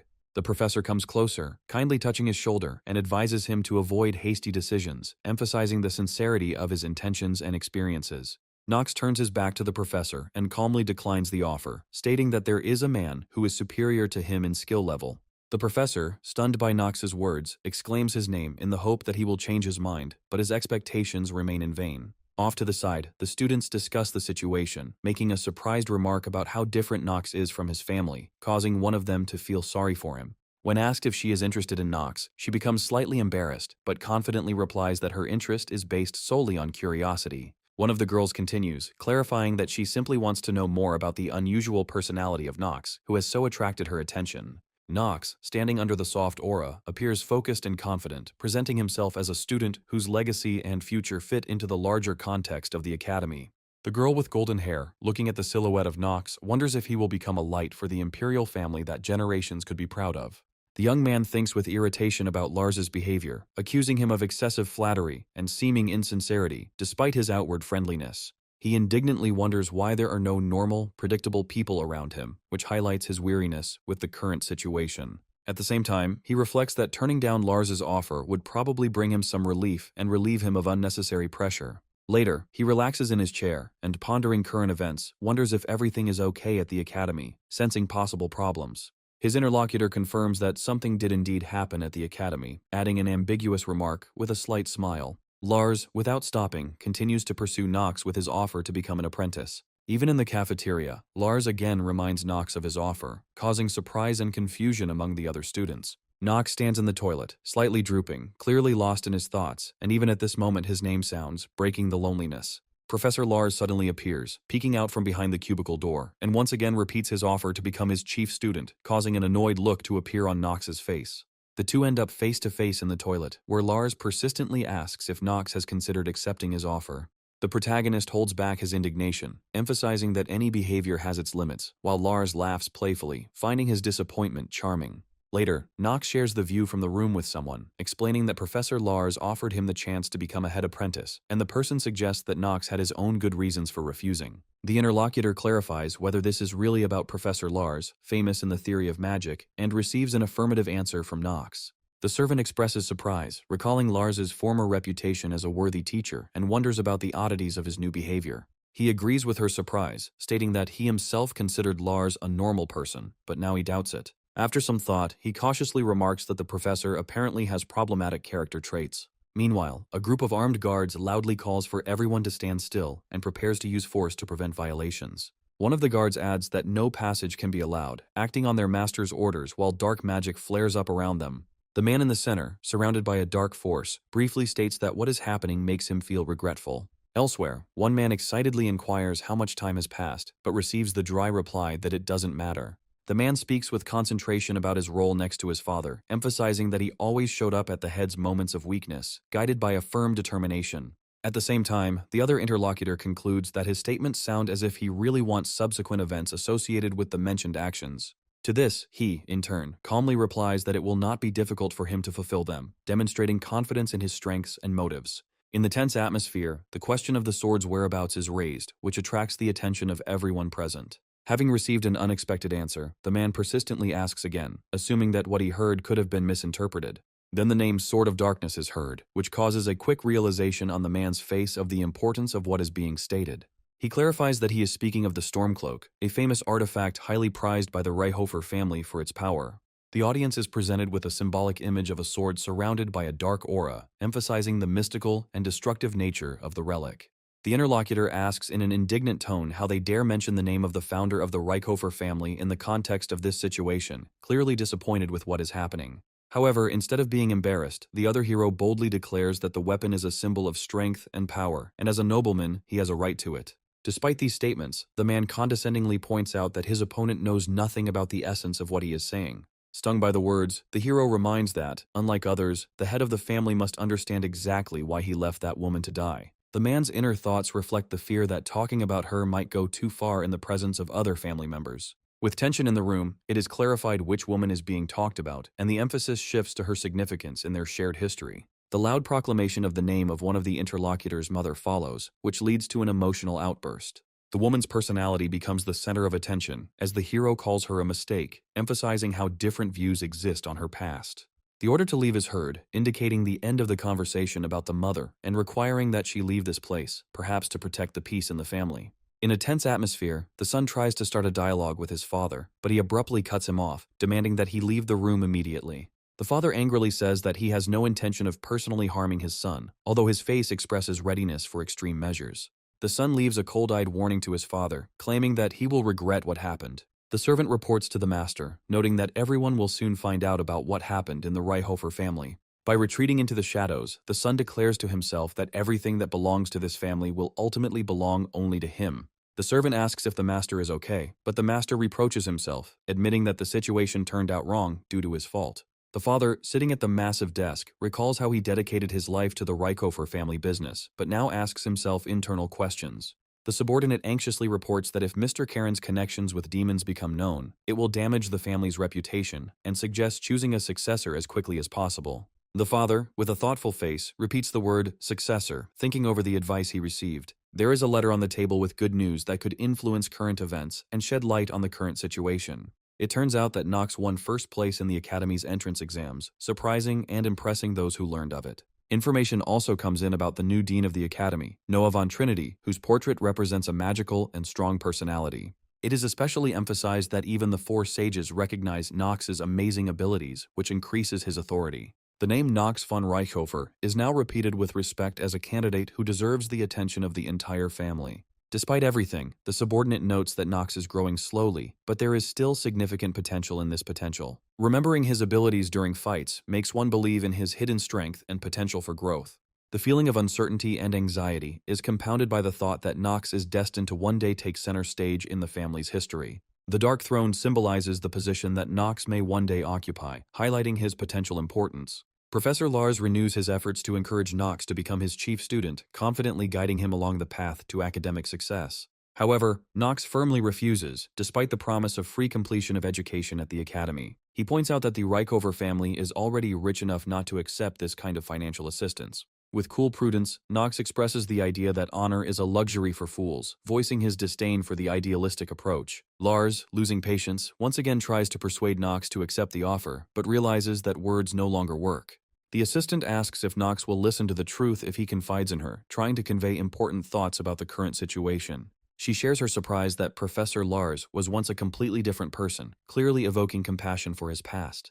The young man confirms that he heard Lars teach those who were considered inferior students, demonstrating incredible patience and skill in doing so. Knox himself sincerely reasons that, despite Lars's interest, any discovery of shortcomings will lead to a loss of interest in him. However, even in this situation, he notices how strange and unusual the professor's behavior remains. Lars, despite yesterday's conversations, continues to persistently try to convince the guy, arguing his point of view. Knox questions why such an important professor chose him and demands to hear the real reason, which only increases the tension. Professor Lars, with a hint of mockery and barely concealed patience, asks Knox if he has enough time to continue the conversation. Knox, with a cold expression and a confident tone, declares that he has more than enough time, demonstrating complete self-control. Smiling, the professor suddenly admits that Knox won this mental duel, laughing at his inability to outwit the young man. Lars offers Knox a high-quality herbal tea to relax and begin a conversation about past events, receiving confirmation that he is willing to listen. While pouring tea, the professor admits that he needs the protagonist not as an outstanding student, but as a person who can help complete an important study. Frowning slightly, he clarifies the nature of the research, to which Lars replies that it is intended to help weak people who do not possess magical abilities. Lars openly says that this project is his life's goal, and he needs a reliable assistant to achieve the completion of his work. The professor sadly notes that he cannot come to terms with the way innocent people die without having the ability to resist fate. This thought evokes a personal experience for Lars, as he finds parallels with the difficult fate of his son, which is reflected in his words. Knox, listening to the professor, internally realizes that, by playing a prophetic dream, it is impossible to know all the stories and secrets that are hidden behind the characters. Lars then begins to remember himself in his youth, telling how, as the eldest son of a viscount, he entered the Elaine Academy and was able to rise to a high rank. Despite his desire to succeed, he was unable to achieve high marks in practical exams, which often led to him being ignored by his classmates. Even with the best results in the theoretical exams, he could not change the attitude towards himself. The disdain of those around him remained unchanged. Lars claims that he was able to overcome low self-esteem by dedicating himself to research and eventually achieving the position of professor. However, despite his many achievements, society continued to ignore his works, which left a mark on his soul. At this time, Lars and his wife had a son, whom they loved immensely and wanted to see succeed in life. His son entered exactly the same academy, graduated with honors, and was able to cope with all the tests, earning respect. After this, Lars's son spoke words that deeply touched his father. He promised to glorify the family name, making Lars incredibly happy. Later, the young man participated in the Emperor's detachment and fought on the front lines, defending his country and family. However, the war took his life when he fell under the influence of an enemy's magical attack during a battle. Lars tragically recalls the moment when his son died at the very beginning of the battle, struck by an arrow used by the enemy. This pain made him realize why he continues his research, to protect students like his son who lack magical powers. Knox, with cool detachment, notes that such stories are commonplace, considering them trivial. However, an internal question torments him. Why did this happen to this professor, and why did he choose him as his student? Looking at Lars's back, Knox notices that the image of a serious and withdrawn man does not match his expectations of a plenipotentiary professor. Despite everything, Knox admits that he empathized with the professor's loneliness, understanding his inner struggle and pain. Deeply impressed by the story he heard, Knox, despite his respect, again emphasizes that there are more suitable candidates for the role. He argues that the professor deserves a student who will take such questions more seriously and thoughtfully than he does. Lars, understanding Knox's refusal, agrees that this is the kind of person he needs to realize his goals and complete his work. As he leaves, Knox bids farewell to the professor with a slight mockery, saying that they will meet at the next lesson. The brightly lit frame features a young man with purple hair, his smile radiating confidence against the backdrop of a sunny day and a cityscape. A middle-aged man with purple hair and a mustache, standing in front of a high window, utters a phrase full of fatigue and a bitter statement about the immutability of events. Inside a plainly decorated room, a man sitting on a bed asks his maid in confusion as she stands before him and tells him shocking news. The green-haired maid girl, slightly embarrassed, calmly explains that Mr. Karen has returned to the family, thus ending her message. The man's face, hearing about the funeral conducted by the Knights Guardians of the family, reflects tension and growing anxiety. Barely concealing his excitement, the man repeats Karen's name, as if remembering his relationship with this person and its consequences. Mystery shimmers around the dark figure of Karen, whose return is mentioned as a major plot point that brings with it ominous omens. The maid standing by the window tells the man that Karen's return marks one of the darkest endings, causing him to think deeper. In an attempt to get a clear picture of what happened, the man clarifies that the maid recently visited the family, asking to confirm her recent impressions. The maid explains that the butler, Rudwald, contacted her with a request to visit the family and bring Rona with her, leaving her interlocutor perplexed. A man with a worried look reflects on the difficult relationship in the family, where the ongoing tension between Theo and his stepmother becomes evident. Rage and anxiety overwhelm the man, who wonders if Karen might have harmed the maid and expresses his concerns. Despite his suspicions, he is caught up in thinking about why Karen has once again found himself in the middle of conflicts and is creating new enemies. By asking himself the question directly, the man expresses his fear that Karen, as in the past, could again do something unforgivable. The man reacts to the maid's answer with even greater anxiety, preparing himself for a possible new blow from a person whose actions are unclear to him. The embarrassed and slightly nervous girl tells the man about the proposal made to her by Karen, which raises even more questions from the interlocutor. Upon hearing about the job that Karen has offered, the man finds himself confused, becoming even more tense due to the unpredictability of the situation. The maid, looking out of the side window, tries to talk more openly about the events since her return to the family. A conversation between two maids in an empty hall is interrupted by the approach of a man, whose arrival makes them instantly fall silent and wary. Against the backdrop of a majestic hall, the man walks past two maids, leaving no doubt about his authority and ominous presence. He stops with sudden alertness, vaguely remembering one of the maids whose face seems unrecognizable to him. The green-haired maid, puzzled by the question, tries to hide her anxiety, worried about the man's possible reaction. Already in the corridor, the man stops in front of the maids, expressing his doubt that he had not met one of them before. The girl introduces herself by stating that she is Mr. Knox's personal maid, thereby trying to confirm her belonging to the house. The man suddenly proposes to Dietrich to become his maid, to which she remains cool and shows no strong interest. Smiling, mentioning Dietrich's potential and ambition, the man insists on his offer, expressing hidden pressure. Dietrich calmly and confidently replies that she already has a position as Mr. Knox's maid, hinting at her loyalty and duties. Maintaining a serious demeanor, the man notes that under all circumstances, he is forced to receive a refusal, which clearly shocks himself. After hearing such a refusal, the man loses patience, demanding an explanation for her behavior and hinting at his high status and authority in the house. Dietrich, maintaining his dignity, continues to calmly explain the situation, which causes mixed emotions in his interlocutor. She looks towards her interlocutor, asking a direct question, hinting that Mr. Knox pays her a lot of money for her work. The maid, with a serious expression on her face, replies that her decision to serve Knox is not related to money, but is made by her own free will. The man, dejected by the answer, sharply questions her choice, believing that such decisions are not suitable for an ordinary commoner. Another maid, looking down, apologizes, adding that the man she is talking to is a complete stranger.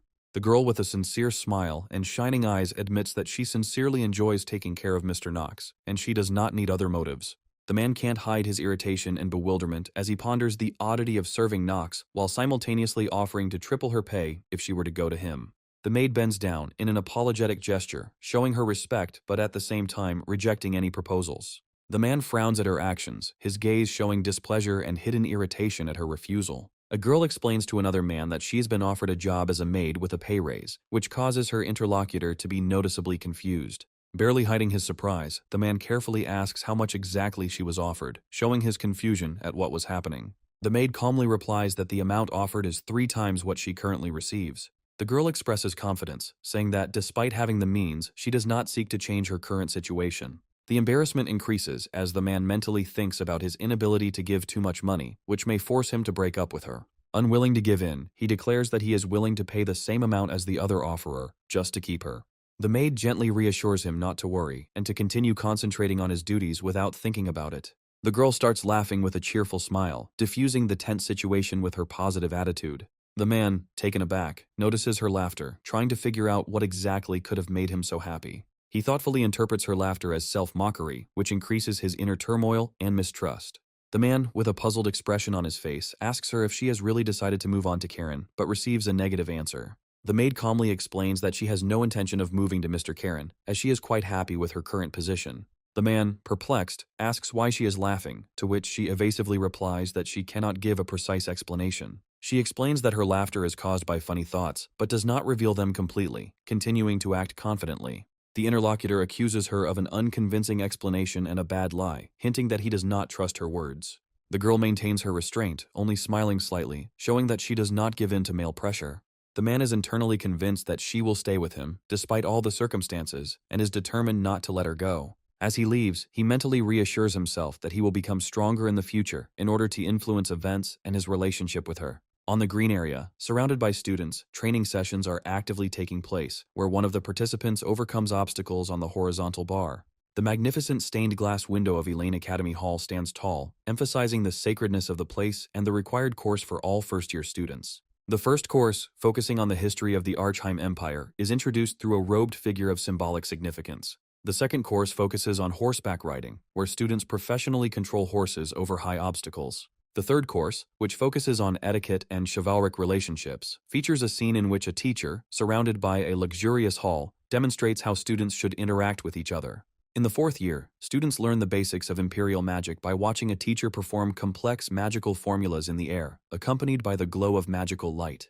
The last course, the hardest and most difficult, causes Nox to feel truly tired, reflected in his haggard face and the dark aura around him. Nox, depressed by physical exertion, exclaims furiously, giving in to his negative emotions, and has a hard time taking sports activities such as physical education. He struggles to do pull-ups despite his exhaustion, while those around him watch his efforts with mixed expressions on their faces. Exhausted from overexertion, Nox falls to the grass, feeling that his physical strength is completely exhausted, and takes to the water to restore himself. Realizing the awkwardness of the situation, he ponders the strangeness of what is happening, sitting on the grass and trying to collect his thoughts. A classmate approaches Nox and sarcastically remarks that he is far from strong in everything, hinting at Nox's weaknesses. Nox, surprised by the sharp remark, turns sharply, trying to figure out what these words mean, and throws his interlocutor a distrustful look. A respected classmate points to Nox's high academic achievements, while emphasizing that his physical abilities are his weak link. He continues by stating that Nox has a certain limit to his physical capabilities, like an impenetrable wall that is not so easy to overcome.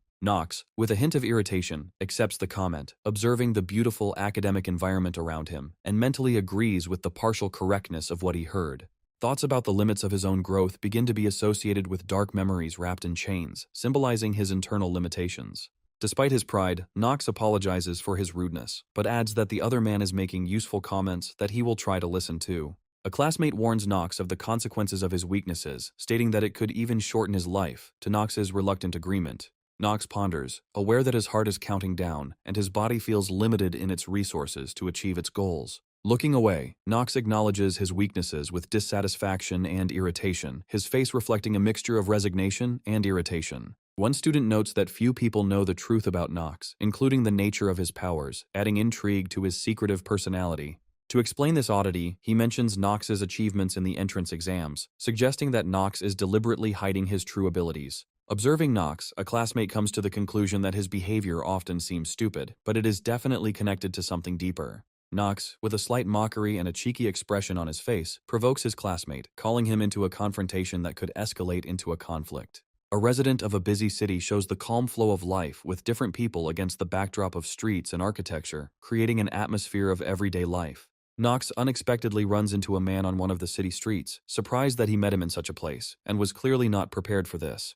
The young man in the apron, believing that Mr. Reinhofer's youngest son stands before him, shows interest in his personality. Knox, hiding in a dark hooded cloak, reacts with internal irritation, assessing that excessive attention to him is highly undesirable. The young salesman is overly pushy, despite Knox's displeasure, causing the latter to call him a rat and continue moving through the streets.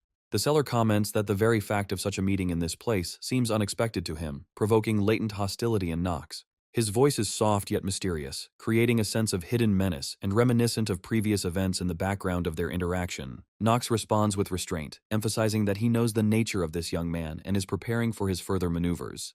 The next shot shows destructive force, breaking rocks and earth, which connects Knox with the events of the terrible endings he so carefully avoids. Knox is seen wearing a dark hood, displaying his passive and active skills on screen with a magical glow, showing confidence in his abilities. Against the background of golden jewelry, a girl with long red hair is shown, about whom it is mentioned that in the future they will try to kill her, calling the hero a traitor. A young man in an apron with a good-natured smile shows off a medal, emphasizing that it is better to avoid the hero in order to avoid trouble. Knox asks a direct question, remembering that he received a gift earlier, and asks what the other person wants from him now. The guy, still smiling, calmly replies that nothing special, he just noticed Knox walking alone without security and showed interest. Knox replies with tension in his voice that it is none of his interlocutor's business, demonstrating his irritation and unwillingness to communicate. The interlocutor, despite the rudeness in Knox's voice, agrees with a smile, pretending that everything that is happening does not affect him. He enthusiastically says that fate brought them together and offers to help with the shopping, emphasizing that he still has enough time.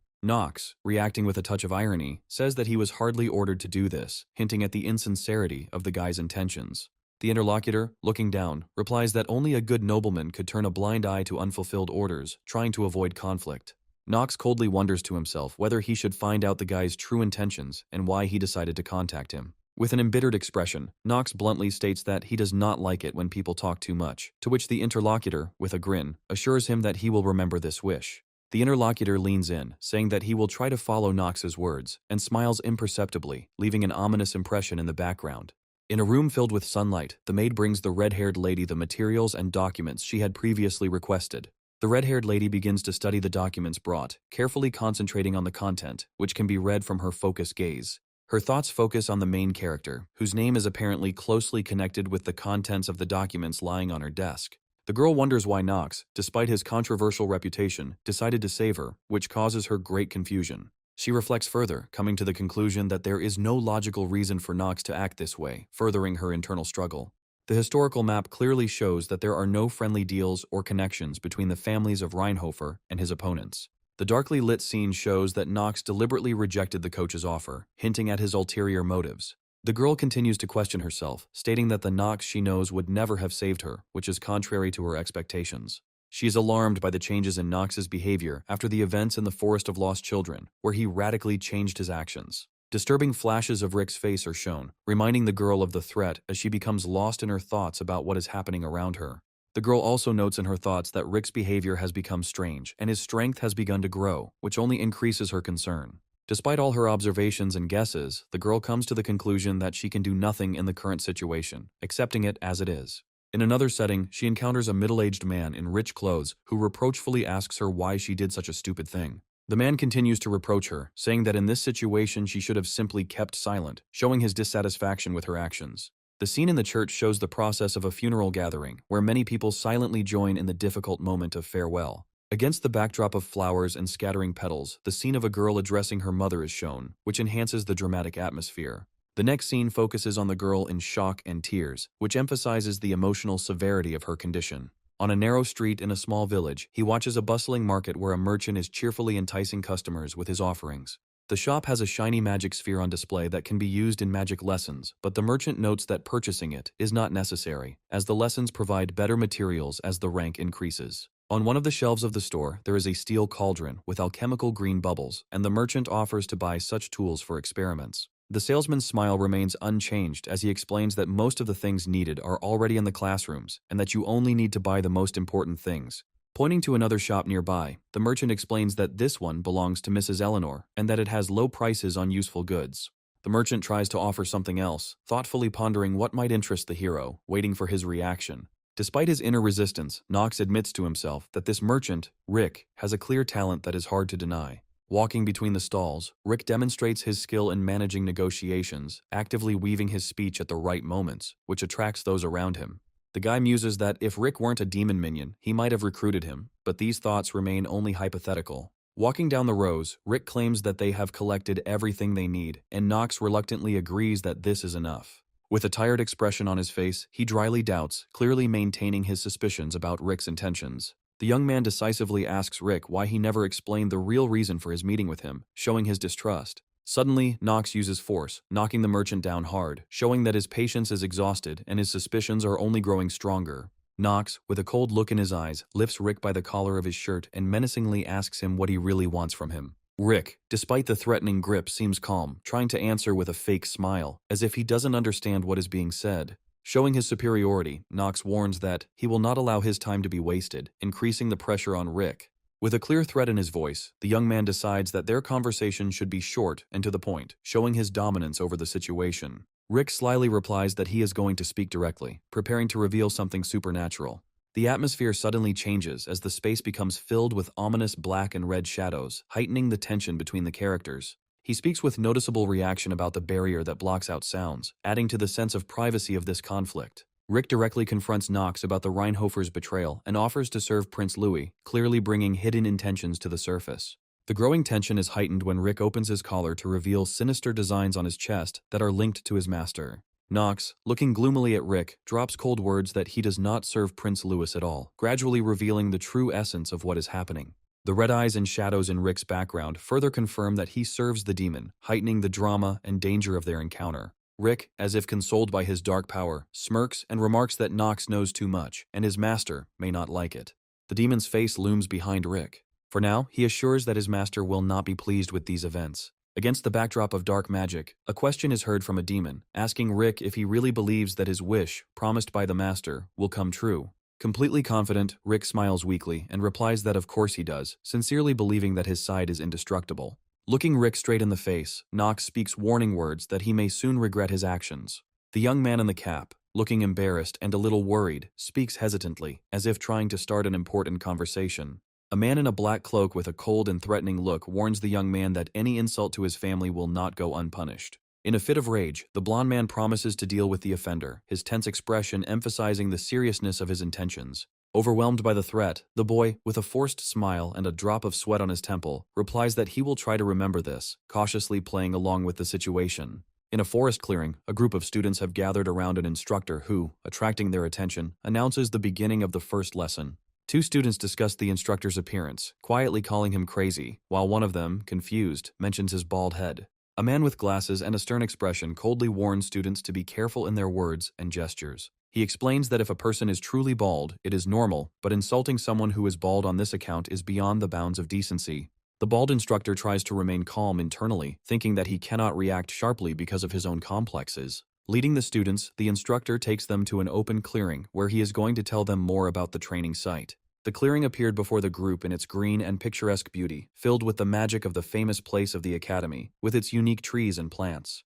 The instructor assures the students that here they will learn the art of horse riding, which will be the first step in their preparation. He invites the students to try riding the horses given to them or to use their own if someone has brought theirs with them. One of the students, perplexed, admits that he hasn't even had time to get used to the new environment and asks which of them has their own horses. The girl, confused, says that she has never ridden a horse, which elicits a short, disgruntled exclamation from one of her companions. Two students loudly complain about having to learn horse riding, wondering why they came to the academy in the first place. The instructor, ignoring the discontent, asks the students to begin saddling their horses and making sure the equipment is safe. One of the students notices, looking at his comrade in the saddle, that the latter is handling it more or less confidently, despite his possible lack of experience. Thinking more deeply about the other student's ability, he makes the assumption that he probably has some experience with horse riding or riding animals. As if to confirm the idea, everyone's attention is drawn to the exquisite black horse, which looks impressive among the other horses. One of the students involuntarily wonders how they managed to get such a magnificent horse, and recalls the wealth of the owner's family. The young rider, sitting on his black stallion, agrees with a slight smile that Carl is truly an outstanding horse. Inwardly, he notes that as an experienced veteran, he has an advantage in this situation, which only strengthens his confidence. At the same time, another student, with joy and pride in his voice, radiates delight, realizing that he was able to cope with the task of saddling his horse. The instructor praises the young man, asks him to praise the horse, and try to take the first steps with him to strengthen their interaction. Addressing the group, the instructor announces that since everyone has completed the preparatory stage, it is time to move on to the next task. In a serious voice, he says that the main part of the lesson will be devoted to the race, which surprises the students. Some of the students, riding horses for the first time, begin to panic, noting that racing in their condition could be dangerous. One of them, in agitation, points out the behavior of his horse, which is beyond his control, claiming that it almost tried to throw him off. As they listen to the complaints, a couple of students stand off to the side, puzzled by the chaos of what is happening and how the situation has been exacerbated by thoughtless words. The instructor, with a stern expression on his face, sharply hits one of the students on the head, clearly showing his displeasure and the power of authority. With his arms crossed, he announces the simple rules of the race, where everyone must use their own horse. Participants need to get to the nameless forest on the edge and return back after the marked point. The instructor clarifies that the first one to get back will receive additional points for their speed and ability to handle the horse. The students, listening to the rules, mentally note that the directives are even simpler than his hairstyle, to which everyone reacts with restrained attention. One of the students tries to exchange a few words with a friend, but is met with a stern response that words are not important now, but actions are. The protagonist, sitting on his horse, ignores the question, concentrating on the upcoming competition, suggesting to get down to business quickly. An internal monologue narrates that while riding at the academy is standard, the current race takes on greater significance. This forest will be the place where the demonic man will first appear, creating a critical moment for the development of events. A demon with evil intent traps all participants in the forest, stopping the usual flow of the academy's mission. However, according to the plot, the main character will have to defeat this enemy and protect the rest of the students, fighting side by side with them. The situation is complicated by the fact that at the moment there is no leadership, and the main character has yet to take his position. The playing field features all the participants, whose strong personalities make you wonder how the interactions will work out in the absence of the main character. The hero looks around with a cold gaze, thinking that one cannot remain on the sidelines. Caution is important, but participation in critical moments is inevitable. Outside of general preparation, one of the girls approaches the hero and offers to join her path in order to accompany her for the sake of mutual assistance. Confused but slightly confident, she voices her concerns, adding that the fears in her heart are more about the unexpected than any specific fear. She muses that the forest is indeed dangerous and asks if the hero is so confident in his ability to defend himself in case of unforeseen situations. However, instead of consoling her, the hero irritably asks her to leave him alone, showing that he prefers independence and does not tolerate intrusive questions. The girl laughs slightly at the situation, but agrees that completing the task quickly would be the best option. Smiling politely, she asks the hero to go ahead first, explaining her modest skills with horses. The protagonist responds that the current event is more important than the race, leaving everyone uncertain about their thoughts and intentions. This raises questions in the girl's mind. If the race is not so important, then what is the focus of his attention, and why is he so focused? The instructor calls all participants to attention, drawing them to the start of the race and emphasizing the need to follow the rules. Upon hearing the command, the riders begin to move, rushing forward in a competitive spirit, causing the sound of hooves and movement around them. With shouts, the team members disperse into small groups, each trying to increase the pace to break into the lead. One of the guys turns around confidently, shouting that he is not going to lose to those who did not even have horse riding skills until recently. At this time, the main character on his unique stallion named Carl repeats his name, reminding himself of his goals. Magic circles suddenly appear under the horse's feet, enveloping them in a bright glow and unexpectedly changing the conditions of the event. The students are stunned by what is happening. The sudden surge of energy makes them think about a possible disaster. The protagonist calmly states that this is teleportation magic, urging the others to maintain their composure. A young man with a cold gaze and a serious attitude warns everyone around him that they should be careful if they do not want to die. In the glow of bright red energy, students try to cope with the situation, screaming in surprise and holding their horses in the chaos. From the red whirlwind of unknown magic, a demonic figure begins to emerge, its imposing presence immediately capturing attention. The demon, with a terrifying smile and scarlet eyes, speaks of his desire for revenge, enjoying his sudden release. The protagonist, sitting on an alarmed horse, orders everyone to remain calm, trying to take control of what is happening. Again, he repeats his warning, emphasizing that any panic could lead to a fatal outcome, which further hardens his tone. Turning confidently to his stallion named Carl, he places all responsibility on him, showing his complete determination. The whirlwind of magic continues to engulf the field, sweeping away everything in its path, and the participants helplessly wonder about what is happening. Completely confused, one of the girls clutches her head in pain, wondering where they could be now. The students notice the sudden change in location, starting to argue about how they, who literally a second ago were on the plane, ended up in the forest.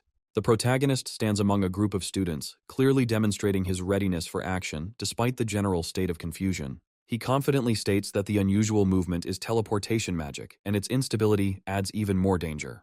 The boy goes into deep thought, noting that the magic is different from the techniques known to the academy and suggests an unstable spell formula. The girl with long golden hair tries to understand the situation and asks the hero a direct question about his knowledge of what is happening. The guy admits that he himself does not yet fully understand the essence of the events, but assumes that it is connected with external forces and not with the academy. The red-haired girl demands an explanation from the hero, expressing dissatisfaction with his confident but still incomplete explanation. The protagonist keeps her cool, and with a sharp response, indicates that her position does not allow her to demand answers from him. Becoming more tense and irritated, the girl silently accepts his refusal, showing her sincere displeasure. The girl tries to clarify once again what kind of teleportation magic this is, to which the hero calmly confirms her loyalty. The red-haired girl's friend expresses her opinion, asking a reasonable question about why the hero is confident in his conclusion. She suggests that the situation may be artificially created as a difficult test by professors to test the limits of students' abilities.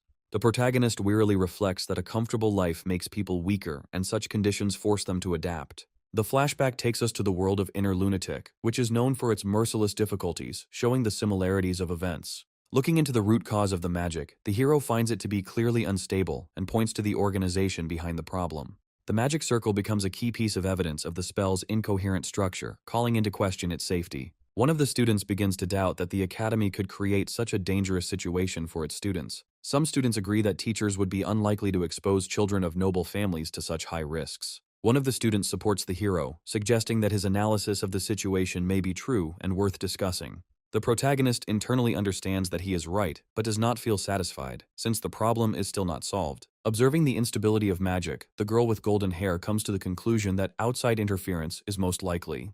The girl with long golden hair anxiously thinks that the cause of what is happening could be her brother, who fits into the context of the mysterious event. A group of students gather in a clearing, agreeing that they need to find a way out of their current situation as quickly as possible. The dark-haired boy voices his concerns that staying for a long time in a place surrounded by unstable magic is extremely unsafe.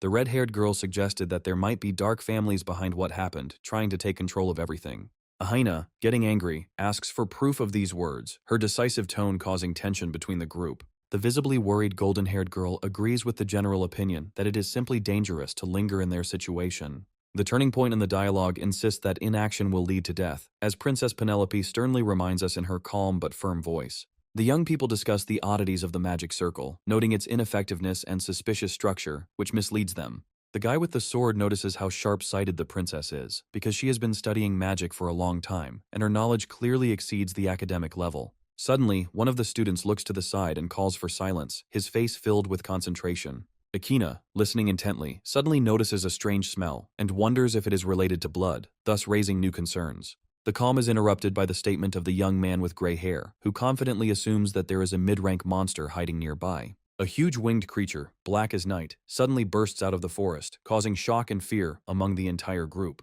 The creature attacks the students, and the protagonist reacts quickly, protecting the others, preventing the monster from causing serious damage. Taking a breath, the young man with a serious expression on his face and traces of a bloody fight gives the group a clear order to prepare for further developments. The situation escalates when the creature continues to threaten, and the protagonist positions himself for a confrontation with the aggressive monster. Amidst the chaos, a young man takes command, his decisive voice keeping the others focused on their prospects for survival. This causes a violent reaction among his comrades.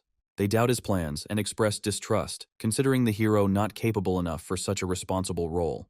Princess Penelope, sensing the discontent of those around her, maintains a tense gaze, but remains silent, pondering the words spoken by Nox. Nox defeats the monster by striking it down, but the question of its strange changes still remains unanswered. In the emotional heat of events, the princess catches herself thinking that this monster has so suddenly changed its nature, although it looked different before. As a group of students try to regain their balance after the skirmish, the instructor in the clearing begins to wonder why no one has returned. Frustrated by the dismal result, the instructor realizes that this could be the worst result in the entire history of their training. Suddenly, a new character appears on horseback, bringing news of new problems that require immediate attention. The man who arrives explains that the situation cannot be ignored, despite the fact that he is supposed to have classes with the second year. He demands a report from the instructor on where the students are, and it becomes clear that they have not finished their lesson. The instructor, hearing the harsh words and persistent questions, is puzzled, feeling something strange in the air, barely hiding his anxiety. The hero shares information that demonic magic was used in the academy, and the magic circle raised huge suspicions. Realizing that the situation is getting out of control, the instructor pulls himself together and decides that immediate action must be taken. The instructor notices a black horse belonging to a white-haired student and realizes the connection to the missing students. He carefully studies some note and comes to the alarming conclusion that urgent help is required to correct the situation. It becomes clear that the nameless forest is the scene of the incident, and an emergency decision is made to act immediately. Given the distance, it would take at least 2 days to reach the forest on horseback, as it would be too late to use teleportation magic. Speed as possible becomes a critical necessity, and the instructor becomes concerned that the students will remain safe. Nox, standing with a sword in front of the red-haired student, makes it clear with his appearance that he is determined to protect everyone who finds themselves in danger. Akina reluctantly admits that the decisions Nox makes are wise, even if it's hard for her to accept. Nox communicates with Princess Penelope, but asks her to avoid apologizing, clearly indicating that he cares about the result, not the words. He explains that the incident is a continuation of previous events and asks to be entrusted with leadership over the group of students. The princess expresses her doubts, citing her imperial family's name as a symbol of responsibility, but still assesses the risk. She shows her willingness to take a personal commitment to protect all students, affirming her resolve in the current situation. Nox shows his practical approach by calling things problems out of nothing and remaining focused for new solutions. The hero asks to tell the protocol for emergency situations. The student explains the emergency protocols in detail, emphasizing that protecting the imperial family is the highest priority.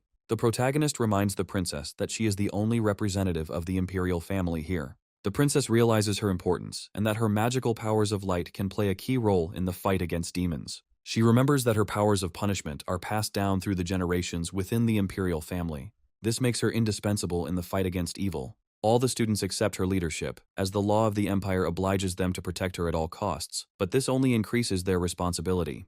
Returning to her serious face, the princess is ready to show her will, but her inner doubts make her stern and tense. The young man claims that he was the first to respond to the attack, taking some responsibility for the outcome. Nox calmly adds that he dealt with the consequences himself. He asks to be given more authority, emphasizing his readiness to take full responsibility. The young man speaks out bluntly, declaring that he will not allow orders that could threaten the lives of others. The girl is surprised that Nox is ready to take on such a difficult leadership role. The hero's confession of sincerity makes her a little excited. The hero, looking at the girl, wonders what is wrong with her.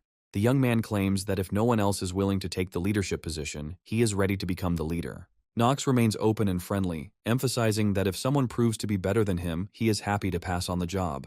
The leader's responsibility is not limited to words, and in case of danger, all the blame lies with him.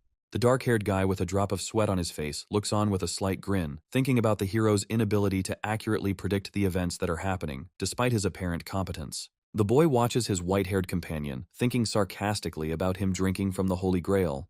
The young man smiles and makes a mocking remark, calling his companion an idiot. His gaze, full of grim determination, turns back, emphasizing the mystery of his mood. The dark-haired man watches the white-haired man's terrible gaze with fear, feeling the awkwardness and pressure of the surrounding atmosphere. The white-haired boy addresses the others seriously, demanding that they follow his commands and assuring them that disobedience will be severely punished by laws that cannot be disputed. A small group of people gathers before him, humbly listening to his instructions, ready to follow his example. The girl walks next to the leader in confusion, demandingly asking him where their group is heading. He stops her, explaining that it is difficult for him to explain himself, and therefore she and the others should simply follow him without asking unnecessary questions. Walking forward, the boy says that none of them would dare to be surprised if they knew how many times he had already experienced these events. Glowing with blue streams of energy, he begins to demonstrate his power, calling himself a veteran in this entire creepy and confusing game. A group of people surround a huge beast in the forest, a glowing barrier separating them from the rest of the space.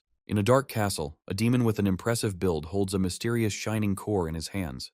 A terrible bloody anomaly opens up before him, from which a dark energy emanates. A choking voice is heard from the rift, ordering the destruction of everyone from a certain place called a lane.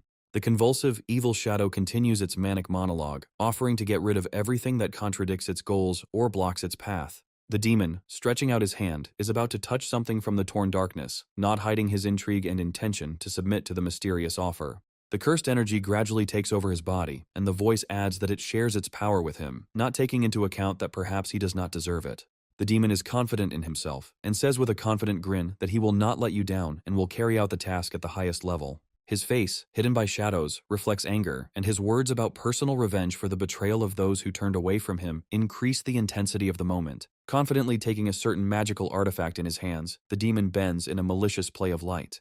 The demon's smile turns dark as he repeats this cryptic phrase, as if expressing even more meaning and subtext to his intentions. In a forest clearing, a group led by a white-haired guy finishes the battle, examining the bodies of the defeated huge beasts. The white-haired leader suggests dividing up the responsibilities within the group in order to prepare for further events and work together harmoniously. He points to 2 team members, inviting them to join him in carrying out a specific task and clearly assigning roles. One of the chosen ones, with a sly look, agrees to help, emphasizing that he will play the role of an ally only temporarily, finding fun in it. The dark-haired boy, leaning slightly sheepishly, admits his weaknesses, but promises to try his best to be useful. The white-haired man laughs, confident that with the strongest newcomers on his team, he can overcome any problem. Taking advantage of a short pause, the protagonist, with a cold expression on his face, makes it clear that he is ready to voice the key plan of action. In front of the group, he announces that there are only 2 ways to get out of this dangerous and mysterious area. Against the backdrop of the sunset, a magical barrier shimmers, surrounded by the sun's rays, and the protagonist claims that in order to successfully complete their task, this barrier must be destroyed. In a tense scene, a man with a sword attacks the shadow, accompanying the action with the thought that if the barrier is not destroyed, the caster will need to be eliminated. The girl speaks with concern, noting that the last proposed option could be extremely dangerous for them. Frowning slightly, she continues, adding that even if they take a dangerous step, they really have no other choice given the current circumstances. The protagonist concludes that their real goal is to survive and find a way to eliminate the spellcaster, admitting that they will not be able to pass the trials any other way. His gaze is filled with determination as he ponders the nature of the caster, mentioning that it is Ruger, a demonic man lurking in the surrounding forest. Remembering the obvious needs, the character decides that the first thing to do is to get food to keep the whole group strong. They kill several forest creatures, noting that the amount of meat obtained from them should be enough to provide provisions for 2 days. One group member asks what exactly the protagonist is suggesting they eat, lamenting the food choices given their situation. He takes the taunts with a slight grin, explaining that their food comes from the hunting grounds, not from gourmet dishes. However, while answering seriously, he reminds the group that the meat of demonic beasts has poisonous properties and is deadly to eat. Looking away, he adds that many of the plants in the forest are also dangerous, making their task of survival even more difficult. A team member asks with disbelief why the hero has to be offered such demonic meat if everyone knows about the dangers associated with it. With an indignant look, he provokes the hero, ridiculing the consequences of improper food consumption and complaining in advance about a possible stomachache.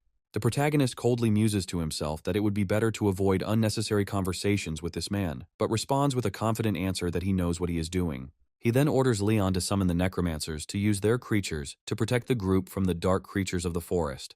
In another conversation, he asks one of the team to protect the princess, assuring that his swordsmanship will come in handy in this situation. The team member accepts the task with indignation, saying that one day he will still get revenge on the protagonist for their previous disputes.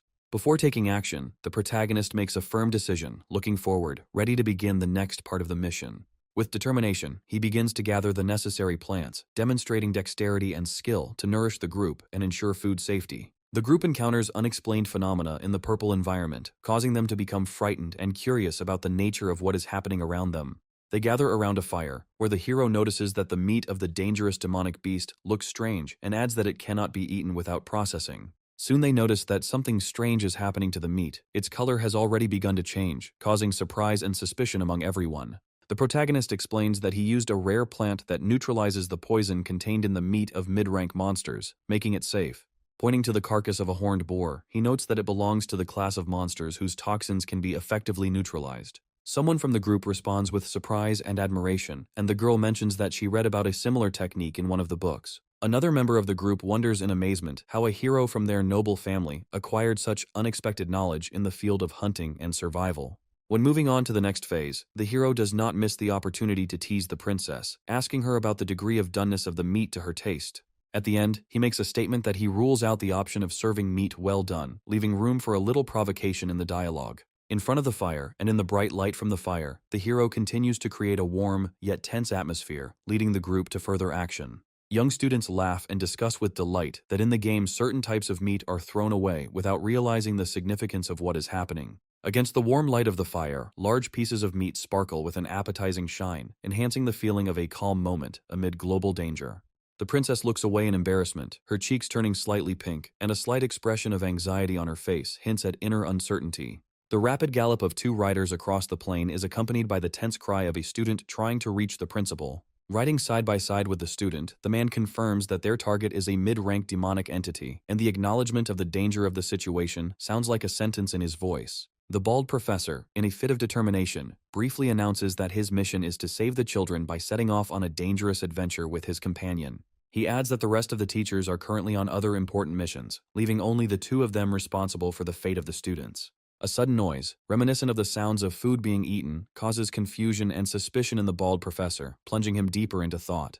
His companion replies that even if she is crazy, she behaves much more collected in such situations, but doubt is still heard in his tone. In rhythmic silence, the professor holds up a small device, leaving a cryptic phrase, after which he urges everyone not to worry about current problems. The girl with a frosty aura eats calmly, assuring that everything will be fine. Her calm voice contrasts with the seriousness of the situation, and her opinion of the second-year students shows how dire the current situation is. She says that the newcomers don't know how to do anything yet, emphasizing that there will be difficulties ahead due to their inexperience in this kind of business. The men agree that the first years haven't even fully learned the basic techniques of defensive magic, which makes the situation worse. When the device beeps, they know they have lost connection, and the student on the other end of the line is no longer responding. The bald professor clenches his fist in despair, takes full responsibility for making decisions, and sets off to act on his own. By increasing the rhythm of his movement, he encourages himself to speed up, leaving his comrade behind in order to reach the scene of events first. With a tense expression, one of the professors reflects on Knox, calling him his best student, whom he does not want to lose at any cost. A group of students sit around a warmly lit fire, sorting through the loot and discussing their next steps. One of the students asks in surprise why they are spilling blood, to which they explain that this is done to create the illusion of safety. Another student acknowledges that similar tactics are often used in the East, reflecting his experience in the matter. Leaders remind the group that travelers are most vulnerable at night, and this will be especially important to take into account. The princess approaches Knox, her soft lighting in the night forest conveying gratitude for his actions in protecting the students. She expresses her gratitude that thanks to his efforts, no one in their group has been harmed yet, creating a warm moment of trust. Knox remains cold in response, adding that there are still many dangers ahead, including the undefeated mage and monsters around. Away from the fire, the students prepare for a long night, some resting while others tensely discuss their next plans.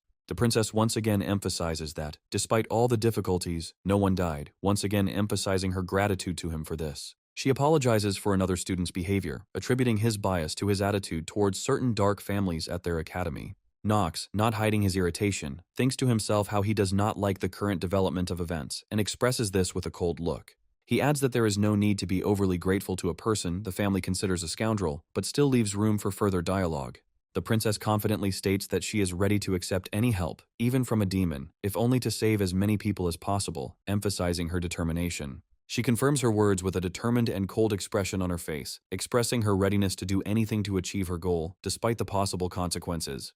The hero warns the princess, noting that such statements can be dangerous, showing that he is wary of her words. The princess adds with a slight smile that it was just a joke, softening the tension of the conversation, but her phrase still remains ambiguous. The young man reflects on her sudden change of mood, ironically suggesting that it was as if some internal switch had been turned on. Against a backdrop of golden flowers, the princess appears as a majestic figure, Penelope von Arckheim, known for her kindness, but with her inherent flaws. The majesty of her image is emphasized by the presence of the crown, symbolizing her maximum utilitarianism and ability to think only about the good of others, at the cost of her own interests. However, he describes her as a dangerous individual, willing to sacrifice her life for abstract ideals, which makes her difficult to predict. Her nickname, Princess of Good, is juxtaposed with her eventual transformation into the cold-blooded princess, highlighting her contradictory nature. The group splits into teams and is tasked with setting up tents, with Knox providing materials from the dimensional pocket, which he finds extremely useful. The protagonist reflects on the rumors surrounding the Dark Reinheifer family, recalling how they say that their children are thrown off a cliff when they fail, finding this absurd. The girl warns him to be careful, but his vague answers indicate his reluctance to share his thoughts. Despite her attempts to understand the reason for his warnings, he cuts off the conversation, creating an atmosphere of secrecy. He later reminds the entire group that it is necessary to establish a night watch order to keep the camp safe from sudden threats. He notes that the main problem with this scenario is the mysterious role of the magician who erected the barrier and the need to remove it. The hero realizes that if they do not manage to eliminate the magician, the barrier will become impassable, and the further survival of the group is under threat. Bloody marks appear on his clothes, symbolizing the cruelty he encounters on his journey. He understands that if no one kills the magician, events will lead to a repetition of the same scenario, from which there will be no way out. His gaze is directed forward, accompanied by a decision not to submit to the standard story, and insight gives him strength for the next step. Meanwhile, in the camp, fear grips the other students, and someone begins to panic, dragging the others along with him. One of the guys gets up first, calling on everyone to get up from their seats and prepare for the coming danger by starting to act in an organized manner. The princess, approaching the group, asks what happened, but receives the answer that many creatures are approaching in the wake of their presence. The sword-wielding apprentice urges the princess to remain in the rear, promising to take on the protection from the impending threats. Another member of the group, holding a sword, confirms that the boar's blood failed to fully repel the creatures, increasing the tension. As the forest wind whips through them, the team members ask the young man how he intends to deal with the impending threat. The student calls out to the hero, trying to reach him, while there is genuine concern in her voice. But he clearly has to step away, leaving a short phrase about how he is trusted with the fight, which throws the group into slight confusion. The girl exclaims that she does not understand the logic of his actions because he spoke about protection but still left them at that moment. Her comrade replies that he did not run away, and despite being surrounded, his actions were definitely dictated by a clear plan. Ominous monsters appear in the forest, huge black wolves with glowing eyes and demonic creatures in the air, creating a gloomy backdrop for the upcoming battle. The protagonist confirms that Gina is right, stating that it will be difficult for them to cope with the number of monsters, but still shows confidence. Leon hands the hero a mysterious object, keeping a subconscious question in his gaze, and the hero's gaze reveals his readiness to accept responsibility. In his open palm, the dark stone sparkles with purple light, and Nox's mental question about why he is being trusted with such responsibility adds to the drama of the moment. Leon boldly declares that he is acting on behalf of the patriarch of the House of Marbas, hinting at the importance of the outcome of this mysterious battle. He finishes his speech clearly and confidently, confirming that it is he who determines the further course of events, demonstrating his strength and power. Leon, surrounded by a green fiery light, watches the monsters with interest. The green light breaks through with one blow of the blade, skillfully neutralizing several enemies, demonstrating power and precision in battle. An army of green glowing necromancers and skeletons gives the fighters confidence, and Leon declares that the outcome of this battle directly depends on their leadership. Under the influence of the spell, the genius of magical perception Nox overcomes magical limitations, creating an aura of incredible power. With a blinding light, he calls the enemy to end his attempts to hide, demonstrating his confidence and intentions to deal with him. The demon smirks and states that Nox seems too much of an ordinary student to him, which only increases his interest in the upcoming fight. The demon skillfully analyzes Nox's abilities, laughs at his stupidity in challenging him to a fight, while simultaneously showing off his own strength. Activating the Master of Acting skill increases Nox's hidden confidence, which makes him ready to respond to his opponent's bold provocation. With a slight grin, Nox warns the demon that only those who deserve it should open their mouths, emphasizing their superiority. The demon, embittered by Nox's words, angrily says that he knows his place, but his tone sounds like a challenge. His face flashes with anger, heightened by surprise as Nox's audacity further inflames his emotions. The demon, unbridled in rage, launches a frontal attack, seeking to use his power in a spectacular move. Nox counterattacks by deftly blocking the demon's attack with his sword, demonstrating his tremendous technique and combat training. In an intense battle, Nox's precise strikes disrupt the demon's attempts to use his power, playing every second on the hero's side. The dumbfounded demon wonders who is in front of him, observing the skill that exceeds his expectations. Nox outright refuses to answer the demon's question, showing that he has no need to justify himself or explain himself. The demon, in a fit of rage, threatens to rip the confession from Nox's body, increasing the tension in the upcoming confrontation. An explosion of energy accompanies the demon's attack as it makes a powerful frontal charge, seeking to reach the target of its furious onslaught. During another exchange of blows, the demon mockingly remarks that Nox should not celebrate the victory, considering it his own in advance. However, despite all his demonic power, the demon realizes that he is noticeably inferior in strength to Nox's current state. He laughs at the very fact that his humanity can be an undeniable strength, despite his demonic roots. The demon mockingly points out that since Nox is celebrating victory, it means he could lose, trying to morally hit the hero's self-confidence. However, Nox remains absolutely dominant, outclassing his opponent at every stage of the fight, driven by clearly superior potential. Every new moment in the fight shows the difference in levels, making Nox's superiority obvious and insurmountable for the demon. Nox ends the battle by demonstrating complete control of the situation and defeating his opponent, leaving behind a hint of secret power. The white-haired hero skillfully blocks the monster's attack using his blade, demonstrating his excellent combat skills. With confidence in his voice, the hero disdainfully states that such attacks are too weak to harm him, while simultaneously concentrating dark energy in his hand. The hero's strength is so powerful that the blow damages the enemy, breaking straight through his body, causing him to scream in pain. The system announces the activation of the Master of Acting skill, while the hero dominates the enemy, piercing him with magic and sword. Looking coldly at his fallen enemy, the hero states that he could not seriously think that his attack could work, showing the bloody remnant of the monster's limb in his hand. The monster realizes with horror his stupidity, remembering that from the very beginning he should have been more careful with this opponent, who belongs to the ancient Reinhofer family. The hero mercilessly attacks the enemy, showing superiority, while the latter understands that all his plans were destroyed by a single battle. The wounded monster cries out in anger how a man could dare to humiliate him, the heir to the blood of the mighty archdukes. The white-haired hero, finishing the fight with final confidence in his victory, raises his bloody sword, saying that these words will be his farewell to the enemy. Suddenly, someone loudly stops the hero, clearly trying to prevent a tragic outcome, forcing him to look back. A man in military uniform runs onto the battlefield, begging the hero to stop, as the enemy he was about to attack plays some important role. He claims that this is his student. The hero looks at the character with distrust and surprise. The newcomer clarifies that the dark monster lying in front of the hero is none other than Roger, his former student. The monster contemptuously tells the professor that he has no right to call him his student. After this, the monster cries out whether the professor had ever considered him his student for even a moment during all this time, which pierced him with deep doubts. The professor, in bitter remorse for his actions, laments that he left Roger in trouble when he lost his arm and was expelled from the academy as useless. Roger screams in frustration, calling the professor a two-faced traitor, questioning how he even dares to call himself his mentor. Clenching his fist, the professor admits that he did indeed expel him, but tries to explain that it was all done for other reasons. He continues to defend himself, claiming that he did it out of concern for Roger's future, despite the apparent distrust of the hero and the monster. The professor reveals the truth about his actions, admitting that he simply did not want Roger to suffer the same terrible fate that once befell his own son. Lying on the ground, Roger painfully replies that the decision to expel him from the academy was simply a reaction to his excessive desire to fight. With anger and bitterness, Roger declares that everyone has the right to choose their own destiny, reproaching the professor for infringing on this choice. Roger turns and walks away from the battlefield, blaming everyone for humiliating him with their help and making him an outcast and an object of ridicule. The professor watches his student leave, feeling the weight of his mistakes, admitting that he did not know that things would turn out this way. The hero questions whether the magical power Roger so desperately sought to obtain was really worth it, keeping his eyes on the defeated body of his enemy. The professor's flashback reveals a moment where he mentored Roger in the past, reminding him of higher goals beyond the dream of power. Roger bitterly assures that he understands that everything is over for him, and the hero, standing over him with a blade in his hands, assesses the situation. With a cold resolve, the hero delivers the finishing blow, symbolizing his victory and the end of the struggle. The wounded Roger suddenly lunges forward.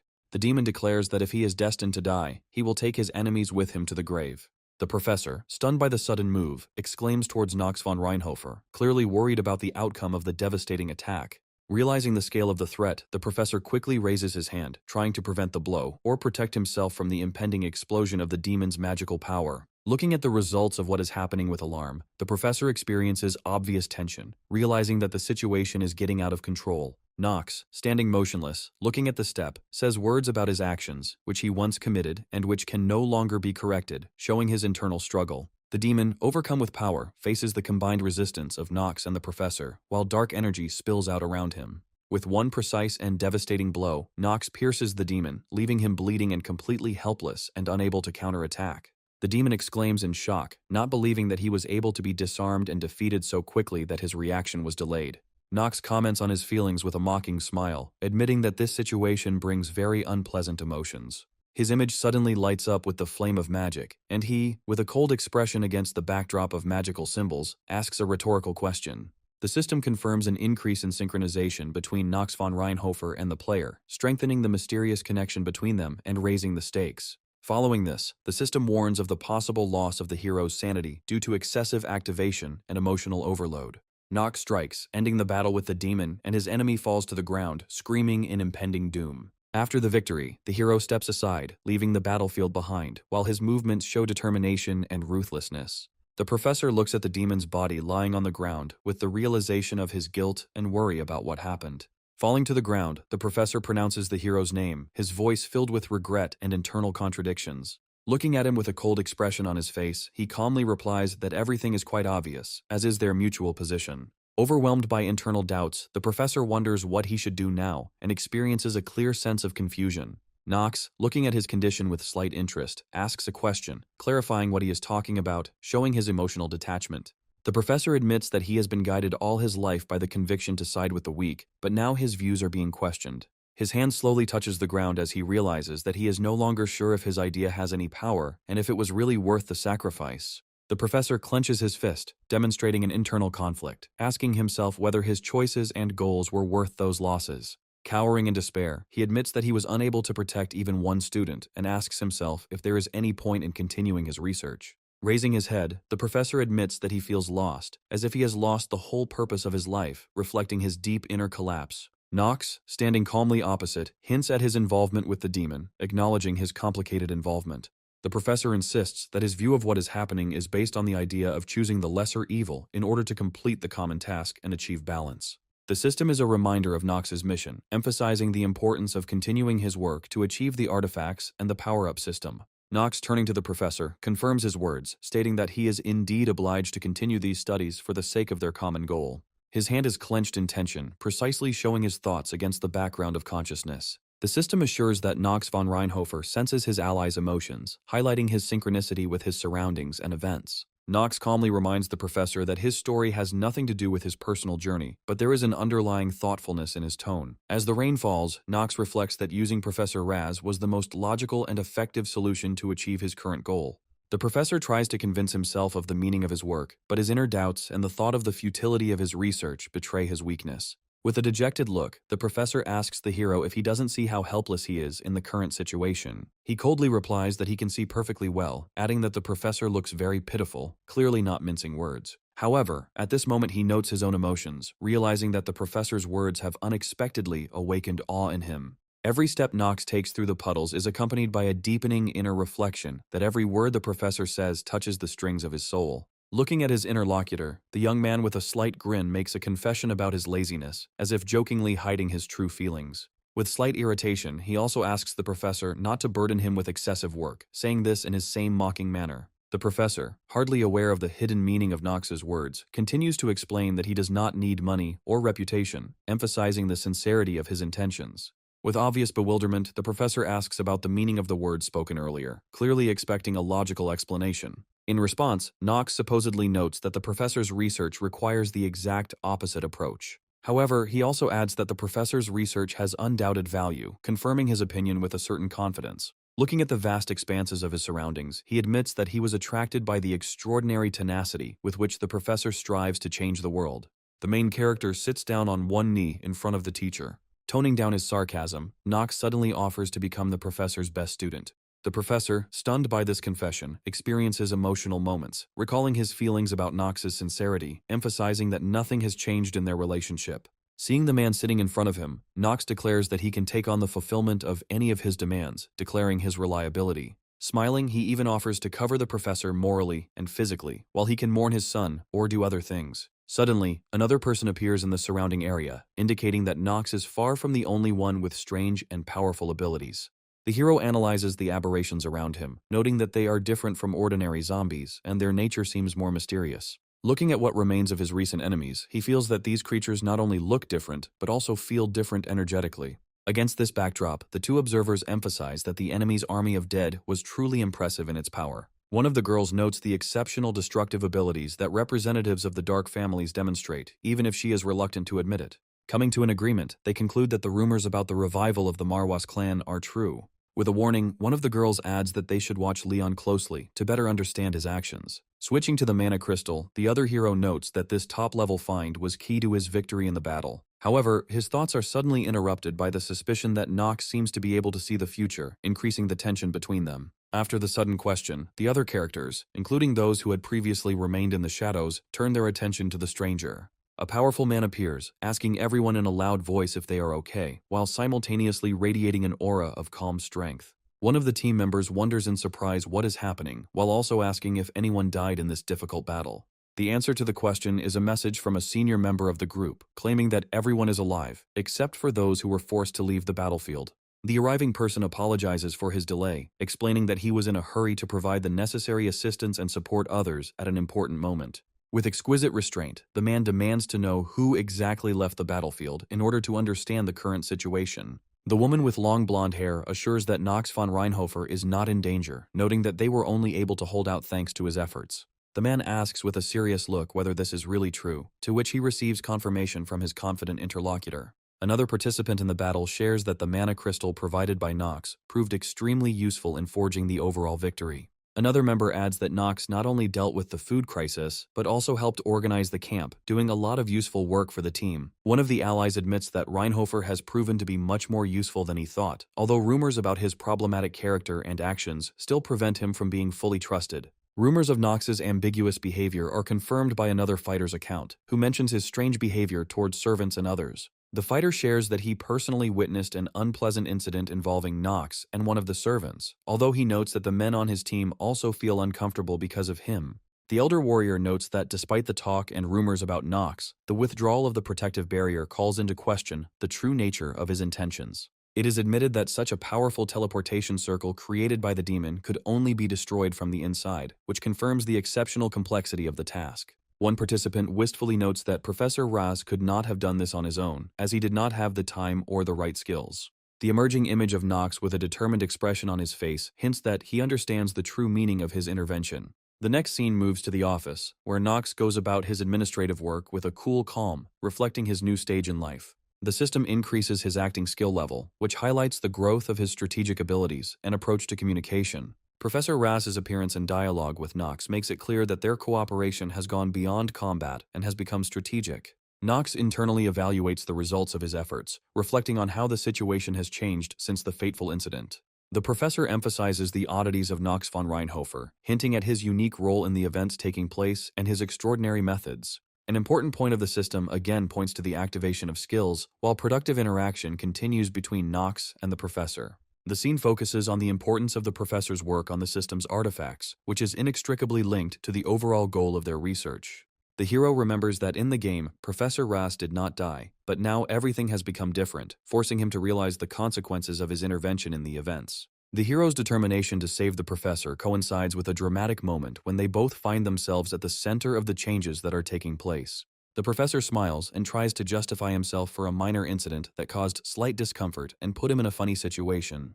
With a cheerful note, the professor points out that his reaction to the situation may have been exaggerated, pointing to their warm but strange working relationship. Despite the trust, he expresses surprise that he continues to approach, hinting at a certain line of their interaction. In response, he emphasizes that the laws of the Empire concerning the most important issues have long since lost their strict relevance.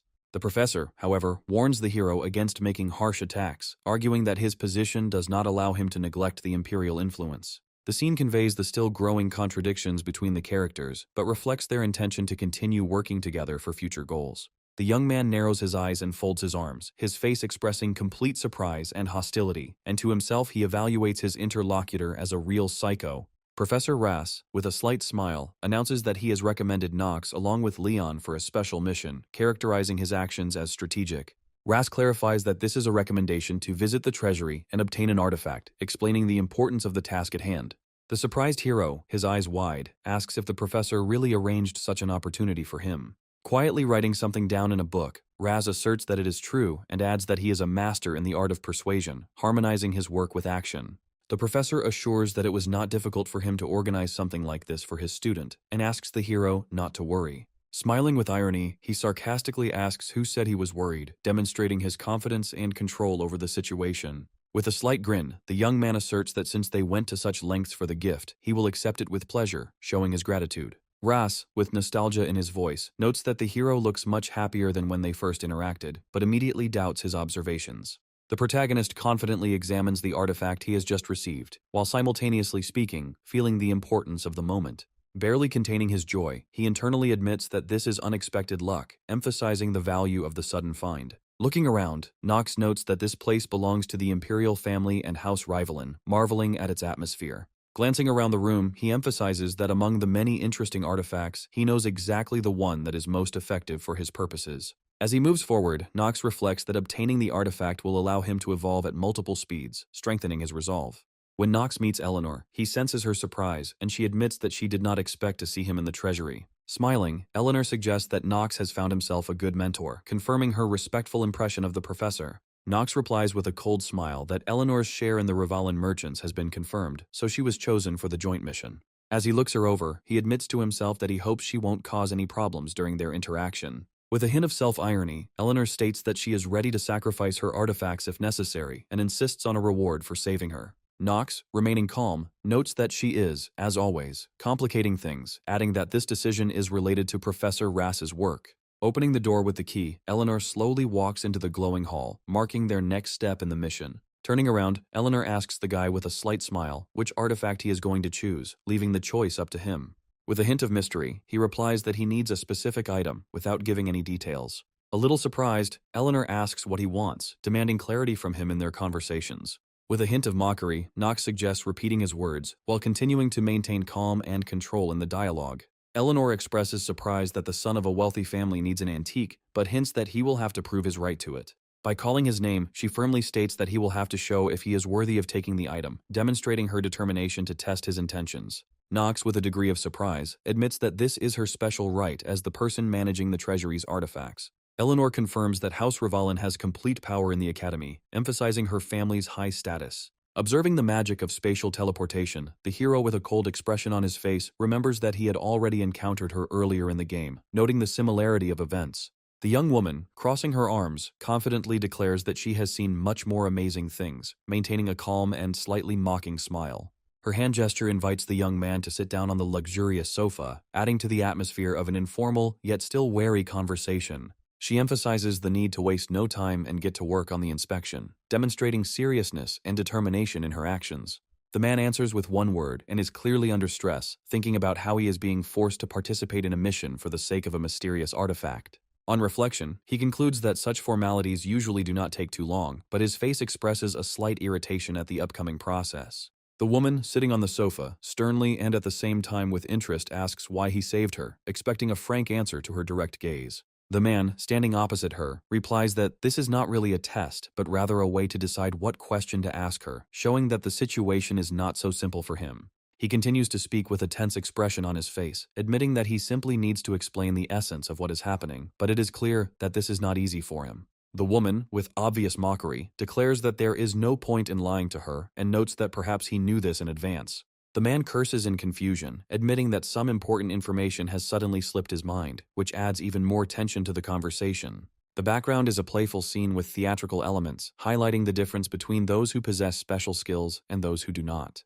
The emphasis is placed on the unique ability of the former to recognize the lies of others, which is emphasized by the visual image of a torn card with a theatrical mask. The man realizes that the woman, Eleanor, is not bluffing, and in response, the woman, with a hint of irritation, calls him a thorn, emphasizing her straightforward nature. She laughs and sarcastically remarks that she has heard this situation somewhere before, adding lightness and wit to the tense dialogue. Meanwhile, the man in the dark surroundings ponders the curse and expresses concern about what to do next. The woman notes the man's noticeable panic, but immediately switches to a serious tone, reminding him of his personal responsibility in handing over the artifact. She persistently asks what significance his actions now have, questioning his motivation and raising even more questions. With a smile, she warns him to reconsider his actions, considering how much lying could cost him. The man, clenching his fists from internal tension, reflects on how much he has overcome in order not to let go of the important artifact from his hands.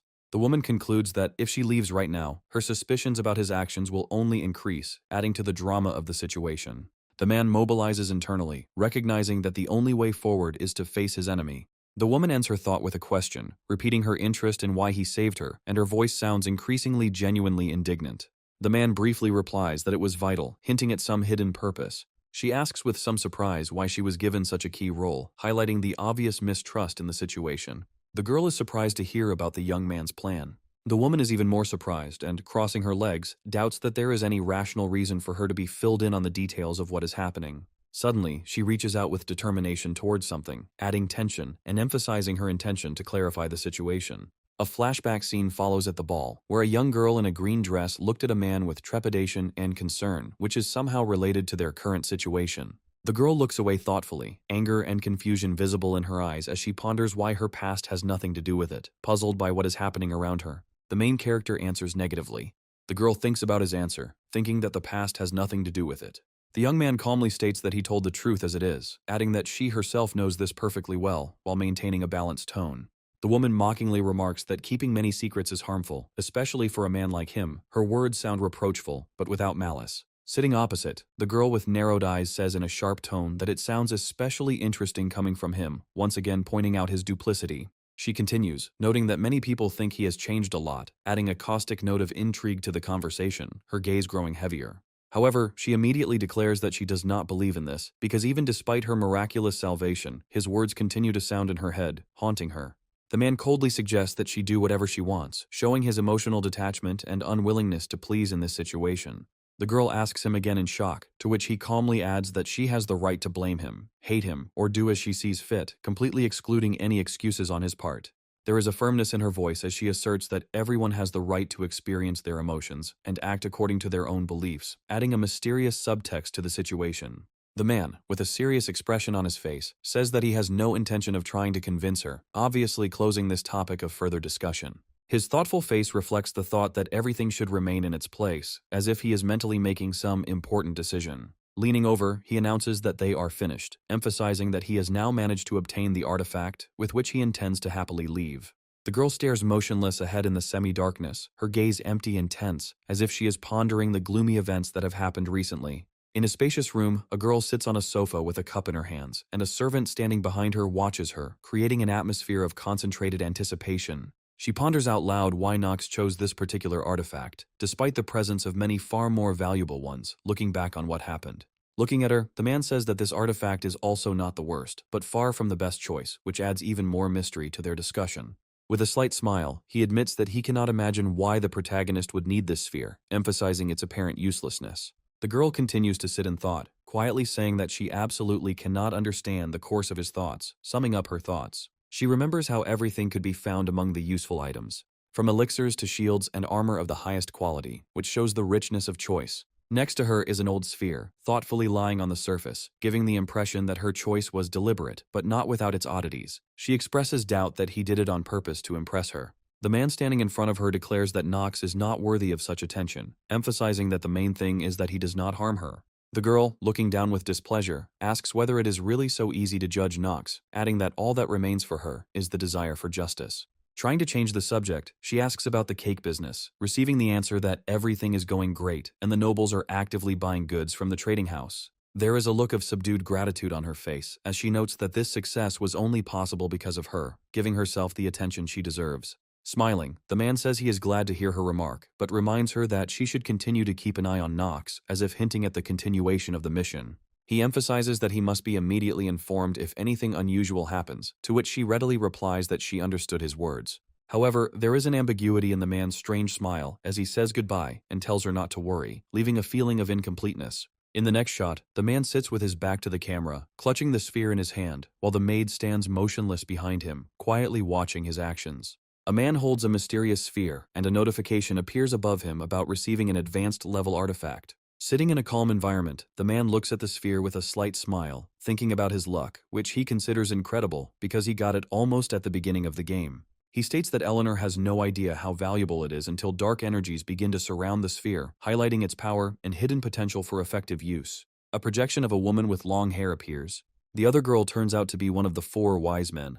Concurrently, the character he often chose in the game. The man carefully muses out loud that it is too early to activate the sphere, making it clear that time and the right conditions are needed to fully unlock its potential. He clarifies that the name of the sphere's activation will be spoken in the future, but now, at the beginning of the game, its power is insufficient, which is emphasized by the calm presence of the maid girl in the background. The maid asks Nox with a slight smile why he chose this particular orb over other possibilities, implying that she finds the choice strange. She continues by noting that the treasury likely contained many powerful items that might be more suitable for knights than a simple orb.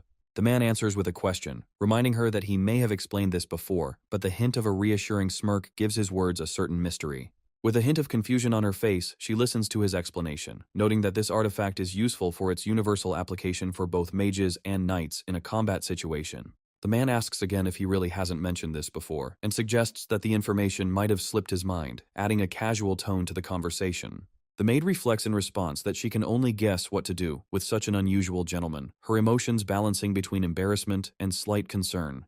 The man again surprises the girl by declaring in a sharp tone that he has already explained everything, and his steady gaze emphasizes the seriousness of his intentions. He adds that learning magic is also part of his plans, hinting at his deep interest in artifacts and expanding his skills despite his apparent ease.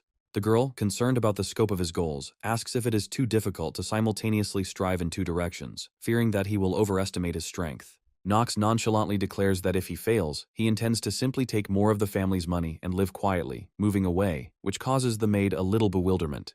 The maid is met with irony by the unexpected remark, wondering how such hard work can be combined with her master's frivolous attitude.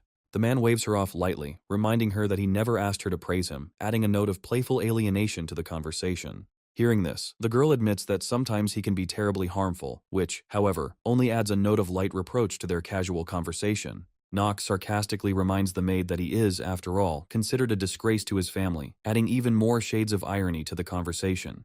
The maid cannot help but comment on his reputation, noting that he also behaves frivolously in his dealings with many women, to which he calmly replies that her accusations are unsubstantiated. The stern image of his father appears against the backdrop of the past, and the maid discreetly remarks that Knox's character reminds her of his parents' youth, who was known for his behavior. She continues by pointing out that Knox is repeating his father's mistakes exactly, no matter how casual his stance.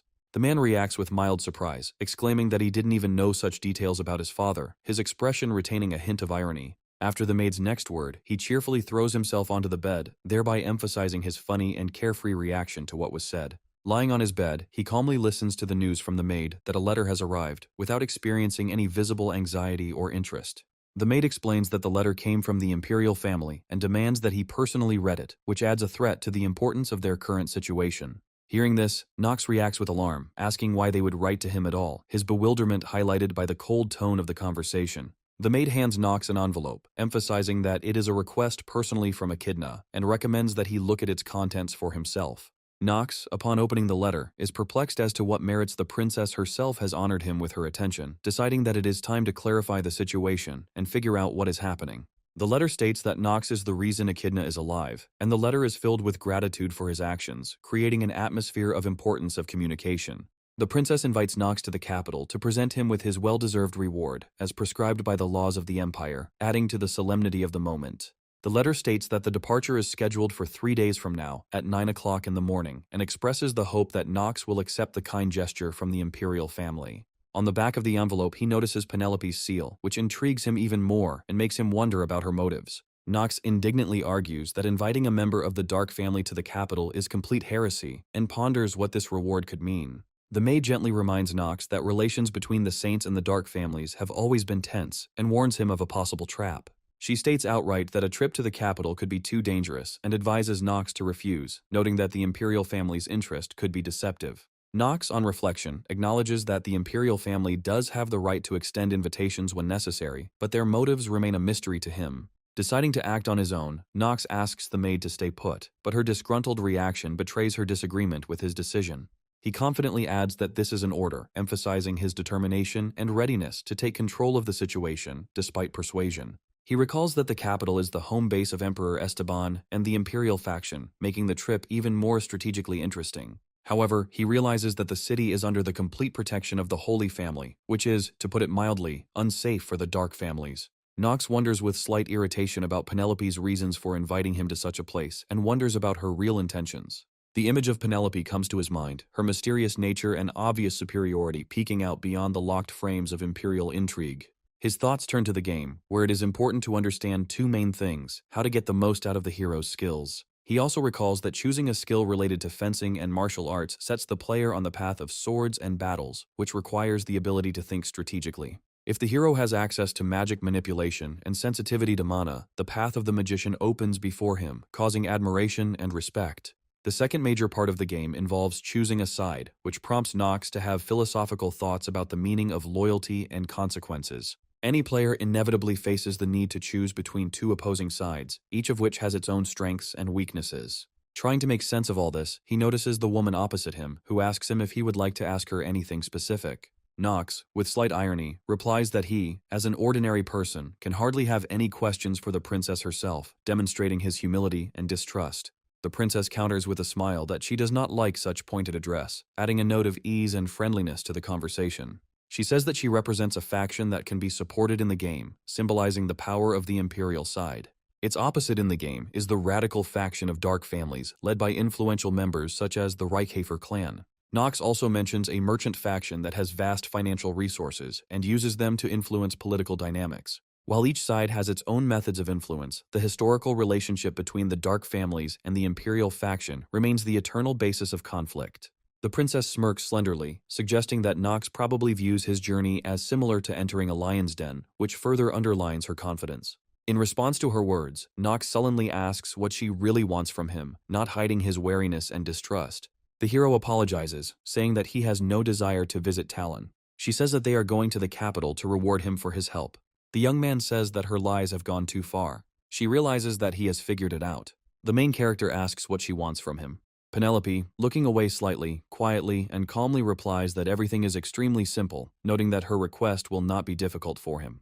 Upon arriving at the residence, they both stop at the gate, Penelope calmly looking around the majestic buildings, and Nox remains slightly in the shadow of her presence. She leans slightly forward, noting that she had already been waiting for the guest to arrive, demonstrating her composure and readiness for the upcoming dialogue.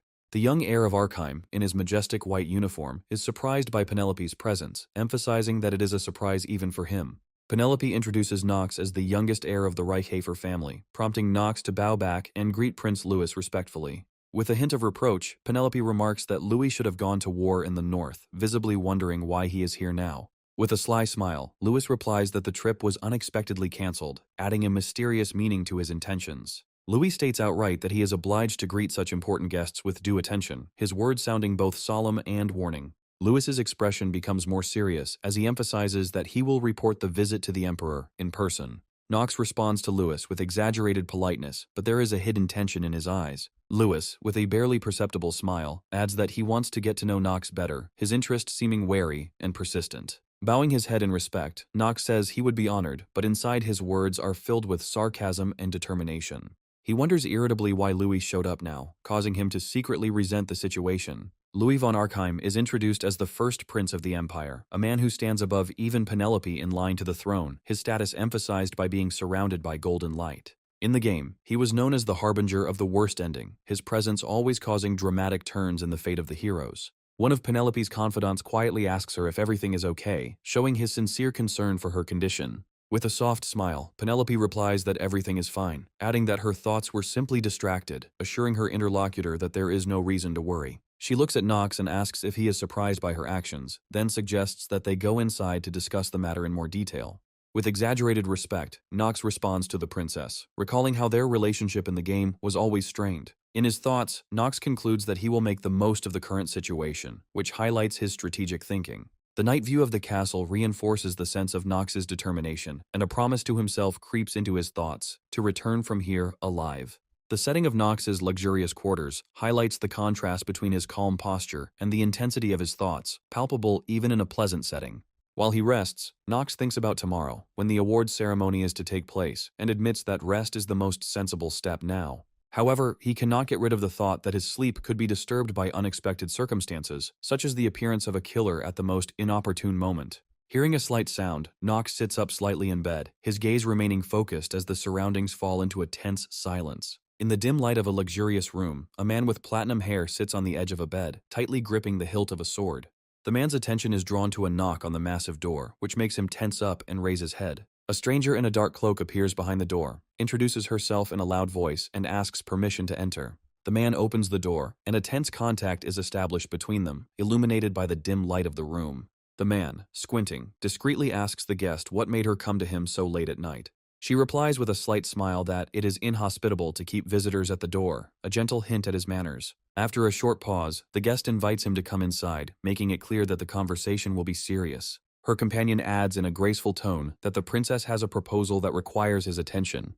The intention to keep the conversation confidential is emphasized by one of the women's assurance to ensure that the prying ears of the palace do not overhear their conversations. Moving to a large table, the girl with a proud posture silently waits for the man to take his seat. The man, with slight irritation, agrees to sit down, outwardly restraining his emotions, but mentally asking himself questions about the essence of the visit. What's going on if she showed up to see him? For a split second, determination flashes in his gaze, reinforced by a mental guess as to how he should act next. The princess, settling herself on the sofa opposite, asserts that she does not intend to take up much of his time, which sounds more like a confident promise. However, she adds that she will ask him to fulfill one important request, her tone becoming serious. She explains that his answer will determine not only his return to the academy, but also his future fate. The princess clarifies that the question is much deeper. It concerns his place in the family estate. She continues by stating that on behalf of her family, she wants to offer him a very unusual and responsible role. She asks him to become her Grey Eminence, emphasizing the importance of his participation. The man grins and notes that it immediately became clear to him what they wanted from him, hinting at the treachery of the request. He points out that they intend to make a puppet out of him, controlling him as a pawn in their intrigues. Reserved but confident, he confirms their assumption. The princess raised an eyebrow, clearly not expecting such a move and trying to understand what he meant. The man, sitting back and relaxing, calmly explains that those who think he is at a dead end are very much mistaken. His gaze becomes sharp as he addresses the princess personally, now calling her by name. The vision changes to a ceremonial hall, where a man bows before a high throne, expressing respect to the rulers. On the throne is the emperor, who laughs darkly, while behind him stands a figure with a piercing expression. The man bends down on one knee and greets the ruler as the great son of the empire, demonstrating his submission. The legendary image of a knight who served as a symbol of honor, but alas, shared the sad fate of the empire, comes to mind. He remembers the fall of the emperor, who lost his mind.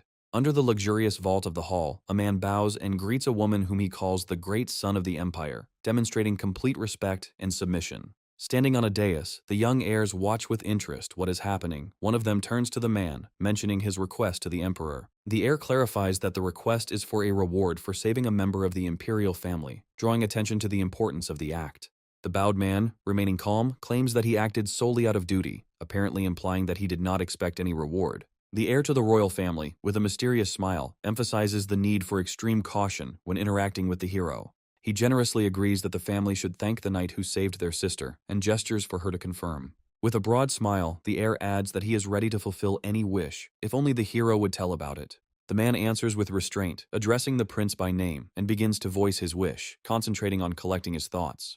The prince is shocked by the request to swim in the river, as evidenced by his curious and suspicious reaction. The situation in the room instantly becomes tense, and at that moment, the hero realizes the expected reaction and the consequences of his words. The river is described as a mysterious place, accessible only to members of the imperial and holy families, which emphasizes the difficulty of the request.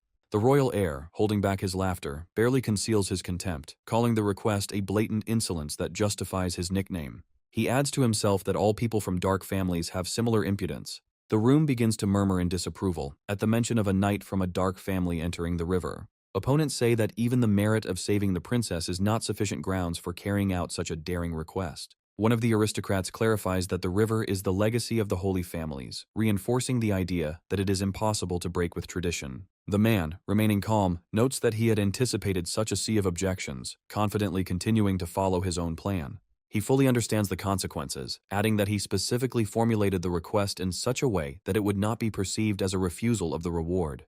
The princess standing in the hall is surprised by the hero's audacity. Her voice sounds cold and with a slight hint of tension. The woman makes a remark to those present, sharply pointing out that they raised their voices in the presence of the royal family, causing confusion. The man responds to her by noting that there are no laws prohibiting dark families from accessing the river, and then suggests they discuss it further. He remains on guard, as his inner thoughts indicate, because he has already refused to be part of the proposed plan, which makes everything even more suspicious. While wondering about Penelope's motives for supporting him, the man analyzes the current situation, maintaining a continuing interest in her actions. One of the members of the audience, clearly irritated, declares that he will not allow such a tone of discussion in a conversation with the royal family. The princess, barely containing her irritation, internally responds with contempt for those around her, despite her reserved appearance. The man returns to Penelope's important words, rethinking her actions and adding that there is a hidden meaning in her remarks. The princess says goodbye to him alone, uttering a mysterious phrase that makes the man think about her words. Before leaving, the princess asks the hero to remember her words. Her figure disappears with a light echo of steps. As she leaves, she adds a warning that the time to choose a side will come sooner than he thinks, leaving him to ponder. At this moment, the hero reflects on the future, thinking that the choice between the factions of Luis and Penelope will be decisive for him. The sunlit princess makes a solemn declaration, assuring that her support will remain unconditional in favor of a certain side. At the same time, the man, bending on one knee, reflects that he should not prematurely reveal whose side he is on in order to preserve his plan. The man directly and confidently addresses those present with a question whether it is possible to fulfill his request, counting on an answer. One of the counselors suddenly agrees with the argument, mentioning that there is no law prohibiting dark families from visiting the river. However, the general structure of imperial traditions and views makes such a decision contradictory and hardly feasible. The prince declares that a trial will be held to resolve the disputes, offering a clear way to reach a verdict. The princess unexpectedly offers to test whether Nox is worthy of entering the mysterious waters of the river and receiving her blessing.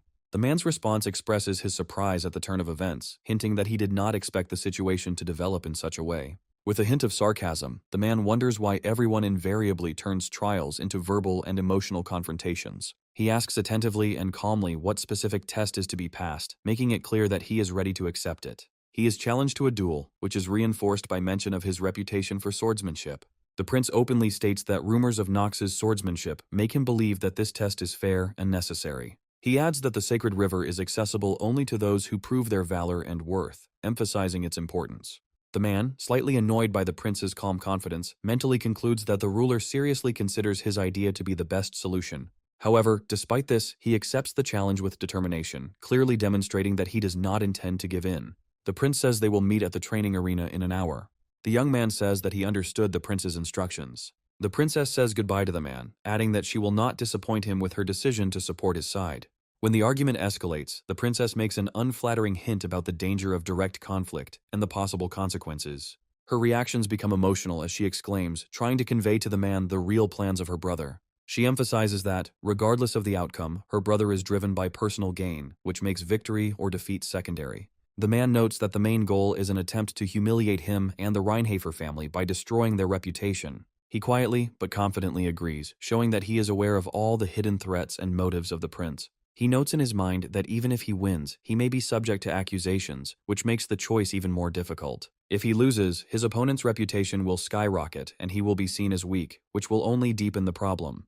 The princess is surprised that he agreed, clearly expecting a different approach, and sincerely expresses her concern. The man makes a subtle hint about a possible alternative scenario, asking if there is a way to avoid the worst outcome. Full of thought, the princess asks again about another option, not understanding how to get out of the conflict without defeat. The man, with a slight smile, clarifies that he means a scenario in which he wins and does not die. He ends the discussion with a proposal to focus on the future, leaving room for a compromise solution. In a gesture that channels rage, Prince Louis stands tall in golden armor, embodying strength and power, while two servants emotionally tug at his arms. One of the maids, standing to the side with a book in her hands, cautiously tries to attract his attention by quietly calling out to him. With excitement overwhelming her, the maid shyly asks the prince who he is, seeking to confirm her knowledge. At this moment, another servant, bowing in a respectful curtsy, loudly calls him the second luminary of the empire and Prince Louis.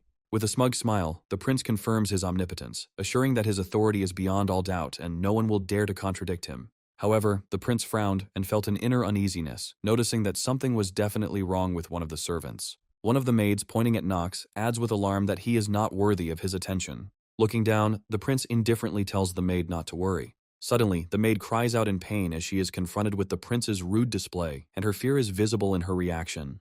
The girl's trembling figure, bowed to the floor, begs the prince that she has nothing to worry about, but her voice is full of fear and respect.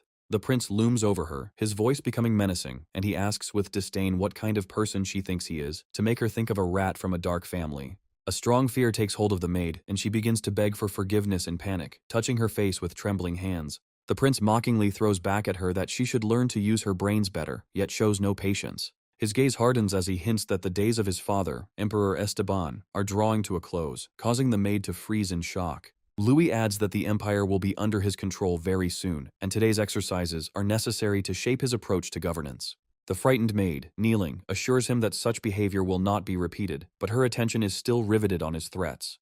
The prince coldly confirms that there is no question of such a misdeed being overlooked or forgotten. The prince calls the butler, who is standing nearby. Turning to the old butler, the prince mercilessly orders him to get rid of the maid, ignoring her previous pleas. The maid begs in tears for a second chance, trying to reach an understanding of her hopeless situation. Louis responds to her request with a sarcastic smile, as if mocking her. He arrogantly states that such a privilege is only available to people of his level, and its existence is completely ignored due to the pettiness of its origin. Her shriek echoes through the room like a desperate web as the maid loses her last hope in the face of Louis's authoritarianism.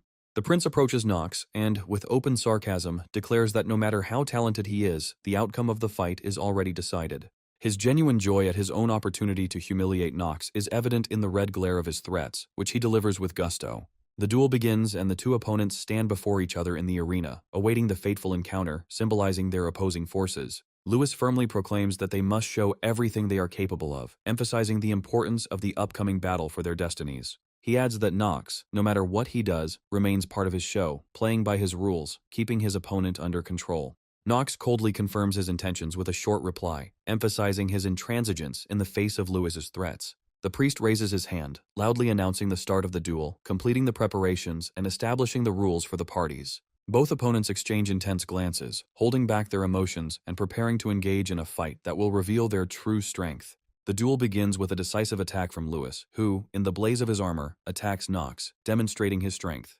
Louis, rushing forward furiously, believes that his opponent, who is connected to the Dark family, will not be able to stand up to a member of the Imperial family.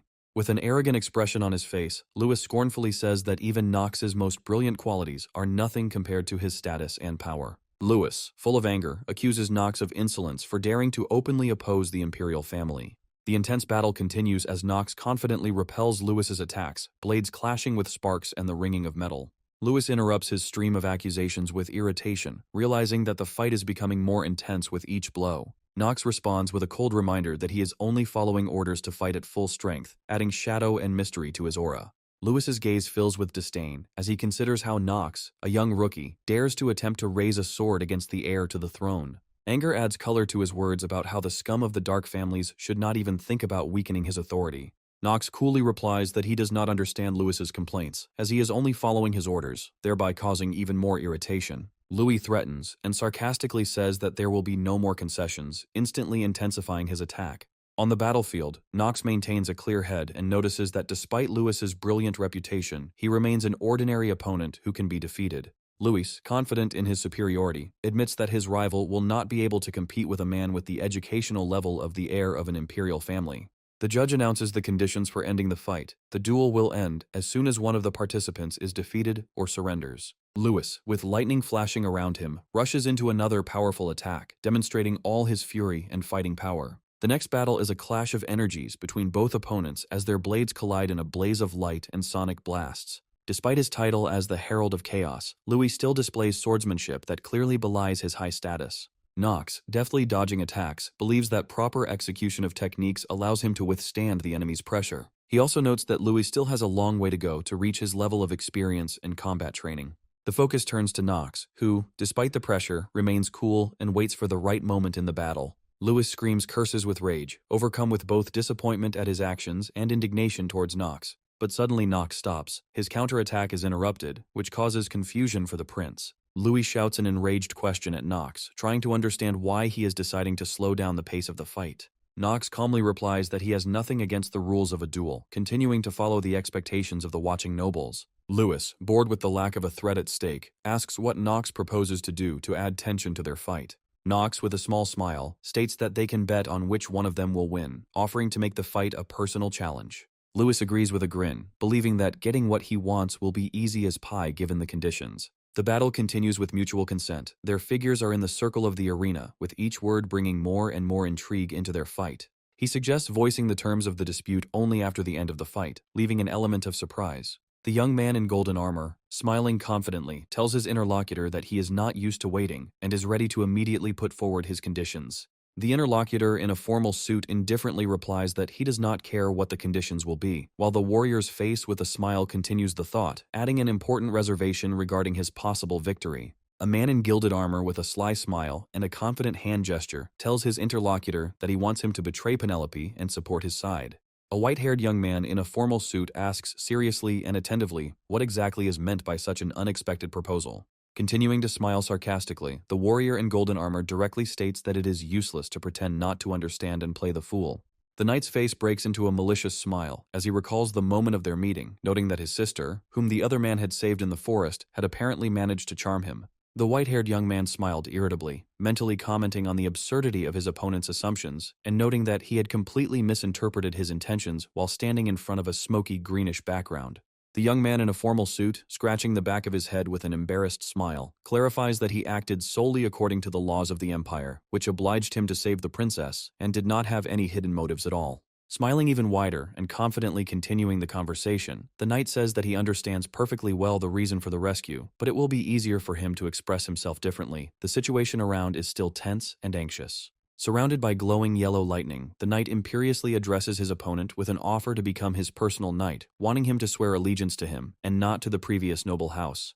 The white-haired man agrees to the condition, setting the condition for the outcome of the fight, and looks completely calm as he looks at his opponent, around whom the discharges of energy continue to rage. While the young man in golden armor holds himself self-confidently, he plans that, in case of failure, he can always shift all responsibility to others, and his gaze is filled with cunning and calculation. A beauty with long golden hair, sitting in the hall on a high throne surrounded by quietly standing maids, appears in the mind of the conspirator as those people on whom all possible guilt can be transferred. Rushing into battle with power and speed, the knight in golden armor arrogantly mocks the naivety of his opponent, emphasizing that the outcome of the duel was thought out and determined by him in advance. The knight rushes triumphantly at his opponent, and his opponent, quickly assessing the situation, realizes the impossibility of piercing the enemy's armor with an ordinary sword.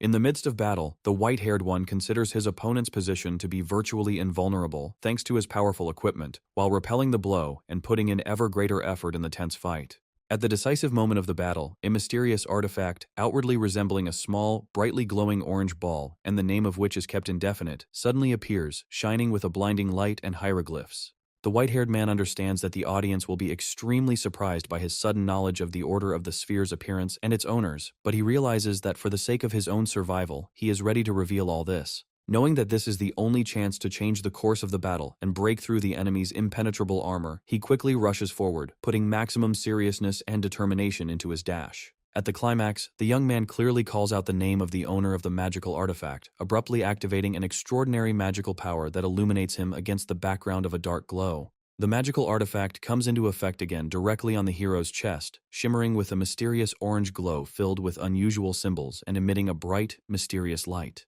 The white-haired warrior releases a magical blast at his opponent with ease and confidence, creating purple-violet energy waves in the air that rush towards his armored opponent.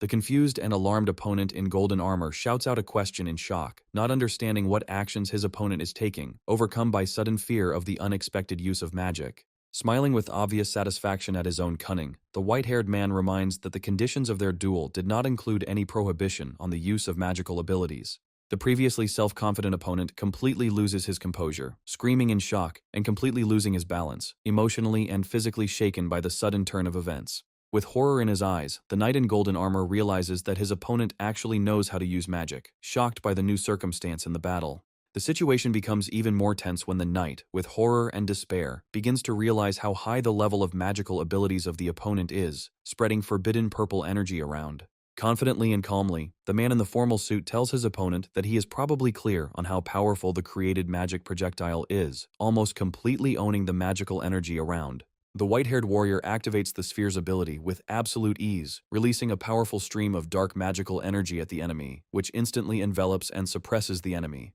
Bright purple flashes of magical power rapidly penetrate the surrounding space, reaching enemy territory and finally confirming the hero's complete and convincing victory. The Golden Knight watches with tension as the purple magical flames rush towards him from the enemy with furious force, demonstrating the power and destructiveness of the spell. The white-haired man holds a magical sphere surrounded by pulsating sparks with mocking confidence and addresses his enemy formally, showing control of the situation. The magical charge falls to the ground with a loud noise, creating a powerful explosion, pushing the knight in shining armor to the wall and leaving deep cracks in the stone surface. The knight, expressing confusion and bewilderment, feels that his attacks are met with something completely unpredictable, flying apart uselessly before the enemy's heavy attack. stumbling in an attempt to dodge the purple line of magic. The knight looks extremely wary, realizing how unusual and suspicious the situation is becoming. Shocked by the power of his opponent's magical attack, he begins to doubt his chances, remembering that the Reinhafer family is known for its skill in fencing, but not in witchcraft. Despite his superiority in martial arts, the knight is forced to acknowledge the hidden magical potential of his opponent, who displays a unique combination of strength and sorcery. He thinks bitterly that if his opponent had less natural ability, he would not have found himself in such a difficult situation, realizing the injustice of fate. The white-haired man, holding the artifact in his raised hand, easily releases many magical fragments into the air, demonstrating the superiority of strength, and mocks the enemy's thoughts. Emphasizing the credibility of his magical prowess, he confidently states that there was no bluffing involved, showing determination and a lack of doubt in his victory. Standing confidently before the enemy, the mage reminds him that his magical power is at least equally competitive with the enemy's armor, causing him even more confusion. Irritated by what is happening, the knight questions how the disgrace of the Reinhafer family dares to mock him, further deepening the discord between them. The white-haired man reminds with cold confidence that it was his opponent who initiated this disagreement, increasing the tension in the battle hall room. He smirks and emphasizes that the challenge to a fight was just an attempt to erase his achievements, as well as to carry out a plan to humiliate his dignity in front of everyone. The female spectators in the stands, watching the fight with reproach, comment on how low the honor of the royal family has fallen. The knight in golden armor, with fury in his eyes, summons new magical weapons, glowing with blue light, demonstrating his last efforts to break the enemy. Surrounded by an energy-saturated barrier, he screams, threatening and trying to hide his doubts with his strength, but deep down, he understands the hopelessness of the situation. The white-haired warrior, standing surrounded by magical radiance, asks in a reserved tone what the enemy plans to do now that his strength is exhausted. In response, the knight irritably declares that his opponent is not worthy of addressing his questions to him, making an attempt to preserve the remnants of his dignity. He recalls with a grin the rumors about his opponent's madness, but he never thought that this brat would dare to speak out against the authorities when faced with an unexpected threat. The white-haired man emotionlessly remarks that after the battle is over, he will be immediately killed by the royal knights, reminding the enemy of the impending danger. Smiling, he confirms the harshness of his words without a doubt, and adds that the enemy will simply leave him to die, expressing a clear tone of superiority. At this point, an unexpected voice appears, indicating a new plot twist, where a mysterious character decides to intervene to help his favorite. The magic sphere flares with a bright blue light, and a new character raises waves of magic, promising to help in the battle, creating a surprising amount of tension. The Golden Knight then realizes with horror that the familiar voice belongs to the new dean, realizing how his illusions of superiority are beginning to dissipate. They clash again, and the very name Prince Louis, spoken by the magical messenger, brings a new context to the battle, increasing the intrigue. By indicating his affection for the student, the dean sternly warns the enemy not to even try to harm his protege, heightening the drama of the moment. The ghostly magical form vows to use all its power to destroy the threat, backing up the promise with a dangerous and sharp tone of attention. In the face of this stern warning, the Golden Knight becomes confused, his gaze changing to one of bewilderment. The white-haired hero, sitting calmly in the hall, discusses what exactly was the result of his intervention in the plan to save Princess Penelope. The girl with silver hair and a joyful smile confirms her words approvingly, surrounded by the bright and warm light of the stars. A guy with a serious face and in a formal suit calmly says that by going to a dangerous place, he will most likely die. The girl looks at the guy with a questioning look and with a crooked smile, holding a cookie in her hand, expresses doubt that he does not know how dangerous their mission is. With his arms crossed and his eyes focused ahead, the guy in the suit notices that none of the Dark family members have yet returned alive from the danger zone. The girl reacts cheerfully to his words, half-jokingly confirming their truthfulness while enjoying her treat. The guy asks with displeasure if there couldn't have been a more appropriate time to eat the cookies, to which the girl immediately justifies the dessert, stating that they are not to blame for anything. A tired and exhausted guy, holding a cookie in his hands, sighs in despair and asks for help, while in a cozy room with a carpet and soft chairs. Standing before the girl, he asks her to give one word to solve the problem with the imperial family, thereby saving him from further worries. The girl with a sly smile reminds him that gifts are supposed to be given for good deeds, and if he fulfills the request, he can count on a reward. The guy categorically states that he would rather keep his head on his shoulders than worry about receiving an award. The girl enthusiastically claims that magic has already reached such heights that it is possible to return everything lost, although she doubts whether this will be true for the head. The guy, in a reserved but slightly sarcastic tone, asks if she is seriously saying something like that to a student, clearly trying to keep his emotions under control. Standing next to the chair, the guy asks a rhetorical question about what the girl would do if she had a chance to return alive and receive a reward. The girl says with cold grace that such an outcome is generally impossible, holding a magical glowing ball in her hand. The guy reflects on the fact that the crystal that Noah gave him serves not only for communication, but also becomes a convenient device for long-distance communications. He notes the uniqueness of the artifact, into which magical energy can be poured and transported, observing the bright patterns of magical power. The knight in golden armor tensely admits that even a prince would have a hard time standing up to the head of the academy and one of the four sages. The white-haired guy, with a sly smile, notes that at least there is some benefit from the girl next to him, noticing her irritated reaction. The girl, irritated by the guy's words, threatens to leave, but after his apology she stops, teasing him with her importance. A knight with damaged armor and remnants of magical lightning on his body hoarsely pronounces the dean's name, clearly provoking him to answer. The guy with a gloomy look declares that what happened was a misunderstanding, and if he had known the importance of the student to the dean, nothing like this would have happened. The girl insists in a stern voice that the knight stop acting as if he knows her personally, emphasizing the connection with his father and not with him. The knight grits an insult that reflects his irritation, no longer able to hide his emotions in a defensive pose. Standing on the ruined field, the knight begs for an apology, asking how he can ease the dean's anger, while the girl coldly tells him to ask for forgiveness. The girl claims that if the knight decides to apologize to the guy, she, for her part, will turn a blind eye to what happened. The guy, slightly surprised by this unexpected request, reflects on the fact that he did not expect such an act from the girl towards himself. The knight, with visible pain in his voice, sincerely asks for forgiveness, expressing regret for his past actions. With a touch of irony, the guy generously declares that he completely forgives his opponent. The girl states that she will oversee the remaining actions and ensure that the barrier is removed, expressing distrust in the knight's honesty. The knight, looking away and trying to maintain the remnants of his dignity, reluctantly agrees, admitting complete defeat. The knight in golden armor with a sly grin assures that he has understood his opponent, while the white-haired guy attacks him with azure magical energy. With a powerful leap, the white-haired one attacks from above, cutting through the golden armor of the knight, whose stunned look expresses shock and pain from the sudden blow. After his victory, the white-haired man remains standing in the destroyed arena, watching his defeated opponent lying on the ground, while the spectators have not yet recovered from what they saw. The crowd of spectators are stunned that a member of the Dark family could injure the prince, and begin to question how such a thing was even possible. Two women in the audience, particularly surprised, discuss what is happening, suggesting that Nox might have some hidden power. One of the women, with a worried face, wonders about the supposed second life of the enemy, trying to figure out what is going on. Hearing this, the other suggests that courage alone is not enough in such battles, and Nox most likely had an ace up his sleeve.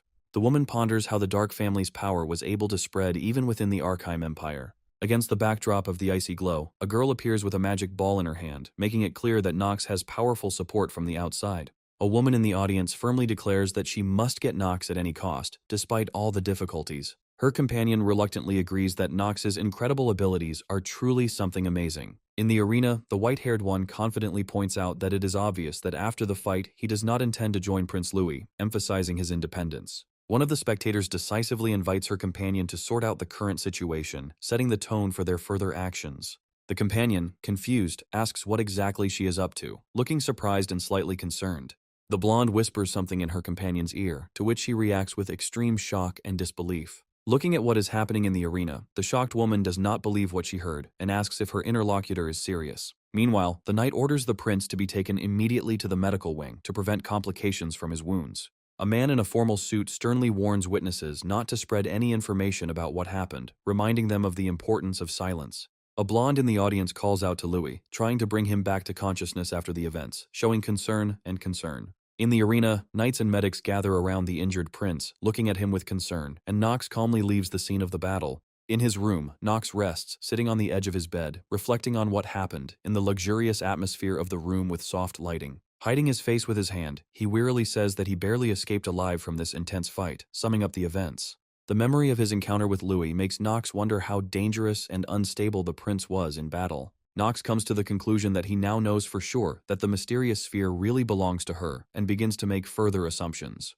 He holds the sphere in his hands, understanding its importance in the future, foreseeing its role in the second stage of his game. Thanks to the intervention of another girl, Nox emphasizes that he dealt with the prince relatively easily, although he remains wary. He reflects that such success cannot be expected in the future, and now every step must be carefully considered. A sudden knock on the door distracts Nox from his thoughts, adding new tension to the current atmosphere. Nox reacts to the sound by opening the door and braces himself for the next development with a look of confusion. Internally preparing himself for the worst, he assumes that the visit may be connected with the intention of revenge, complaining that he is not even allowed to relax. Nox tensely draws his sword, warily asking who dared to disturb his peace in the middle of the night. A mysterious hooded figure reveals that he is Nox, creating an air of mystery. The girl states in a businesslike manner that the princess wishes to discuss something important with Nox alone, confirming the seriousness of her visit. Nox is surprised to hear Echidna's name and wonders why the conversation is not with the prince as he expected. Expressing confusion, Nox clarifies whether the meeting really needs to take place right now, demonstrating his reluctance to be distracted. The girl firmly confirms that the discussion must begin immediately, expressing her persistence and determination. Nox's internal doubts about the upcoming conversation intensify, but, hiding his emotions, he invites her into the room. Upon entering the room, Echidna and her companion look at Nox with confident but wary gazes, creating a tense atmosphere. Nox, still holding the sword, calmly asks the princess what exactly happened to force her to come so late. Turning away, the princess claims that if the interrogation was planned about his fight with the prince, then all questions have already been resolved. With a hint of mockery, Echidna denies that her visit is related to this, and sternly calls on Nox to stop making a fool of himself. Surprised by this attitude, Nox clarifies what she means, watching her reaction with interest. With a hint of a sardonic smile, the princess mentions whether he can imagine her and her brother sharing a peaceful meal at the same table. Having mysteriously advised to sit down, Echidna prepares for a more frank conversation, adding weight to the situation. In a spacious room, sitting opposite each other at a long table, Nox and Echidna begin their discussion, maintaining a formal distance. Nox reproachfully draws her attention to the fact that it is almost midnight, suggesting that they postpone their important conversation to another, more appropriate time. The princess cuts off his proposal, noting that now is the perfect time to discuss everything that is troubling her. Inwardly shocked by the timing of the visit, Nox wonders how she could have thought of such a thing and why she needed it at night. The royal court, fearing possible rumors, is concerned that the scandal that has flared up could also affect their personal interests. The princess, picking up on Nox's agitation, asks if he is worried about the prospect of making a scandal out of their meeting. Keeping his cool, Nox honestly admits that the very fact of visiting his room already creates big problems and can give rise to rumors. The princess suddenly mentions the identity of thoughts between them, leaving Nox to ponder her hidden message. Smiling, with exaggerated pride, Echidna points out that, of course, a scandal will arise, which is why she decided to talk in person. He is confused, trying to understand the essence of her words, asking her to explain herself more clearly and not confuse him even more. Echidna, with a casual look, offers to explain her intentions in more detail, once again creating a tense pause. When he confirms that he is ready to listen to her further words, she finally decides to voice her unexpected plan. The princess solemnly proclaims that Nox must marry her, her face lighting up with an inner light, emphasizing her confidence. At the same time, in another place, in a dark room at a round table, the council of the Black Faction is discussing something important, plotting their plans. The councilwoman asks if it is true that the new recruit will be going to the Ark River, and what is the point of this mission. The man from the council confirms her guess and points out that this decision was made on the initiative of the imperial family. In a dark Gothic corridor of the academy, a fair-haired character in a dark uniform is having a serious conversation, his face expressing thoughtfulness and determination.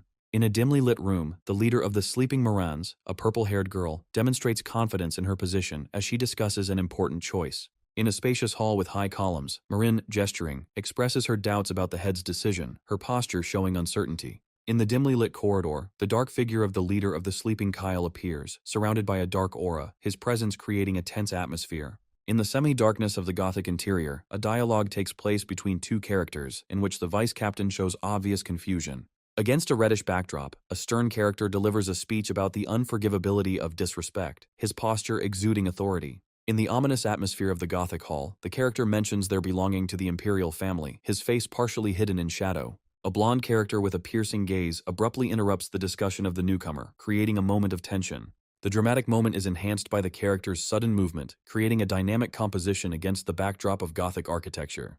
The leader of the sleepers, Gregor, appears with a mysterious smile, expressing partial agreement with Marin's words. In a spacious hall, three figures are engaged in a tense dialogue about accepting new members, their silhouettes clearly visible against the dark background. A blonde character with a cold expression explains the reason for his interest in the situation. Gregor, with a sly grin, suggests a possible reason related to the newcomer's family. The blonde character's firm refusal emphasizes that the Reinhafers have nothing to do with the situation under discussion. Against the backdrop of a gloomy atmosphere, a long-haired character discusses the newcomer's strange attitude towards his family. In the semi-darkness of a Gothic interior, a dark-haired character expresses bewilderment at what is happening. Marin, with a determined look, raises the important question of the need for an investigation. A close-up shows the character's thoughtful gaze as he analyzes Marin's words. In a tense atmosphere, a character with long blonde hair ponders the situation. Against the backdrop of greenish lighting, an emotional exchange of glances takes place between the characters. Marin, with a serious expression on his face, mentions his first year as part of the organization. The moment of an important decision between two characters is shown in reddish lighting. A close-up of a character expressing his agreement with the decision made.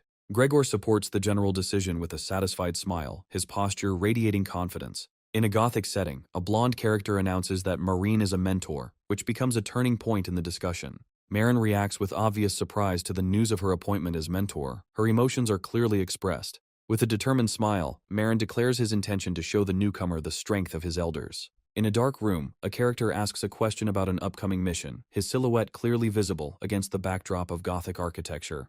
The majestic building of the academy is shown in the rays of the setting sun, creating an atmosphere of mystery. The final shot reveals intriguing information about a secret floor beneath the academy where the managers are hiding something. In the air in front of a blue background, a crimson stone rotates, surrounded by flashing demonic energy emanating from the essence of the demon Paimon, one of the 72 demons. Inside a circular, vaulted hall, the members of the organization have gathered, and the leader announces that the newcomer's job will be to distract attention while they steal the stone undetected. The leader asks Marin with a slight smile if she is going to help the newbie in completing the task, looking her straight in the eyes expressively. Marin energetically and confidently confirms his readiness to assist the newcomer, emphasizing this with a joyful smile and a decisive gesture. A high-ranking member of the lunatics named Ezel smirks as he congratulates Marin on finally achieving a higher rank in the organization. Ezel, looking straight ahead with a mysterious smile, expressively asks Marin to put in maximum effort in completing the assigned task. In a spacious, bright room, a young man asks a fair-haired girl sitting opposite him why she made this particular decision. Marin enthusiastically promises to give advisor Ezel his all, greeting her cheerfully with a casual smile and a mischievous glint in her eyes. The girl, with a serious expression, explains to her interlocutor that the reason for her actions is connected with her position in the imperial family and her place in the line of contenders for the throne. The silver-haired young man, tensely, mentally sighs with relief, realizing the real reason for the girl's actions, and at the same time his gaze is serious and thoughtful. The girl continues the serious conversation, reporting that the imperial family is now split into two opposing factions. In the middle of the vast hall, the elderly King Esteban von Archheim sits on a massive throne, with a melancholy light streaming down from above, highlighting the rumors of his deteriorating condition. Calmly sipping her tea, the girl explains that one of the powerful factions belongs to her older brother, noticeably focusing on this fact. With a slight arrogance and confidence, Prince Louis stands out against his supporters, emphasizing the superiority of his faction and its strength among its competitors. Princess Penelope von Archheim, with a barely noticeable smile, notes that the second faction belongs to her personally and acts under her leadership. The young man asks Princess Penelope with great tension about the reason why she suddenly decided to share such important information with him.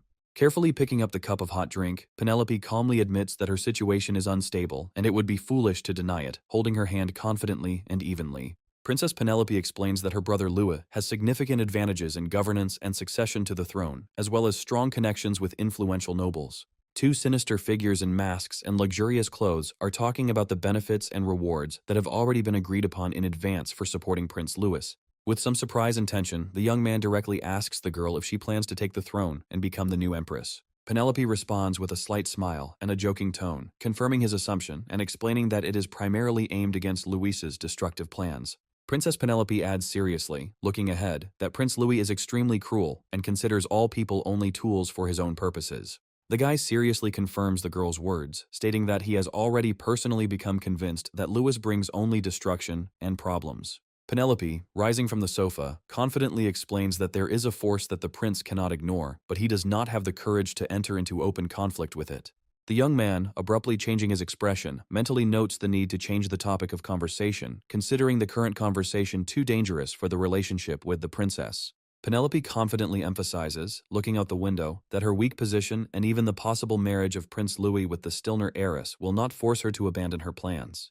The young man suddenly becomes anxious, his acting skill activates, and strange purple lights and frames appear around him.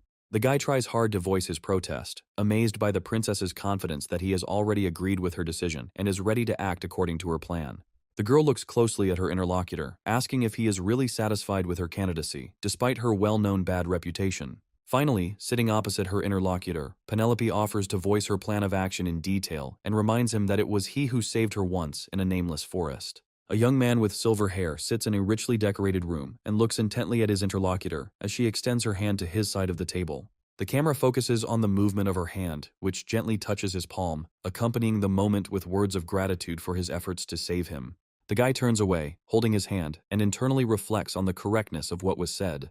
The blonde looks at him with a soft smile, playfully asking which of them fell in love first, creating a warm and relaxed atmosphere. The young man reacts sharply with obvious irritation, the red background highlighting his strong emotions, which he tries to curb by asking a direct question to the princess. Graceful hands join in a smooth and sincere movement, accompanied by words about how in this world, members of the imperial family are free to choose their spouses according to the law. The guy presses his hands to himself, answering appraisingly with a short phrase, but avoiding a direct answer to what was said. The girl tilts her head with a flirtatious smile, half-jokingly suggesting that she is captivated by the young man's charm, her gaze warm but slightly sarcastic. The boy lies relaxed on the bed, sighing deeply, while the young maid shyly addresses him, calling him young master. The maid holds a newspaper, her face expressing anxiety and bewilderment. She resolutely demands an explanation from him of what happened, keeping her gaze on him. The young man lazily, but with a slight smile, admits that the princess's actions have already reached the newspapers, and jokes that her ability to succeed is even frightening.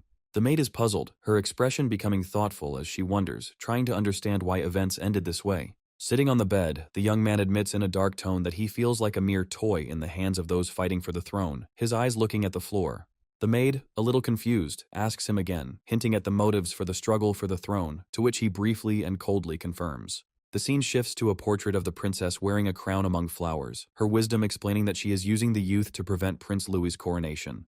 The maid adds that she heard about Prince Louis creating a large army. Her look at this moment emphasizes anxiety and analysis of a possible conflict. The guy, clearly struggling internally, admits that he didn't expect a person from a family shrouded in darkness to cooperate, his voice full of surprise.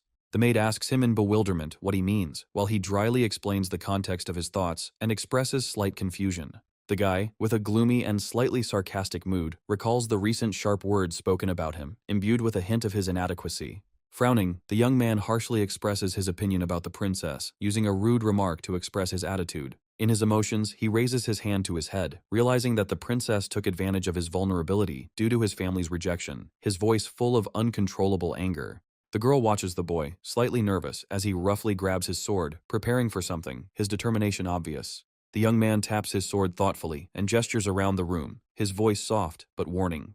Looking out the window at the night landscape, he wonders about the late visitor, his eyes become serious, and an uneasy atmosphere surrounds the scene. Outside the building, against the blood-red sky, a mysterious figure is visible, and the guy inside instantly tenses up, becoming combat-ready. As if foreseeing the events, he utters a short but meaningful phrase about the beginning of something big. His appearance becomes frightening. The camera focuses on his sinister smile and bright red eyes, emphasizing the change in appearance in the face of the impending threat. The maid, standing in the room, is both fascinated and frightened, her gaze wandering between the young man and the surroundings behind the glass. On the roof of a neighboring building, a girl with binoculars in her hands carefully watches what is happening, her expression focused and calm. After careful assessment, she says that the rumors were not lying, and in front of her is indeed a guy who turns out to be much more attractive than she expected.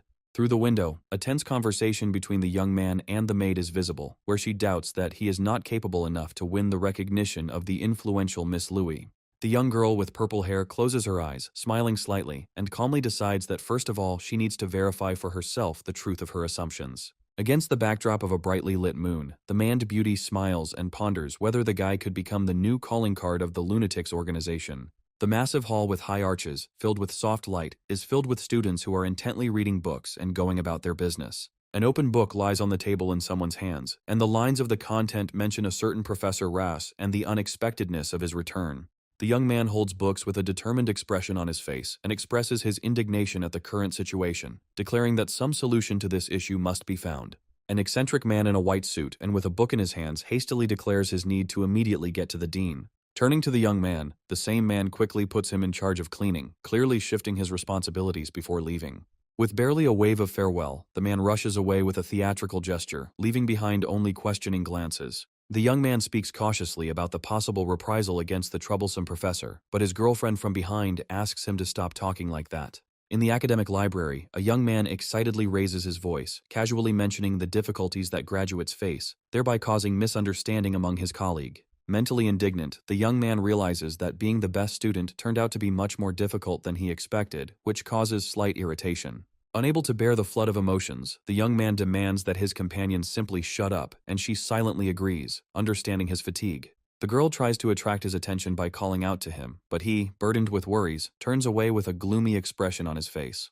With a rude and tired mood, the young man answers at first distantly, hinting that he is not ready to listen to something meaningless. To which the girl calmly hints that perhaps there is residual tension and antipathy between them, which is confirmed by her thoughtful tone. Looking back, she recalls the events that took place and thinks that perhaps misunderstandings abound in their interactions more than necessary. With a serious expression on her face, the girl says that she regrets what happened to the princess, but adds that she understands if her position is not accepted. The girl notices that the young man is behaving unusually, discussing his actions, while he is burdened with deep concern about the current situation. The knowledge and reminder that the young man already has a fiancée stuns the situation, although he clearly resists this topic becoming public. Calmly, but persistently, the girl reveals her doubts, clarifying that it is unlikely that the princess announced the marriage only to humiliate the guy. With a thoughtful expression, the young man is surprised by the girl's completely indirect apology and again raises the topic of misunderstandings, emphasizing her approach. Looking at her with deep understanding, he states that he does not expect decisiveness or invitations related to their shadow origins and wants clarity of intentions. The girl concludes that she is only expressing her opinion about the princess. Without claiming a deeper assessment, her gaze becomes relaxed. The noble character against the backdrop of a large night landscape of moon and water reflects how he has been changed by experience after many trials of games that create a new kind of motif.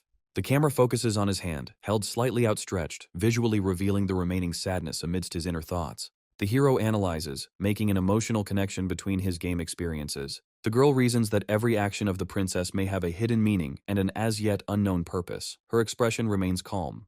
Looking at the scope of duties, he jokes about the hatred of long, piled-up library work. Surprisingly, the girl kindly acknowledges certain efforts, thanks him sincerely, ending the conversation with a slight bow. The young man lifts the book with a slight smile, discreetly suggesting that his interlocutor behave naturally, avoiding tension. His gaze turns serious when he notices a bright red glow coming from the book, causing him to become suspicious. Looking intently at the book covered in symbols, the young man is surprised by the unexpected way in which they decided to contact him through this artifact. Opening the book, he quietly tells his companion that he needs to step away for a minute to check, while the girl indifferently allows him to do whatever he considers necessary.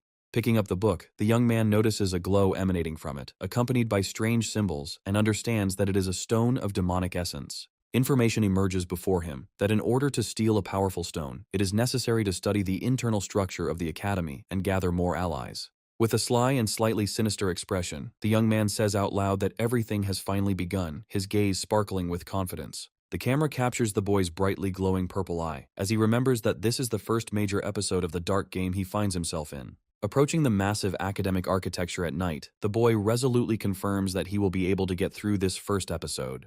The red moon against the dark sky adds to the dramatic atmosphere above the stage, highlighting the escalating tension. Elsewhere, a maid with a worried expression on her face turns to a girl lying under a blanket, asking if she is feeling unwell. Continuing with concern, she notices that her mistress has been in this state for 2 days now and suggests that she seek help if necessary. The girl lying down with her face covered thinks about how the young man might have confused her actions with something related to the princess. The maid reads the newspaper clipping with puzzlement, thinking about how unexpected the princess's decision to take a member of the Dark family as a husband was. Against the backdrop of flames, the dark figure of the patriarch is depicted, his gaze seemingly relentless, and the surroundings enhance the sense of ruthlessness and mystery. The frightened maid mentally imagines how Master Nox will be killed by the patriarch's family, and her thoughts are completely absorbed by this possibility. She comes to the conclusion that one wrong step is enough for a conflict to start between influential families and everything to go wrong. The maid carefully approaches the girl, who is still hiding under the blanket, begging her to calm down and stop worrying. Suddenly, the girl with bright fiery hair stands up, looking majestic and frightening, as if personifying an awakened power. The maid is shocked to hear her mistress's name, noticing her changed, silent gaze, full of hidden power. The girl quietly calls the maid by name. Her voice sounds confident and slightly alarming, clearly indicating a change in her condition. Under the stunned gaze of the maid, the girl, with a smile full of hidden tension, explains that she now feels like an adult, having passed a new stage. Emma, in fear, tries to understand the words of her mistress. Her hands are shaking, and she begins to doubt the previously understood position of her duties. The lady with the mesmerizing gaze explains that she realized how her property could be stolen, and this discovery triggered a transformation. She adds that her father was right in his warnings, and now she is even more confirmed in his words after experiencing personal realization. Now she emphasizes that she must become strong in order to protect her property, and not allow anyone to encroach on it. The maid stands before her mistress in confusion, feeling that the situation is slipping out of her control. Panic can be seen in her eyes. A girl with a piercing gaze asks the maid if she agrees with her words. Her intonation subconsciously presses. Emma, mentally turning to Mr. Knox, asks him to run immediately, realizing that the situation is becoming dangerous. Using a heavy gaze, the mistress demonstrates a complete transition to her new identity, deciding to change the rules of their world. In a gloomy atmosphere, a fallen figure lies among red roses, and the text tells of the chief defender of the bloodshed in which Noah's mother was killed. Against the backdrop of glowing mechanical gears and chains, a creature is shown that turned the hero's life upside down and turned her into a child. The image shows a serious character in a dark hood, contemplating the first course of action: murder. Dressed in dark clothing, the character discusses the impossibility of achieving a goal using only force. In a mystical atmosphere, among the glowing symbols, the moment of random increase of the game indicators is shown. A system message about the increase of a random indicator appears against the background of a castle and glowing effects. When surrounded by magical effects, the system will report twice that the mana value has increased by 1. In a mystical purple atmosphere, the hero gains a special ability, the Dragon's Mouth, the language of lost ancient magic. The hooded character ponders how the situation with the princess would have turned out if everything had happened earlier. Against the backdrop of a pink sky, a dialogue is shown between two figures, where one states that the other made it in time. A close-up of a character wearing a hood is shown. The girl with long dark hair replies that this is her code name. Against the backdrop of a red sky, a warrior girl warns her interlocutor about his careless conversations. With a confident smile, the girl introduces herself as her interlocutor's mentor and archer. In a tense moment, it turns out that Marin is one of the most mischievous characters in Sleepwalker. An information window appears on the screen with basic information about Marin, name, gender, age, and other characteristics. The hooded character notes that the enemy has one of the most annoying skills in the lunatic world. The girl with purple hair happily tells her interlocutor that he is now her ward. With a serious expression on her face, the character says the word commander, gaining the command skill. Marin responds enthusiastically to the opportunity to command. A close-up of the heroine's determined face is shown, declaring that this world is stupid. In a dramatic scene against a red sky, one character accuses another of being fond of idle talk. In the tense atmosphere, there is a pause between the characters, indicated by an ellipsis. Marin confidently tells her interlocutor that he must respect her. The warrior girl explains that she joined Mooney earlier and is 2 years older. The protagonist coldly replies that he heard it the first time. Marin emotionally declares that this is the rule of lunatic. A hooded character notices someone approaching and suggests taking cover. The girl reacts to the situation with surprise, saying that she agreed too easily for the first mission. The scene shows a hooded character watching a mysterious blue glow appear. Marin agrees to the offer to go to the shelter, demonstrating determination and willingness to act. Holding out a glowing scroll, the protagonist offers Marin to tear it apart, explaining that it is a spatial teleporter. In the hero's hands, the magic scroll begins to glow, tearing into pieces, and the voice in the text points to the immutability of the connections between the worlds. Surrounded by purple lightning, the protagonist focuses energy, demonstrating his power before using teleportation. Finding herself in a new place, Marin admits with a dissatisfied expression that even after using the spatial teleport many times, she still hasn't gotten used to it. Marin tells the hero to sit down and listen carefully, once again explaining the details of the first mission, despite the fact that they have already been relayed. In the dim light, the girl asks if the hero has heard of the Night of Bloodshed, hinting at the importance of the upcoming mission. The hero calmly replies that he is aware of this event, confirming his knowledge. A huge demon with horns rises before the hero, and the text tells of his imprisonment, organized by the strongest warriors. Against the backdrop of a red sky, the moment is shown when the heroes were preparing to defeat the demon, calling this night a night of bloodshed. Marin confirms the danger of the demon, whose release could lead to disaster. The next scene shows the moment where the continent's strongest warriors fought to stop the bloodthirsty horned monster. The stone containing Paimon's essence was lost in the midst of battle when everything could have gone wrong. The hero, with a serious expression, says that this stone was searched for a long time and was eventually discovered under the academy. Marin explains Lunatic's plan, which is to create a distraction while the stone is destroyed, and praises the hero for his quick understanding. With a slight smile, Marin notes that by ignoring his bad manners, the hero turns out to be less useless. The hero suggests ignoring the minor points, to which Marin reacts with surprise. The protagonist asks if they have decided on a date for stealing the stone, bringing even more clarity to the plan of action. The girl provides information about the Knight self-government, confirming the details of the operation. The hero accepts the instruction to keep the students and instructors in one place during the mission. Marin notes that the action plan seems simple, but expresses doubt as to how feasible it is. The hero speaks with concern about the possibility that Paimon will rise during the process of destroying the stone, hinting at a hidden threat. With an ironic smile, Marin points out that the hero clearly underestimates how good their strategy can be. Against the backdrop of a ruined city, a powerful figure of a girl in red is shown, declared the savior of the continent. Marin confidently declares that what the hero fears will not happen, confidently defending his words. The hero internally reflects that he would like everything to go as Marine says, but considers it practically impossible. The scene where the demon Paimon partially rises is shown, threatening to destroy the academy and its surroundings. The protagonist understands that this is only the beginning of the main episode, and he will have to act as both a hero and a villain in order to save himself. The hero, gathering all his determination, confidently reminds himself of the need to concentrate in order to successfully execute the plan. He calmly says that he has enough information to begin the task. In a dark room, a young man wearing an apron stands in front of a glowing red ball that exudes mysterious energy, creating a tense atmosphere. Smiling with a sense of accomplishment, the guy says with relief that everything is ready, demonstrating satisfaction with the result. He, turning to the Archduke, respectfully suggests wiping everything off the face of the earth, as was done before, pointing to the power of the contained force. The sphere shows flashes of energy while the voice indicates that despite the interference, the available power is sufficient for the tasks at hand.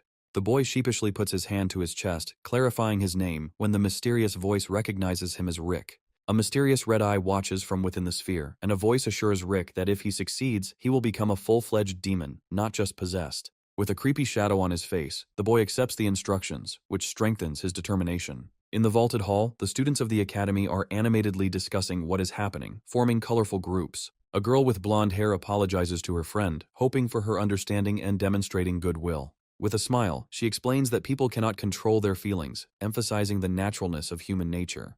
The main character asks again with confusion on his face if it is really a princess in front of him, which makes him doubt it. Switching his attention, the hero turns towards the red-haired girl, asking a question with some confusion. Thalia, smiling but with a slight tension in her voice, responds with a laugh that carries a mysterious quality. The hero is struck by lightning against a purple glow, prompting him to express irritation at what is happening. The hero internally realizes his mistake, having forgotten to analyze the consequences, and sees a piercing look from Talia.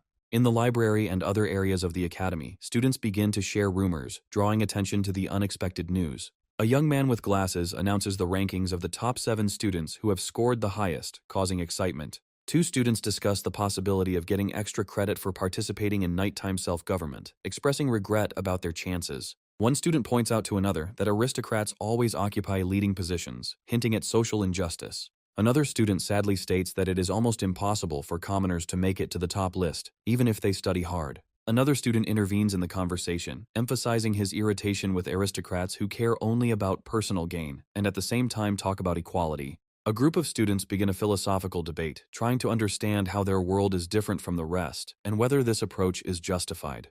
The young man, looking at the others in surprise, wonders about the leader's motives, raising the topic of the unpredictability of decisions made by the top brass. Another girl is interested in the process of selecting the top 7, thinking about the criteria and requirements for getting into their circle. Her interlocutor suggests that it's all about grades, and that some of the people on the list were not expected to be there at all, hinting at unfairness. The students discuss the presence of a student from an ignoble family on the list, which causes some tension and surprise.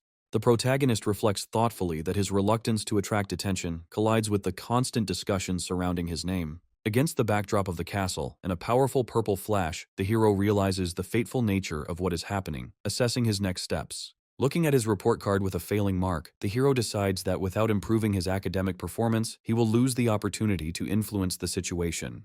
At the end of the scene, a group of students discuss the behavior of one participant, expressing dissatisfaction with his decisions and defiant behavior. One student defiantly claims that another is lucky to be born into a powerful family, accusing him of arrogance and raising questions of privilege. In the midst of a heated argument, one of the participants agrees with his interlocutor's suggestion with a grin, causing a tense atmosphere. Suddenly, the argument escalates when one student angrily calls the other an enemy of humanity, calling on them not to succumb to illusions. Another student sarcastically asks if his interlocutor doesn't know the latest rumors, creating even more intrigue around the topic. The voice whispers that Nox is the princess's fiancé, emphasizing that rivalry with him could lead to dire consequences. One of the students fearfully warns the others that Nox might hear everything, adding unfounded fear to the already tense scene. A close-up of Nox's expression shows him, slightly irritated, confirming that all their words have already reached him. Lost in his thoughts, he realizes that he cannot allow a break with Lunatic, as this is extremely important for his plans. In a tone of determination, he concludes that Mooney is his chance to prove his worth and stop Paimon's resurrection.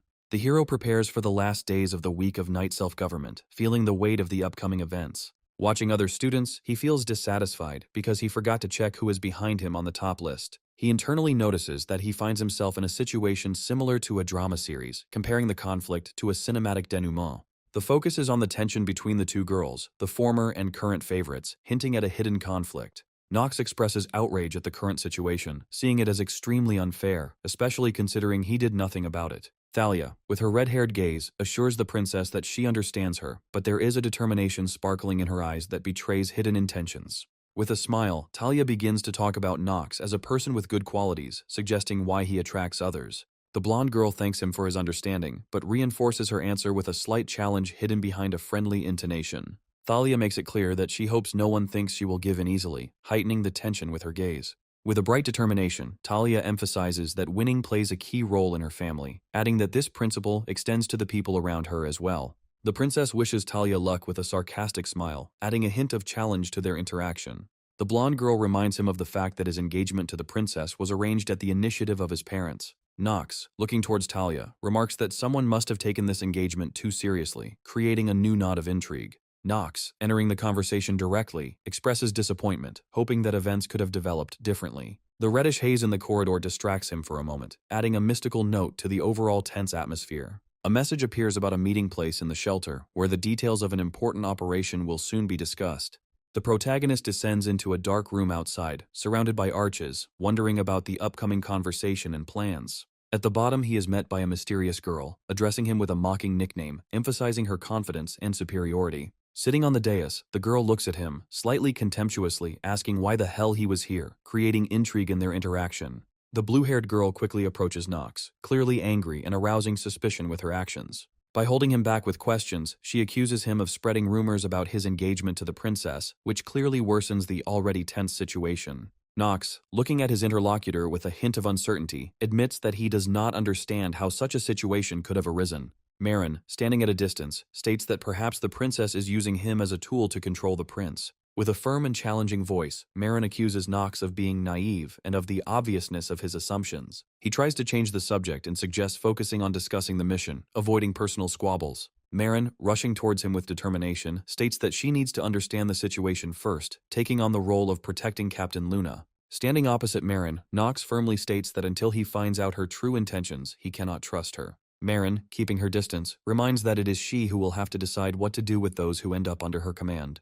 With a stern expression, Marin emphasizes that she needs to make sure that Nox will not betray Mooney before accepting him. Hesitantly, Nox looks down and takes the weapon, wanting to show his readiness for testing and potential. Saying that he hopes he will not regret his decision, Nox calls upon his power, surrounding himself with a dark aura. Marin, not giving up, attacks him with lightning and loudly declares that her own words are also true for herself. A duel breaks out, and Nox, using his sword, makes a powerful strike, shielding himself with light and darkness. Despite Nox's attack, Marin responds with a swift lunge, clearly proving his strength and determination. With a sly smile, Marin tells Nox to try not to die after successfully giving him the turn for a while. He understands that her actions are not just a bluff, and sees in her great determination, confirmed by her origin. The blue water figure reveals Marin's true nature as a descendant of the legendary sea race, giving her strength. Using hereditary power, Marin unleashes a water blast of incredible power, beyond the control of mere mortals. Nox activates the acting ability, and internally decides that it is better to avoid unnecessary provocations.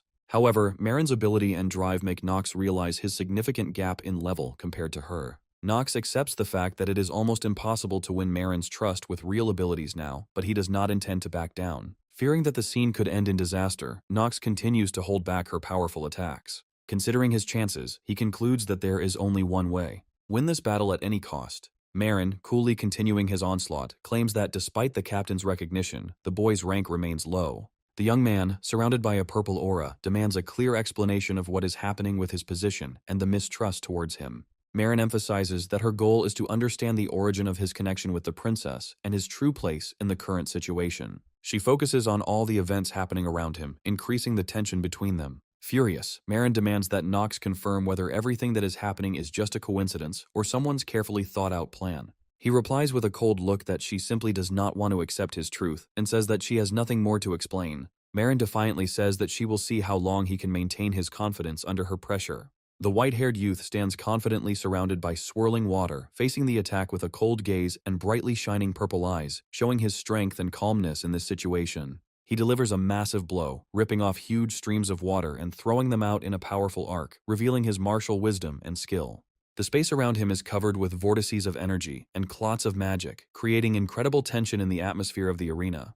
A girl with bright blue hair appears, her expression filled with determination, and her hands creating water magic, rushing furiously towards her opponent. With a slight smile, she admits that her goal was to force her opponent to reveal their true abilities by demonstrating cunning and strategic thinking. A powerful arrow of water flies towards the young man, accompanied by flashes of energy, but he deftly dodges it, demonstrating fantastic reaction speed. The magical skill Hour of Genius activates before his eyes, revealing a space filled with rotating dials and mechanisms before him. Time suddenly begins to slow down, allowing him to gracefully avoid the attack, his mind seeming more focused than ever before. The young man prepares for a counterattack with cold calm, holding a dagger in his hands and assessing his next steps. The girl fights by attacking with powerful streams of water, but her expression betrays shock when her attack misses its target. She marvels at how her opponent was able to dodge so easily, while only a few meters away, trying to figure out his strategy. The young man picks up a dagger wrapped in a mysterious purple energy that begins to surround him in a magical glow. The dagger releases a powerful pulse of energy, tearing apart space and pulling his opponent into the waves of the presentation attack. The girl catches herself in a moment of feeling fear and surprise. Her magic begins to diminish under the pressure of the created whirlpool. The overall picture of the young man's emerging threat leaves her feeling confused. The girl doubts that such incredible power can belong to an ordinary teenager and notes his exceptionalism. She demands an explanation, trying to find out what motives and goals guide the young man who is attacking her with such force. The young man returns the gaze, cold and confident, holding a sword in his hands that emits a subtle glow, emphasizing his readiness for further clashes. The girl smiles self-confidently, promising that she will definitely find out all the details on her own, despite any threats. She sharpens her powers, directing even more powerful streams of water that instantly cover the space and rush towards the young man. In response, the youth activates dark energy, which crystallizes into a concentrated sphere in his hands, emitting a dark purple light. A huge force of a vortex of dark energy falls upon the opponent, capturing everything around in its deadly embrace. They clash in a fast-paced battle, where bright blue water currents collide with purple energy, tearing apart all the space around them. The girl internally acknowledges the enemy's enormous advantage, realizing his skills and the danger that he is controlled by something greater. She displays anger by showing fury on her face when she notices how her opponent is deliberately holding back some of their power. The girl condemns him for manipulation, hinting at his cunning, and shouts accusations at him for using such methods. The realization of her own defeat begins to fill her thoughts. She wonders if the difference between them lies in talent or skill. Seeing once again the inexorable power of her enemy, she comes to the conclusion that any member of Lunatic can be destroyed. It is an almost inevitable reality. She firmly acknowledges the authority of his name, stating that she cannot accept him as a member of Lunatic, apparently refusing to continue the attack. The young man remains cool and motionless, as if waiting for the tense dialogue to end so that he can stop the fight completely. The girl notes that the enemy has masterful combat skills, but his intentions remain a mystery to her, creating an atmosphere of mistrust and tension. She calmly states that she will follow Lunatic's orders and eliminate the enemy, considering him a potential threat due to his strength.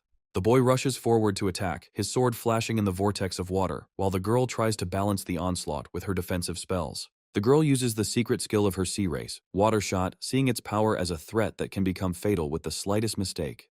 The furious energy of the water shot pierces through space, aiming its enormous power straight towards the boy, showing her determination to see the fight through to the end. A destructive bolt of water magic meets a thrown dagger, which reflects the attack, breaking the flow of magic and creating an effect of surprise. The girl watches in shock as her crushing blow is blocked, her eyes full of surprise, and her balance of confidence begins to waver. Suddenly, a voice calls out with an order. This is the third figure condemning her actions, reminding her that the important task was cooperation, not conflict. A woman with long golden hair, possessing authority, sternly asks why her orders were ignored, and instead of cooperation, a fight began. The girl, stunned by the appearance of her captain, voices her name in panic, realizing that now she will have to answer for her actions. At this point, the young man greets the new character in a reserved manner, showing politeness and a willingness to listen to her next move.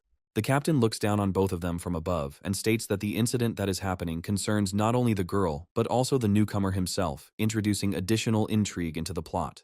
The young man directly states that he wants a full explanation of the situation and looks at the captain's figure with obvious distrust, expecting an adequate reaction. The captain easily and coldly replies that punishment awaits both of them, not giving them a last chance to justify themselves for what happened. She instantly jumps down into the center of events and, performing a sharp maneuver, grabs attention, preparing for a fair analysis. In her words, she reminds that the task was to distract the attention of the Academy workers, and Team Discord is not part of the mission plan. Her stern gaze falls on the girl, and she bluntly points out that no improvisation was intended in this task. The girl apologizes, citing a desire to make sure that the newcomer is truly a loyal member of their organization, justifying her harshness. To this, the captain calmly replies that only she makes such decisions, being in her position, and adds that there is another important point. She shows off the damaged blade, indicating that the blow was too strong, and questions why the use of such a deadly method was impossible to avoid. She scornfully denounces the fact that the force used could have easily taken the boy's life, casting doubt on the sincerity of the girl's intentions. The girl tries to hide her confusion, quietly asking whether her suspicions about the impassability of the further path are confirmed. The captain responds with restraint, acknowledging that Nox seemed to be hiding his true abilities, adding more mystery to his character. She then provides a firm reminder that certain boundaries have been crossed, emphasizing that such behavior is unacceptable. She insists that the only acceptable case of murder in the organization is betrayal, adding severity to her words and finality to her voice. The girl, despite her collected face, looks depressed, acknowledging the captain's words and understanding the seriousness of the conflict that had occurred. The captain, with a sharp expression on his face, emphasizes that there must be no more mistakes, calling this a final warning that they must heed. Addressing the newcomer, she specifically notes that this lesson concerns him too, indicating that he is not excluded from the general responsibility. The captain's gaze tightens as she stuns the young man with an offer to go for a walk, which surprises him and makes the situation even more unexpected. After a moment's pause, the young man briefly agrees to her proposal, indicating that he is willing to follow the captain to perhaps learn more from her further actions. The captain recalls his warning to maintain discipline, emphasizing the need to maintain order in their organization.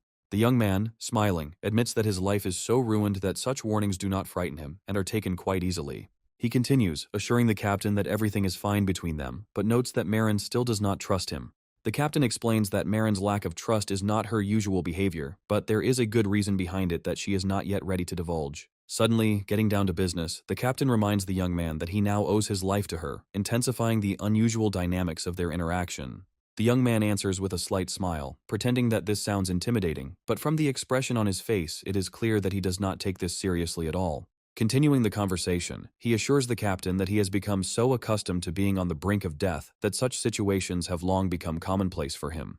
The captain smirks and remarks that the main reason Marine doesn't like him is his boring reaction to difficult situations, which amuses her. The young man, somewhat surprised by her words, asks again when the captain utters a mysterious phrase about only one arrow. She explains that the arrow is the very reason Marin was able to become a part of Lunatic, adding significance to her abilities. In the picture, Marin is shown in the act of using a powerful force, demonstrating the destructive power of her arrow to a whole new level. The captain admits that Marin's arrow is so large that even she has difficulty blocking it completely, emphasizing its danger. The boy ponders her words, admitting that Marin's power was likely the reason his own sword broke. However, he notes that the situation seems strange to him. Despite Marin's incredible strength, she rarely appears in the center of the main events. The frame depicts Moraine as the last representative of the sea race, possessing the art of complete control over water and arrows, making her unique. The captain emphasizes that it was thanks to her abilities that Marin could use such destructive techniques, but leaves something unsaid. The book is open to a page describing a sea race that was thought to be long extinct and existed only in the mysteries of lunatic history. The young man firmly states that if he were to fight Marin again, he would not allow her to use this arrow, knowing its full power.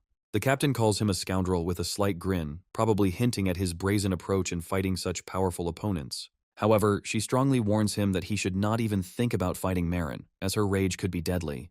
The young man responds to this with a slight detachment, casually noting the size of the place where they are, adding a bit of detachment to the conversation.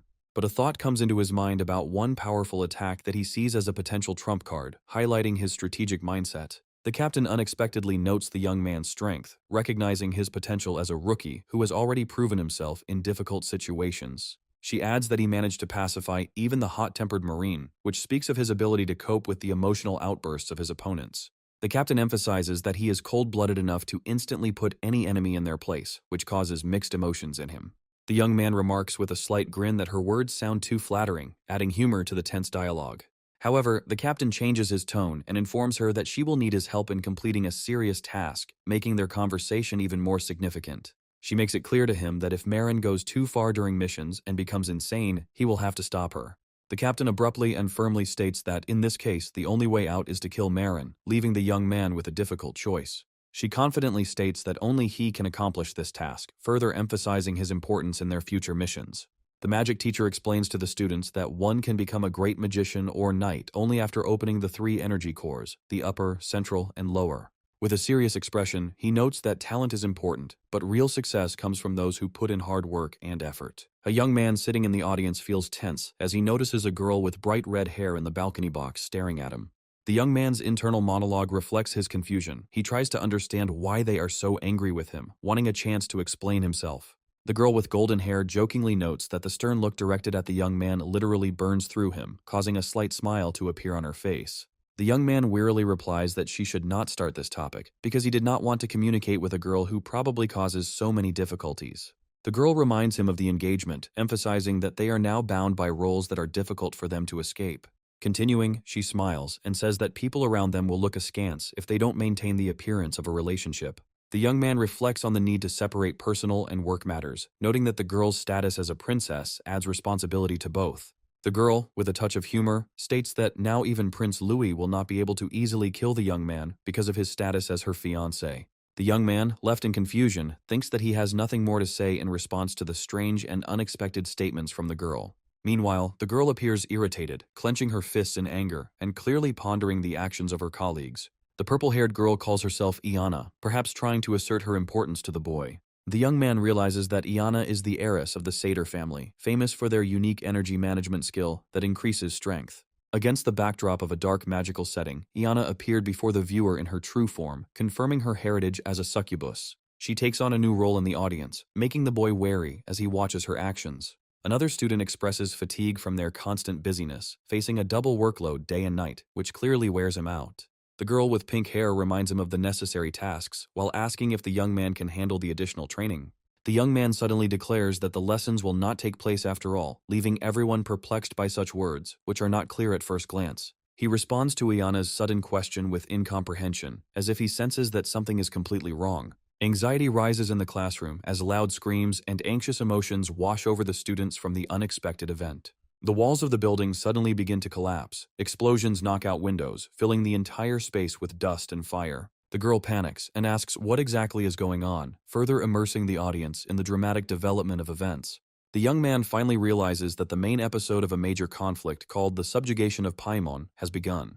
The final frames reveal images of a dark, demonic creature, emphasizing the scale and power of what is happening. The magical ritual comes to an end when the villain declares with satisfaction that his plans have finally come true. In another part of the scene, 2 students are tasked with creating a distraction so that Mooney can quietly destroy an important artifact.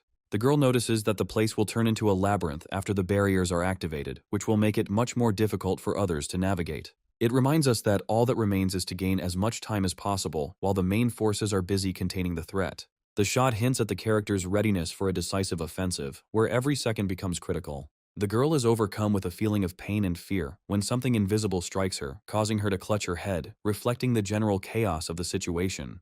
The young man watches what is happening with cold calm, mentally saying that Marin showed her best side, demonstrating her skills. He activates his magic, giving his eyes a bright glow and contemplating the need to stall for time to achieve his clear goal. One of the guys firmly states that it is becoming too dangerous to stay in this place, clearly feeling the increasing threat. He informs the others that 2 spells have been activated in the space, adding to the drama of the event. The guy explains that the first spell is a spatial barrier that isolates the group from the outside world, turning their situation into a trap.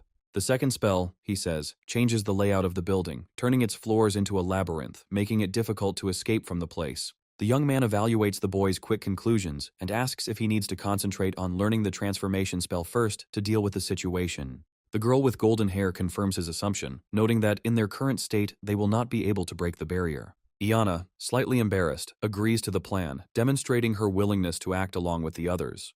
The young man ponders the nature of transformation magic, concluding that it is most often used on buildings, which raises new suspicions in him. He finds it strange that Iana is interfering in an episode in which he feels she should not play an active role. The idea that the original plot is not going as expected makes him think about major changes in events.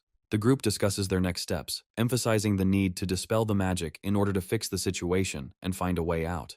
The boy points out that the spells have an obvious purpose, adding that she either needs to remove the barrier or transform the spell back. He mentally criticizes Talia, thinking that her approach to the situation is devoid of analysis and includes only impulsiveness. In the image, a magical barrier in the form of a huge lock and chains represents a visual expression of a locking spell that must be broken. The boy comes to the conclusion that any simple attacks will be useless against the barrier magic, which complicates the escape plan. He notes that the condition of the entire building must first be assessed in order to understand how to deal with the current magical obstacles. The group decides to split into 2 teams to complete different tasks, showing their willingness to act strategically. The young man sets a precise meeting time for both groups, emphasizing the importance of coordinating actions and following a plan. On the side is shown an image in a blue energy shell, which analyzes the current situation with an intelligent approach. The monologue emphasizes his strength to interact with others despite his lack of high-level magic, which earns him respect from those around him. Nox exclaims about the beginning of a new trial in the labyrinth, anticipating another difficult event along the way.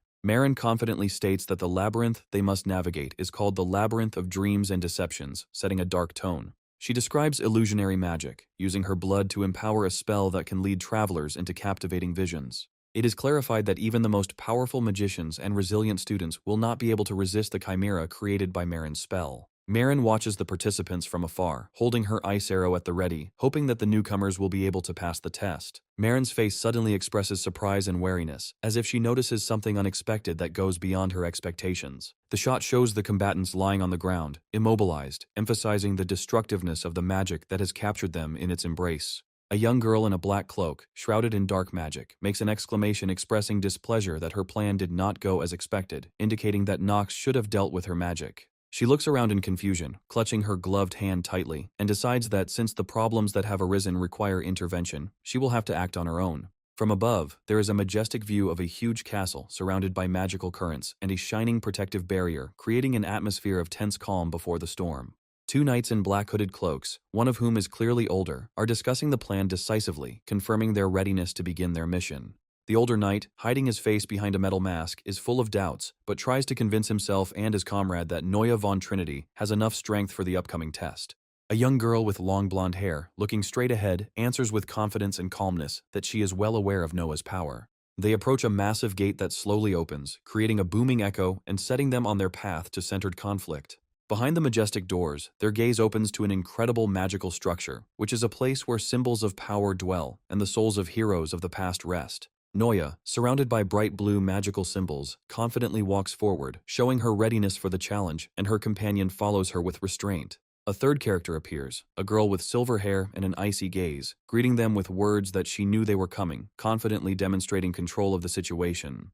The ice girl smiles as she says that she expected their interest, clearly implying that her plans are going as she expected. Looking at the woman in front of them, Noah von Trinity's companion reveals that the person standing before them is the captain of Lunatic and a powerful warrior that commands her respect. The blonde woman's aura intensifies, her eyes glowing red as she realizes that she must use her legacy as the last bearer of the lunar sword art. Neue von Trinity enters the verbal duel, warning the ice girl that she would be better off backing off, thus expressing a threat without the overt use of force. The Ice Maiden responds that the cursed demonic essence stone could plunge the world into chaos, revealing the importance of the item that the enemies came for. The girl with icy hair just smiles calmly, confidently saying that Noya already knows her answer, and her confidence literally freezes the air around her. The blonde warrior draws her sword, its blade beginning to glow a bright red as if it were being charged with pure energy of rage and determination. With a force like a lightning strike, she takes the first step into the attack, leaving behind flashes of red light that illuminate the area around her. Her magical strike collides with her opponent's wave of icy energy, creating a roar and magical vortexes around her that fill the surrounding space with radiance. Noah's companion stands next to her, asking a reasonable question, suspecting whether she could have expected such a turn of events. The room fills with powerful vortices of magic, lifting debris into the air, high-speed streams of energy around both knights, forcing them to act together. Noya wastes no time in dealing a powerful blow to the silhouettes of power, her red sword cutting through the ice barriers, creating an intense glow that envelops the hall. Her eyes light up with the thirst for battle, and she speaks words that affirm her love for fighting worthy opponents, not hiding her determination. The Ice Girl, smiling proudly, claims that the Paimon in question is the greatest demon that has ever stood in her way. Noya suspects her motivation and immediately asks a provocative question, hoping to understand why she allows the demon's power to be revealed, causing an obvious conflict of interest. The Ice Girl laughs at her assumptions, her gaze mocking, and her figure is enveloped in a sudden glow. Noa's anger reaches its peak. She screams that she will kill her, and her red eyes glow with fury, reflecting her desire to end the confrontation. The Ice Girl, keeping her cool, sarcastically asks why she needs to be killed, and then laughs loudly, which only adds to the tension of what is happening. The warrior answers her coldly and directly. Her motives lie in personal need, which makes her actions even more powerful and meaningful. The powers of both women collide. A bright glow fills the entire hall. Magical streams of fire and ice collide with a deafening roar, destroying everything in their path. A red vortex of magical energy surrounds a giant demonic entity, towering over a young man who stands below with an expression of doom and horror. A young man with short white hair and a serious look voices the thought that he is in a strange and incomprehensible place, clearly trying to comprehend what is happening around him. Before his eyes opens a shining expanse of water, in the distance of which is depicted a glowing female silhouette with wings, like an angel standing on the waves. He looks ahead in surprise and exclaims a short interjection, as if he were just realizing something important that lay on the edge of his understanding. Resolutely throwing himself forward across the surface of the water, he is internally convinced that he must reach the angelic figure at any cost. With each passing second, his steps become more confident, and he thinks that she has the ability to return to him something valuable, long lost in the past. Reaching his hand forward, he tries to reach his goal, but in front of him there is only a shimmering surface of water, and he remains standing in indecision. His face is flooded with tears that he doesn't even notice, and it seems that at this moment the emotions have come too strong, because everything that is happening evokes a deep response in his soul. Standing waist-deep in the radiating wave, he screams out a name in desperation, as if begging someone to come back or wake up, turning into the void. His voice suddenly transports him to reality, where he tries to call Nox again, this time in the present, hoping for awakening from his strange state. On the cold stones, Nox suddenly comes to life in the presence of two girls, one leaning over him with concern, the other standing a little to the side. Looking at himself, he wonders with surprise whether he was in such a state that he cried unconsciously, as if losing control of his feelings. The red-haired girl bending over him admits that she was scared, thinking that something serious and irreparable had happened to him. Nox himself cannot understand what strange emotions arose in his dream, and tries to remember what exactly he saw in that strange illusion. He recalls the figure of the woman from the dream, who conveyed a sense of mystery and some inexpressible attempt to convey an important message to him. Nox stands up and apologetically tells the girls that his behavior may not have been the best and urges them to move on. In another space, a ferocious scene emerges. Terrible monsters with horrible faces begin to attack, declaring the beginning of the passage of the second labyrinth. A group of 4 young men, including Nox and 3 girls in uniforms, prepare for battle, each activating their magical abilities and weapons. A girl with bright scarlet hair rushes into battle, her sword cutting through the air, releasing powerful bursts of fire that surround her in shining waves. A young mage with dark green hair concentrates as he opens an ancient book, his hand emitting a bright green glow that raises the energy around him. Streams of magic revive opponents. Skeletons created by him emerge from green spirals, taking the form of formidable servants ready to fight monsters. From a sudden explosion of green light, a giant monster bursts into the arena, rushing forward like a tank, not at all afraid of any magical traps. The monster rushes at its enemies with terrifying speed, breaking through the wall of bone creatures created by magic, and it seems that nothing can stop it. One of the bone creatures lands a precise blow, turning the green creature into a fountain of energy that is thrown back, but the overall fight is far from over. The blow it received enraged the monster even more, letting out a deafening roar, and in a rage it crushes everything around it, sparing neither its own allies nor obstacles. In another corner of the battlefield, a green-haired mage and a girl with purple energy combine their powers to create a new powerful charge. Lines of purple energy appear on the monster's body and begin to burst, sending beams of destructive magic in all directions, as if signifying its death. Nox, surrounded by a purple light, remains calm and confident, saying that the current level of danger they face is under his control. However, an unexpected resonance is activated from the purple magic scene, and he and one of his companions decide to join forces to neutralize the source of the threat.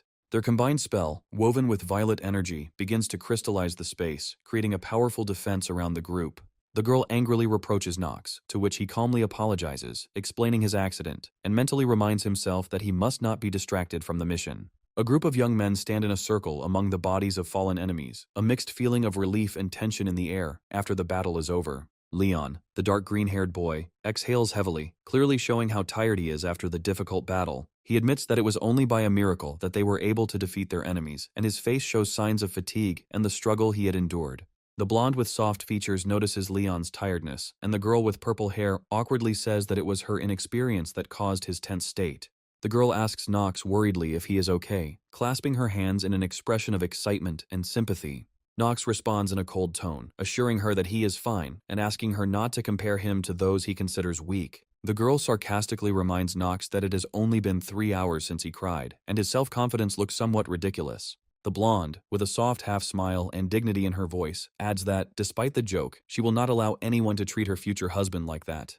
The girl, pretending to be shocked, theatrically apologizes to the princess for her manners, accompanying her words with an ironic smile. Another girl asks the team what they think they might encounter in the third maze, and her thoughtful expression underlines the seriousness of the question. She adds that if the second maze was so difficult, then even imagining the difficulty of a third is hard, giving Nox a moment of reflection. Nox, bowing his head, says with a sly smile that he has no idea what awaits them, but internally notes that he is finally beginning to feel the excitement of what is happening. The group begins moving down a dark corridor, pondering the upcoming boss of the labyrinth, which is rumored to be a flower monster. A mysterious grin appears on Nox's face, and he utters only one word, leaving the feeling that he is about to meet an opponent he views as worthy of himself. Elsewhere, a man standing in front of a red crystal speaks words of resurrection, confirming that he is bringing Lord Paimon back to life after a long time.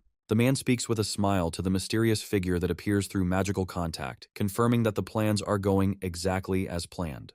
He confidently lifts a small vessel with red liquid and reassures his interlocutor, assuring him that everything is under control and there is nothing to worry about.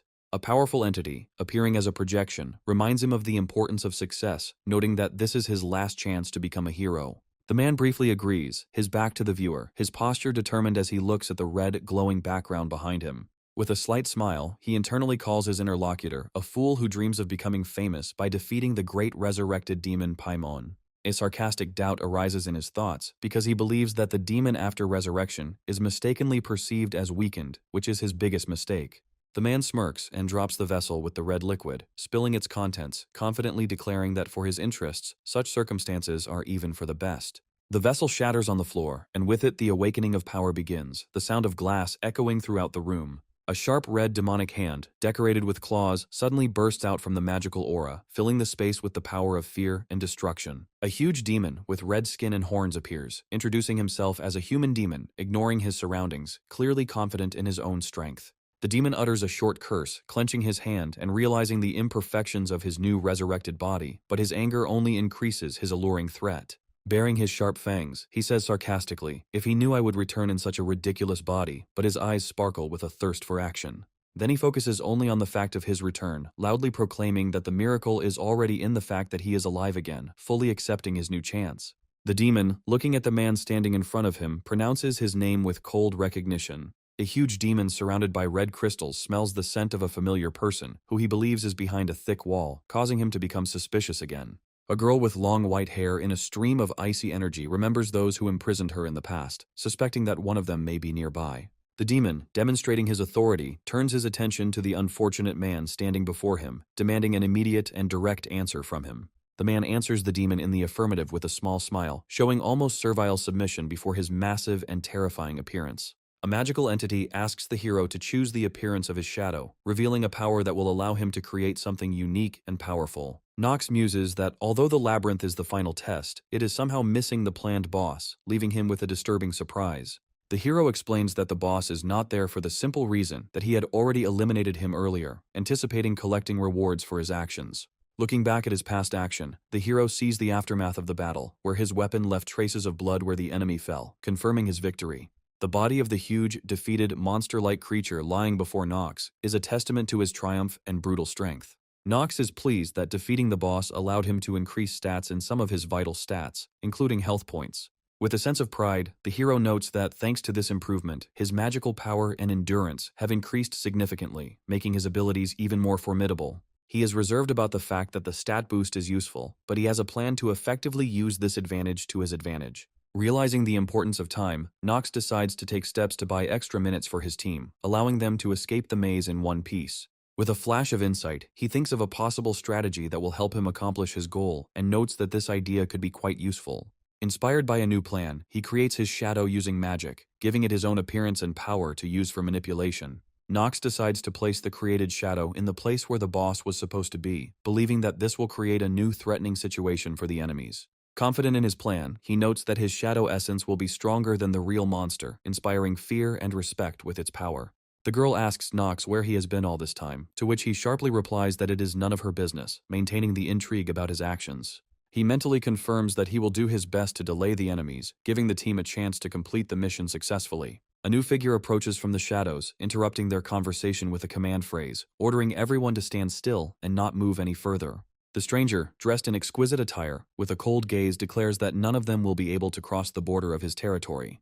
The girl asks in surprise who this man is. Nox reflects in his reverie that although his shadow has a mind of its own, it is based on elements of his own character. Feeling the tension inside, Nox realizes that if the negotiations drag on, the enemies may take advantage of it for their own purposes, creating a risky situation. Leon, with a wary expression, notes that someone who has such a dense and ominous aura cannot possibly be an ordinary person. The girl abruptly comments that the enemy has a rather unpleasant face, surprising Nox by asking what she is talking about.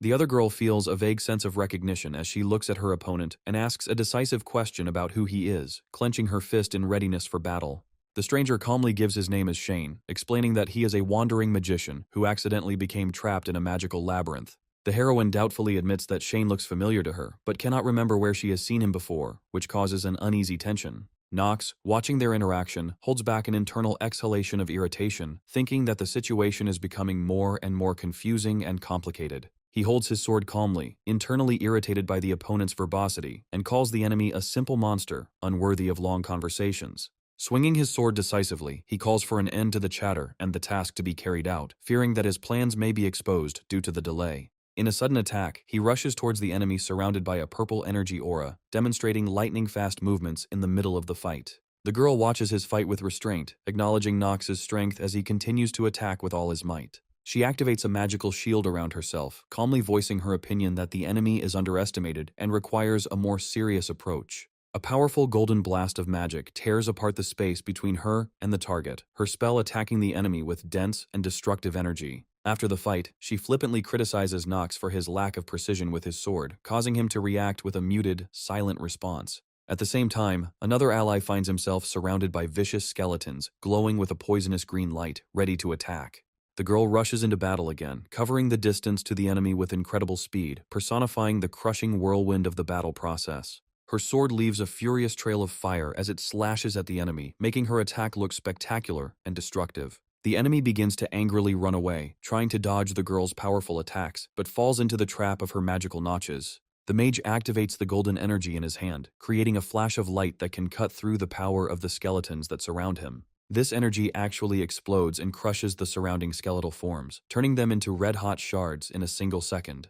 The girl finishes off her enemy with a precise blow at the end of her attack, ending the confrontation and emphasizing her superiority. She is thrown aside by the unexpected counterattack, but quickly recovers, demonstrating her incredible endurance and sword skills. The enemy, looking at Nox with bloody eyes, sees a serious intention to deal with him at any cost, experiencing fear and anger. The other participants in the battle are surprised by what they see and pay attention to the suddenness and speed of Nox's actions, who does not hesitate to attack. The girl's sharp cry asking what happened to Nox underlines the moment of intense awareness among the rest of the team. Nox, holding back a wave of emotion, says dryly that nothing special happened, although internally he realizes that he missed an important detail in tactics. He muses out loud, noting that his shadow only has half of his abilities, adding this to his strategy. Nox explains in detail that the shadow's stats are only 50% of his level, forcing him to think of more effective tactics. However, he voices another weakness of his shadow. Any wound the shadow receives he experiences as real physical pain. The enemy takes a hit, but Nox feels a sharp surge of pain in his shoulder, confirming that these sensations are being transmitted directly to him. As he winces under the pain, he grimly realizes that everything has turned out to be much more difficult than he expected, and now he will have to change his approach. Looking at his determined opponent, Nox wonders if he can hold out long enough to finish this job. Colorful spells explode between his ally and enemy, the atmosphere of the battle heating up, filling the space with a sense of tense chaos. The blonde is surprised by the unexpected turn of events, her expression indicating that things did not go as expected. At this time, an imposing demon with bright red skin and horns appears, whose presence dominates the scene, creating a new threat. The white-haired girl angrily accuses Noah of ruining everything with her actions, and the situation is now complicated due to her interference. Each participant must cope with new challenges, otherwise the stakes are too high. A girl with burning eyes screams in anger, demanding an answer to the question of indifference to the fate of humanity, which is emphasized by the red background, increasing the tension. Swinging her weapon, she releases streams of bright red energy that swirl around, indicating her complete immersion in the battle. A red beam of power shoots into the sky, illuminating everything around in a destructive wave that covers many buildings within the space.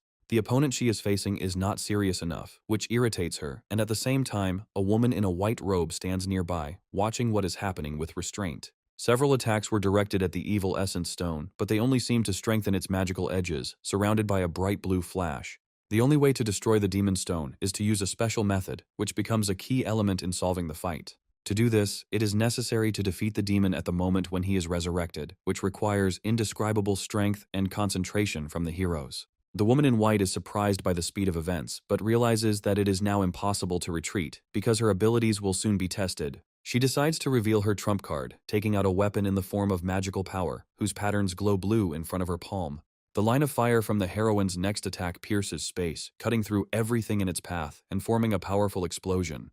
The woman in white activates a magical defense, her graceful movements and stream of shining blue light hinting at her incomparable powers. The demon returns to material form, his massive figure surrounded by icy energy and fire, appearing as the embodiment of horror.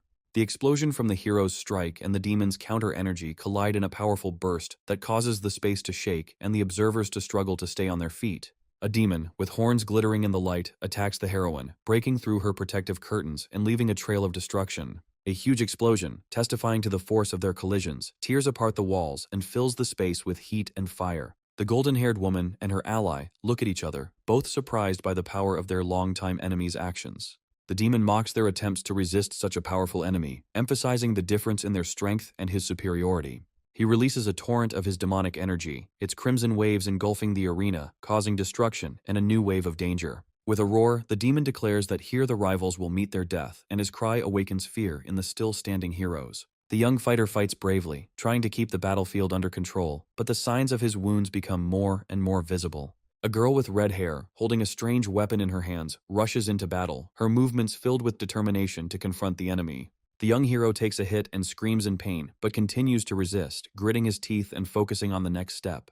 Magical energy bursts out of the dark corridor, where ominous green figures begin to appear around the hero, reminiscent of the living dead. Enemies surround him. Their blows continuously hit the hero, causing him to fall, but he continues to fight no matter what. A calm and confident man calls upon the power of ancient magic, declaring that he will deal with the sinister forces that have blocked their path. One of the allies casually remarks that the man is clearly enjoying the battle, his determined gaze standing out in the chaotic chaos. The ally leaves the battle in the corridor, declaring that enough time has been gained to maneuver. The floor cracks with a powerful vibration. Bright beams of blue energy shoot through the cracks, increasing the destructiveness of the new enemy's appearance. The black-suited protagonist looks at the emerging light from the dungeon in shock, realizing that the situation is beyond the scope of a normal battle. The group of comrades unite, their voices and screams mixing with the roar of the destroyed hall, where the battle against the demon is about to reach a new level. A loud explosion tears through the surface, sending blue chunks of ice flying outwards, creating a gaping crater in the center of the battlefield. The red-haired girl loses her balance, her scream cutting through the silence as she falls onto the blast-torn field. The other participants in the battle notice the girl's fall and, with anxious cries, turn their gaze to her, who is at the epicenter of destruction. Lying on the ground, the girl is in shock from what happened. Her hair is fluttering in a gust of wind, and her gaze expresses panic and confusion. The young man, leaning forward slightly, asks the girl with concern if everything is okay with her. His voice sounds worried. She tries to sit up, her voice shaking as she lets out a short sigh, clearly hurt but still conscious. The young man picks her up, moving her to safety, and the confused girl is still tormented by the question of why he took the risk to save her.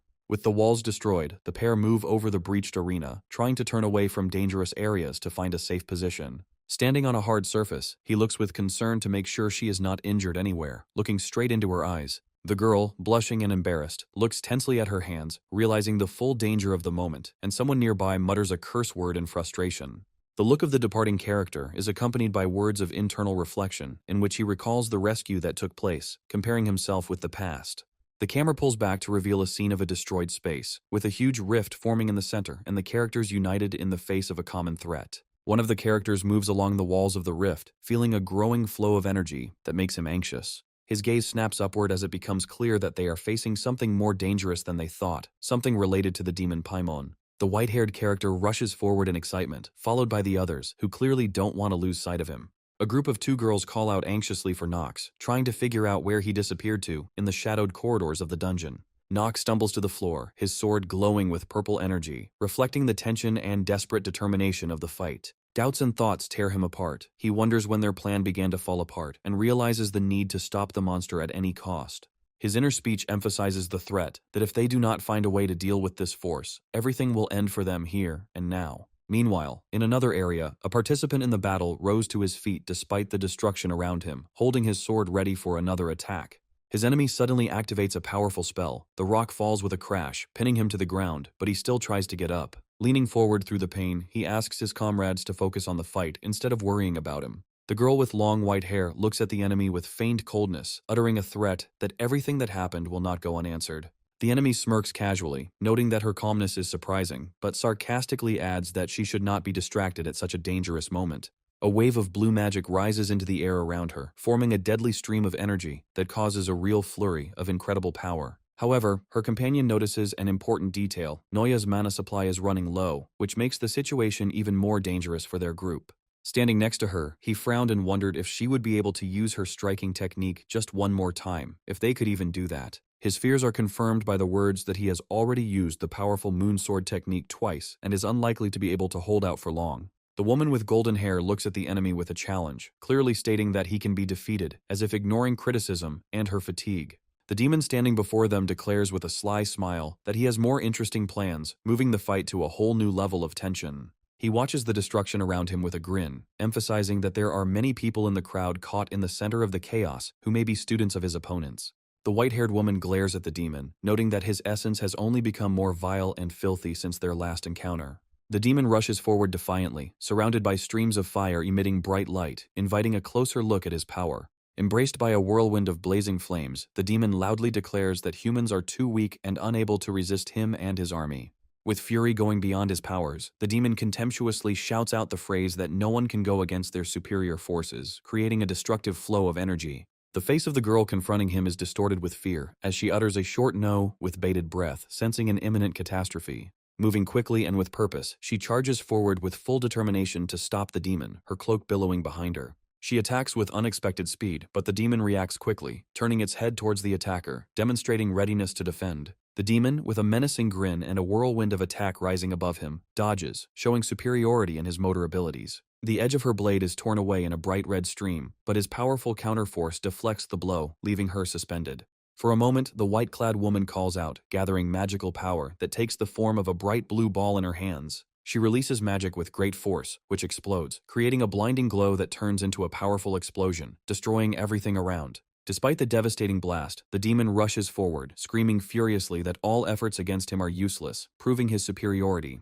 In a violent clash of magic and physical force, the demon attacks the woman at full speed, and the release of his power forces her to retreat. With blood on her lips, she desperately realizes that the battle is starting to turn against her, but an inner voice tells her not to give up. As she falls through the destructive energy stream, she admits that she failed to protect others, while below, innocent people continue to scream in the burning ruins. Panic consumes people, flames engulf everything around, and loud screams are heard amidst the chaos, increasing the atmosphere of horror. Amidst the destroyed interiors and abandoned bodies, a child calls out to his parents in a trembling voice, but the answer is an ominous silence. The little girl, in heavy tears, presses her hands to her chest, her eyes filled with pain and a sense of insurmountable loss. In the pouring rain, kneeling among the ruins, the girl continues to scream in despair, experiencing the insurmountable pain of loss. The woman raises her palm, emitting magical lines, exclaiming that she does not want to lose anyone again, and her determination gains strength. However, her inner voice with longing and pain doubts that even this power, for which she fought for so long, will be able to cope with the demon. Tears well up on her face as she continues to question whether the demon will remain invincible despite their combined efforts. Her golden-haired companion rushes forward with fury reflected in her eyes, wanting to strike the finishing blow while they still have the chance. However, the white-haired woman despairingly says that it is too late, realizing the magnitude of the threat they face. The battle rages on with renewed vigor, as simultaneous streams of magical energy and fiery attacks collide, creating an incredible outburst of brightness and destruction. The girl with golden hair stands in disbelief, surrounded by a whirlwind of destruction, her face set in intense determination. Turning back to her opponent, her gaze becomes full of anger, and she recognizes an attack that she thought shouldn't exist. A white-haired woman sits down among the ruins, her anxious gaze directed forward, and she asks with horror in her eyes what happened. The destruction around them becomes a silent testimony of the battle, leaving the heroes wondering how they can cope with the aftermath and save the world from darkness. A young man with a stern expression turns to the dean with bewilderment, asking if they are giving up again, causing alarm in the surroundings. The white-haired woman, holding back her inner emotions, reminds the dean that he has already lost his family and warns him of the possible loss of his students. The dean walks forward with a determined expression on his face, clutching the weapon in his hand, and the fury surrounding him emphasizes the seriousness of his words about losing everything. Confusion and a dose of fear can be seen on her face when she involuntarily asks how he knows such details about her life. With alarming solemnity, Nox declares that he swears by the ancient tradition of the sword, his gaze full of determination and strength. Clutching a black sword that emanates a mystical glow, he is convinced that this is the place where the decisive battle must take place. Nox's gaze becomes cold and purposeful as he announces with furious defiance that he is going to finish Paimon off. A glowing purple mask appears in his hand, reflecting the symbolism and importance of the upcoming battle for justice. As he carefully extracts the mystical entity called Shane, he feels confused despite his outward bravery and determination. He admits that the main problem now is not this mystical energy at all, but a much greater threat that lies ahead. With a short curse, Nox realizes that Paimon has indeed been reborn, and every moment of delay only increases their vulnerability. His companion, a girl with long blue hair, looks at him with concern and asks what exactly they should do now in this situation. She rightly points out that a demon as strong as Captain Luna could put them in a bind, and their powers seem insignificant. Realizing that there is little that can be done in such a situation, Nox cautiously reflects that the only way out may be personal sacrifice. The girl with a determined and defiant expression on her face reminds him that, no matter what, she is an archer and will do everything to save him, throwing away any nonsense. To this fiery impulse, Nox calmly but firmly replies that the Rheinhafers never shirk their duties, their honor comes first. She, however, cools his resolve, expressing doubts that the situation is one of those rare cases where they can count on winning. Determined, Nox exclaims that the price of these events could be Captain Luna's life, and this is unacceptable to him. His words cause silent shock in his companion. Her face expresses a mixture of fear and anger, and her eyes glow blue under the tension of the moment. Nox, however, remains cool, reflecting on Marina's skills and determination, which help him maintain confidence in his plan. Watching Marina, he understands that her emotions are directly related to her admiration for her savior Luna, who has become an icon of leadership.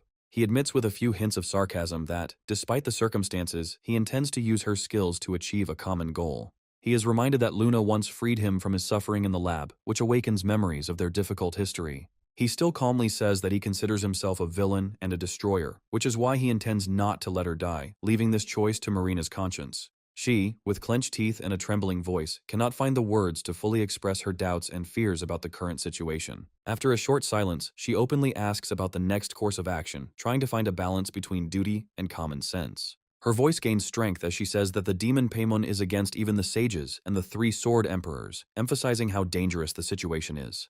The hero answers briefly, and without hesitation, that she must shoot, his order sounding both like a challenge and a confident plan. A red vortex of energy sweeps through the area as Marina prepares her shot, the dynamics of the surroundings highlighting the tension. Finally, trying to understand the meaning of what is happening, her eyes and words express genuine amazement and awareness of the importance of the battle unfolding right before them. The boy, with a serious expression, states that Paimon has broken free and emphasizes the importance of teamwork, as he cannot be stopped alone. Marina asks with alarm and reproach if Nox learned about her arrow from Captain Luna, showing her doubts and emotional tension. Looking at her directly, Nox coldly asks rhetorically if it matters now, internally noting her confusion. Marina steps forward decisively, reminding him that he has personally tested her water shot and knows how powerful and destructive it is. There is fear in her voice for Nox as she pleads that he could die if he continues to ignore the dangers.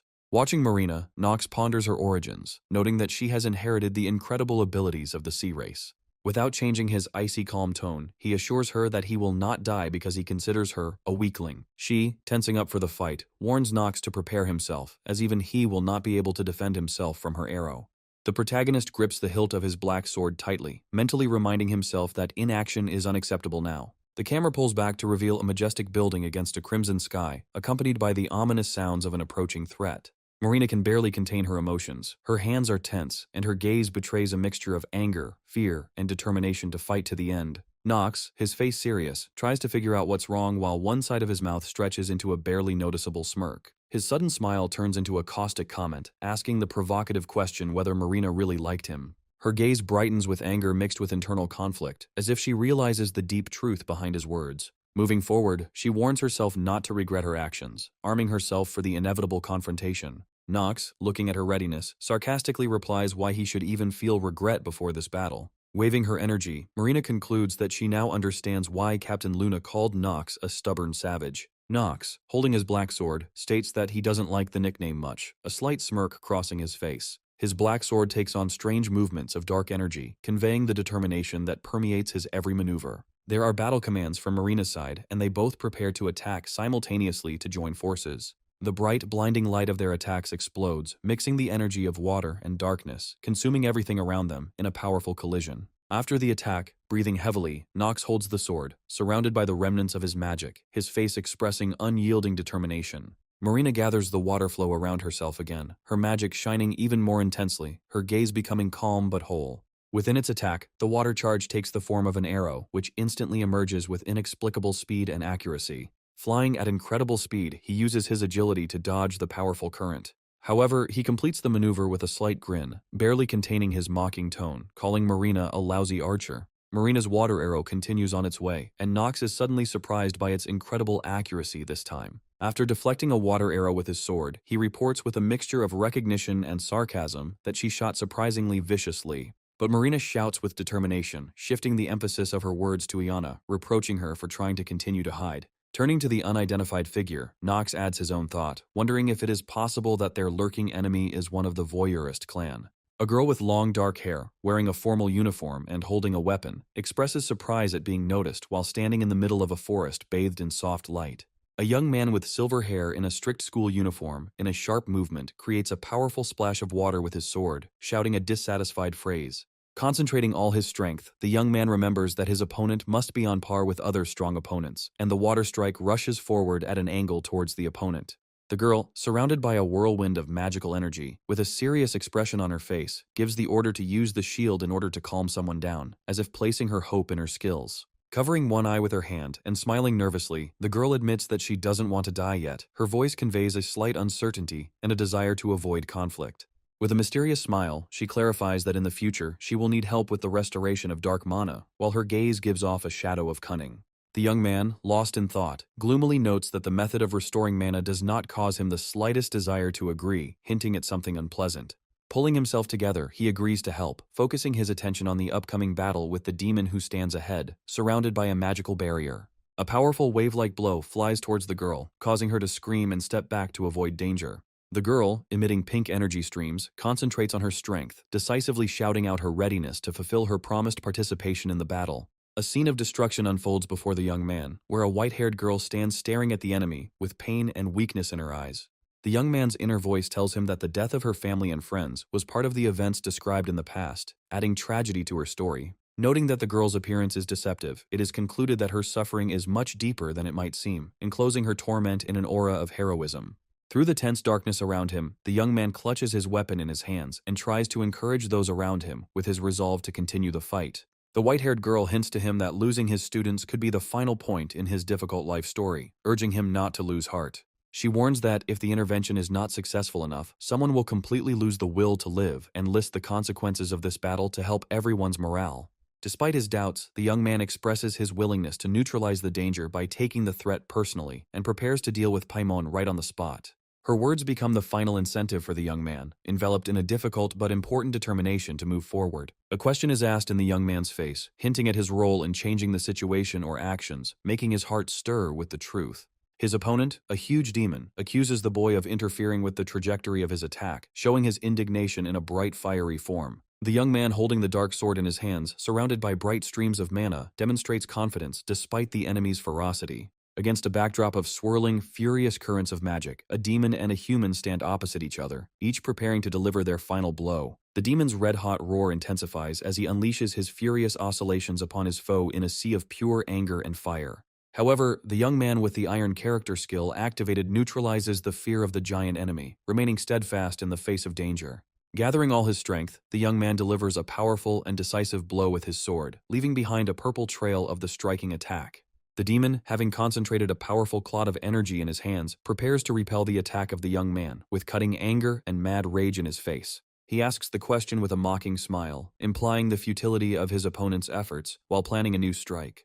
The enemy calls out Paimon's name with a brave look, showing that he is aware of his enemy's importance but has no intention of retreating. The guy reminds the demon that his word about the mediocrity of demon titles is compared to the past era from the history of their battles, which makes the threat to the enemy stronger. The great demon ends the sentence describing his characteristics as if deliberately adding tension. Having defeated the enraged demon, the young man analyzes his overly emotional behavior, confirming the information he had heard earlier. A sly smile appears on his face as he decides to take advantage of his opponent's weakness to turn the situation to his advantage. The demon grins menacingly, demonstrating his strength, mana, and will, thereby emphasizing how dangerous and frightening he is. The young man with a sword in his hands notes that this enemy is far superior to all those he has fought before, pointing out his power. The hellish flames that grew stronger around the demon not only directly attacked the young man, but also sucked out the life energy from his surroundings. He realizes that the demon's destructive flame is dangerous and unpredictable, its energy ready to fall upon everyone around.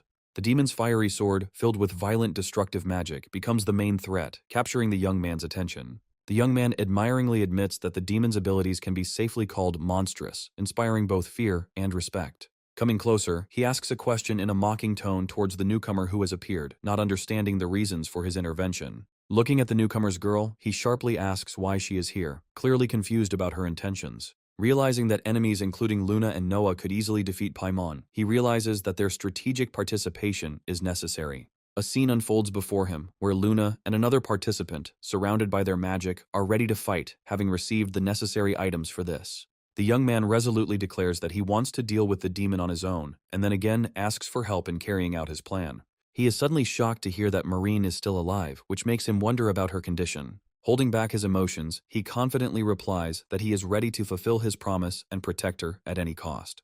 The demon attacks menacingly, gathering a powerful fireball in his hand, shouting words of contempt at his opponent. With swift fury, the demon reminds that it is unacceptable to be distracted in his presence, and his attack covers a huge area. A ring of fire surrounds the young man. He tried to defend himself using his sword, but was faced with the crushing force of the fire. His body is covered in burns, and he throws back the demon's attack with a scream, straining his last strength. The skill of defense is weakened by the overwhelming power of the enemy's attack, and the young man understands that now it is a question of his survival. Leaning on his sword, the young man reminds himself that Marine is essential to the success of his strategy, giving himself the resolve to continue. At this moment, Luna suddenly falls upon the demon from above with her sword, forcing the enemy to go on the defensive. The demon stops Luna's attack with his furious magic, releasing a powerful stream of fire, filling the arena with chaos. Luna coolly reminds Paimon that he must not forget about her presence, putting extra aggression into his attack.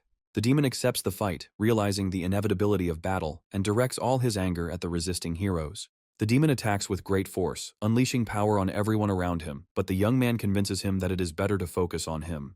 Without losing confidence, he asks the dean if he is able to use magic 2 more times to strengthen their defensive position. In turn, he supplements his request by saying that in this case it will be possible to establish a barrier to protect this region. The white-haired girl agrees to his proposal, assuring him that no one will enter the battlefield without her knowledge. With a slight smile, she asks if the boy is really trying to protect the students, while he, indifferently turning away, replies that her opinion does not matter to him. A white-haired girl with a soft smile, surrounded by magical symbols, sarcastically comments on the young man's insincerity at the moment of activating his power. She continues to tease him, calling him cute, flying into the air in a shining cocoon of spells as the boy runs forward with a sword and determination in his eyes. Another participant, releasing a powerful attack, directs a stream of fire, which the demon intercepts with disdain, dismissively calling her techniques pathetic. A red demon with a flaming sword in his hands mocks their attempts to stall for time, calling them to think about the power they are fighting against. The demon attacks with a furious blow, trying to overwhelm the youth, who blocks the flaming sword with his own, risking being crushed. Their forces collide with a deafening explosion, a stream of energy ripping through space, showing the intensity of the battle between them. The youth gloats, mockingly asking the demon if this is all he can do, fighting with his overwhelming superiority. The demon smirks, claiming that by blocking just a few attacks, the boy imagined himself to be as great as his father. Despite the fear instilled by the enemy, the young man denies its influence, counterattacking vigorously and claiming that his father was much stronger. The demon admits that he was unable to kill him in the past, only sealing him, showing his superiority while surrounded by flames. Bringing down a flaming blow from above, the demon promises to destroy the young man in an instant, turning his powers to the maximum. However, the iron character's skill neutralizes the young man's fear, and he, with a bold smile, replies that nothing should remain untested.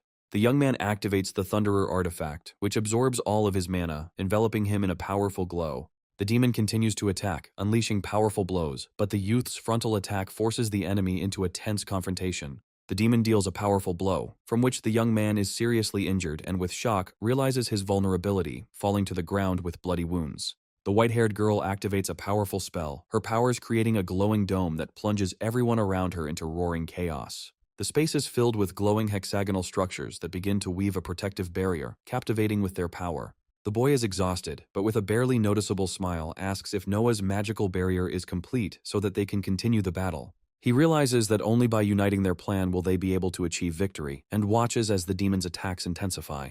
Internally on edge, he curses the situation, seeing the demon's power, and realizes his own limitations, but continues to keep his spirit high. Marin gathers her strength, surrounded by a whirlpool of magic, with an indomitable determination in her eyes, calling out the participant's name. Despite her doubts, Marin takes part in the fight, while the support of those around her reminds her that she has a place in this game. The dark-haired girl intensifies her attack, declaring that she must die and disappear, focusing her full powers on eliminating Marin.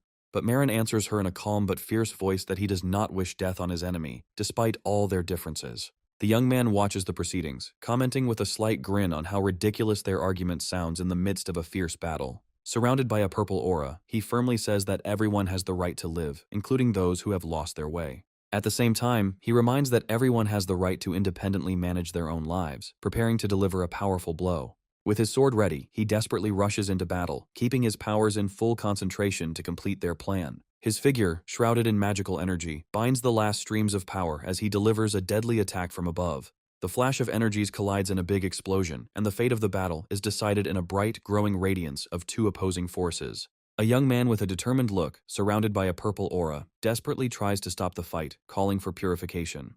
The girl in the bluish-black uniform finds herself trapped in purple magical curtains, her opponent threateningly extending her hand, channeling her power. Her face lights up with a light filled with longing and despair, tears streaming down her cheeks under the soft rays of light. In the center of the sterile laboratory stands a huge glass capsule, inside which a body of blue hair rests in liquid, surrounded by cables. As soon as her eyes opened for the first time, the compressed space was filled with thick air with the smell of chemicals that hit her nose. The girl can't escape the smell of oxygen mixed with medication until she notices rows of similar glass containers around her. Medical instruments on a metal cart, covered in bloodstains, evoke natural horror from memories of their use in experiments. Before her eyes appears a scene where doctors indifferently conduct experiments on a child lying motionless on the operating table. She recalls how massive amounts of data were forcibly implanted into her brain, turning her mind into a field for continuous experience. Despite the all-consuming educational system, the girl realized her sad situation even before fully learning the language and knowledge of the world. The laboratory where she was locked became her home, the only place where she regained consciousness and a sense of her own identity. To survive, she had to prove her usefulness to those who watched her every move. The blue-haired girl looks at the surgical chair with a detached expression, realizing what she had to go through to save her life. She was surrounded by lab workers with blank expressions on their faces, checking instruments as if her life was just an experimental subject. She was awakened under the name H210 and asked questions that could throw her into anxiety at the moment of her first understanding of the surrounding reality. The number assigned to her as an object becomes her only identification under the control of those researching her abilities. At that time, she did not yet know why her separate existence had aroused such great interest among scientists. She was later informed that she was one of many children chosen for an experiment to revive the powers of the ancient races. In a brutal experiment, she was shown capsules containing the remains of other orphans who had also suffered the same fate. The unknown scientist ordered her to move a mysterious cubic object to once again confirm her importance in the experiment. Even during the trials, the calm, radiant smile on her face remained unchanged, despite the internal tension. To build the scientist's trust, she manipulated the objects, declaring herself to be the most worthy result of their work. Scientists were finally convinced that she was the only one who possessed the power of the blood of the ancient sea people, whose potential was revealed with every movement. Her actions were predetermined, as she had no choice but to obey and use her abilities to survive. Otherwise, her expected fate would be to disappear, joining the rest of the lost subjects of their experiments. After some time, someone discovered her, whose kind eyes she could not have expected. The woman with long hair smiles softly at the girl, offering to start a life together, giving her existence a new direction. In the lab, introducing himself as Jay, the new scientist explained his participation in the research, which earned the girl's easy trust. The girl stayed with Jay after they met, even though she had no choice at the time, and her inner voice came to terms with reality. But soon she had to unquestioningly carry out everything that was required of her, completely submitting to her role as an experimental subject. Jay, with a slight smile, turns to Marin, noting that life in the lab was most likely difficult, and she went through a lot. She then asks the girl with cheerful interest what she likes, demonstrating a sincere desire to get to know her better. She thoughtfully notes that it's hard to call the number H-210 by its real name, suggesting that they install something more human. While smoothing the girl's hair, she suggests the name Marin, pointing out that her hair resembles sparkling aquamarine. Marin, with her calm gaze, recalls that before Jay came along, she had long since given up hope of being considered anything more than a lab animal. A burst of sunlight and a blooming field of sunflowers fill the frame as Jay treats Marin as an equal, creating a sense of kindness. They laugh and play in the water. Jay sprays the girl with a hose, and she, covering herself with her hands, tries to run away cheerfully. A smile appears on Marin's face as she realizes that Jay sees her as a person and not just an experimental subject. Under the night sky, Marin excitedly asks why she is so kind to her, placing great hope in her words. While in the same bed, she softly says that others consider Marin a terrible creature, thereby highlighting her loneliness. Jay continues, noting that some only see Marin as a weapon to be thrown onto the battlefield and left to die. Feeling trusted, she strokes Marin's head and promises to reveal her own secret in response to her confession. The woman shares that her family was captured by bad people, and that is why she is forced to work in the laboratory. Marin hesitantly asks her if she misses her family, to which she receives a sincere affirmative answer. With a sad smile, Jay asks Marin a question, wondering if she would miss her if she left one day. In tears, Marin hugs the woman and begs her not to leave her alone, showing her affection. Against the soft moonlight, Marin remembers that it is this feeling that makes Jay like family to her, giving her warmth. Marin deduces that perhaps Jay is kind to her because he considers her part of his family. The woman smiles and confirms this, adding that there is another reason for her attitude towards Maureen. She says tenderly that Marin is still a child, and she wants to protect her, caring for her as if she were the youngest in the family. She teaches Marin that adults always protect children, and this is what distinguishes the human side of relationships. This mutual warmth creates a feeling of absolute security around Jay, reflecting true trust. Gradually, Jay helps Marin discover her abilities related to the power of the Water Tribe. They spend time together against the backdrop of a green garden and surrounding books, sharing moments of carefree happiness. Marin sincerely considers these memories to be the happiest period of her childhood, which she had never experienced before. But as often happens, the fire of happiness in Jay's house fades when dark events begin to happen. The chair falls to the ground, creating a loud noise as the tense atmosphere finally swallows up the peace. A group of people in dark cloaks appear before Jay, demanding results and showing that the wait is beyond their patience. They state that in order to strengthen the Imperial family, they need the power of the Water Tribe, hinting at using Marin. Jay responds with fury by saying that the girl has a name, and her name is Marin, desperately defending her uniqueness. A girl with bright blue eyes holds her interlocutor's hand, stares straight ahead, and says with alarm that this is not a person. A man in a robe with a serious expression on his face declares that they are holding a weapon, emphasizing its purpose, to be on the battlefield in difficult times. The movement becomes tense. Someone suddenly grabs another by the clothes, accompanying their action with a shout, demanding to get up. A woman in glasses calls out to the disputants in an anxious voice, trying to stop the conflict that has begun. Her voice is loud and stern. Her attempt to end the conflict is met with resistance, and one of her opponents delivers a powerful blow to her, accompanied by screams and an expression of pain on her face. The situation escalates further as the robed leader of the group points to the woman who has been knocked down by the blow, demanding that she be gotten rid of, while the other participants in the scene remain in front of her. A wounded woman lies on the floor, her voice trembling as she begs her listeners to pay attention to her words, justifying herself by going against the will of the Imperial family and feeling fear from the cruel sentence, execution without trial. Angrily shouting an order, the robed man orders his subordinates to remove the woman from sight, ignoring her resistance and desperate cries.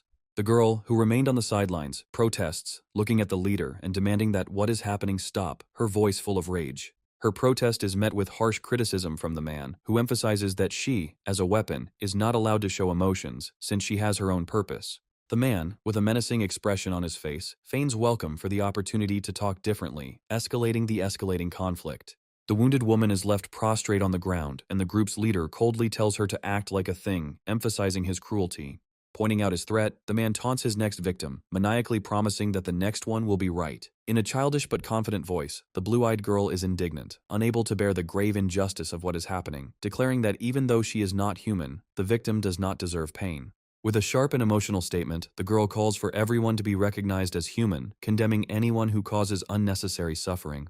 Her protest is again ignored. The man in his robe explains that the weapon is created to carry out the master's orders. It is not meant to ask questions. The girl angrily declares that the people around her think that the weapon is there for them, but with every word spoken, a growing threat is created in her voice. Streams of water rise from all sides, becoming captivating vortices, which increase the tension around and emphasize the girl's strength. A wounded woman appears amidst the raging waters, trying to get the girl to stop the unfolding destruction. A powerful whirlwind of water miraculously cracks and tears apart space. The girl loses control over her powers. Her heart is filled with despair. The water transforms into a powerful stream, which is directed upward with furious force, mixing with the desire to protect others. A new scene begins. The hooded girl finds herself lying on the grass, opening her eyes slightly and trying to comprehend something. She sees a destroyed monastery in front of her and asks in amazement where she is, not understanding what happened to her. Suddenly, an unfamiliar woman in a black robe appears in front of her, who calmly says that there is some information about our main heroine. After introducing herself, the woman says that her name is Luna, emphasizing her high status as a leader in some unknown brotherhood. The hooded girl wonders who this woman is, but realizes that there is something more important than her personal story right now. When asked about the fate of a girl named Jay, the woman in the robe confidently replies that she cared for her and protected her. Luna says briefly and without emotion that Jay is no longer alive. Her voice sounds like a sentence. The heroine, in shock, whispers a repetition of what she heard, unable to immediately comprehend or accept the words she heard. The moon remains calm and emphasizes the importance of putting emotional reactions aside and now focusing on some greater moment. The girl with a cold expression accuses the blue-haired girl of being the one responsible for Jay's death. The heroine, overcome with panic and rejection, turns pale, her gaze full of horror. Luna explains that the lunatics have arrived to destroy the lab where children were being used for experiments, justifying their actions with the harsh reality. She clarifies that nothing remained of the laboratory by the time they arrived, conveying the atmosphere of hopelessness and tragedy of the place. A hand appears from the shadows, calling out to Luna in a weak voice, asking her to pay attention to the survivor. A man with red hair appears in the frame, who, seriously wounded, begs Luna for help and reaches out to her with his hand in the hope of salvation. The woman struggles to hold the blue-haired girl in her arms and desperately asks Luna to take the child with her forever. Barely holding on to consciousness, the girl weakly articulates that she wants to leave with the woman, trusting her fate to her. Luna wonders if the Sea Tribe's power has truly taken over the girl, emphasizing the importance of what has happened. She gently explains that it is not the girl who is to blame for the situation, but the circumstances surrounding her, protecting her from accusations. A red-haired woman on the edge of life explains that the girl is just a child who has suffered from the horrors of the adult world, begging for a chance at a normal life. Emphasizing her faith in the heroine, the woman confidently states that Marine never killed anything or anyone. Luna firmly blames Marin for killing Jay, and the others as well, adding to her guilt the unforgettable weight of loss. After a stunned confession, Marin herself begins to realize that it was her actions that led to Jay's death. The next shot shows a scene where waves of magical water crash down on Jay, emphasizing that her death was the result of an inept use of the power. The girl remembers how, using the breaking magical power, she hoped to save Jay, but instead only took her life. She realizes that she has quietly become a weapon used by people without their own identity or control. Luna suddenly invites Marin to join the lunatics, offering her a new path in which she can find herself. In words, half-hintingly, Luna says that only revenge on the Imperial family can save Marin from suffering. Impressed by what he heard, Marin whispers the word, demons, realizing the truth about his opponents. She remembers Jay telling her legends about demons who mislead people with sweet-sounding promises. Realizing that she has nowhere else to go, the heroine decides to follow Luna, despite the fear of being drawn into the abyss of hatred. She bitterly begs to be accepted into the ranks of the lunatics, feeling that it is the only way to cope with the loss of Jay. For Marin, Luna's words become a source of strength, like a light at the end of a tunnel, finding Luna as a new mentor. Luna emotionally assures her that only strength and talent matter in the world of lunatics, motivating her to reach her potential. Promising to reward Marin for using her powers properly, Luna hints at a promotion once she regains control of herself. Marin decides that she will follow the moon like a moth to a flame, carefully building her path through the sleepwalkers. With faith in the meaning of a new life, she vows to dedicate her future to the memory of Jay and respect for Luna, who saved her. A mysterious figure appears in front of her, greeting her with surprise, causing Marin to become wary. Looking at the new arrival in surprise, Marin whispers her name, as if remembering the past. The blue-haired heroine belatedly admits that she just used a water shot, but lost control of her powers. The girl involuntarily wonders how the heroine was able to survive such an incident, expressing obvious confusion. The girl tries to calm the heroine, explaining that she had to use her abilities to prevent the worst and calm her down. With a friendly smile, she assures the heroine that there is nothing more to worry about, showing complete control of the situation. A bright light and energy field envelops the girl, as she reveals that she is using a family ability in the house, called a spell. A blue light surrounds the heroine, and she reflects on how Ayana's powers make her an absolute obstacle, unable to free her. Realizing the uniqueness of her new acquaintance, the heroine understands why she was entrusted to Nox, but immediately becomes interested in his whereabouts. Ayana, pointing in the direction of events, reports that Nox is currently in a skirmish, which surprises the heroine. The girl suddenly decides to leave, claiming that she must be at the site of an important battle, despite warnings of possible danger. The blue-haired heroine speeds up, putting herself at risk, when someone asks her about her condition with a cheeky intonation. A samurai with a sword appears on the battlefield, claiming that Luna is still alive, which causes a new wave of determination among the allies. In the magical whirlpool, a majestic figure, a character named Noah, appears, demonstrating his power to those around him. The girl boldly declares that for him there is only one commander, Luna. The heroine steps up to the challenge and proves her might in a fierce attack, confirming her return to the battlefield. Suddenly, a giant demon appears, instilling terror with its presence. The demon rushes at the enemies, but his attack is deftly reflected by the forces of light and energy, creating a spectacular mess. The blue-haired heroine is stunned by what is happening, her eyes glowing with determination, realizing that she is facing an insurmountable enemy. The vortexes of energy grow. The demon prefers speed, not giving enemies time to adapt and find a way to repel attacks. When the battle gets particularly intense, one of the heroes comes up with a plan to hold off the monster to give the team a chance to get a clear hit. The blue-haired heroine is shocked and argues with the idea of a risky plan, believing that it could send her to certain death. Despite her timid protests, her partner firmly asks for trust, claiming that his death will not be the end point in this fight. The scene descends into chaos as the two giants clash epically as the allies continue to reassure each other of the power of faith and support. In the midst of the clash, the blue-haired heroine feels that her words and actions bring harmony, gaining inner confidence. She gathers the power of water with renewed determination, promising her enemies complete destruction, filling herself with uncompromising energy.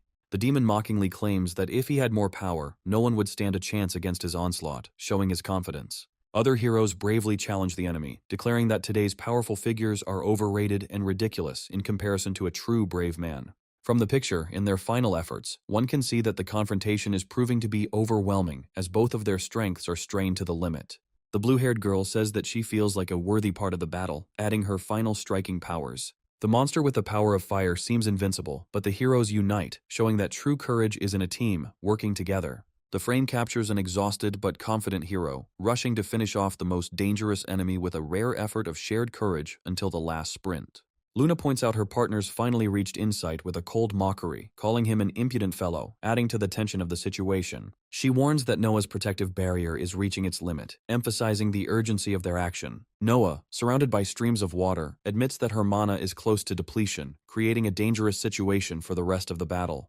The limited resources are confirmed when it becomes clear that she only has 1 or 2 attacks left in her reserve. Luna asks her partner defiantly when he will finally put his great plan into action, dropping the sarcasm. The young man, keeping his cool, answers briefly and confidently that one time is enough to change everything. The demon steps forward, surrounded by a fiery aura, and Luna calls upon her ally to break through his defense. However, the 3-layer barrier created using advanced magic shows power to hold back attacks. Luna's partner notices that the demon's attacks are becoming weaker, analyzing the enemy and deciding to repel them with the most precise strikes. Luna emphasizes that breaking through the barrier is the main goal, because without it, their tactics will lose all meaning. Concentrating, the girl hopes that their plan will still be successful, despite the complexity of the situation. Enveloped in a red aura, Luna expresses confidence that their strategy will work and prepares to attack. The demon, looking at the heroes with fury, mocks them, calling the girl a former child who has never known life. In the next moment, the monster reminds the girl of her place, adding strength to his fall with a stream of fire. She focuses her energy, activating the sword technique. Coils of red energy and a concentrated attack are released onto the enemy, creating a visual power of action. The demon sees the approach of the technology, feels its power, and grinning terribly, realizes the threat. With precision and fury, Luna strikes her sword, diving into the maelstrom of battle with indomitable determination. The demon counterattacks, meeting the heroine's blow with a burst of power that causes her to retreat with a scream. He states that the blow was good, but still not enough to penetrate his absolute defense. The man from Team Luna enters the battle with a display of strength and reminds the demon that this is just the beginning. The demon, angered by the hero's actions, indignantly calls him a puppy, reinforcing his appeal with an attack of fire. A huge attack hits the battlefield, and despite its threat, the hero calmly listens to the demon's contemptuous words. At the moment of climax, the hero shouts, calling for all forces to concentrate on the attack. The blue-haired girl raises the water energy, preparing it for the decisive shot. The man activates the Time Lord ability, causing a series of powerful temporal events to occur around him. In the whirlwind of events, the arrows of the water tribe begin to gain incredible speed, reaching 400 kilometers per hour. Calculating the distance, the man estimates that the arrow will reach its target in 300 meters, increasing the tension of the action. At the moment when the arrow enters the critical phase, the hero realizes that he has only 3 seconds left to complete the attack. The streams of water transform into a final powerful impact wave, moving towards their target for a crushing victory. The hero hesitantly admits that his mathematical skills leave much to be desired, realizing that the accuracy of his calculations could fail at the most important moment. Despite this, he decides to rely on his instincts, which helped him survive in this seemingly hopeless game. Focused, he begins the decisive phase of the attack, where every second and action counts. Streams of water rush forward, becoming a deadly spear that breaks through the fire barriers to reach its target. The demon's screeching and rage are accompanied by a loud scream, as a powerful water attack deals significant damage to it. The hero, analyzing what is happening, understands that the demon spent a huge amount of energy maintaining protective barriers and attacks. The chain of logic comes together, and he notices that using mana on both the barrier and the attack has weakened the enemy. The demon, despite being surrounded by worsening circumstances, lets out a dark laugh, expressing confidence in his superiority. Looking at the hero, he declares that the last protective layer of his barrier is still not broken, declaring his illusory victory. The hero, without losing confidence, answers with a sly smile, asking why the demon thought his victory was inevitable. By breaking the enemy's logic chain, the hero activates the artifact Lunatic's member's cloak, surprising the demon with new power. By consuming a colossal amount of the owner's mana, the artifact enhances the hero's energy, preparing him for the decisive blow. A message about the full activation of the artifact effect appears, emphasizing the importance of the hero's further actions. Increasing attack power gives the hero a significant advantage, despite the huge expenditure of energy and resources. He feels the energy of the artifact overflowing him, actively preparing for the decisive moment of confrontation. The hero makes a quick decision, rushing into the attack with full confidence that he can turn the tide of the battle. A powerful explosion of energy fills the battlefield, concentrating all of the hero's powers into a critical strike on the demon. The shocked demon furiously curses, caught off guard by the hero's deadly technique. The demon tries to hide his weakening by claiming that any attempts to resist him are pointless. Meanwhile, the hero, ignoring the demon's threats, continues his attack, approaching the ideal point of attack. Whirlwinds of fire and darkness collide at the epicenter of the battle, emphasizing the scale and tension of what is happening. The demon, stunned by the overwhelming force of the heroic attack, suddenly blurts out, clearly shaken by the changed situation. The hero uses the dark art of swordsmanship to break through the last barriers. He says the name of the technique, Shadow Blade Punishment, seeing how the energy divides the demon. The mighty demon falls, cut in two, his red figure illuminated by flashes of the hero's aura. In his delirium, the demon whispers that he was almost able to rise again, but his plans were destroyed. The demon's last words are filled with bitterness. He does not believe that he was defeated by such weak opponents. The hero, standing among the ruins and feeling exhausted, realizes that a huge part of his life force has disappeared. The notice warns the hero that he has less than 30 days to live, adding tragedy to his heroism. The shot shows the exhausted hero lying on the ground with a sword in his hand, his fight ended at a high cost. The girl with a collected face says with displeasure that Nox is still a green rookie, which causes a mixture of irritation and surprise in her. Looking out over the battlefield, she recalls how even Commander Luna admired the speed of her shots, highlighting her skills as an experienced fighter.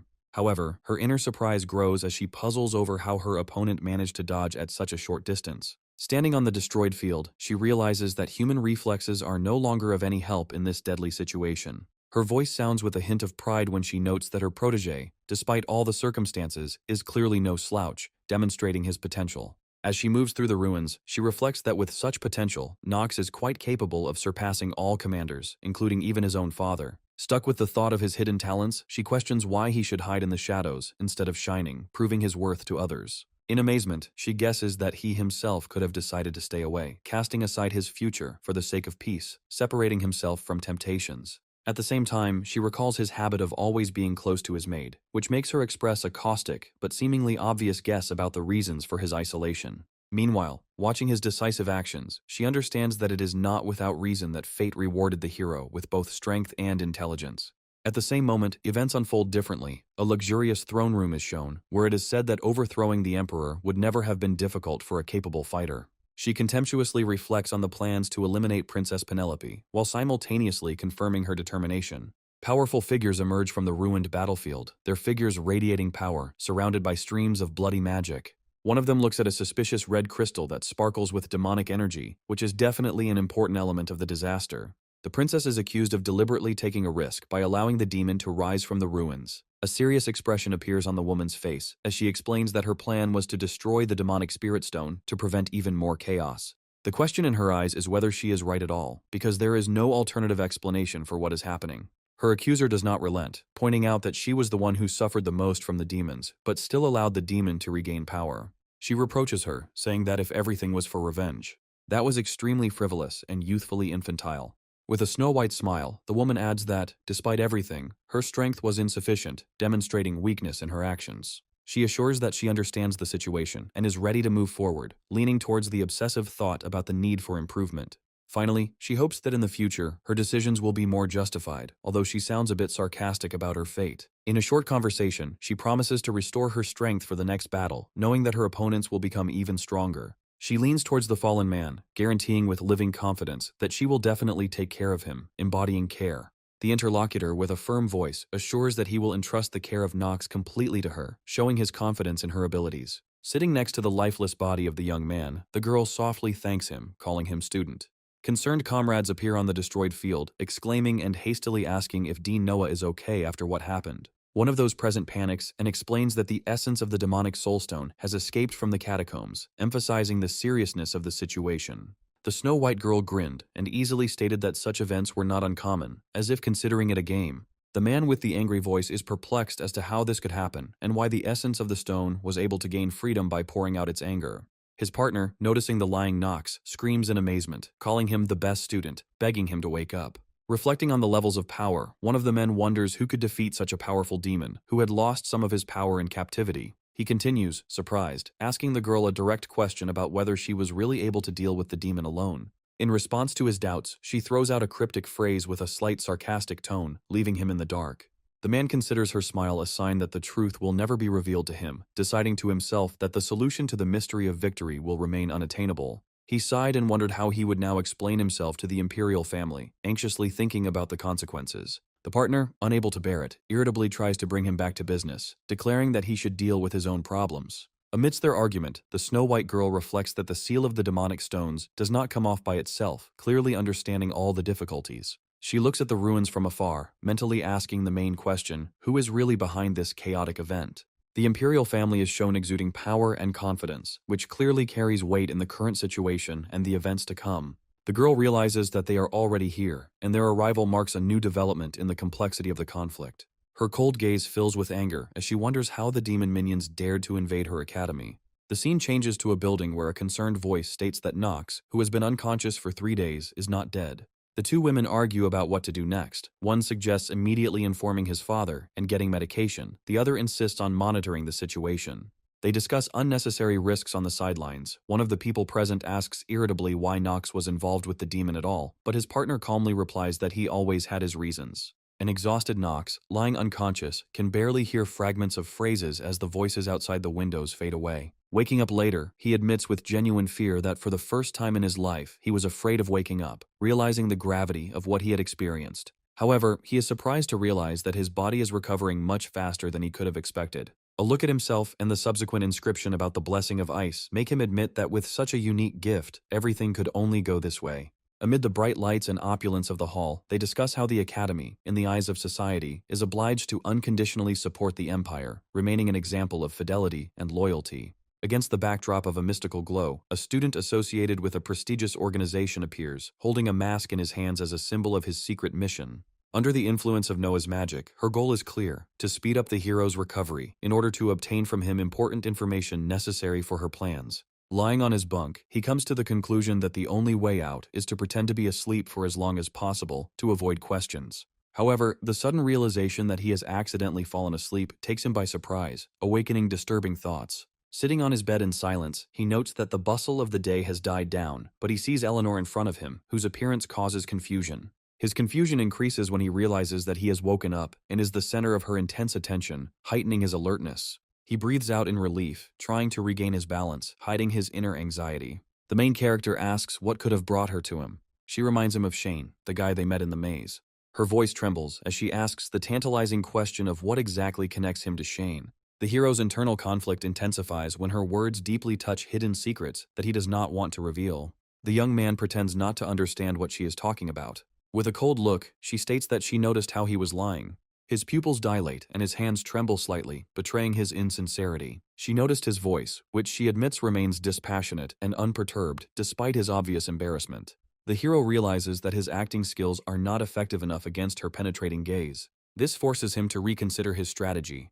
Drawing conclusions, he decides that he can't fool her with cheap tricks, and the only option is to find out what she really wants from him. There is indeed some kind of connection between them, which only increases Eleanor's questions. She suggests that it may be blood ties. The hero is surprised by this thought, especially when she reveals that their eyes have a noticeable similarity, hinting at related traits. Here they move on to the story of one illegitimate child, whose existence they tried to hide by every possible means. Eleanor accuses him of using talented illegitimate children as tools, speculating that Shane was one of them. With a slight chuckle, he notes that the Reinhafers are known for their methods, but even they would not go so far without extreme necessity. She recalls her first impression of meeting Shane, when it became obvious that he had no intention of attacking them in the maze. Sitting on the bed, he has a tense expression on his face and asks Eleanor directly what she wants from Shane, showing skepticism. Eleanor, with a slight smile, admits that she simply wants to thank Shane for his help, causing surprise in her interlocutor. She continues with a soft smile, adding that she has taken a liking to Shane and has the intention of offering him a job in her trading house. With a hint of irritation in his voice, Knox sums up her words, assuming that she is asking for his help in achieving her goal. Eleanor, unfazed, resolutely confirms that Shane's talent is worth the effort and even sacrifice of resources for it. Knox coldly reminds her of the true complexity of her plan, emphasizing that simply taking a man from the influential Reinhafer family is impossible. Giving him a bold look, Eleanor states that Shane has a week to show up at her family's main estate if he is truly interested. Smiling goodbye, she wishes Knox a speedy recovery and leaves the room, leaving behind a tense trail of her words. Accompanied by his maid, Knox states that the problem is how to behave discreetly so as not to arouse further suspicion. His maid insists that even the head of the family will agree with her point of view and support the plan, despite the difficulties, demanding that the situation at home not be aggravated. She admits that she has already written a letter to the estate, breaking the rules of silence, and emphasizes that it is her duty as a servant to report on the master's situation. Frustrated but understanding, Knox storms out of his room, finally deciding to handle matters on his own. In the hallway, he admits that he could have pretended to be sick for a few more days, but now the situation requires immediate intervention. A mysterious purple-haired girl appears on his way, reminding him in a soft but confident tone to replenish her mana reserves. She says that she knows only one way to top up and asks him with anticipation in her voice if he could help her, which annoys him. The protagonist remembers that in front of him is a succubus, a representative of demons that feed on male energy, which makes the situation even more absurd. However, he states that no usual development of events will occur, given the circumstances and the lack of direct need for it. Showing his irritation, he asks what exactly she wants, excluding even dubious requests that might interest her. The girl shyly asks to simply hold her hand for 10 minutes, assuring him that this is enough for her, which causes slight surprise in Knox. His distrust deepens, but she sharply replies that she really doesn't ask for anything else, justifying her offer. Instead of answering, he persistently asks why she has been following him all this time, which clearly offends her and makes her feel embarrassed. The girl hesitantly admits that he noticed her observations, but justifies herself by her curiosity, which turned out to be stronger than her prudence. She adds that she herself belongs to a dark family, so she could not resist the temptation to learn more about him. Knox, sarcastically asking what exactly she doesn't like about him, escalates the conversation, but she only laughs nervously, trying to smooth over the tension. Tired of the misunderstandings, he sits down on the bed and suggests that she quickly deal with the restoration of her mana to avoid further worries. He thinks about Yana, noting her outward softness and naivety, which seems not very typical for a succubus.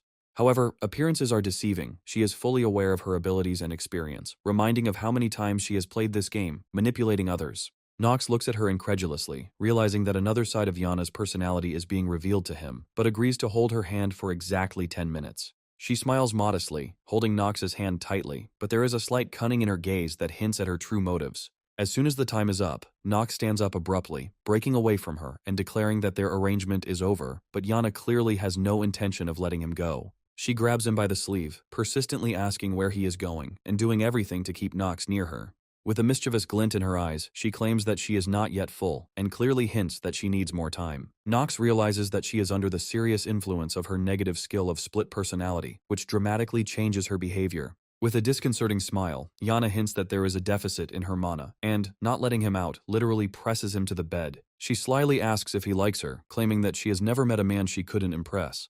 Yana continues her pressure, joking that it's time to give Nox a good night's sleep, and asks about his preferences in girls. She tries to get closer to him, insisting that just one kiss cannot be such a big price for him. At this moment, the door bursts open and another girl bursts in, furiously shouting threats and filling the room with her energy. Marin, in a sarcastic tone, accuses Nox of being the one to sort out all the problems while he makes out with another in the corners. Yana, noticing the unexpected guest, fearfully asks who she is, trying to understand her sudden appearance. The blue-haired girl does not hesitate, using a powerful magical flow that quickly hits Yana, depriving her of her powers. Yana screams in pain. Her body is frozen by ice magic, neutralizing her abilities and rendering her unconscious. Nox, observing the situation, asks his ally in confusion what exactly she did and for what purpose. Answering calmly, the blue-haired mage explains that she simply divided the mana, assuring him that everything will be fine with Yana. An awkward silence falls over the room, broken by the sarcastic laughter of the blue-haired girl, who begins to make fun of Nox. She playfully asks if he's happy to see her, to which Nox, with a bit of irritation, honestly admits that he wants to admit it even less. The girl examines him and asks with concern how he feels after all the events, clearly sincerely worried about him. The young man replies that although he spent a little mana, overall he feels good and is ready to continue working on current tasks. The blue-haired girl suddenly declares that he saved her, but Nox briefly and coldly remarks that otherwise he himself would not have survived. With a restrained sigh, he walks out of the room, leaving the blue-haired girl behind, who watches him go with an irritated expression. She shouts after him that his manner of speaking highlights his poor upbringing, reminding him that she is older and deserves more respect. The atmosphere shifts to a luxurious office where two figures stand in front of a man with long hair sitting behind a massive desk. One of those present reports that Nox defeated a powerful demon single-handedly. The question sounds cold and tense. The person at the table wants to clarify the details of what is happening. A laconic answer follows, confirming the amazing truthfulness of what was heard. One of the standing men, stunned by this statement, exclaims as if realizing the scale of the events. His thoughts are filled with anxiety. He wonders what to do now and how to react to such an unusual turn of events. His internal monologue reveals his anxiety. He senses impending chaos. The owner of the office wearily admits that he also does not understand what this young Nox is thinking about and what he is trying to achieve. A dark shadow appears in his eyes as he suggests that the boy's thoughts may be related to his mother's death. The flashback takes us to the night of the debacle, where a demon tears apart the hall and Nox's mother becomes a victim of a brutal massacre. The image of little Nox is filled with horror as he witnesses the moment when his mother is taken from this world. After the tragedy, the boy seems to lose control over his behavior. His actions are devoid of common sense. He behaves defiantly and carelessly. However, the scene changes, and Nox finds himself in combat with the demon, the burning determination in his eyes showing his readiness to fight for his goal. It soon becomes clear that he has decided to personally avenge the death of his mother, which is what has led him to such a dangerous confrontation. The character with long hair, looking at the interlocutor, abruptly states that he thinks that he is lying about everything, suspecting hidden motives. He notes that the power in question is only available to those who are related by blood to the Reinhofer family. The unleashing of dark magic is presented as a process that only begins when the defenses reach their limits, making the event extremely rare. And since the main character is now one of the participants of Lunatic, she won't let him become a pawn in his father's hands. A smile appears on his face as he adds that parents cannot even imagine what goes on in their children's heads. They sharply object to him, since when did he become such a caring father, demonstrating skepticism and defiance towards him. The truth turns out to be dark. His first son has already crossed over to the other side. He joined a demonic sect and now serves it completely. Theo says that a bloody storm is rushing towards them, knowing no mercy. The girl reminds her interlocutor about the agreement, hoping that he will keep his promises. At the same time, she coldly states that, despite their family ties, if Nox becomes a hindrance, she will not hesitate to eliminate him. She hopes that he has cast aside his paternal feelings. The man standing in the shadows watches through the window with a stern expression, aware of the gravity of the conversation taking place. His gaze becomes determined. He mentally declares that for the sake of the fall of the Empire and the destruction of the 72 demons, he is ready to do a lot. Against the backdrop of the evening sky, the admission that the girl is interested in someone adds intrigue to the already tense circumstances. She proposes to enter into a treaty, considering the agreement suitable for achieving common goals. Over a cup of tea, with a slight smile, she assures that the award will not disappoint and points out where to sign. Shane, sitting opposite, listens to her, wondering how best to respond to such an unusual proposal. With a guilty expression, he apologizes, claiming that his family affairs do not allow him to do anything else. Eleanor, not losing confidence, reports that Knox has already told her about his situation, making it clear that she is aware of his concerns. However, while reassuring Shane, she added that permission had already been obtained, giving him a little more freedom to make his decision. Knox, puzzled, wonders in his mind when exactly he gave his consent to such an arrangement. Shane's internal monologue reveals his doubts that he is already considered mature enough and capable of much. But he is still unhappy that he is being asked to work in the temple, wondering why he was entrusted with this task. Trying to express his thoughts, Shane carefully addresses the girl and, with confusion, calls her Mistress Eleanor. She good-naturedly corrects him, suggesting that he simply call her Eleanor, making it clear that formalities are unnecessary. Shane hesitantly agrees, feeling more comfortable this way, although he clearly feels awkward. The girl notices that there is some strange trait in Shane that is similar to Mr. Knox's character, hinting at a hidden connection. She admits she didn't want to complicate things, but she believes Reinhofer's sons should do the family's dirty work. Smiling, she reminds them that at Elaine's academy, their secret mission must be kept hidden, otherwise the consequences could be disastrous. Shane defiantly states that he does not consider her to be someone who would exploit the weaknesses of others, demonstrating his principled approach. Eleanor, putting down her tea, replies that she is the boss here, and kindness to others is not at all one of her priorities. Concerned by the tone of her words, Shane excitedly asks what exactly he needs to do to complete her assignment. The completed contract lies before him, and the answer is simple: he needs to sign it, symbolizing the beginning of a new chapter in their agreement. Eleanor places her palm on the table with a confident smile, asking Shane if he will now sign the contract. After a tense conversation, Shane steps outside, lost in thought under the dark sky and streetlights. In his hand he holds the amulet of the Spirit of Red Fire, reflecting on its power and meaning for his destiny. Shane remembers receiving this artifact while he was between life and death, when fate had turned against him. With the valuable amulet in his hands, he hears the words of Eleanor, who gave it to him as a token of gratitude for saving her. With a soft smile, she calls the amulet a gift, as well as payment for the conclusion of their contract. Shane examines the amulet closely, noting that it is covered in several layers of the highest spells, making it an incredibly powerful artifact. Reflecting on their current situation, he tells himself reservedly that their positions have changed, but Eleanor clearly has not forgotten his past. Suddenly, Shane begins to moan gloomily about his fate, realizing that letting go of the past will not happen so easily. Eleanor notices his reaction, and, smiling as she takes a sip of tea, says that Shane has clearly made an impression on her. Her assistant noted with a degree of admiration that this was the first time he had seen her personally invite someone to offer her a job. Eleanor responds sharply, asking since when he has been keeping records of her activities. The assistant justifies himself with a smile, claiming that he would not dare to behave so familiarly with her. However, he adds in a slightly joking tone that he knows her level of decision-making skills and does not doubt her experience. Eleanor frowns and says that the accountant is not a threat at all, despite his seemingly suspicious behavior. However, inside her there remains a strange premonition about what is happening around Rick, despite his innocent mask. Watching him, she tells him to be more precise in his words, responding to his attempt to soften the situation with a joke. With a hint of sarcasm, Eleanor reminds him that he was never given enough choices, so decisions were made for him. The woman's cold gaze and slightly raised corners of her lips are accompanied by a caustic advice to watch her tongue, reinforcing her dominant position in the situation. He responds respectfully, calling her by her full title, but his tone and facial expression suggest an underlying meaning, perhaps hinting at sarcasm. Later, alone, he walks down a dark corridor with high ceilings lit by moonlight, thinking that his assumptions were indeed correct. He remembers the protagonist, realizing his danger and the difficulty of avoiding interaction with him. The guy decides in his mind that he needs to get rid of both Knox and the prince. With a grim expression, he considers the actions of his opponent, declaring to himself that it does not matter what goals he pursues, because the outcome will still be predetermined. Amidst the eerie atmosphere, it is stated that Knox will soon die, setting up a tragic outcome to come.